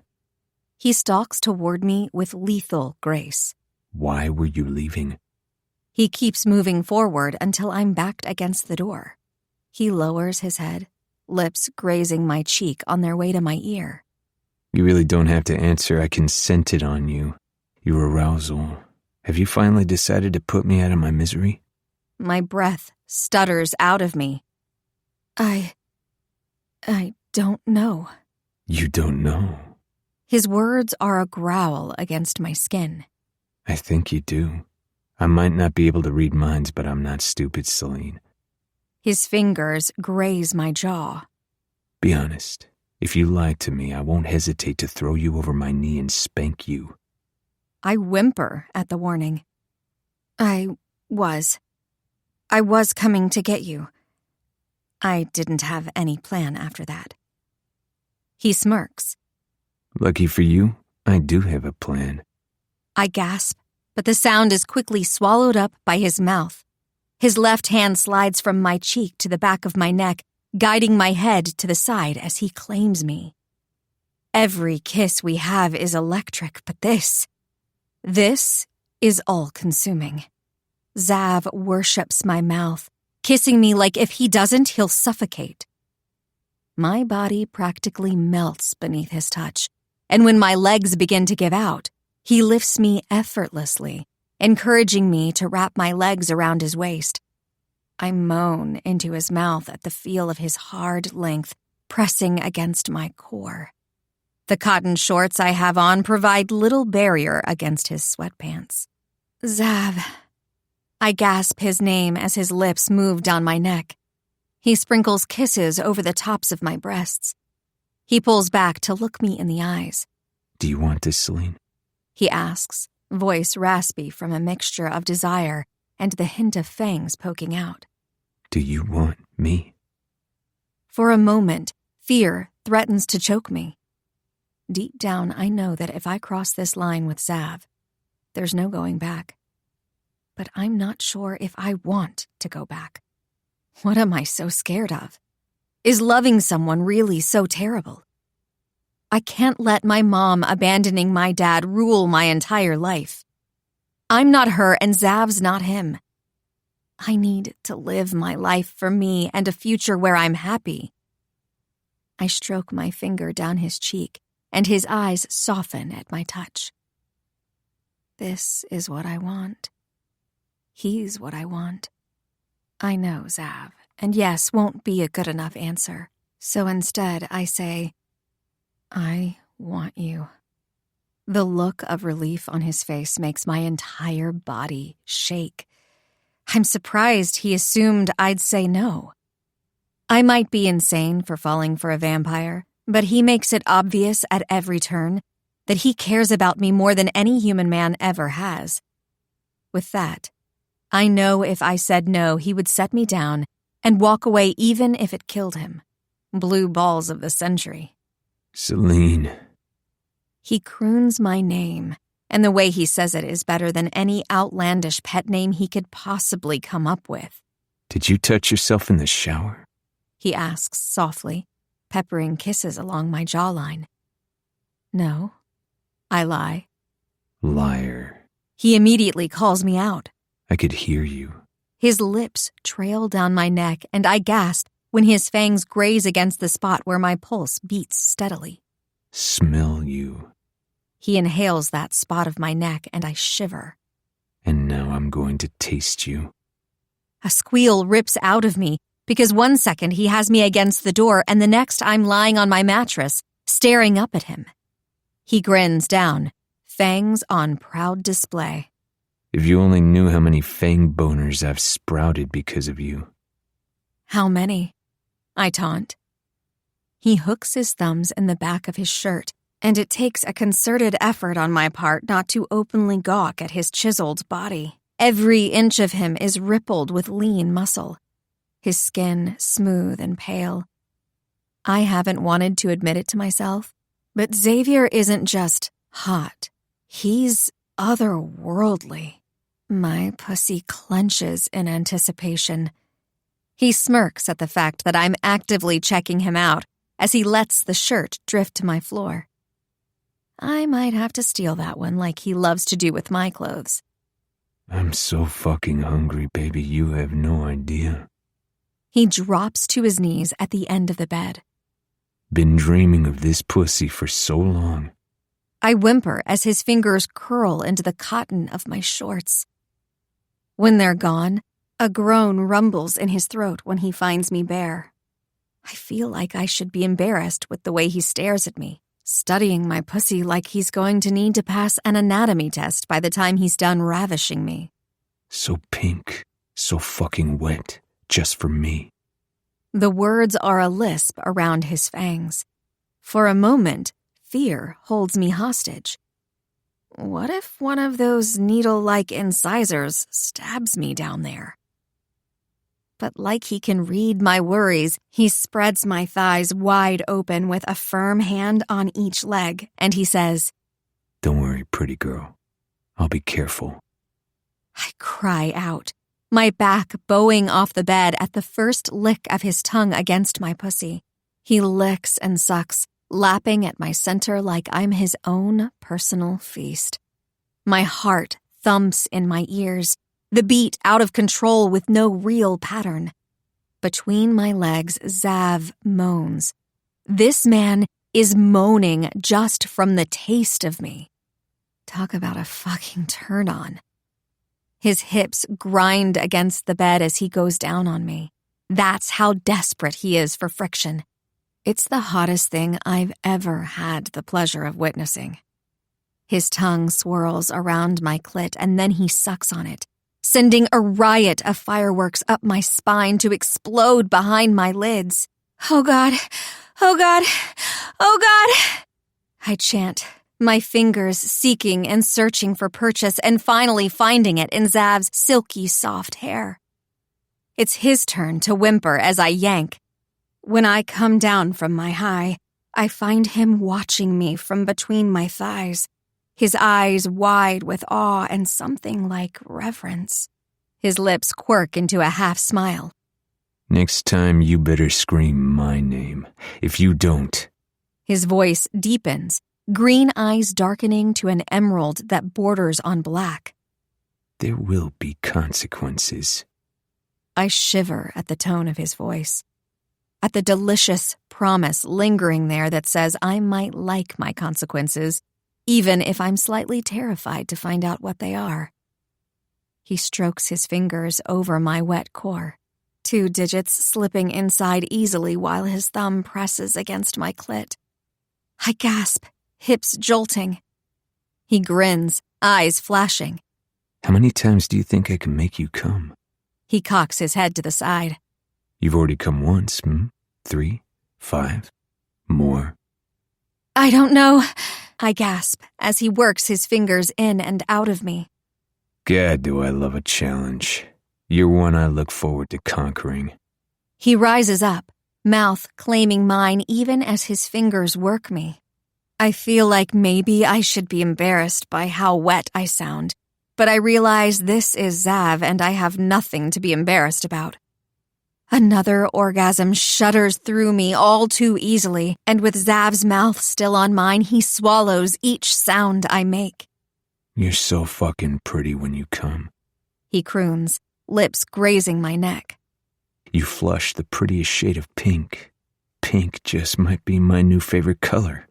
With a groan, I give him a shove and he rolls onto the other side of the bed. Now that I know he's a vampire with freakish strength and healing abilities and who knows what else, I know that he's only rolled over because he wants to. He smiles at me, crossing his arms behind his head. It flexes his biceps and I can't help but stare. I bite my lip when I get an eyeful of his cock pressing against his sweatpants. A guy in sweatpants is unrivaled. Can I? My eyes dart to his, seeking permission. If I come the second you touch me, no judging. I press my lips together in a futile effort to hide my smile. My heart leaps in my chest. My hand finds him over his pants, palming his length. Xavier hisses between his teeth, hips bucking. When I look back up at him, his eyes are closed and he's biting his lip, incisors poking out. My core flutters at the power I have over this man. Later, maybe I'll have the sanity to be horrified by how much his fangs turn me on. But now's not the time to question my mental well-being. My fingers are shockingly steady as I pull down the top of his sweatpants and his boxer briefs, revealing just the tip of his hard cock. I lick my lips in anticipation. I feel greedy for this man. Now that I've given in to this pull between us, a boldness and rightness comes over me. Leaning over on all fours, I fully free him and stroke my hand up and down his shaft. His warm, smooth flesh is surprisingly velvety to the touch. A particular vein runs the length of his cock, and in a trance, I trace it with my pointer finger. He groans, crooking his arm over his eyes. Jesus fuck. Hottest fucking thing I've ever seen. I'm gonna come just watching you touch me. The words leave him in a stream. Hesitantly, I lean forward and take just the tip of him in my mouth. I hum at the taste of him on my tongue as I suck away the pre-cum. His hands come down, needing something to hold on to, and his fingers fist in my sheets. He's muttering something under his breath, I think reciting the Hippocratic Oath, which is both random and, honestly, such a Zav thing to do. I take him a bit further in my throat and laugh around his length when he stutters on his words. I guess it's my laugh that does him in, and he comes, shooting down my throat in a thick stream. I gag at the unexpectedness of it. Eyes watering, I let him go after I've swallowed every drop. He meets my eyes, his face red with embarrassment. Oops. I laugh again and plant a kiss on his jawline. I can't stop the uncontrollable peels of it that are only cut off when I find myself thrown down on the mattress with his body looming above me. Are you laughing at me? No. I giggle, unable to help myself. Liar. He kisses me. I need to be in you. My body warms with anticipation. He pulls at my tank top, freeing my breasts. His mouth pops open and he just stares. They're fucking perfect. He practically squeaks. So round, and the perfect size, perfect for me. He bites his lip, making grabby hands, and I can't help but laugh again. I reach up, touching his cheek. They're small. No, they're perfect. He repeats his earlier sentiment. I bite my lip. You can touch them. Can I? His voice is higher than normal. He doesn't wait for my response. He cups my breasts in his palms, testing the weight of them. So fucking perfect, every part of you. His eyes meet mine while his thumbs roll against my pebbled nipples. You were made for me, Celine. This is fated. We were fated, and I'll thank the universe for giving you to me every single damn day. Not only his words, but the reverence in which he looks at me fills me with warmth. He rids himself of his clothes and finagles me out of the confines of my tank top until we're both entirely naked. He's already fully hard again, which seems impossible, but I remind myself this is Zav and he breaks all the rules. Do we need a condom? I ask, my fingers grazing his jaw. I don't know how this works. He smirks, staring down at me. I'm your first? I roll my eyes at his ridiculousness. No. He pouts. You got my hopes up for nothing. I meant I've never exactly had sex with a vampire. I'm not on birth control, and I don't know about you, but I'm not ready for any human vampire kids running around. His bottom lip pouts even more. But they'd be so cute. Zav, be serious. With a sigh, he says, Truthfully, human and vampire relations are rare, so I don't know for certain. There's not a lot of details on the matter. Drawer, I point. Better safe than sorry.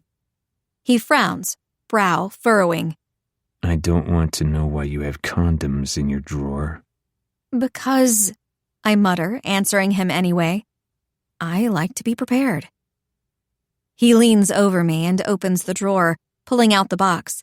His body sags with a relieved sigh when he realizes they've never been opened. Stupid, annoyingly hot, possessive vampire. He opens the box and pulls out an entire strip. He rips off one and lays the rest of the row beside my head, giving them a little pat. We'll be needing those shortly. Pretty sure you're getting seconds, are you? I tease. He growls, biting the crook of my neck. His fangs have receded for now. I'm getting forever love. He rips open the packet with his teeth and pulls out the condom, rolling it down his length. I glide my fingers down his chest to his stomach, tracing each rippling muscle along the way. His eyes flutter shut behind his glasses, fangs poking out again once more. Celine. His voice is a deep, rumbling growl. Keep touching me like that and I'm going to embarrass myself all over again, and that won't be fun for me or you. Sorry, I laugh, pulling my hand away from his smooth skin. Thank you. He nips my jaw with his teeth.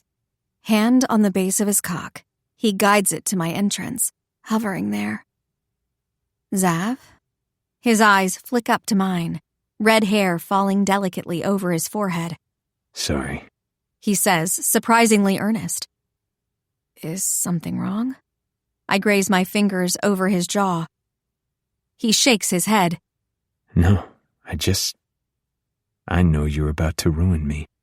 He pushes inside me, just an inch at a time, and I relish in the sensation. Fuck. He groans, lips pressing to my neck when he's all the way inside. Celine, this pussy is fucking divine. Zav. He hums. Shut up and fuck me. He pulls back enough to look down at me, and I clench around his cock. So bossy. He grins, gently tucking my hair away from my face. I like it. I cry out with a small scream when he pulls out and thrusts in hard. His hands are firm on my hips, guiding me to meet each of his thrusts. The position he holds me in has his pelvis rubbing against my clit with each movement. The friction has my eyes rolling into the back of my head. Zav! My fingers scramble to find purchase on his body, something to hold on to and keep me grounded to reality. His green eyes glimmer behind his glasses. Say it again, baby. Say my name. Xavier! I moan when his thumb finds my clit. Fuck, my name has never sounded so good. I cry out when he pulls out, but in the next second he's flipped me over onto all fours and is slamming into me from behind. A scream tears out of my throat and my arms go out from under me until my chest is pressed flush to the mattress. One of his hands curves against my hip, the other pressing me down against the mattress. Look how good you take me, he murmurs. This pussy was made for my cock. Nobody else will have you. Thrust. Ever. Thrust. Again. Thrust. I whimper, unable to find words. I'm so close. It wouldn't take much. The hand he has on my back slides around to my stomach and down until his fingers find my clit, and he plays me expertly. I come apart with a cry, legs shaking as my pussy squeezes his cock in waves. When I finally come to, I'm on my back again with Zav grinning down at me. So fucking beautiful. He leans down, tongue swirling against first one nipple and then the next, making sure to give each equal attention. Zav. I whimper his name. He has me screaming it a second later when he thrusts back into me. My back bows off the bed and he wraps his arms around me, pulling me up until I'm practically sitting in his lap and we're face to face. I wrap my arms around his neck and pull on the chain resting against the hollow of his throat. His mouth finds mine, the kiss stealing my breath and any form of thought that I have left. He cups my cheek, thumb swirling gently over the spot. I'm lost in you, he confesses. I'm not going to last much longer. I entwine my fingers in the hair on the back of his neck. Let go, I encourage. I'm right here. He groans, kissing me again as he thrusts into me at a steady pace. I hold on to his shoulders, beyond shocked when another orgasm overtakes me. Zav's right there with me this time, though. We cling to each other like if we don't, we might float away, lost to time and space. Zav lowers me gently to the mattress, his body clinging to mine. He doesn't pull out of me right away. We lay there in silence as our breaths sink. I think this is the longest he's gone in my presence without talking.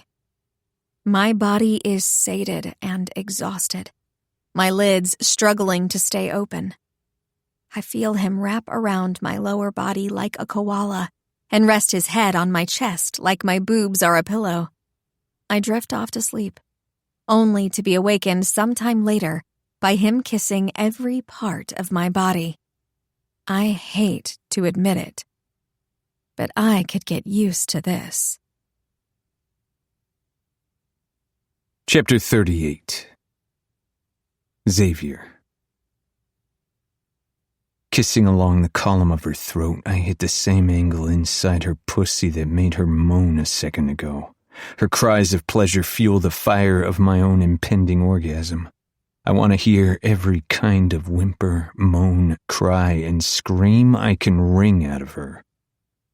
When I woke this morning and saw her lying beside me, hair splayed out on the pillow and pouty lips parted in sleep, I couldn't help but crave the physical connection between us once more.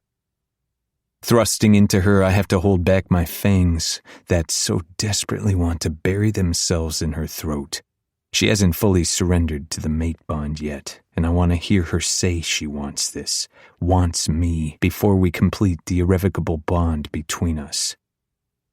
A familiar tightening in my abdomen warns me I don't have much longer, but I refuse to come without her release first. Come on, beautiful. Let me hear what I want to hear. Taking up a bruising pace, I hammer into her as her nails scratch at my back.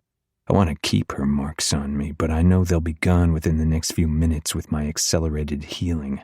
Celine rides the wave of pleasure with me, both of us coming together like I wanted. I fill the condom with jets of hot cum. You know how to give a girl a good morning. Celine huffs out between deep breaths as she slows her racing heart. Her breasts heave with each heavy breath, and I watch the small swells of them with rapt fascination. Not that you let me sleep much. She rolls onto her side, hands tucked beneath her face. I frown, sad that she's tucked her boobs out of my sight. She's right, though. Once I had a taste of her perfect pussy, it was game over. I wanted to worship every part of her body, and my cock wanted inside of her every minute it could be. It feels like I've been waiting forever to be with her like this, and I guess in a way I have. Every other experience in my past pales in comparison. No one can match the allure of your mate. It doesn't help matters that vampire stamina is unmatched, and her being my mate gives me an almost animalistic need to claim her over and over. Even now my cock is hardening against my thigh for round number... I've lost count at this point. You loved every second of it. I lean over and kiss her sweaty forehead. She hums and closes her eyes, curling up like a kitten. How about you lay in bed a little longer and I'll make us breakfast, The unintelligible noise she makes sounds like agreement to me, so I swing my body up and out of bed even though it's hard leaving her there. Hearing movement behind the bedroom door, Midnight must know someone is there and scratches at the wood with loud meows. Celine throws a pillow over her head to drown out the sound, and I laugh because all I can see under the pile of blankets and pillow is a breast sticking out. I have half a mind to go over and lick it until her nipple pebbles, and she begs me to make her come once more. I slip out of the room and fight not to trip over Midnight as he weaves between my legs on the way to the kitchen. Morning, buddy. Reaching down, I grab the fluffy cat and give him a long stroke. Setting him up with his food, I get to work making pancakes. It doesn't take long to finish our respective shortcake stacks, and I make sure to decorate hers extra pretty. Strawberries create eyes, chocolate chips make us smile, and whipped cream finishes it off with fangs for a perfect vampire smile. I hold the plate out to Midnight for his approval, and he hops off the counter and rubs up on my leg. Filling glasses with orange juice, I admire my work and head back to the bedroom. Breakfast in bed with my girl sounds perfect. We both worked up quite the appetite last night, and if I'm lucky, she'll let me have dessert. From the sound of her heartbeat, she's fallen back asleep, and I creep into the room, setting our glasses and plates down on her desk before I wake her. I stifle a laugh at the blanket monster that is Celine. She's taken to building a pillow fort around herself to block out any light or sound, and I'm disappointed to see she's covered up her stray boob. Light bulb going off over my head, I sneak to the bottom of the bed and snake a hand under the covers. Grabbing her foot, I tickle the arch, and it's not long before she's squealing and trying to yank it out of my grasp. She's no match for my strength, and I pull her down further, which makes her peek out from behind her cover. You need to wake up, sleepyhead. Breakfast is ready. Celine harumphs, but I see the small smile on her face. Unearthing herself fully from her cave, she sits herself up and leans against the headboard. Half asleep, she still looks fucking delectable, and I pass her plate over to her before settling myself. I was thinking maybe I can convince you to move back in with me after last night. I try my luck, but I'm greeted with silence. Looking at Celine, I see her frozen in place, fork held in the air but not touching the food. It's a comical freeze frame with her jaw unhinged and eyes wide in shock. Are you that wowed by my art? I'll pat myself on the back for that one. I do just as I say and continue to eat my pancakes. What is this? Her tone is hard, which has me wary. Pancakes, I reply earnestly. I fucking know that. Celine's brown eyes meet mine and she finally lowers her fork. This smiley face.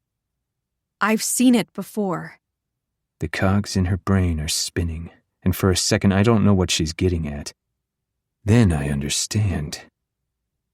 I level her with an even-keeled look and say nothing else as she continues to work through it in her brain. I was going to tell her eventually. I thought she might even be proud of my work. It was you? She asks it hesitantly, like she doesn't want to believe it. Setting my plate down, I cross my legs, interlocking my hands around my knee. You? Celine repeats again to herself and sets her uneaten food on the side table. Fucking say something, Xavier! I don't know what you want me to say. I respond because I truly don't. You kill people! She shouts and stands up while quickly wrapping the comforter around her nude body. I didn't want to believe it was you when I started to suspect, but it is. You've known I kill people. But not crazy serial killer murder spree killing people. She throws her hands in the air and grabs clothes out of her closet before stomping to the bathroom. Only the bad guys, I reason. Seriously? Celine calls from the bathroom. It's not like I wasn't going to tell her eventually, but it's also not a natural conversation to have. Maybe it would have been better to tell her myself before she found out, so it came from me. It was careless to draw on her pancakes like that, but I can't help it that she makes me lose any sort of rational thought when she's near me. Celine storms out of the bathroom, yanking a brush through her tangled hair. I want to cringe at the hair she's ripping in the process and brush the delicate strands myself, but I don't think she'd take too kindly to it at the moment. It's not just the killings. It's that you didn't trust me enough to tell me. I'm not an idiot. The puzzle started to come together that it was you, and part of me has known this whole time, but wanted you to be the one to confirm it. She looks heartbroken, and it crushes me. I was going to tell you eventually, but learning I was a vampire and your mate seemed like a lot to process on its own. Telling you I kill bad guys on the side for fun didn't seem like the best time. She scoffs and levels me with a look. Throwing the brush on the bed, she leaves the room to quickly change and then grabs her purse from a coat rack by the front door. She shoves her feet into her boots and makes to grab the door handle. Oh, hell no. I sprint over to her and she jolts at the speed. Where do you think you're going? I bite out. I need space. She sighs, and I can see the hurt and confusion in her eyes. Please, Xavier. This whole vampire and mate situation is a lot to take in, and finding out the serial killer I've been investigating is actually my boyfriend takes the cake. Tears well in her eyes, and she wipes them away angrily. I'm not rejecting you. That's not what this is, but for right now, I need to be away from you. Don't fucking follow. She holds up a finger that shakes. I know you love to follow me everywhere, but this time I'm telling you, don't fucking do it. Celine. Her name leaves me in a sad whisper. Fuck. This isn't how I wanted this to go. I don't know how I expected it to go, and if I'm honest with myself, I hadn't given much thought to telling her anytime soon, and I guess that's a poor reflection on myself. I just need space, she reiterates. Watching her walk out the door is single-handedly the most painful thing I've ever done. Chapter 39. Celine. Unfucking believable. Does he think I'm a fool?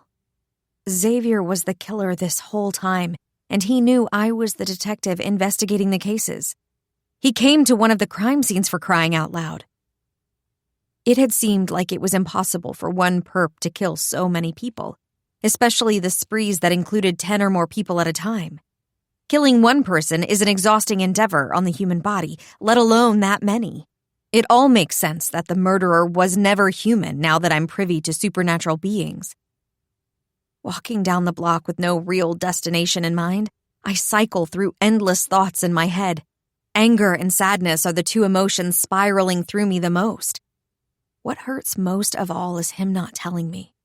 I know revealing the murderer as him wouldn't have been easy.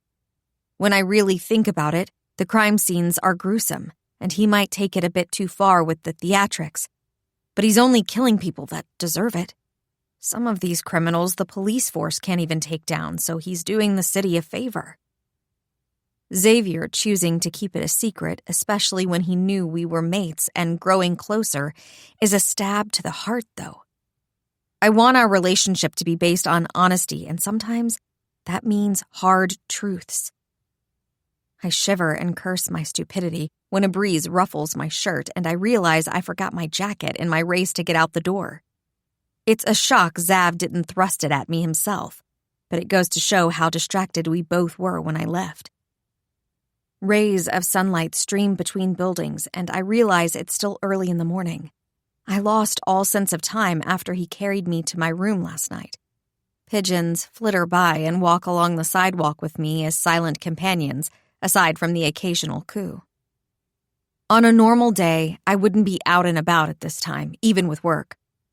Zav waking me up for another round of sex this morning wasn't unwelcome, though. Well, until everything dissolved when I saw that stupid smiley face on the pancakes and figured it out. Even with my troubled thoughts, I still envision a future with Xavier, which might be insane. Or it could be the Bond talking. Cars honk, even at this time of the morning, as I mosey my way along to the river. I wonder what people could possibly be so pissed off at this time of the morning already. Did they also find out their vampire boyfriend was a serial killer? I kick a stray rock in my path and watch it skip along the pavement. It stops right at a pair of booted feet, and for a second, I'm about to rip Zav a new one for following me. Then I scan up the body and quickly discover it's not him. A cold, shivery feeling travels down my spine. The kind of fear that roots you into place even when every instinct is screaming at you to run from the predator in front of you. Vampire. And he most definitely doesn't want to chat with me. He advances quickly. I know he could be in front of me in a millisecond, but he seems to like dragging it out. I rest my hand on my pocket where the knife Zav gave me rests. Even in my upset state, I was smart enough to slip some sort of weapon in my pocket. There was even a moment when I thought I might have to use it to stab Zav if he followed me. Not that it would actually hurt him, and I'm fairly certain the sick fuck would enjoy it.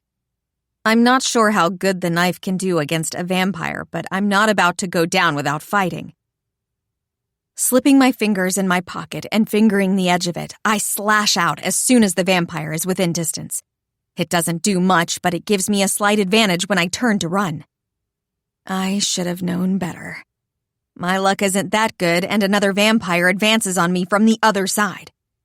I have nowhere to go. I'm outmatched. The new vampire strikes out with his arm, smacking me across the face. I fall to the ground, my vision going black.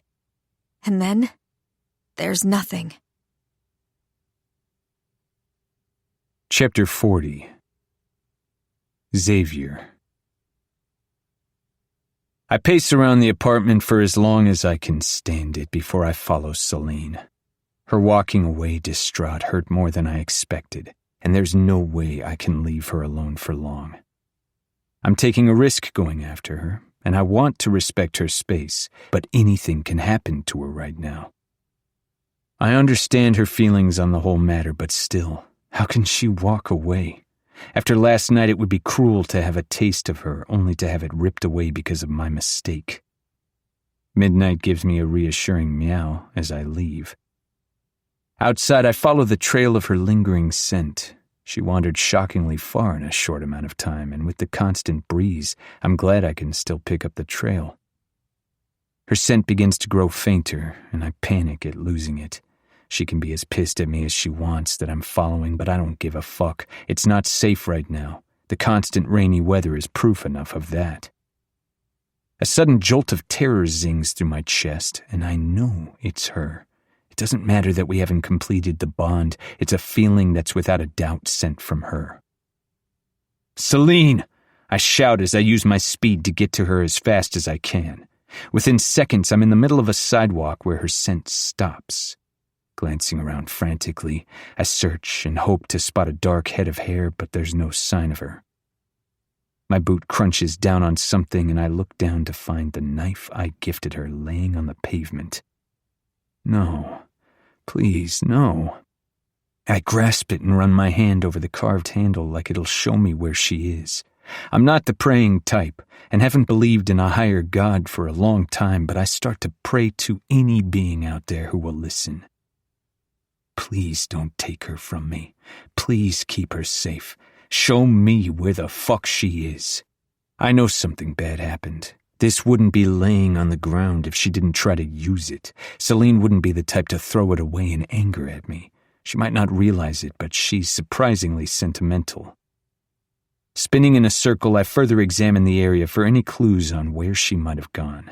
Drowning out everything, I take a deep breath and inhale a scent I initially missed. Blood.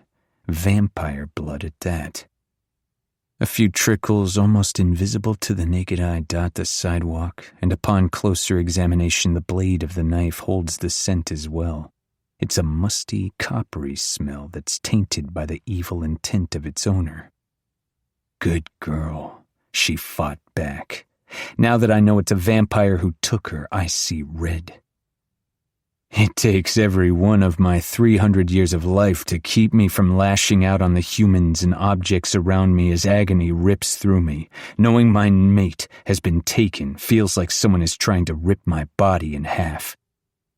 When I find her, no vampire will be immune from my wrath. If she's dead... No, I can't think that way. I refuse. I clench my fists and the humans walking past keep a wide berth like they know I'm a ticking time bomb. Grabbing my phone from my pocket, I shoot a quick text to Death's assistant to meet me at the hotel. I'm gonna need as many eyes looking out for Celine as I can get. I also dial the next person on my list. "Hello?" Luna's voice rings across the line. "Celine's been taken." I cut right to the chase. Her gasp rattles in my ear. "What do you need from me? I'll help however I can." After giving her a quick rundown of the situation, I ask her to keep her eyes and ears open for who could have taken Celine via her clients. She sees a lot of vampire traffic and will be a great help in that regard. Rushing as fast as possible to the hotel, I formulate a plan on what to do. No being in hell, heaven, or on earth will keep me from finding my mate. Whoever took her from me has no fucking idea the monster they've unleashed. Chapter 41. Celine. Cold.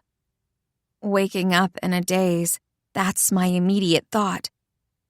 My body shivers against a hard, frigid surface. What the hell? Am I stuffed in a refrigerator? I blink and try to clear the haze from my brain, but a pounding in the side of my skull makes it hard to focus. I squeeze my eyes shut and try to blink them open again, hoping that will help things come into better focus. Gingerly touching my head at the source of the pain, a hiss rips out of my throat. Tender and throbbing, I can feel the goose egg forming on my skull. My fingers come away wet, and I find both dried and fresh blood crusting my hair. What the hell happened? I rest a hand against the floor and push up to sitting as quickly as I dare with my head throbbing. It takes me a couple tries since the pain is so debilitating, but I manage to hoist up my torso. Cradling my head in my hands, I drag my legs into a crisscross to sit. Fuck me, I groan, and once again the area around me blinks lazily to focus. It feels like my body has been put through a meat grinder. What did those vampires do with me after I was knocked out? It feels like they played hacky sack with my unconscious body. Once I feel more in control, I scan my surroundings, but it's so dark and dank it's hard to make anything out. Underneath my legs, there's old stone flooring. I squint and see cell bars in front of my face. I run a finger along the metal and rust comes away. My heart beats rapidly in my chest as I realize the predicament I'm in. I have no clue where I am. Presumably the vampire that kidnapped me is still around, and I'm a sitting duck. I might have training in taking down perps, but I'm still very much human against at least 2 vampires, and my gut tells me there are more. Will Zav come find me? He has to. He's more tuned into me than anyone, and with his vampire senses and lack of patience, it can't take him long to realize I've been taken. Knowing him, he probably started following me shortly after I left. I can't imagine he was far behind. I try to calm my heart and take a few slow breaths. He's coming for me. I just have to be patient and figure out what's going on.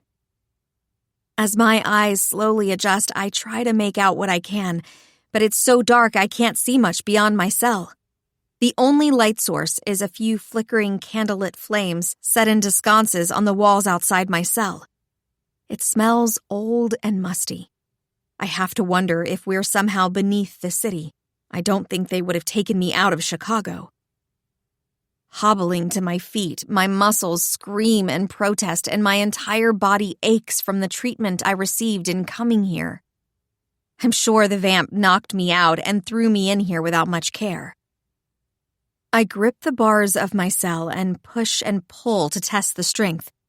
They're rusty, but unfortunately still sturdy. One side of my cell is flush to the stone wall, and the other is connected to another cell.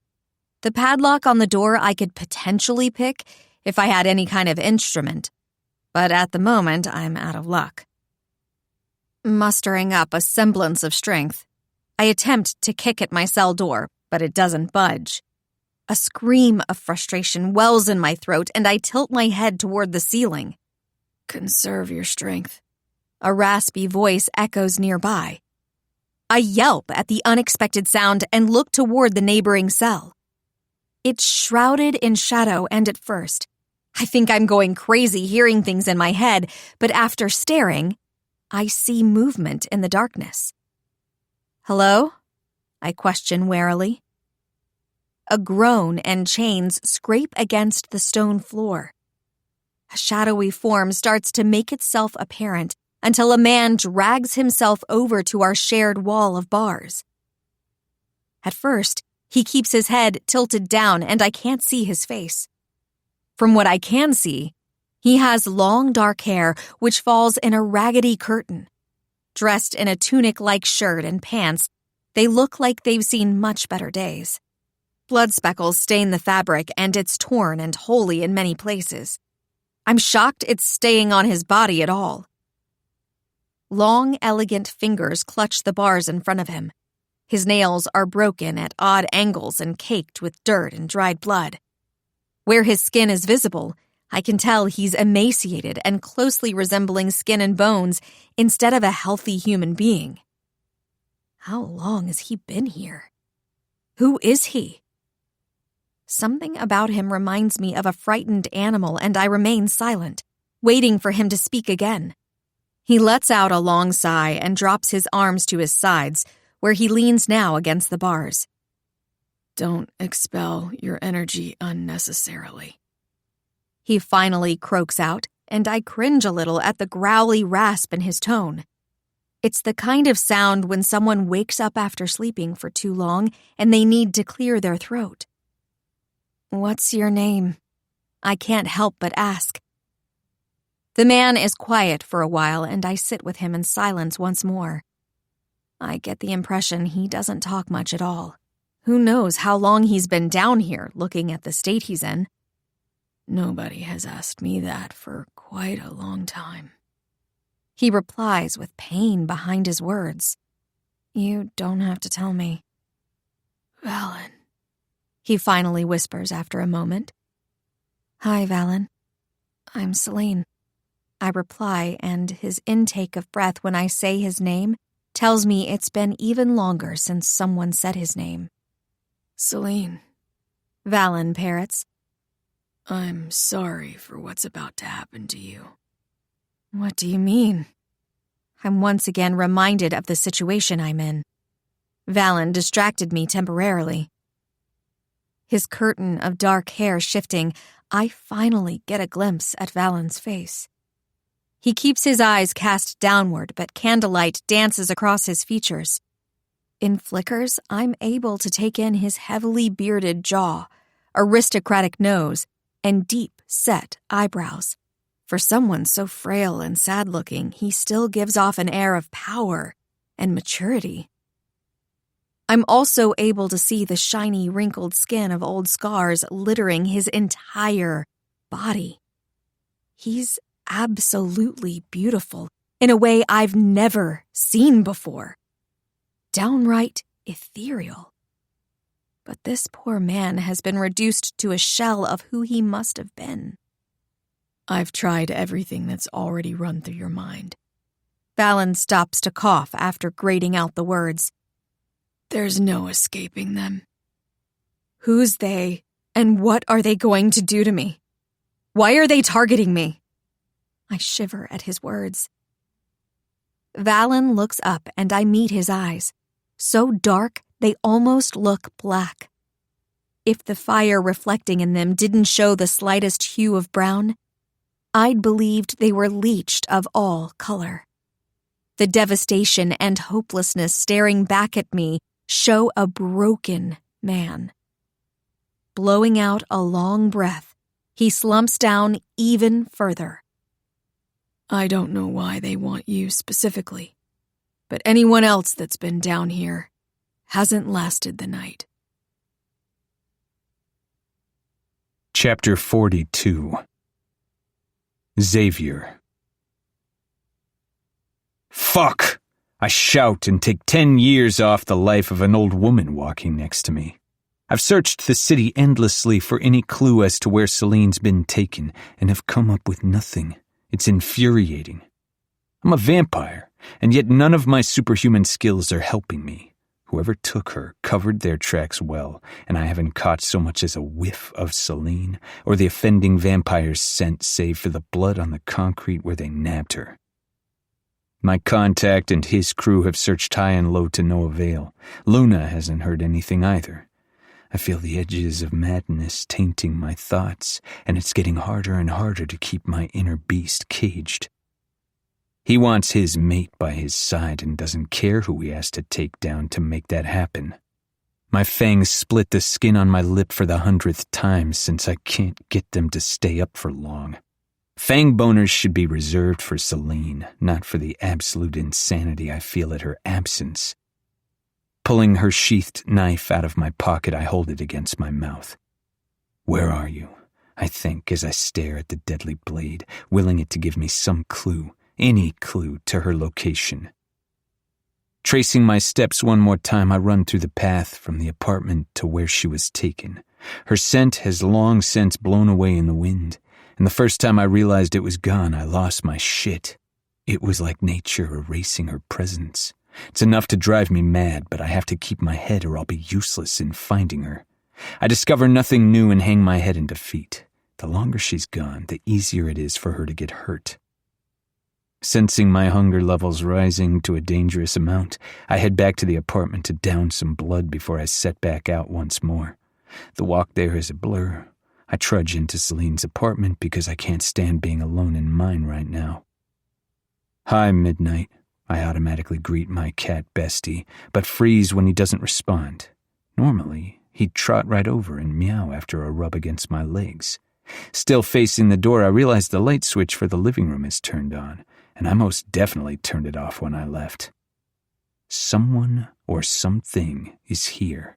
I don't hear any other heartbeats in the room, not that it means much, but I don't smell anyone either, which is odd. Spinning abruptly on my heel, I hiss and let my fangs down to threaten whatever's infiltrated my mate's space. What I see leaves me shocked to the core. A deceivingly beautiful creature I haven't seen in years sits at Celine's kitchen island. She holds Midnight hostage and strokes him like she's simply comforting the pet and not silently threatening him with her sharp nails so close to his throat.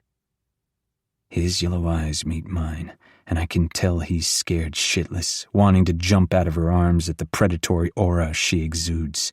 Animals can always sense intentions, and hers are never good. Blood-red nails that more closely resemble talons hold him to her in a grip tight enough to keep him from escaping, but not enough to hurt him. Yet. Been a while, hasn't it, Xavier? Her hauntingly familiar voice rings through the air. Did you miss me? I missed you. Terribly. Pouty lips turned down in a mock frown. Black hair cascades in waves around a face that looks like it was sculpted out of pure marble. Supernaturally vibrant brown eyes are framed with thick lashes most women would pay a fortune for. Dressed in a flowy crimson top that matches her nails, she's just as lithe and graceful as she was the last time I saw her. Too bad she's nothing but a pretty face with a rotten interior. Wish I could say the same, bitch queen. The insult rolls right off my tongue. Why are you in my fucking home? She clucks her tongue at me like she's scolding a child. That kind of language is beneath you. I thought you'd be happy to see me.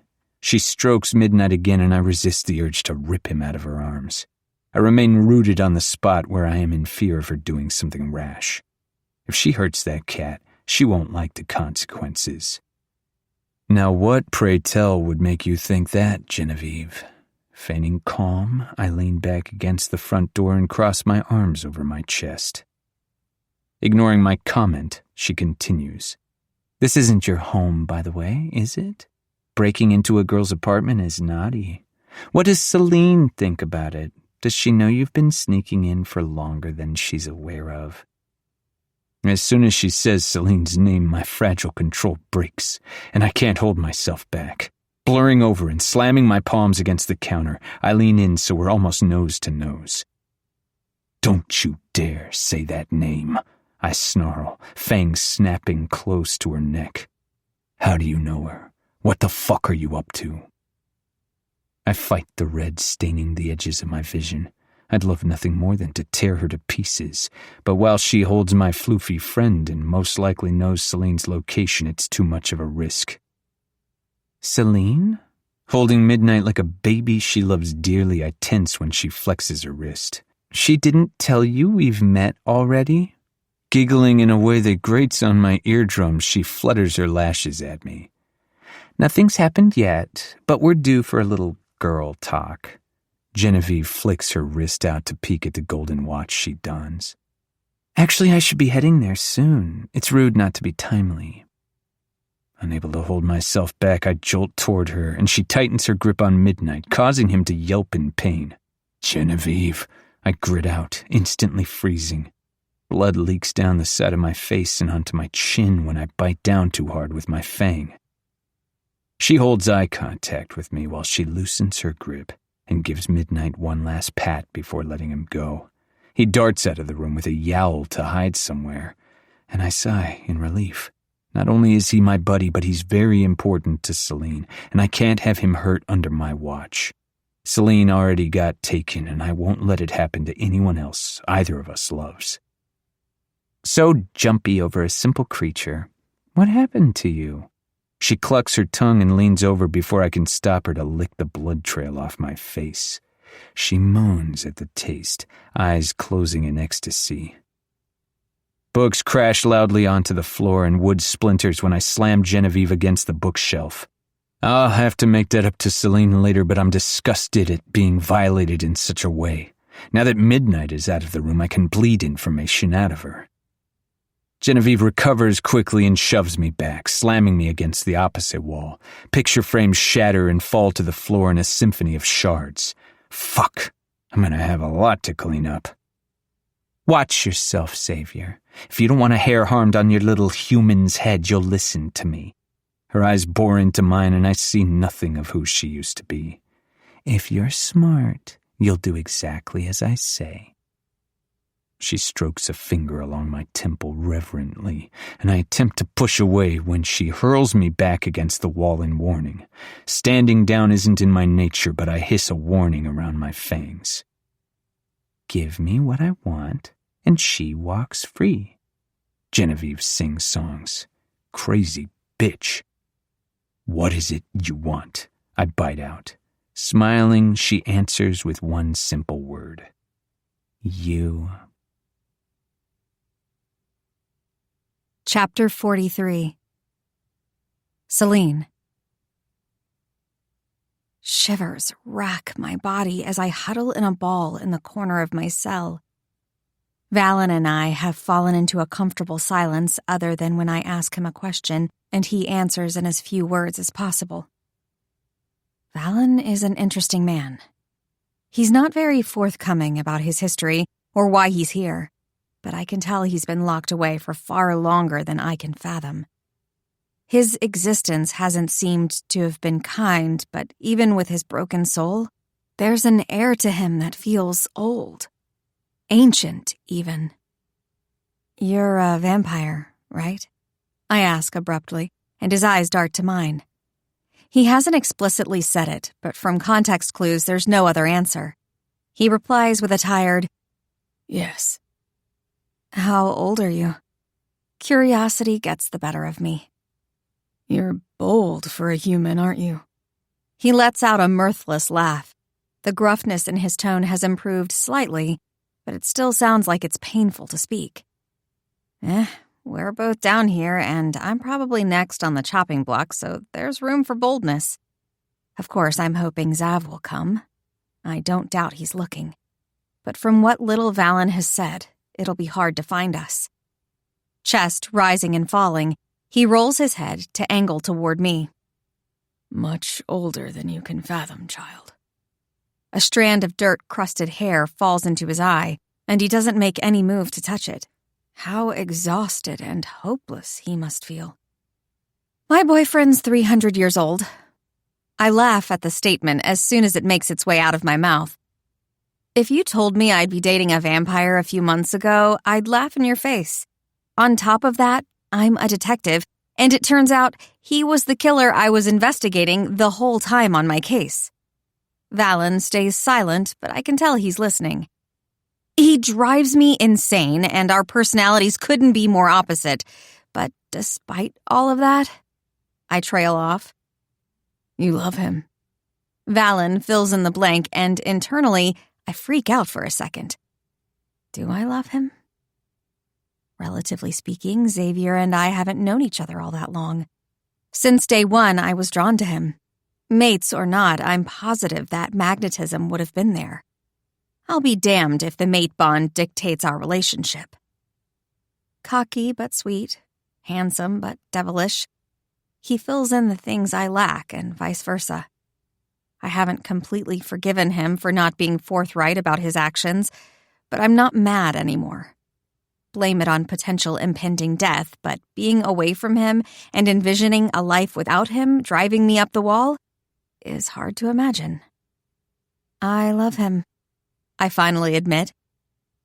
The realization is an exhilarating one, and as soon as we're reunited, because we will be since I refuse to even contemplate the alternative, I'm telling him exactly that. He deserves to know that I feel as much for him as he does me. Have you ever been in love? I ask Valen. He's quiet for so long I worry I crossed a line and that he won't answer. No, he whispers. But if I'm ever fortunate enough to find a love like the one you seem to have, it will have made all of this worth it. A cough sputters out of his chest, and an idea pops in my head.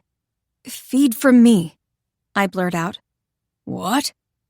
His voice is the loudest I've heard it. Feed from me. We can start building your strength so that we can bust out of here. I don't see any other options, and he's in worse shape than I am. It's not my first choice to have a vampire that's not Zav feed from me, but it's life or death. If the resident vampire can ingest enough to give us an edge, we might have a chance. God knows I don't stand a chance against a load of vampires, but Valen, He might if he's strong enough.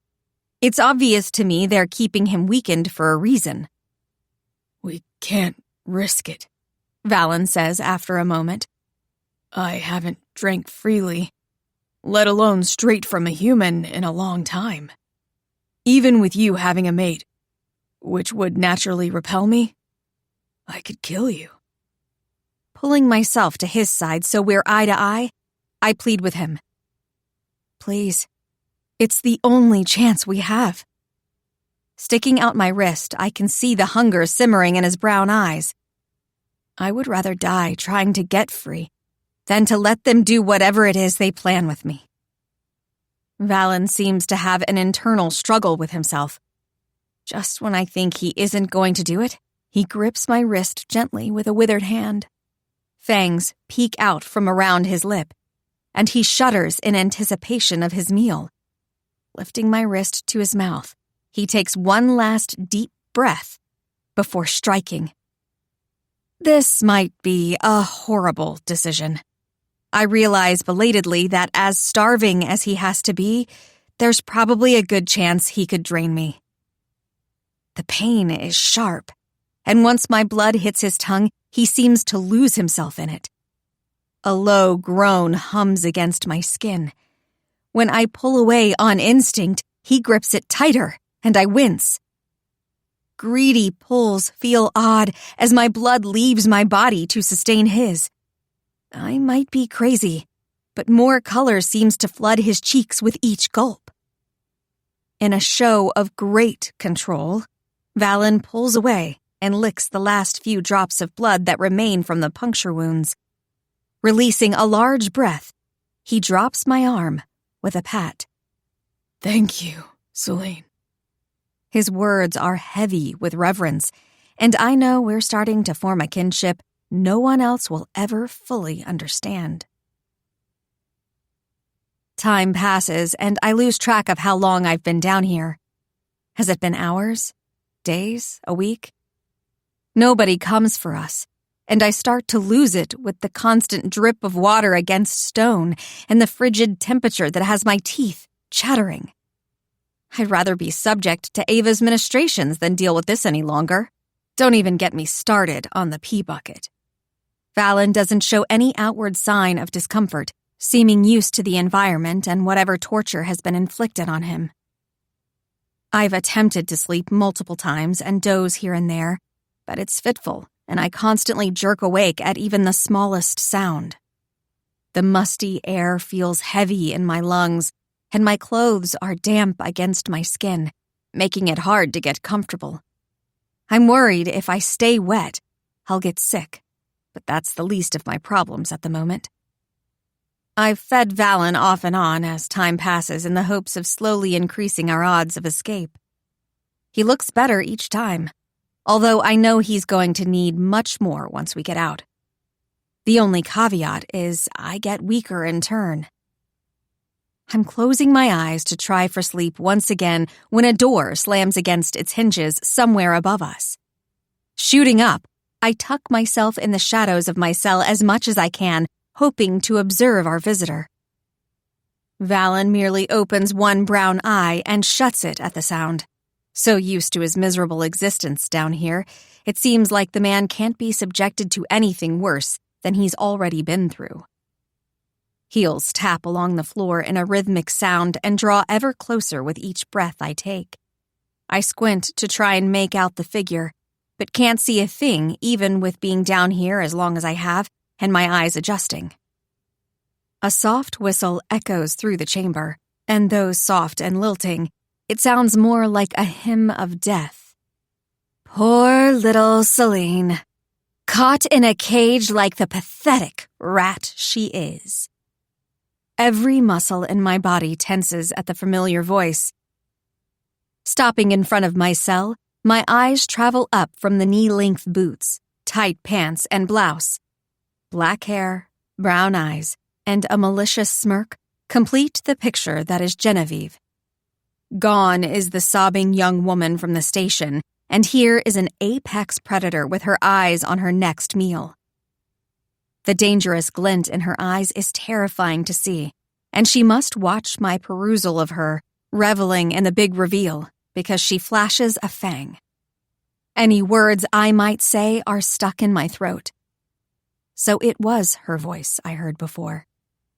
She was behind my kidnapping. Why? I can tell just from looking at you, you're wondering, why me? She says mockingly. Squatting down, she watches with feline grace. You have something that belongs to me. My brows furrow, confusion sliding through me. What could I possibly have that you want? I spit out, finally finding some gumption within myself. Think about it. She wraps blood-red nailed fingers around the bars and tilts her head to watch me work through it. Her smile is downright maniacal. It has me feeling extremely uneasy. Come on, Celine. Prove to me you're not a total dummy. Crazy cunt, Valen mutters from next to us. I momentarily forgot he existed with the Genevieve revelation. Ah, sweet and pathetically sad Valen. She mocks with an exaggerated pout and takes his insult in stride.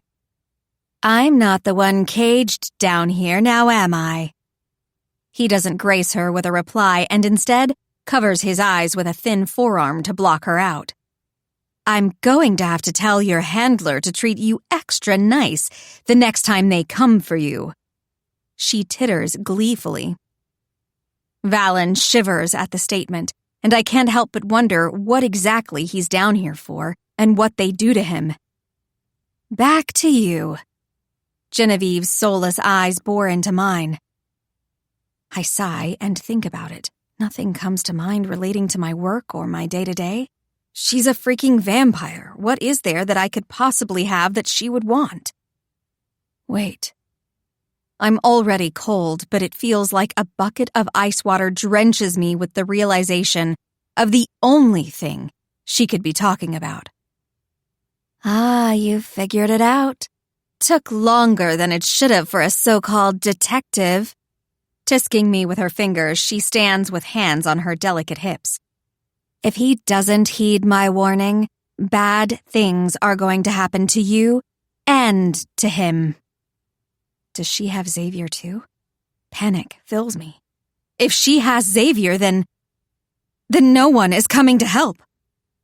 With dark promise in her eyes, she walks back up the stairs and the door slams shut with finality behind her. Chapter 44. Xavier. It's been a week since I last saw Celine. A whole fucking week. One glance at me and anyone could tell I'm not right in the head. Well, I'm not on a good day, but especially so right now. The absence of Celine is like a hole in my soul. I love her, and she belongs by my side. She's my mate, for fuck's sake. Instead, she's been kidnapped by my psycho bitch of an ex who can't take no for an answer. Genevieve promised to kill Celine slowly if I didn't accept her as my partner. I'll be damned if that happens.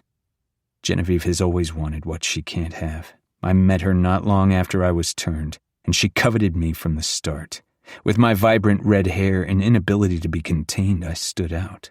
Her brand of crazy loved mine, and I'm ashamed to say we had a few decades together wreaking havoc. Once I gained full control of my bloodlust and primal tendencies, I wanted out. I haven't seen her in at least 50 years. I suppose she's been watching me from the shadows, lusting after what she can't have, and once she got wind of Celine, she decided it was time to strike. I tried following Genevieve after our run-in at the apartment, but she vanished and somehow has dampened her scent. Sitting back on the couch, I feel Midnight jump into my lap. He's continued to prove himself as my emotional support pussy and cuddles with me when I'm here. I'm in and out since my primary focus is finding Celine, but sleep and feeding are necessary. I know Genevieve and she's psychotic but smart. She'll have powerful vampires helping her. I need to be at my full strength for when I do find Celine.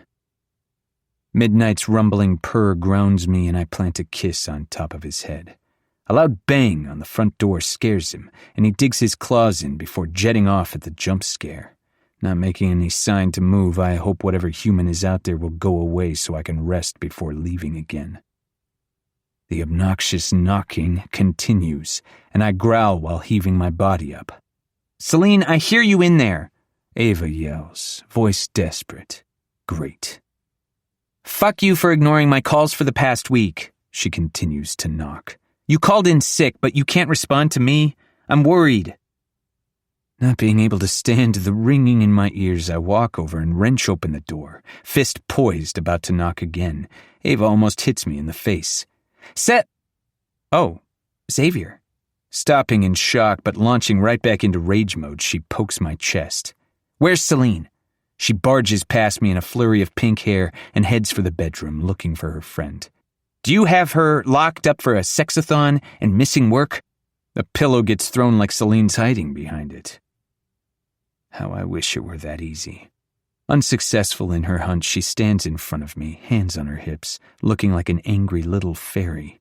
Her poofy pink dress and flats make me chuckle before I remember why she's here. "Where is she? It's not like her to fall off the face of the planet, even for you." I can see how distraught she is. Truth be told, I've been so hyper-focused on finding Celine, I didn't even think about others that might be missing her. I sent an email to her captain, feigning illness, because I know how much Celine's job means to her, and I didn't want it to be jeopardized just because my crazy ex is holding her hostage somewhere. I rack my brain for what to tell Ava, but can't come up with anything believable. She'll sniff a lie out in seconds. She's a bit of a bloodhound like that. "Ava," I grip her shoulders. Celine's been kidnapped. Immediately her eyes go wide and she tries to buck out of my hold. "What? Kidnapped?" She screeches, eyes large and round with horror. "Why haven't you called the police?"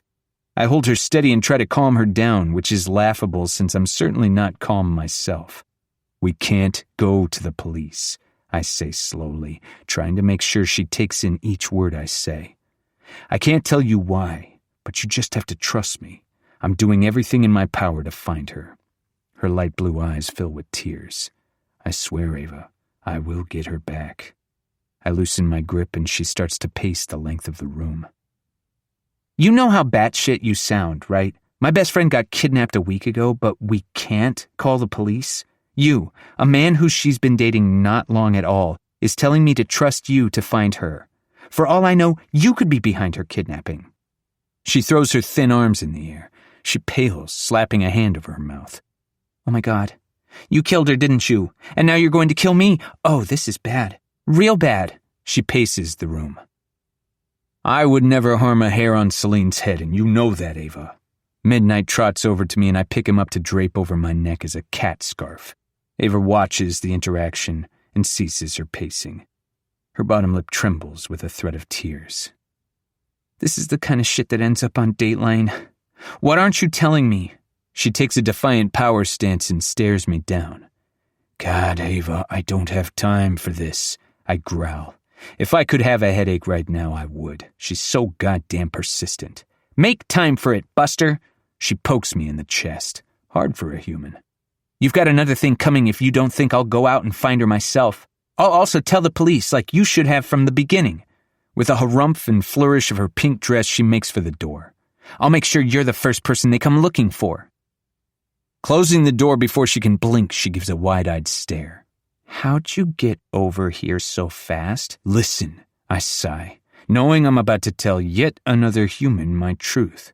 It's weird to share this with people after so long of avoiding humans unless I'm killing them for their heinous acts.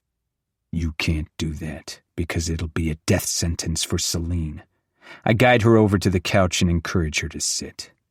She's been taken by vampires. Ava purses her lips and blinks her owlish eyes at me.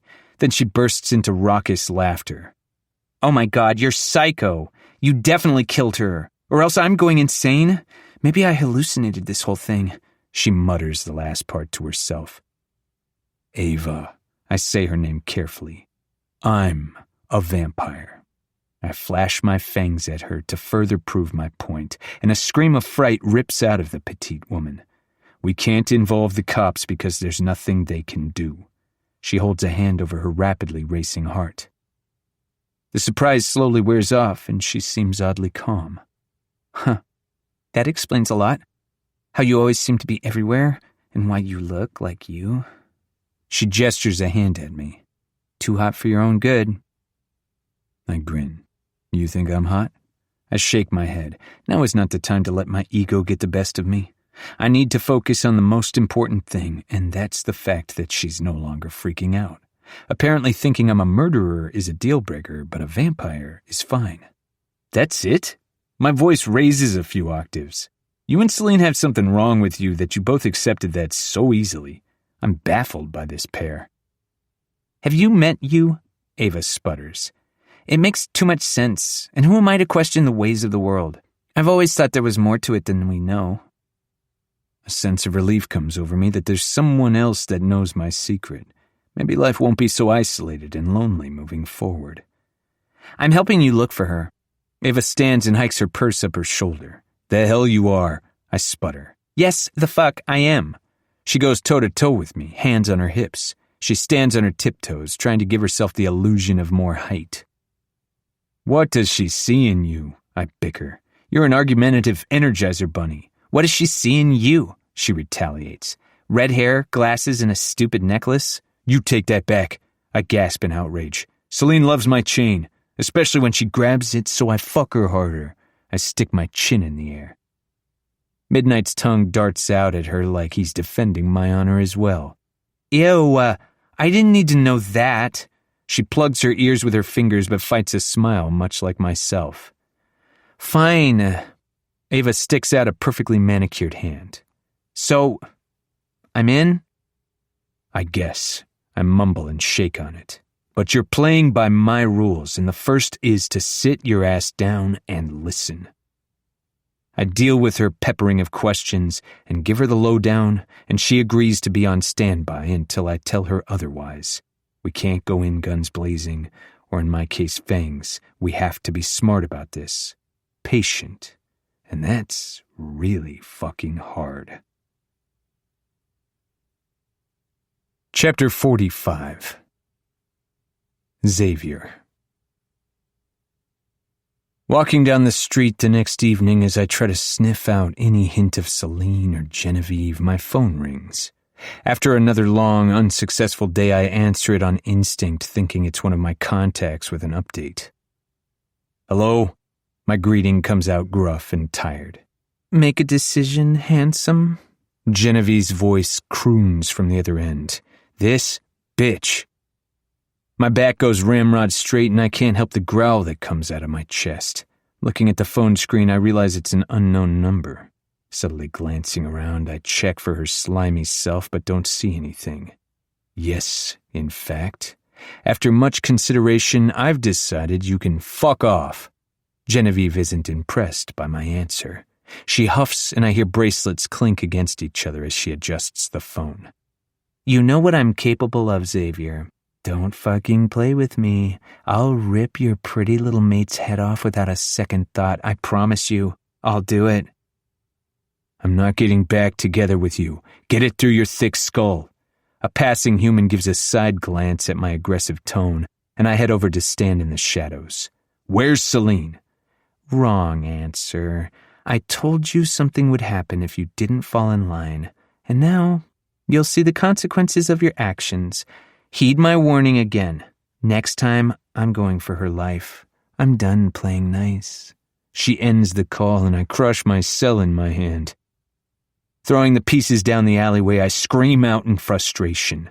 Should I have antagonized her? Probably not. But it physically hurt me to lie and play her game. Now Celine will most likely suffer from my stupidity. I have to find her. I need to find her. My breath comes out in a heave, and I close my eyes in an attempt to keep the bloodlust at bay. Nowadays, it comes on quick and rides me hard. Without Celine, it's becoming harder and harder to pull myself back from my animalistic side. Whenever I sleep, I'm plagued with nightmares where she's tortured and killed in various ways at Genevieve's hand. Her scent has almost disappeared off her pillow, and I fear the day it's gone entirely, I'll be lost. This is getting me nowhere, and I need to calm down before I do something stupid. I'm in no state to find her wound up as I am. I need a distraction, and the perfect thing will be chess with Tom. For all I know, he might have some good advice for me. Unlikely, but you can't blame a guy for hoping. Last we talked, he was excited one of his granddaughters was having a baby. She's getting close to her due date, and he warned me our weekly chess game might be pushed because of it. But I don't think he'll mind if I drop in for a surprise match today. Jogging the few blocks it takes me to get to the restaurant, I hop up the stairs and enter the building. "Tom, ready for me to beat your ass at chess?" I sing-song, in an attempt at positivity. He's already sitting in his usual spot, and I head toward him. The place is quiet and devoid of customers since it's almost closing time, but I love that he's still doing his thing in the corner. Slightly grumpy, he's still a hard worker and wants what's best for the restaurant. "You don't know how much I need this." I blow out a breath. It feels wrong to be playing a game when I should be looking for Celine, but I also know a visit with my friend will help me in the long run. I need to clear my head so I can think logically. I feel like I'm missing something. I grab the board and set it on the table before plopping down in the seat across from him. "You go first." I fold my hands on top of the table and look at my pieces. Silence. "I said you go first, you old coot." I raise my voice since he has selective hearing and wait for his move. "Do you need to turn up your hearing aids?" Silence greets me once more. "Tom?" I finally look at him in exasperation and immediately wish I hadn't. Tom is indeed sitting across from me, but his plaid shirt is coated in blood. Thick lines of it start from his neck and run down in crimson rivers to the floor. Blank eyes stare back at me, and his mouth is agape. I realize I don't hear any heartbeat. The only sound I hear now that I'm truly paying attention is the drip, drip, drip of his life source onto the wood-paneled ground. I should have smelled the blood. I should have known the second I walked in here. That's how distracted I am that I didn't even realize my friend, my only friend, was waiting here for me like a trussed turkey. A gift from Genevieve, no doubt, to prove to me that she's not fucking around. Holy fuck, no! My chair thuds loudly as I run over to him. Barely touching his arm, I jump back when his head quite literally falls off his neck and rolls across the floor with a sick thud. Blood trails behind it, and I'll never get the image of his soulless eyes peering into mine while his body remains headless in his chair. "Tom!" I squeak out, wishing away the horror in front of me. No, no, no. I've killed thousands of people in my 300 years. Some might say I have no soul, no moral compass. As a vampire, who's to really say? But I'd like to think I do. Most humans that I've killed were those who deserved it. Tom most certainly did not deserve this. My friend, one of the few friends I have left in this world. Had. Fuck, that hurts. I clutch my chest as tears cascade down my cheeks. He doesn't deserve this. A kind old man who loves his family and is weeks away from meeting his new baby granddaughter. A man who is a staple in the city and whose loss will be felt seismically. The one small kernel of good that comes out of this is that he's reunited with the love of his life, but even that thought doesn't ease the roiling of my stomach. I swipe my tears away when they trailed down my cheeks. Glancing back at his body, I spy a bloody, stained piece of paper. It sits on his crudely cut neck, and I cringe while grabbing it. Gore has never bothered me before, but knowing that this is Tom has bile climbing up my throat. The scrawled handwriting on the paper makes me vibrate with fury. She's next. Love, G. Paper crumples under my fist, and I fucking lose it. I refrain from tearing apart Tom's restaurant out of respect, but the urge to destroy something is very much there. My chest heaves and my vision turns fully crimson. This hasn't happened since my early days of being turned. It's like peering through a colored lens. The red swirls and floats wherever I look. I flex my fists and my fangs make themselves known. I hiss around them knowing if I don't drink some blood soon, it'll be bad news. How fucking dare she? First my mate, and now my best friend. Genevieve is begging for death. I'll take great pleasure in separating her spine from her body and stringing it up like a gory Christmas garland for all to see. Celine says I'm not a monster, but right now, knowing all the things I want to do to Genevieve, I feel like one. I won't be able to rest until Celine is safely back in my arms. If Genevieve thought this would be enough to get me to hand myself over to her, then she doesn't really know me at all. Not wanting Tom to exist in this state any longer, I attempt to squelch my anger and give my friend the send-off he deserves. I'm lucky none of his family members have seen him yet and can't have them finding this. 2 of the workers are out cold in the back where, thankfully, Genevieve didn't kill them, but they'll wake up with a nasty headache. "Hey, buddy, I'm going to get you all cleaned up," I whisper brokenly and set about my task. Using strayed tablecloths, I wrap Tom's body. Then I use a trash bag to cover him. Feels wrong and makes me furious all over again that this is what I have to do. Then I set about cleaning the blood up best I can and disposing of anything too far gone to keep. Under the cover of night, I transport Tom's body to a funeral home and compel them to call the family tomorrow to tell them there was a tragic accident and the body can't be seen because of said accident. Suspicious? Yes, but they deserve a proper goodbye. No one should have to see their loved one like this. I'm used to this kind of carnage, and even I'm upset by the sight of it. Thinking of how scared he must have been in his final moments fills me with rage all over again. The last thing I compel them to do is to send all bills to me. I leave the funeral home once I'm certain everything is taken care of and I won't be remembered, and return to the restaurant. I look over my work to make sure nothing is out of place. Our chessboard catches my eye and I gulp at the pieces we'll never move against each other again. No more jokes cracked, no more shouting, and no more Tom.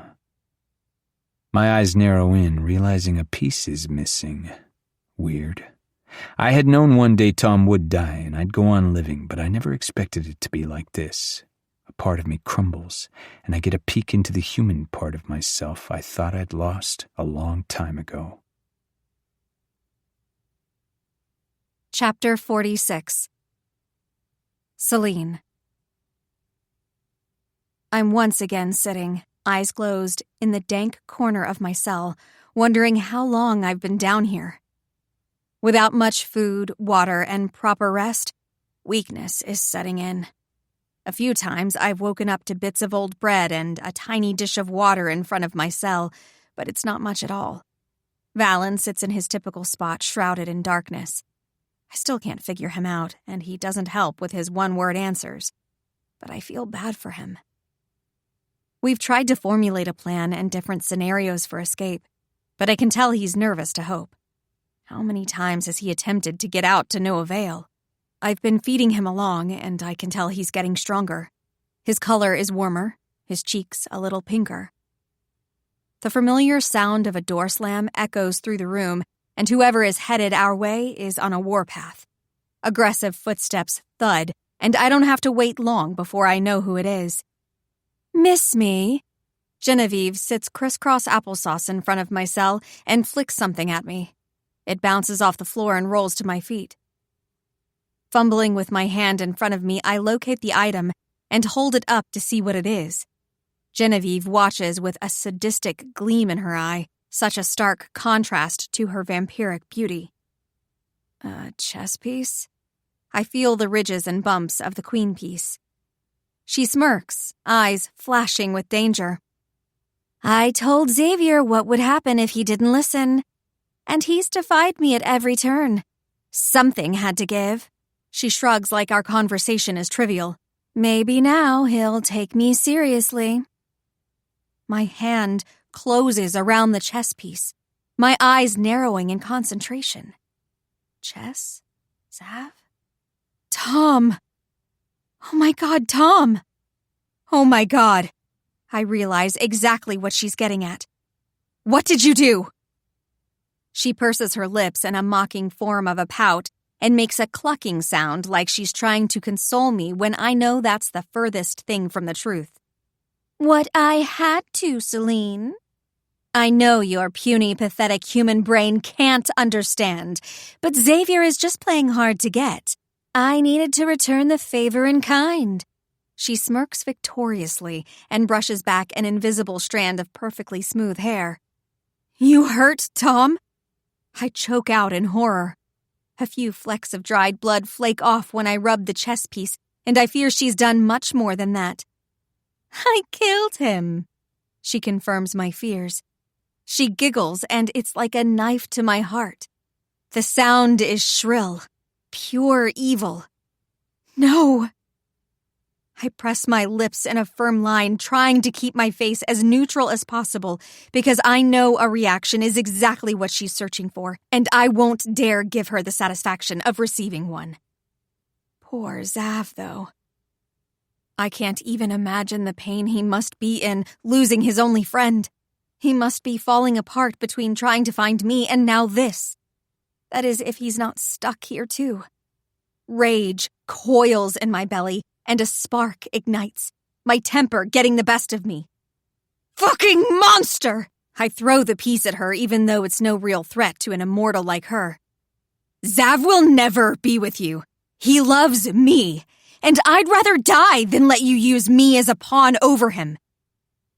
An animalistic sound comes out of Genevieve, and before I can blink, she's inside my cell, forcing me onto my back with a hand around my throat. She snarls and bares her fangs dangerously close to my fluttering pulse. Fear holds me hostage. I know deep down that she could snap me like a twig and I'd be dead before I knew it. You're nothing.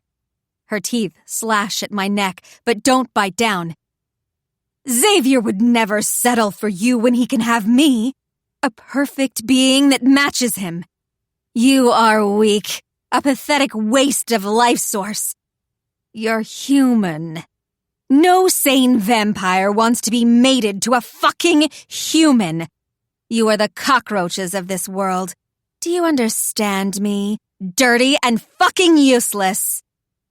A whimper slides past my lips before I can stop it as she squeezes my throat.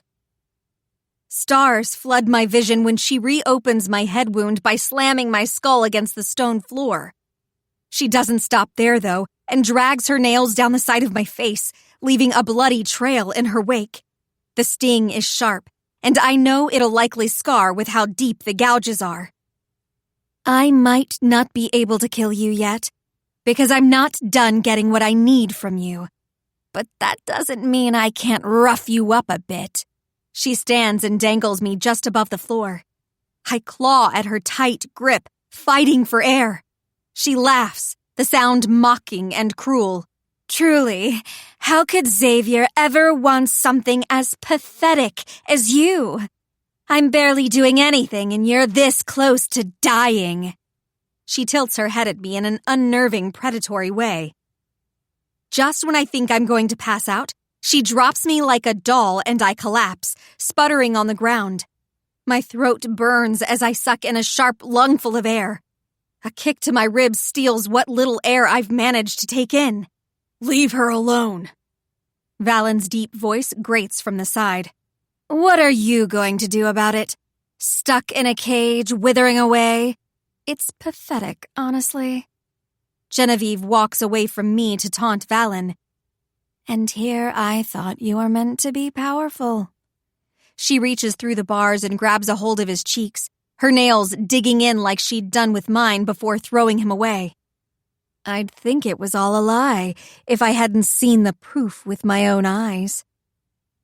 Using this opportunity to my advantage while she's distracted, I crawl my way over to the door to my cell, where it remains ajar from her entrance. My arms shake at the effort, but I keep dragging myself along. I will not die here. I will not let her be the reason for the end of my existence. If I go down, I'm going down with a fight. I've never balked at a challenge, so why should I now? Your time will come, Valen replies cryptically. It's quite sad. You take to harming an innocent human simply because a man told you no. He flips back over to face the wall and dismisses Genevieve. I can practically see the smoke coming out of her ears. Reaching a hand up to touch the lock, she speeds over and slaps me down. My knees scream in pain at the sudden contact with the stone beneath me, and she presses my forehead flush to the floor. Think you're slick? You and your new buddy here? I'm always a fucking step ahead. Remember that. Genevieve steps out of my cell and slams the door behind her before turning the lock. More footsteps echo through the chamber, and a deep voice calls from up above. Look at that, Valentine. Collection time. She doesn't spare us another glance and skips away back to wherever the fuck she lurks when she's not taunting us. Before long, a bulky vampire I've never seen before drags Valen out of his cell. He doesn't put up a fight, but we lock eyes. The fear and shattered spirit in his gaze breaks my heart. I try to communicate that I'm here and it'll be okay. We're in this shitty situation together, and I finally have the upper hand. His eyes widen slightly, and I nod to confirm I have a plan before he disappears. Well, perhaps not a plan, more of an idea of one. But it's better than nothing. Genevieve probably thought my sad attempt at reaching the door was to leave. But I managed to place a small pebble in the lock.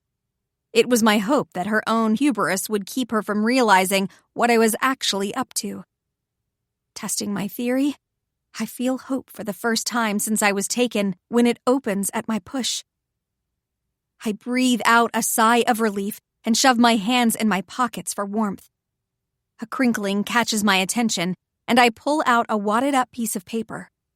My brow wrinkles as I unfold it, and a sob catches in my chest when I see it's a note from Zav.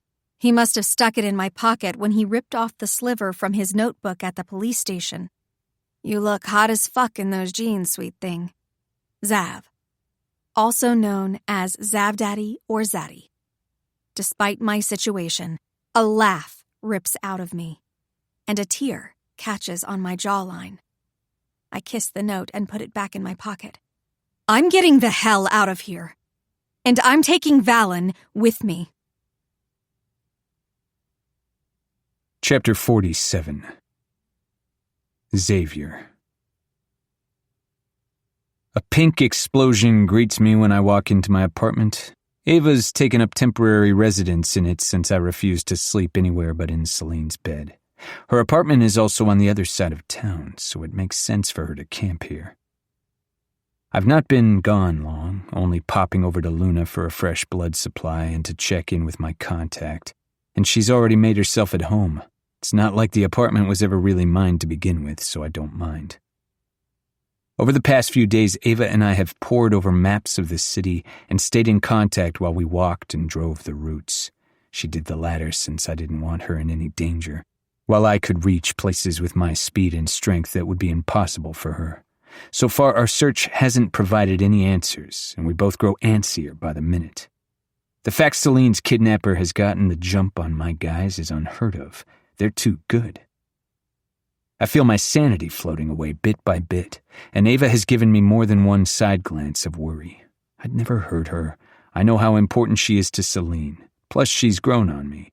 But I struggle with her presence. We're far more alike than I ever thought I'd admit. Celine has a good friend in Ava.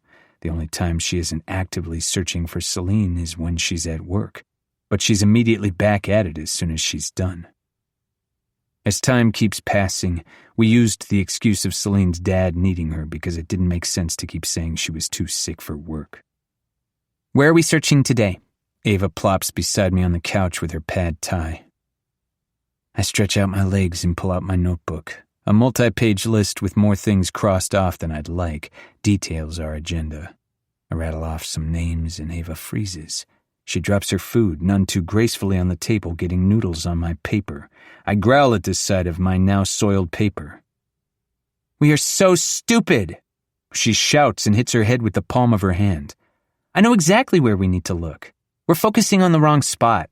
Shoving one more mouthful of noodles in, she rushes around to grab her coat and shoes. I follow after her, because she must be onto something to act this way, and to leave her food behind. Another thing I've learned about Ava is she takes her takeout food very seriously. The club! Ava shouts as we run down the hallway. I can't believe I didn't think of it sooner. Celine always thought Vex was so fishy. I thought she was just being paranoid, but it makes sense, right? She doesn't wait for me to answer. That has to be it. I shake my head but follow her onto the elevator anyway. I scoped it out multiple times. I didn't smell anything or find evidence otherwise. We've only ever seen the public part of the club. Celine tried to see into the back once, but got stopped by the goons guarding the door. Remember the kidnapping and all that weirdness? She crosses her arms over her chest. Besides, you're the one that said her smell just vanished the day she was taken, so I think you're being a little cocky and relying on your vampire mojo a little too much. I shake my head confused. I thought that whole thing was resolved with Vex, and they found the body without any club connection. Ava turns to me with exasperation, and Celine thinks I'm the one without patience. We overheard suspicious things the first time we went there, and I know Celine didn't agree with the outcome of the case. It has to be the club. My spidey senses are tingling, Xavier. She wiggles her fingers. The woman she was in contact with was an odd one. Ava taps her heel in quick succession on the ground. There was just something off-putting about her. She shivers at the memory. What woman? I tilt my head, following her off the elevator. Celine didn't mention a name. Oh, so she tells me things she doesn't tell you, huh? She sticks her tongue out and I do it right back.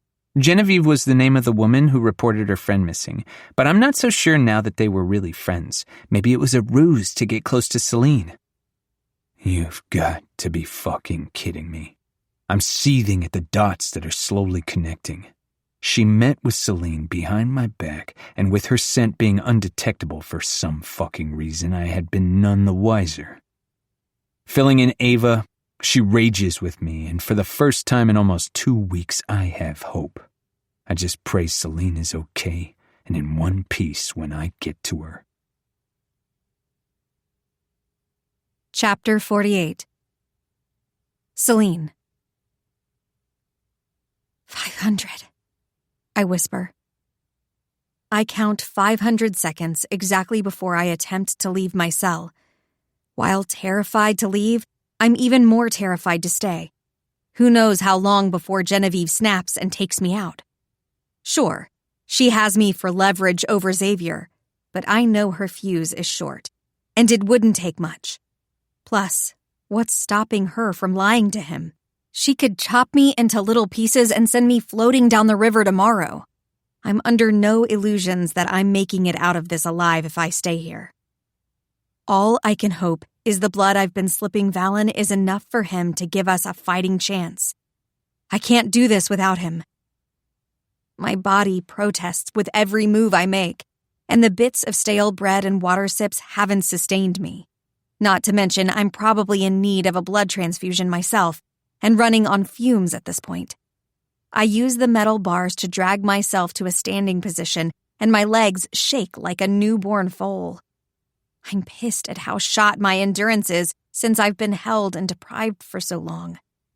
Boxing is going to be a bitch to get used to again. Resting my forehead against the metal, I center myself and give a mental pep talk before proceeding. My needy vampire is out there looking for me. Who's going to keep him out of trouble if I don't? He could also be trapped here like I am. Plus, my dad needs me. Save the day, Celine. It's what you're made for. With renewed determination, I cringe at the squeaking of the door when I open it part way. I'm not sure who all is around and what they can hear. Hopefully, Genevieve is long gone for the day. Turned sideways, I slide through, not wanting to risk more noise than necessary. Valen's cell remains empty, but I spot a small item wrapped in cloth against the wall. I've seen flashes of him holding it when he thinks I don't notice. I'm not sure what it is, but it's clearly something of importance, so I snag it and pocket the bundle. Multiple times I have to stop while climbing the stairs. From my stint down here, however long it's been, my endurance is shot. It's sad how quick it is to leave your body when you aren't consistently using it. It pisses me off that I'll have to hit the gym hard before I'm at full strength for work again. I'll probably be bedridden while I heal, and I know Xavier is the mother hen type. I pant and wheeze like an out-of-breath whale. The air gets slightly warmer the higher I get, which is a relief. but also feels like needles against my skin after all this time. It went numb early on, and to have feeling back is a double-edged sword. God, I probably look and smell horrendous. My hair is greasy and matted. When I get out of here, because I will get out of here, I refuse to think about the alternative. I'm taking the longest shower ever. There's a door at the top of the stairwell, and it appears to be unlocked. Stupid vampires. Ever so gently, I push and peer through the sliver of exposed hallway behind the door. At first glance, it's silent and empty of life, but that doesn't mean I'm letting my guard down. I slip through and close the door behind me. Now in another creepy hallway that's only slightly less musty, but more modern than the dungeon below, I get my bearings. There's a door at either end. I choose the right to head toward. My footsteps are as quiet as I can make them, and the closer I get to the door, the more I hear a slight whirring sound. I walk over and repeat the process of slowly opening the door to peer in. Thankfully, I chose the correct room, and Valen lies strapped to a table. His arm is full of tubes that are pulling blood out and cycling it through the machine before depositing it into bags. The coast is clear, so I approach him. His eyes are closed, and at first I don't know if he's awake or not. Valen! I hiss as loud as I dare. His eyes peel open slowly and widen at my appearance in his room. We're blowing this popsicle stand. Come on. I jerk my thumb over my shoulder and get to unplugging him from the tubes. I'm not a nurse, but it doesn't matter. Desperate times call for desperate measures. He seems a little out of it from the collection, but I run over to a large storage fridge in the corner. Pleasantly surprised to find my hypothesis correct. I grab a few bags of blood and shove it at him to drink. Valen doesn't question me and quickly gulps them down. Hopefully it wasn't his blood, because that's kind of weird, but I guess not any worse than drinking a random person's blood. The puncture wounds on his arms heal before my very eyes, and I'm reminded of how much more he is than me. Hopefully, once we're out of here, we can get to know each other like normal friends. Knowing Zav, though, he'll get jealous and need to supervise. Maybe I shouldn't tell him he bit me before Zav did. We must look like an insane pair right now. Him with his long, limp hair and ratty old clothes. Crimson dripping down his chin and onto his bare feet. Me with my dirt and blood-encrusted pale skin. My outfit isn't much better than his. Do you have any idea how to get out of here? I whisper, peeking out the door to see if anyone has noticed our shenanigans. No, he answers, sounding stronger than ever before. Whenever they bring me up, it's straight here and back down. Fuck. I guess we're winging it then. It's probably foolish to hope for a clean break, but so far so good. Let's go. Valen grabs my hand and squeezes it. See you on the other side, Celine. I hope he doesn't mean the other side, like the afterlife. I nod back at him and steel my resolve. Valen and I step into the hallway and make it to the other side when the door opens. A vampire is just walking through and spots us in front of him with a face full of shock. Faster than I can track, the vampire's heart is ripped out of his chest and his head is knocked off his body. I turn to Valen, who holds the bloody heart, and looks a little shell-shocked himself at what he just did. It seems like he acted on instinct, but I'm sure it's been a long time since he last felt strong enough to do that. Fuck, I mutter when I spot the handheld remote that's now flashing. A big red button has been pressed by the vampire just before he died, and from the sounds of pounding footsteps, he's informed the cavalry of our escape. We're fucked. This way. Valen grabs my arm in an attempt to keep me up to speed with him, but it's hard when my feet keep getting tangled up. I'm panting and the urge to dry heave is overwhelming. He must get fed up with how slow I am because he hoists me up in his arms. Between my blood and the bags he consumed, I guess he's feeling well enough to carry me, and I certainly won't complain if he gets us the hell out of here faster. Careening down the hall so fast my hair blows around us, Valen blindly follows something. With his vampire senses fully functioning, I trust he knows what he's doing. Wait, we need to check for Zav, I panic, reminding Valen. I can't be for certain that Genevieve doesn't have him chained up somewhere around here too. I'd smell him if he were here. Now that I've tasted your blood, I can sense the connection. He calms me down and continues to navigate the maze of halls and doors. Relief floods me. Zav isn't here, so hopefully that means he's safe. I can't contemplate the alternative. My stomach rolls at the speed in which Valen's moving. He stops in front of a door and opens it, shoving me in. I'm in shock and realize I'm surrounded by cleaning supplies. I have no idea why he's done it, and then hear the absolute chaos outside the door. I peer out to see Valen going head-to-head with a few vampires. Even with his imprisonment, he's holding his own well, and I know having me to protect would have been too much. Whenever any of the vampires get close to the door, he slaughters them. It almost seems like a renewed sense of motivation has sparked inside of him. One of the vampires manages to jump on his back like a feral raccoon, and he shakes to dislodge them. They land a bite and tear a chunk out of his shoulder. Valen grunts in pain, and I know it hurts like a bitch, but he doesn't react otherwise. Getting a firm grip on the vampire's arms, he flips them over his head and stomps on their chest when they land.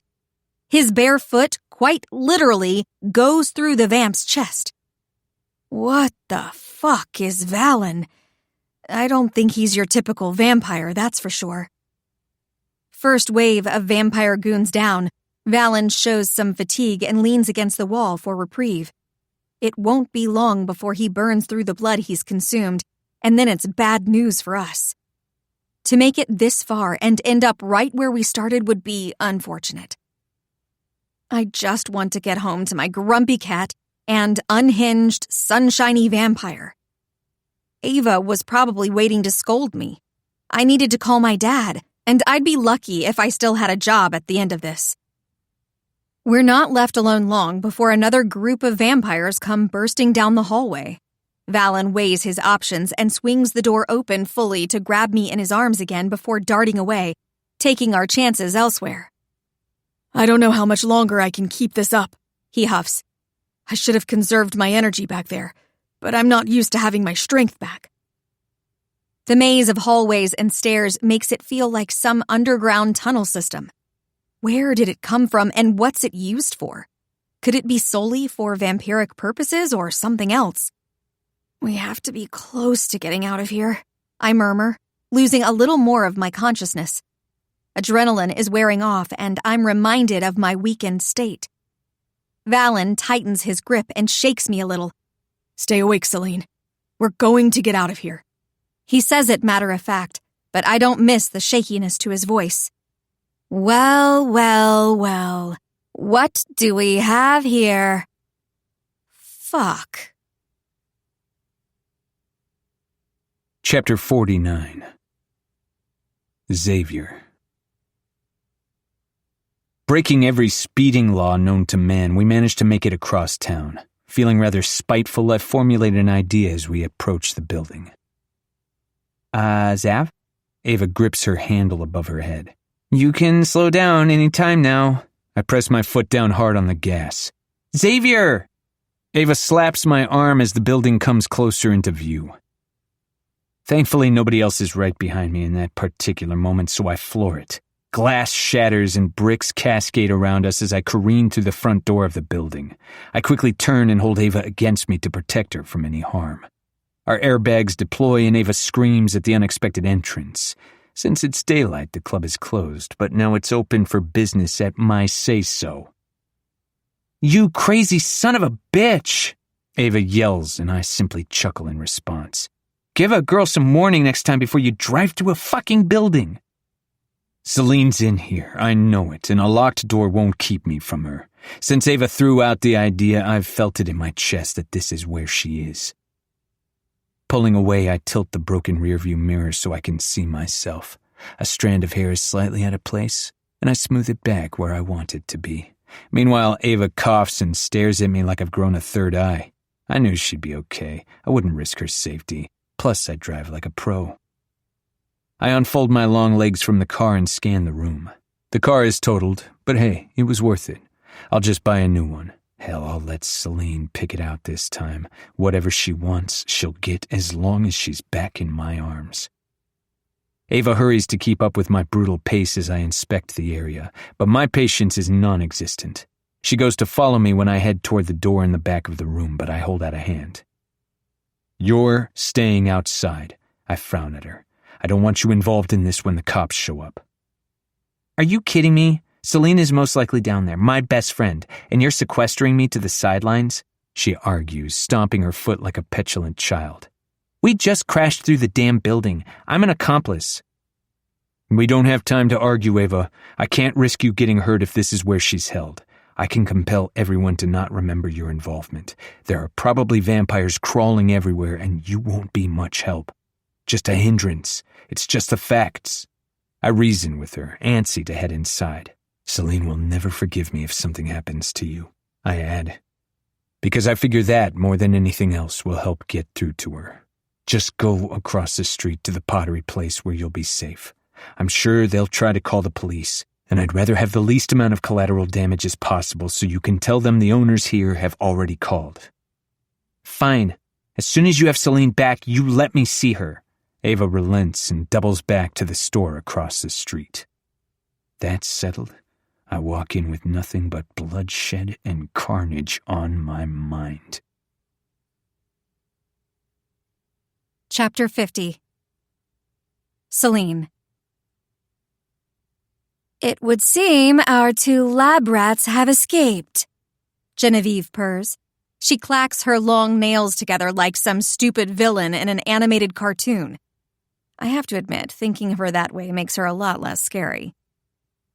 I shiver in Valen's arms, and he grips me tighter.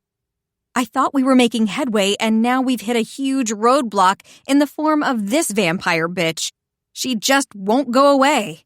Move, Valen rumbles. I applaud his bravery, but more vampires appear behind Genevieve, and I know we're well and truly fucked. Valen's expelled a lot of energy to kill the first round of them, and he was already in a weakened state despite the blood. And it's not like we're in a place where I can offer him more. Even if I could, I'm not sure if I'm in well enough shape to. Racking my brain in my half-asleep state, I try to come up with a plan to get out of this. Everything I think of ends in us dead or trapped back in the basement. And then dead. And I really don't want to die. You have to realize your little escape attempt has failed. Genevieve slowly walks closer to us, and Valen steps back in turn. The ultimate chess game. What would be our next move? Her goons go to follow her, and she holds up a red-nailed finger to point at me. Grab the girl! Over my dead body! Valen snarls, and I grip his neck in fear at the approaching vampires. Desperate hunger contorts their features in a grotesque way. Barely hanging on by a thread, they seem to barely listen to Genevieve. All they see me as is a fresh body of blood. You wish. Too bad we still need you. She flicks a hand in my direction again, and the vampires pursue. Valen takes off back down the hall from where we came from, and it feels like each step we take is one further from escape. A whimper crawls out of my throat at the fact that we're going backwards, not forward. But I'm not one to give up, even if it's getting harder to believe we're getting out of this alive. At least if I die, I'll know I went out fighting for my escape. Abruptly choosing a door and going inside, Valen breathes heavily and sets me against the wall to rest while he barricades the door. We seem to be in a storage room of sorts with filing cabinets, which end up being perfect for securing us in. Are there any vents or secret doors in here? I can't sit still for long, starting to feel around the room for just those things. Secret door? He snorts, rolling his eyes. Doubt it. His eyes dart around, and the door starts to groan under the weight of the vampires trying to get in. He looks up and points. Air vent, though. I look up at it with a frown. It's small. I eye his massive shoulders. Can you fit? He swallows a lump in his throat. Probably not. I won't leave you here. It's probably too noble of a statement to make in the face of imminent death, but I don't think I could live with myself to leave him behind. The banging gets louder, and I know with that many vampires on the other side, it's only a matter of time before they find their way in. As if conjured by my thoughts, a split appears in the door. Can you get yourself up there? We have to at least try. Valen purses his lips and nods. We try, he concurs. He's tall enough that all he has to do is stand on a chair to rip the vent off the ceiling. Come here. He lifts me easily and gives me a boost into the vent. Go, Celine. If I can't make it, promise you'll keep going. I look down at him, my stomach churning at the thought of leaving him behind. I'll bring help. My mate. He shakes his head. Go. A shrill scream that has to be from Genevieve has me crawling on all fours through the vent in record time. I hum softly to try to keep my breaths even. I fucking hate spaces this small, but if it gets me to freedom, I'll keep going. The vent rattles as Valen joins me. Fuck, he groans, dragging behind me. I can't believe I'm saying this, but thank God they've been starving me, or I would never be able to squeeze through here. We army crawl through the vent, and I have the horrifying thought of, what if I fart? Poor Valen. There's another scream behind us, and I'm not sure how far we've made it from the room, but I move a little faster. Get out. I have to get out. The vent groans, and I freeze near the next opening. Hold still, I whisper to Valen.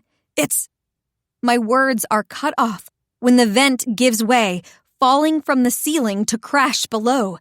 The metal breaks around us, and my body screams in pain from the fall. Celine, Valen says, my name laced with worry. I'm okay, I grunt out, all the air having been expelled from my lungs with the fall. Valen shoves the debris aside and helps me to my feet. I'm unsteady and sway in place. He holds my shoulders to steady me. Grunts and cries of pain can be heard not too far away. But where we've landed, the coast is clear. There's even a door at the end of the hall open for us, like whoever came through it was on a mission and didn't have time to make sure it was shut. Valen picks me up again and carries me through the open door and into the exact place I suspected we were being held beneath. Vex. Except the club is looking a little different at the moment. Bright rays of sunlight stream in through the front of the building where a car has driven through the doorway. A car I very much recognize as Zav's. He came. He found me. If it weren't for the fact that Valen's holding me in his arms, I know my knees would give out on me now. Celine! A female voice cries out in surprise. I look toward that large open space where people on the street are gathered looking at the mess of the car in the building, and find Ava running toward me, her hair a pink cape flowing behind her. Ava! I whimper, and Valen sets me down just in time for me to fall into my friend's arms. He watches, eyes wide as he takes us in, and then I watch him practically melt into the space around us and disappear. What the fuck? Is he some kind of chameleon? Can he go invisible? I've never seen Zav do anything like that. Worry clings to me, but I hope wherever he's off to that he'll be safe. You're okay, Ava sobs, holding my cheeks and taking me in. I thought you'd be dead. How long have I been gone? I ask her, squeezing her tight. I need to get out of here, but something tells me that Xavier's handling Genevieve and her goons, and I needn't worry. About 2 weeks, she replies, smoothing my matted hair back. She makes a yuck face and says, I'll schedule you for a hair appointment. She eyes my nails. Better get nails done, too. She seemingly shakes herself free from those thoughts and says, I've been helping Xavier track you down. He couldn't smell you and... She pauses, glowering at me. When the fuck were you going to tell me your boyfriend is a vampire? A vampire! She shrieks, and I hope no one on the streets can hear her over the sounds of traffic and the music blaring from Zav's wrecked sports car. He told you? Ava wipes away a tear from my face. I mean, he kind of had to. I accused him of murdering you, and I might have tossed some threats around. I smile and hug my friend, a few more tears leaking out of my eyes. Ava can be a bit much at times, but I wouldn't have her any other way. I need to go find him. I grab her by the shoulders. Oh, no, you don't, Missy. She tightens her hold. You got away from that psycho bitch Genevieve, and you're not going back. My lips part. How did you know it was her? Ava rolls her eyes. I pay attention, duh. If it wasn't for me, Zav would have never figured it out. For a redhead, he's a bit of a dumb blonde, don't you think? A laugh bubbles out of me. A little, I admit. Can you get me a blanket? Some water? I'm so thirsty. Ava, oblivious to what I'm doing, nods and squeezes my shoulders. I'll find some. Why don't you wait outside? I'm okay here. She gives me a funny look, like she can't figure out why I'd want to stay in the club, but shrugs and goes in search for what I've asked for. As soon as her back is turned, I sprint. Well, hobble for the open door I just came through. I'm insane to be going back, I know that, but the need I feel to get to Xavier is indescribable. The tug has never been this strong before. He needs me. I know it. It doesn't take me long to come upon the carnage I have no doubt he left in his wake. Bodies and limbs litter the long hall, growing in numbers the farther I go. I round a corner, and there he is. Something inside me knows I should be trembling at the sight in front of me. But I'm not scared. I could never be scared of him. His eyes are such a brilliant green behind his glasses that they're otherworldly. His mouth and most of his body is covered in blood, and from his right hand, hanging by the strands of her hair, is Genevieve's decapitated head. Zav! I breathe out his name. His body shakes with the thunderous breaths he takes. Zav! I say again. I'm here. I'm here, and I'm okay. I can tell he's not fully with me. My guess would be that he's fighting his baser vampire instincts at the moment.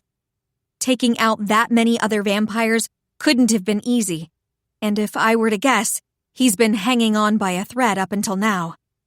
Xavier! My voice breaks on his name. Come back to me, I'm begging you. I'm right here. I'm safe. Please, baby. When his pupils continue to stay enlarged, I worry not even I will be able to pull him back from this. I'm not afraid of him, though. I ignore the gore beneath my shoes and close the distance between us. He lets Genevieve's head drop, and I try not to gag as my hand finds the back of his neck. Hey, I smile, seeing his eyes begin to return to normal at my touch. There you are. I knew you'd find me. I wet my lips with my tongue, trying to keep my tears at bay. I love you, Zav. I know I didn't say it before, and I'm so sorry, but I want you to know now that I love you. Stroking the hair at the base of his neck, I revel in him being in front of me. Slowly, I feel him place his hands on my hips. I'm not imagining this, am I? No. I shake my head, sniffling. I'm here, baby. I'm alive. Looks like I was trying to get out to find you, and at the same time you were coming for me. We really are mates, aren't we? His fingers stroke my cheeks gently like he's still trying to convince himself that I'm alive and in one piece. I love you, I say again. Now that I've said the words, I want to keep saying them. He presses his forehead to mine and closes his eyes. Fuck, Celine. I've never been so scared in my entire life. I thought I couldn't survive it if I lost you. I love you too. You're my soul. Without you, there would be nothing left of me. He moves in to kiss me, and I cringe away. Maybe kiss me after you shower? I wouldn't mind a shower first myself. He seems to realize then that he's covered in blood. Yeah, good. That's a good idea. I can tell he's still a little dazed, but he's returning, and that's all that matters. Please, get me the hell out of here, I beg, and he does just that. Chapter 51. Xavier. She's in my arms. She's alive. She's okay. I keep repeating this mantra to help calm myself down. I went into a rage back there. I don't know if I've ever lost control like that in my entire existence, but I saw Genevieve and her posse and I fucking lost it. She took my mate, the one woman I've ever truly loved. I couldn't leave that unpunished, and she knew that. She fought back hard, I'll give her that, but she was no match for my lethal rage. I clutched Celine tighter to me and breathed in her scent for the millionth time since she found me in the hall. I refused to let her go and told her as much. Since I had totaled my car, we were out of a ride, but I couldn't wait for a taxi to take us, not as if any sane person would have taken us in our current state. I ran us home faster than I ever have before, the people and city of Chicago a blur around us. I turned the shower on to warm and gently peel her clothes off her body. They smell of mildew and urine and other things I don't want to think about, like her blood. My fingers tremble as I toss her clothes in a pile and mine join them. I'll burn them later. I check the shower, finding it warm enough, and tug Celine in with me. Immediately, the water at our feet turns red as it swirls down the drain.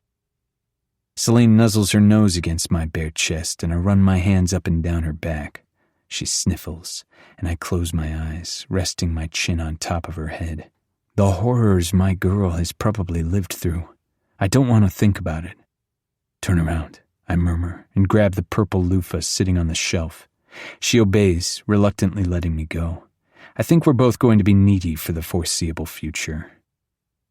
Squirting berry-scented soap onto the loofah, I get to work cleaning her from the neck all the way down to the tips of her toes. I take my time and gently scrub at stubborn grime.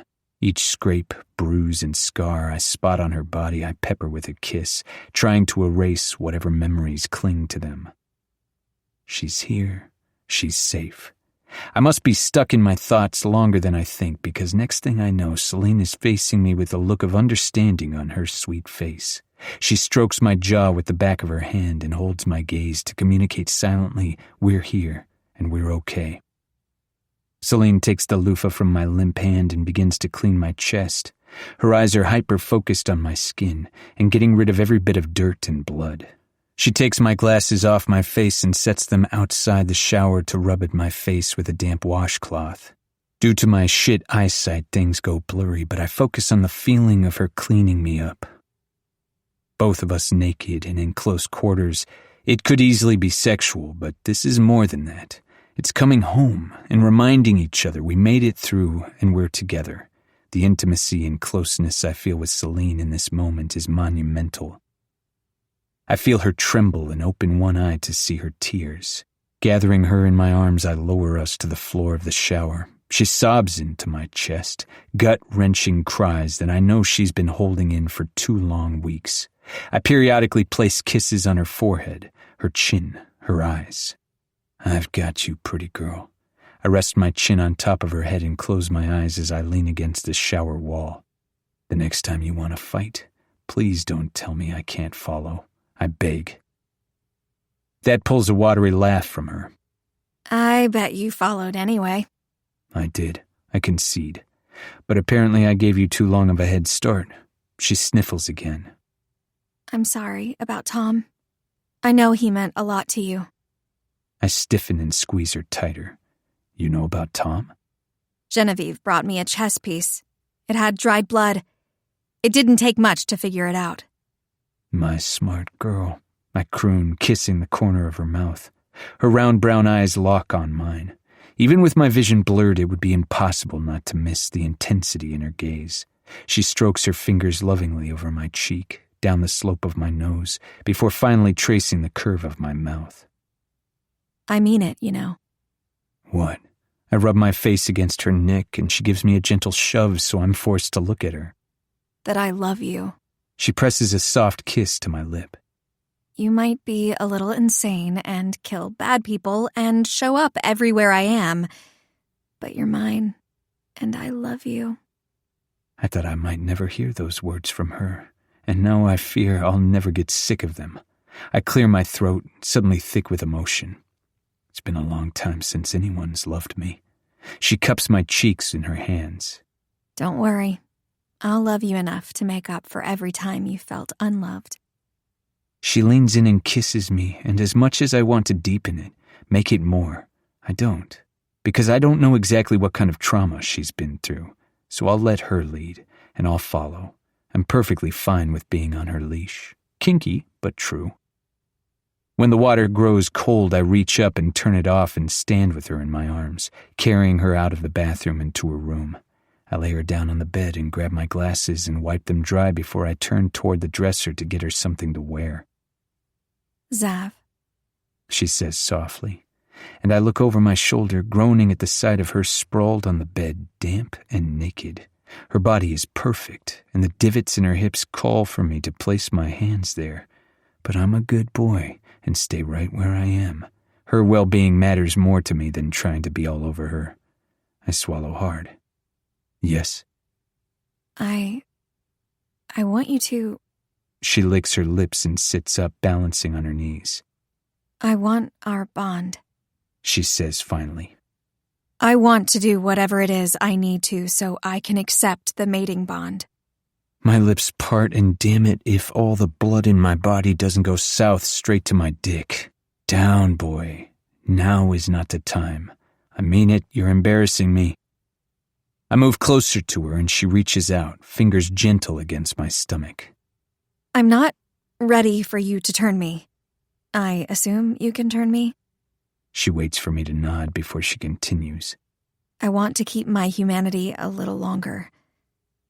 But this... She wiggles her finger back and forth between us. I want it now. Love. The endearment slips out in a lisp around my fang boner. Are you sure? You can't take it back once it's done. She holds my eyes. I know what I want, Xavier, and it's you.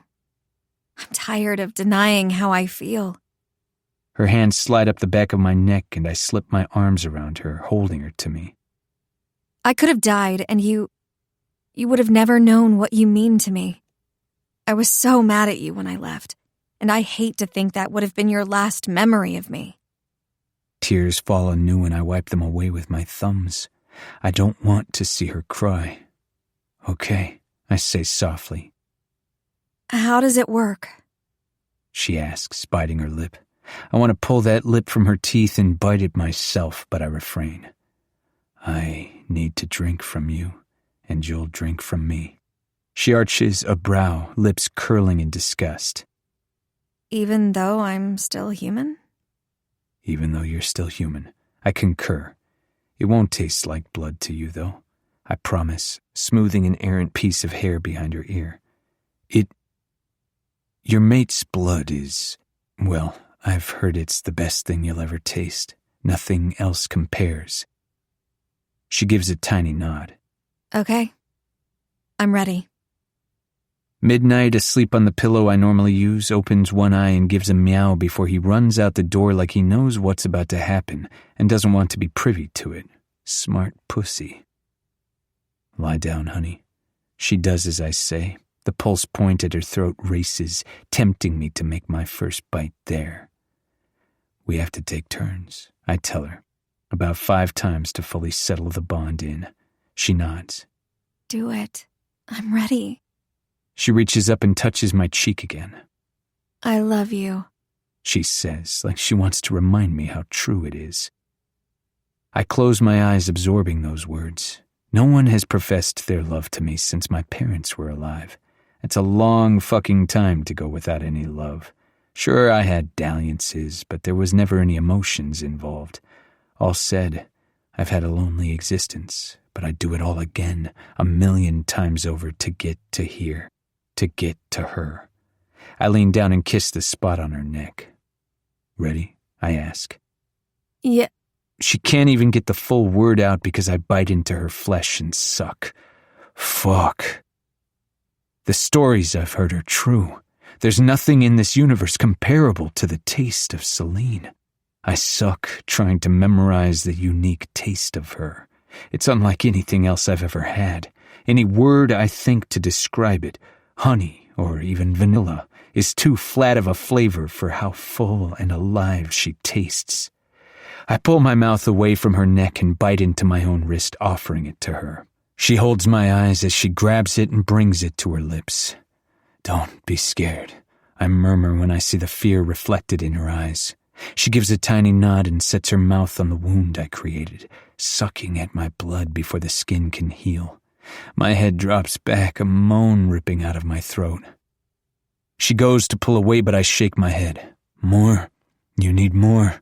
She obliges and sucks down some more of my blood before I switch and take from her again. Back and forth we go, the bond between us growing stronger as we do. I feel her more fully and sense her emotions. Mates can't read each other's minds, but we can sense certain things like intentions. When the drop comes, the full snapping of the bond, we both gasp in surprise. It feels like a rubber band snapping into place and ricocheting from the force. Celine blinks up at me. That was... I know. I kiss her, pulling her into my arms and beneath the covers. Sleep, I encourage, kissing the top of her head. Luckily, she's too tired to argue. She falls asleep with her head on my chest, her even breaths fanning across my abdomen. I'm never letting you go, I vow. Never again. Not for anything. Our peace is short-lived. It's less than an hour later when Ava shows up at the apartment, banging her hand against the door. You two better be in there. I looked for you everywhere at the scene and you both were just fucking gone. I shift Celine to the side and she groans. Your ferocious pit bull of a friend is here. Pit bulls aren't ferocious, she retorts, stifling a yawn.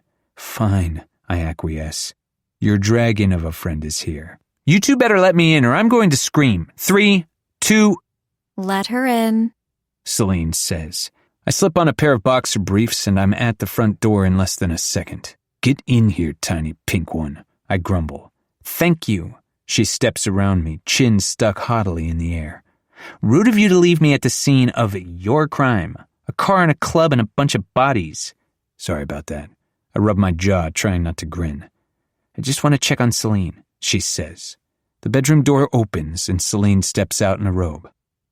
I'm sorry for sending you away, she says to her friend. I needed to get to Zav. To bone? I can see that. God, I hate being single, she groans, dropping her head back. But you're okay? She crosses the space and hugs Celine. I will be, Celine answers, smiling at me over her friend's shoulder. I have Zav.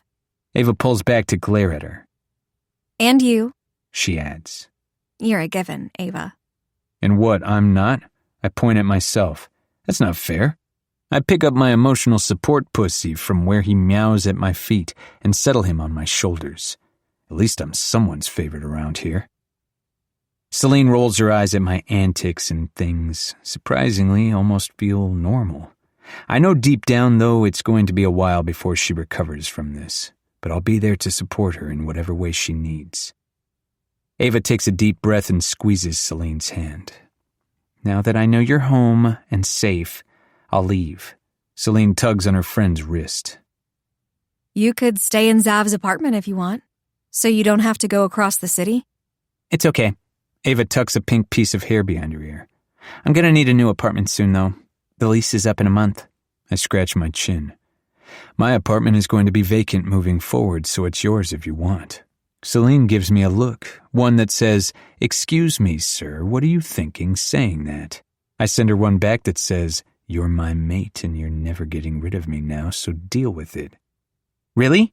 Ava says in surprise. Rent's paid for the next year. It's yours if you want it. Zavi! She cries and runs over to me, throwing her arms around my middle. I grunt at the impact. For someone so tiny, she's shockingly strong. Thank you! I pat the tiny human's head. Pulling away, Ava says, I'm going, for real this time. I open the door and see her out, locking up once she's out. Celine comes over and wraps her arms around me, curling her body into mine. You're moving in, huh? I grin down at her. I already have your heart. What difference does it make if we live in the same apartment? She sighs dramatically. Excellent point, Rumi. I kiss her cheek. I think I might prefer husband. She throws her head back and laughs. I already accepted your mate bond. She pats my stomach. Let's wait a little while on marriage. But you will marry me one day? I can't stop my smile. One day. She agrees. And have my babies? Zav. She groans. They'll be the cutest babies you ever did see. I try to reason. Maybe. She muses and reaches up to adjust my glasses for me. That maybe is going to be a yes. She entwines our fingers. Let's go back to bed. I let her drag me along, grinning like a fool. Despite the hell the past few weeks have been, the future is looking pretty fucking bright. We settle into the bed, and I spoon her from behind. I kiss the skin beneath her ear. You were worth the wait. I sense her smile rather than see it.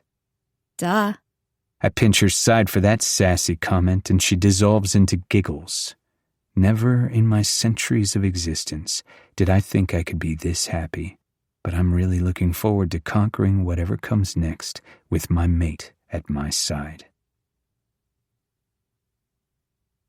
Epilogue. Celine. 3 weeks later. What the hell do you have in here, Ava?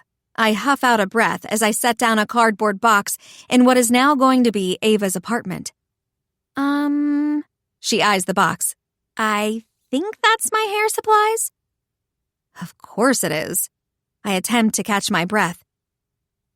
Xavier, show-off that he is, comes in behind me and sets down a stack of 3 large boxes. Now that Ava knows about him, he isn't concerned about hiding his true nature. Zavi? Ava plants her hands on her hips. I'm curious. How did you come to acquire an apartment right next to Celine? She taps her foot. Now that I know you better, something tells me it was by no normal means. Zav shoots a shocked, wide-eyed gaze my way.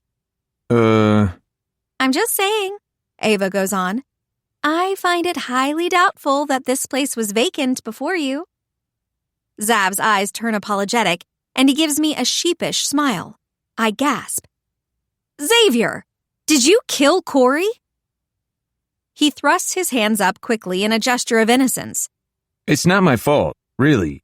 He talks shit about you, so I kinda punched him a little too hard and killed him. Total accident. Zav, I groan, very much doubting this was an accident. He shrugs, smiling sheepishly. Oops. You killed him? Like, in here? Ava points at the floor and he nods. Fuck! Is this place haunted? No. He answers quickly. Everyone knows ghosts aren't real. But vampires are? She retorts. Watching them battle it out is highly amusing. Ava and Xavier are quite a lot alike, both stubborn and tenacious to a fault. A noise pulls my attention to the open doorway and my jaw drops. Valen! I gasp. I've since filled Xavier in on my cellmate and how I worried about him since I wasn't sure where he disappeared to or if he was even okay. Xavier had reached out to some of his vampire contacts, but no one knew anything about someone named Valen. But there he is, looking a world better than he did the last time I saw him. I still have so many questions about what was going on beneath Vex and the truth of why they held Valen captive, but they're questions I've told myself will have to wait. I need to heal, not just physically, but mentally too. I've put in for an extended leave of absence from work. Working crime and murders is too much for me right now. I take Valen in, noting that his skin color has turned to a warm olive tone, and his hair has been trimmed. Longer on top, shorter on the sides. face cleanly shaven and showcasing a chiseled jawline. He wears a pair of new jeans and a t-shirt with a jacket over the top. Hi, He says, voice gruff and raspy like he hasn't spoken in a while. I'm sorry I left you. It's okay, I say, walking toward him. Tears burn my eyes. I'm so relieved to know he's okay. Can I hug you? I don't wait for him to answer. Just step around my mate and wrap my arms around the giant vampire. You saved me. He pats my head awkwardly. You saved yourself. I let him go and step out. I'm glad to see you alive and well. I've been worried. I needed some time on my own, He says. but I think I'm going to stay in the city for a while. I'm looking for a place to stay. Oh, I gasp. Maybe you could stay here with Ava, I suggest. She's looking for a roommate. Even though Zav has the place paid for, she says she doesn't want to live alone and solely be our third wheel. Wait, who is this? Ava points at Valen. I think there are a few things I haven't been filled in on. This is Valen. He was my cell buddy. He helped me get out. Ava's mouth forms a perfect O. Got it. Valen, this is Ava. I point between my friend and the vampire. Put her there, partner. Ava extends her hand to him. Valen hesitates before taking it, and then his eyes go wide. I wondered, He whispers on a gasp. but it is you. Ava scrunches her nose. Huh? What? Valen takes her in like he's seeing the sunrise for the first time. The next words out of his mouth shock us all. You're my mate. Loving a Vampire is Total Chaos, first book in an interconnected trilogy of standalones, was written by Aura Hayes and read by Teddy Hamilton and Casey Holloway. Loving a Vampire is Total Chaos was produced by John Marshall Media. This has been a presentation of Simon Maverick. The following is an excerpt from Aura Hayes' Loving a Witch is Totally Foolish, part of the Total Chaos series, read by Alexa Elmy and Alex Kidd. The dark-haired Adonis now stationed on my couch is hard to ignore. Even through my closed bedroom door, it's like an invisible thread is pulling me to him. It's a tugging sensation in my chest. Valen. Does he feel that same tugging feeling? After the big mate reveal, I panicked and used tiredness as an excuse to shelve the discussion for another day. I know it's shitty of me when the man has been held captive and just found his mate, but I'm spiraling a little, if I'm honest. Xavier and I spent weeks trying to find Celine after she'd been taken. I was still reeling from my breakup with Spencer when she was kidnapped. Finding out my bestie's boyfriend is a vampire was the what-the-fuck icing on top of that 3-tiered shit-show cake. Thank God she's home safe and in one piece. But Valen popping up made me realize how much I internalized while all that was going on. I was so focused on locating Celine that I pushed my emotions to the side. And now they're starting to bubble to the surface. Valen's hot as fuck. And I'd be lying if I didn't admit I'm curious about him. But the wounds from my relationship with Spencer are still fresh. Our mutual breakup was the best decision for both of us, but it still hurts.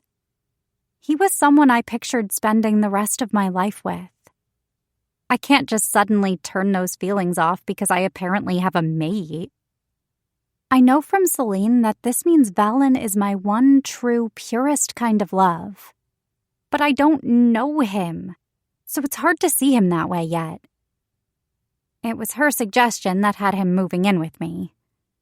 I know she's thrilled that I have a mate, and now I'm even more intertwined in the supernatural world like she is. I wanted to say no, but when Valen seemed so grateful for a place to stay and explained that he'd been sleeping wherever he could, including including the roofs of buildings. I couldn't do it. So now there's a vampire sleeping on my couch. Ugh, I mutter out loud and shove my blankets over my head in exasperation. Just then, a weird sound comes from the living room. I pause and wait to see if I hear it again. A few seconds later, the murmuring continues and picks up in volume. My feet softly touch the ground, and I creep over to the door. If an intruder has already offed Valen, I need to be ready with the boxing skills Celine has forced me to learn. I'll karate chop their ass. I might be a mere human surrounded by supernatural creatures, but that doesn't mean I'm going down without a fight. Opening the door as quietly as I can, I peek around and scan the room, but find nothing out of the ordinary. A thrashing on the couch catches my attention, and I find the source of the noise. Valen writhes and lets out whimpers of pain in the living room. Acting on instinct, I rush over to him and gently touch his shoulder, avoiding a hit to the face with his swinging arms. Hey. I shake him, but nothing happens. Valen? I shake a little harder. Valen! I gasp when a large hand encircles my wrist and grips tightly. Looking down, I make eye contact with Valen's brown eyes that are wide with panic. Ava. Valen breathes out between short pants. Once he realizes it's me, he loosens his grip but doesn't fully let go. Are you okay? I ask, my heart racing in my chest. The black t-shirt he wears sticks to his sweat-soaked skin, and the urge to push wet strands of hair off his forehead comes over me. He lays his head back down and closes his eyes. A small tremor runs through the hand that continues to hold me. Go back to bed. Valen finally sighs and reluctantly releases my wrist.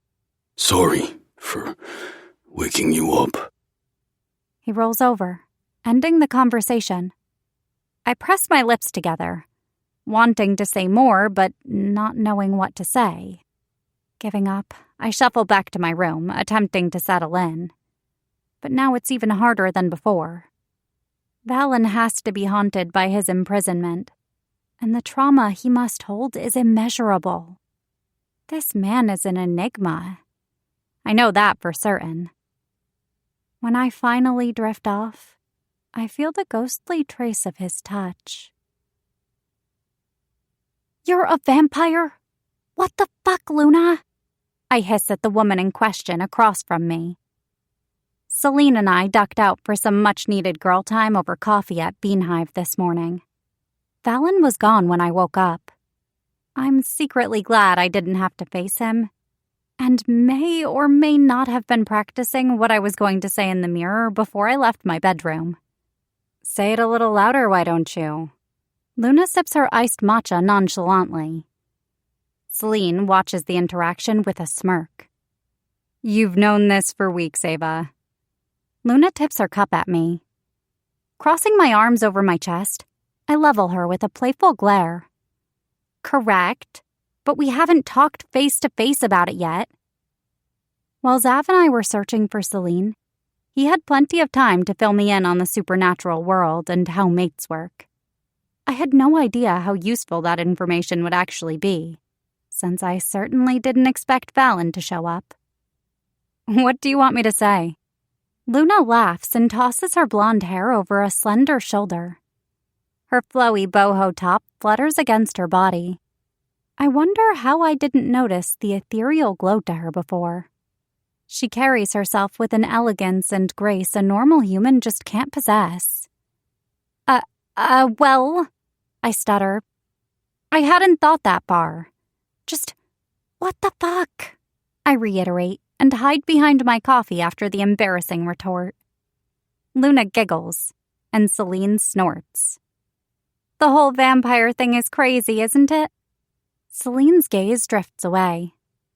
She keeps playing it off like she's fine, just like someone else I've recently met. Have you and Valen properly chatted yet about the situation? She raises a dark brow at me. No, I promptly respond, and Luna squints at us. What situation? Who's Valen? She questions. Get a load of this. Celine hooks a thumb at me and lowers her voice. Not only am I the mate to a vampire, but so is she. What? Luna gasps, laughter bubbling out of her. One human being the mate to a vampire is unheard of, let alone two. The fact that you two are best friends makes it even crazier. I lift my hands in a what do I know gesture, and Luna lets out a harumph. That's odd, Luna muses. Really odd. With a shake of her head, she asks, So you're avoiding him at the moment? My chest rises and falls with a loud sigh. Maybe. I wince, and Celine flattens her lips at my lie. Okay, yes. I don't want to get his hopes up when I'm not sure when I'll be ready for a new relationship. I play with the handle of my mug. Being mates is a huge deal, and I can't rush into anything. Look at you and Zav. He follows you around everywhere like a puppy. I'm not ready for that. I point to where her red-headed mate sits on the opposite end of Luna's coffee shop, sipping at a mug that I think might be filled with blood instead of coffee.